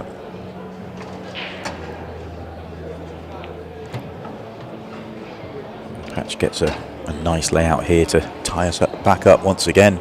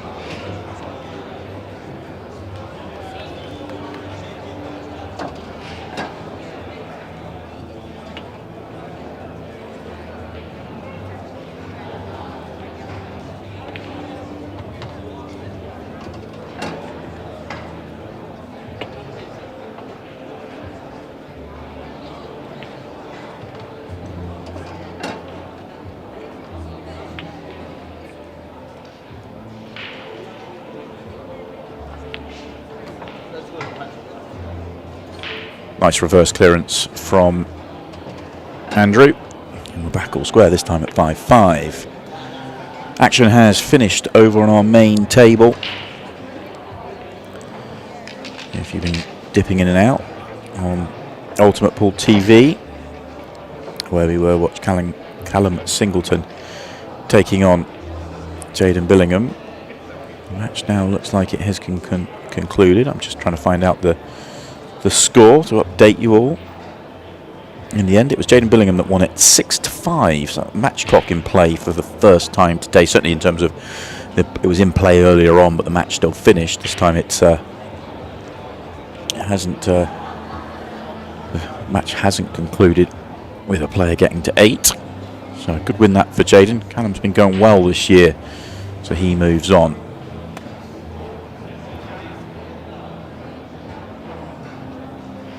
Players have just left the arena. In fact, it's Christy Caulfield that has left the arena. That's kind of the state of play right now. Over on the main table, Stephen Jameson's about to have a few words with our winner there, Jaden. We've still got action going on. Shane Thompson and Matt Cook are currently playing over on table 3. They're in a very tight battle, 5-4. That match has been going on a long time now. Very drawn out match there. And Tom Jones and Ralph McCulloch are also playing. That is being dipped in and out of from the main show, not available on any one stream. Also got the women's tables in action. Big deciding frame going on between Sophie Gibbs-Nichols and Megan Proctor. That's just out of screen there on the right-hand side. And on the TV table, Amy Beecham is 4-2 up over Sarah Waite. Marion Jude and Geraldine Champagny are 2-1 in the all-French battle. It's on table 6, which is just to the right-hand side as we look. And Barbara Taylor and Lindsay Schultz are just underway. Barbara taking the opening frame. And that's actually on the table nearest me. I'm out of screen there on the right-hand side. Only about 20 yards away from me or so. You can just see Geraldine at the table there on table 6. As Andrew Patcher looks like he's got himself ready to go here. So we can go back to the match. 5-5. Both players need 3.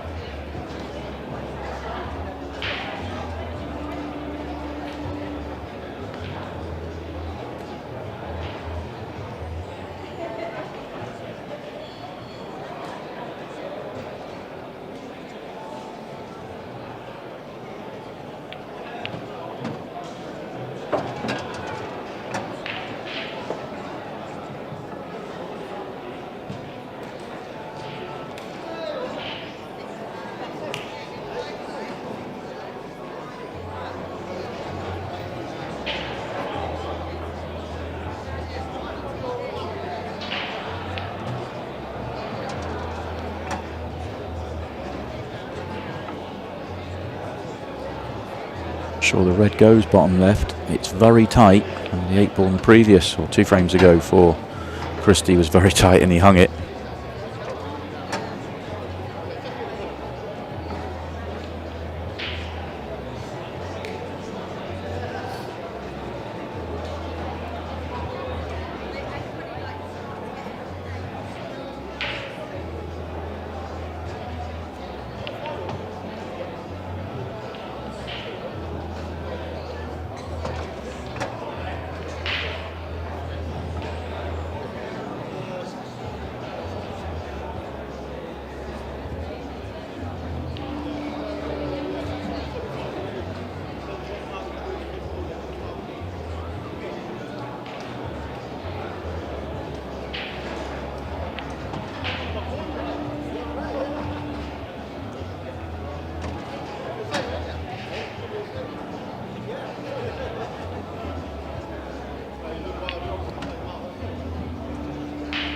The bottom left one went, bottom right looks very tight. Didn't try and move it, so it must go, but similar to the one with the 8 ball where it just looks tight. And he's had a look at it multiple times now.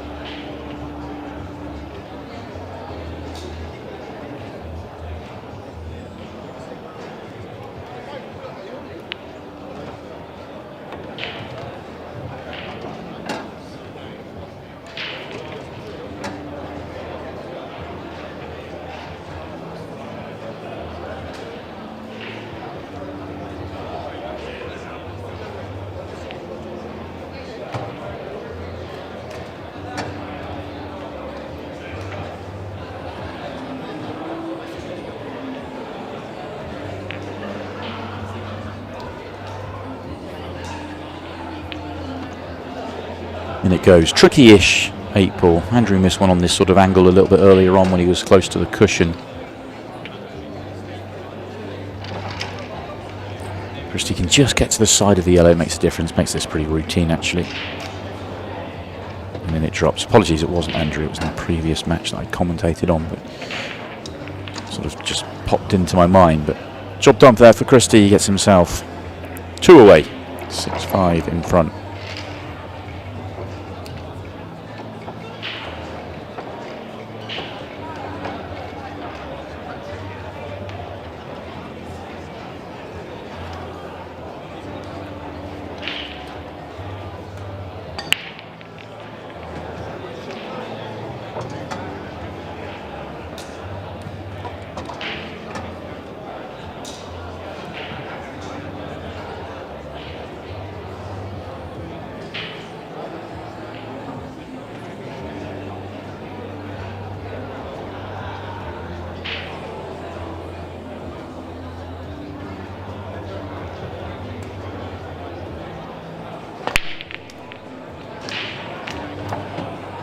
Brilliant break from Christie at the right time. Chance to really step on the gas here.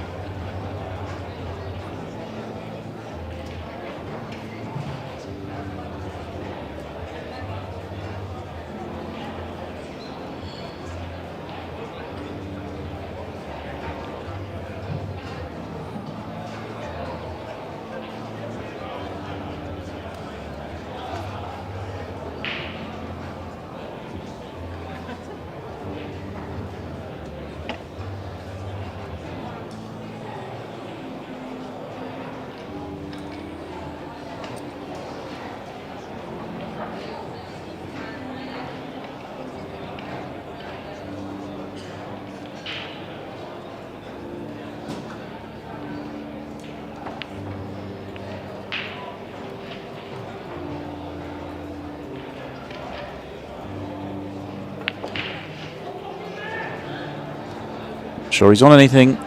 Is there another twist here?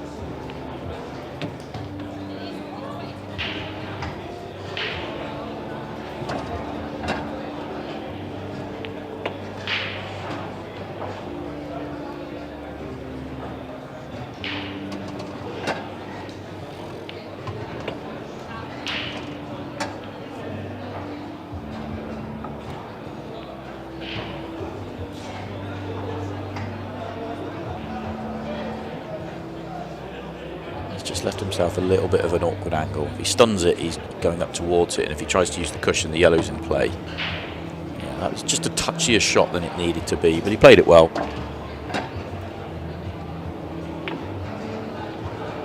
We're back all square. 6-6, 3 to play.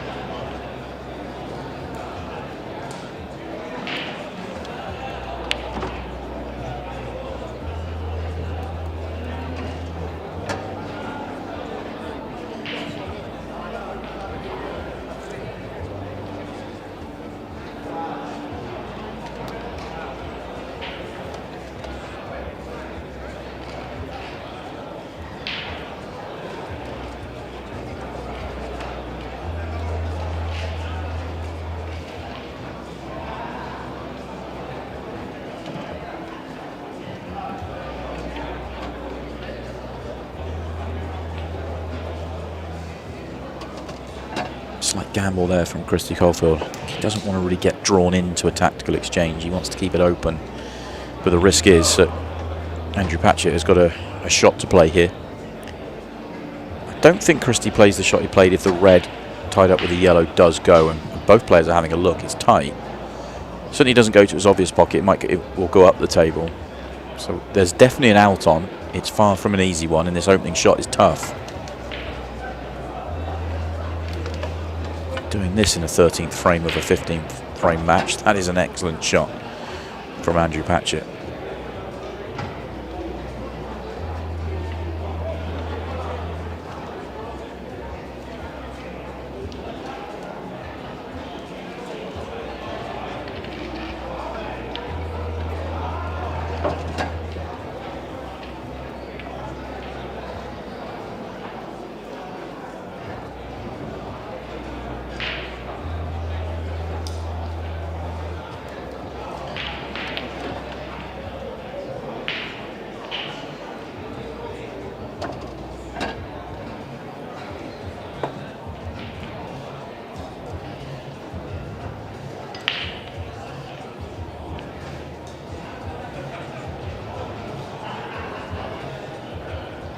Much worse for Andrew.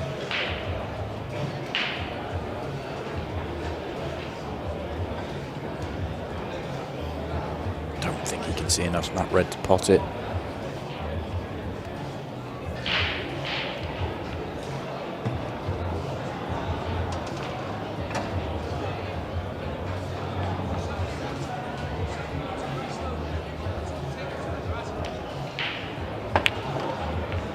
Oh, fabulous. Gets a piece of fortune, but it's a fabulous shot from Andrew. That's fantastic. It's so hard to play that shot, and to play it with pace, to generate the chance for it to double kiss back into perfect position. Oh, that was brilliant. 3 balls away from taking a lead. Another beautiful positional shot. Chance to get on the hill.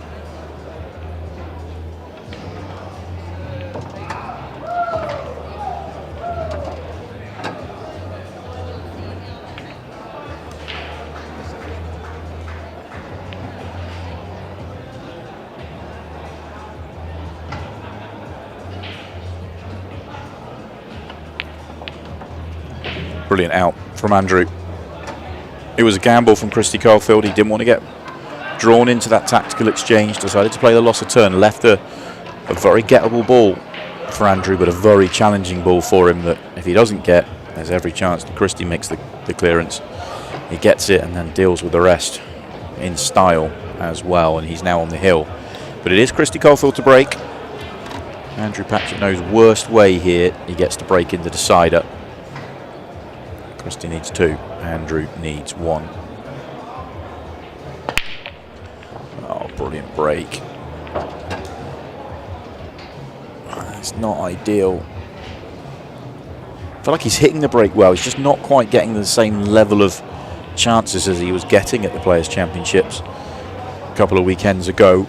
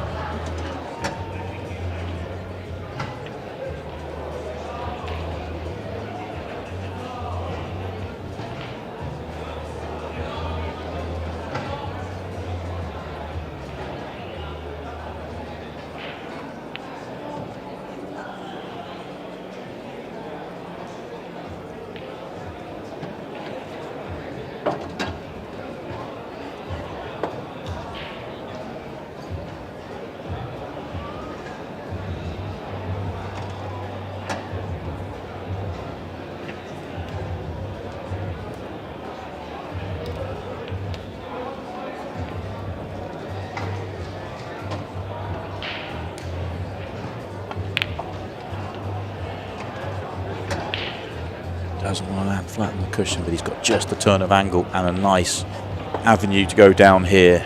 This is excellent from Christy.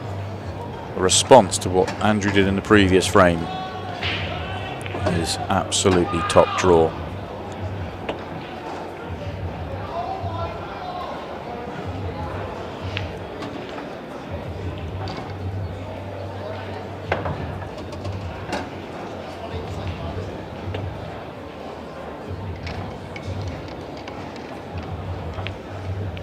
Brilliant stuff, and we are going the distance here. Andrew Patchett will have the break in the deciding frame, and another match here on YouTube that is going all the way. We've seen some drama here, and we've got one more frame of drama tonight.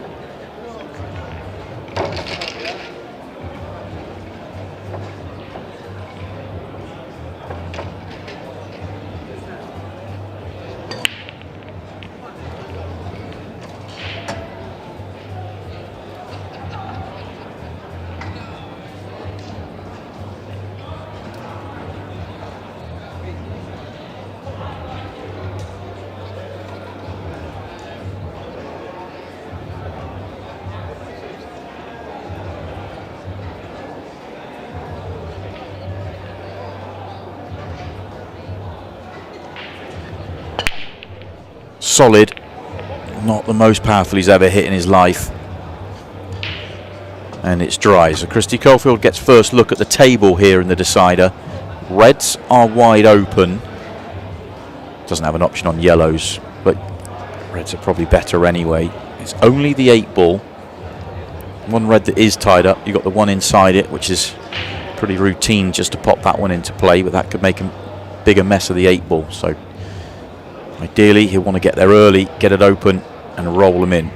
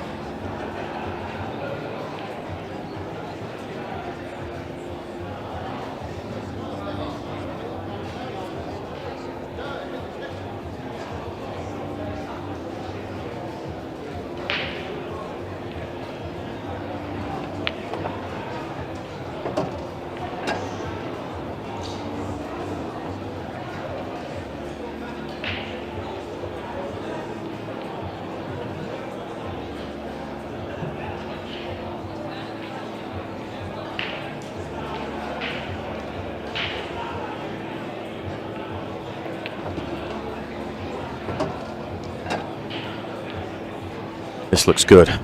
He got just enough angle. Maybe one more turn would have been ideal. In fact, he's coming down here. I think he could have done with one more turn. Yeah, he's looking to try and get underneath it. So he doesn't have the angle he's looking for. That changes things.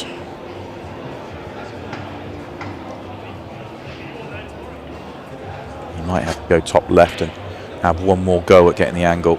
Let's see.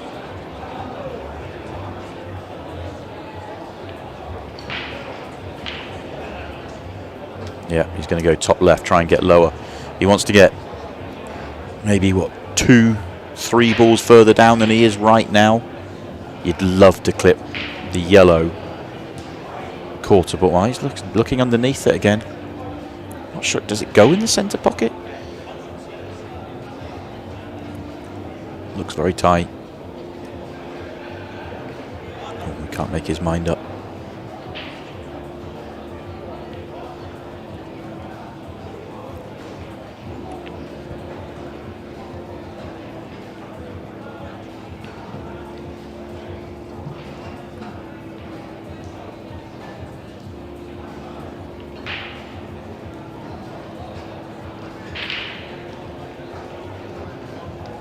Getting up there for the longest I've ever seen Christy Caulfield spend on a shot. That's how big this is.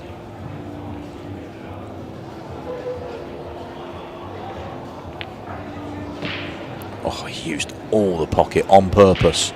Pinched every single millimetre.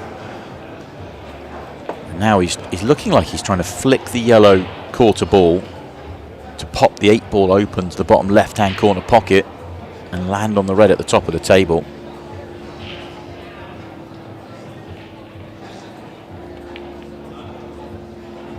How good is that?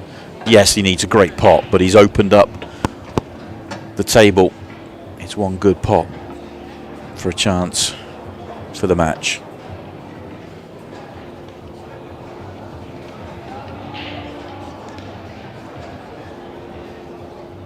Don't take this one for granted, though.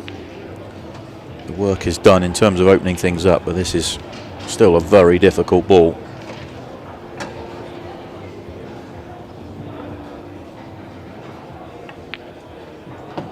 Rolls it round 3 cushions as well. Brilliant shot. Brilliant visit to the table here from Christy Caulfield. He's an 8-ball away.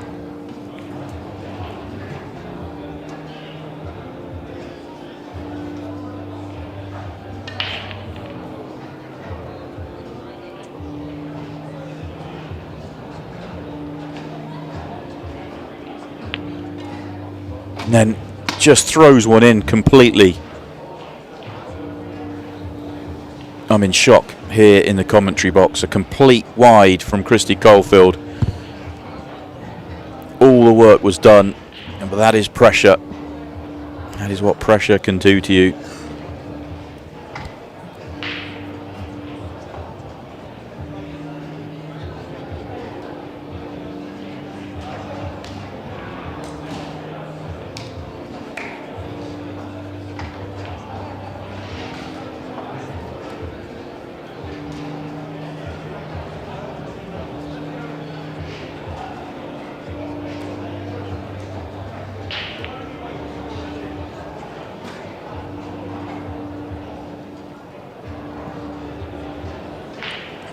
Well, Christie will be pleased to get back to the table, but he will not like the look of what he's got here.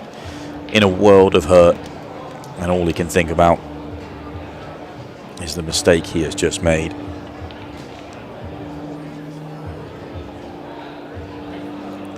Unless he finds a miracle shot here, or Andrew finds a way. In the end, he gave it a bit of a hit and hope.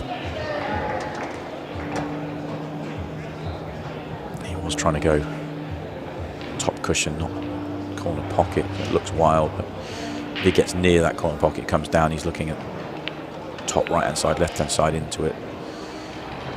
But even with cue ball in hand, there's not a lot Andrew can do at the moment. He wouldn't mind Christie getting out of this and opening things up a little bit. But just to finish my point previously, if Christie doesn't find a miracle shot or have Andrew make a mistake, then it's going to be one of the toughest losses for him to take. Christie's a great character and he tends to deal with these things and move on, but this one could linger for a while.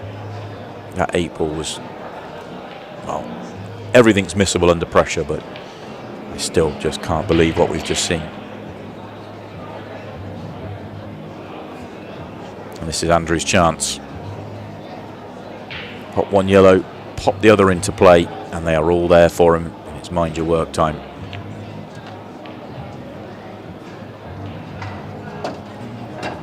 Came back a fraction more, but he's okay. Would like to have been straight on this yellow. He was straight enough to use the cushion.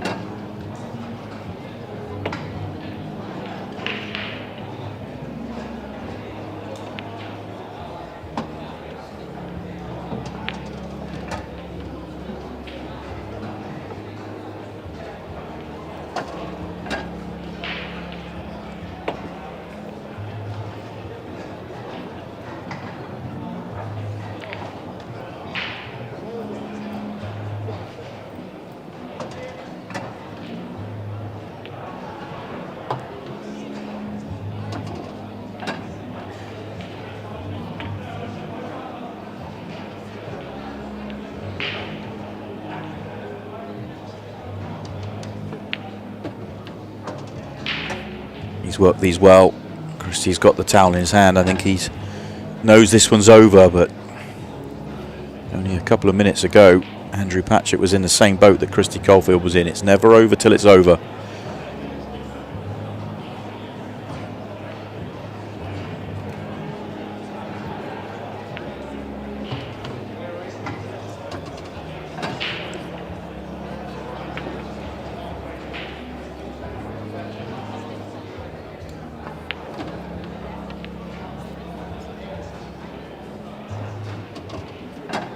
Andrew Patchett has got the victory. Brilliant match, just filled with quality and errors. A slow burner, but drama. Drama we love to see. A tough one for Christy Caulfield to take. Yeah, it will be sore, and it will be sore for a long time. Andrew Patchett, though, he moves on. He's into the last 16. He'll be back tomorrow.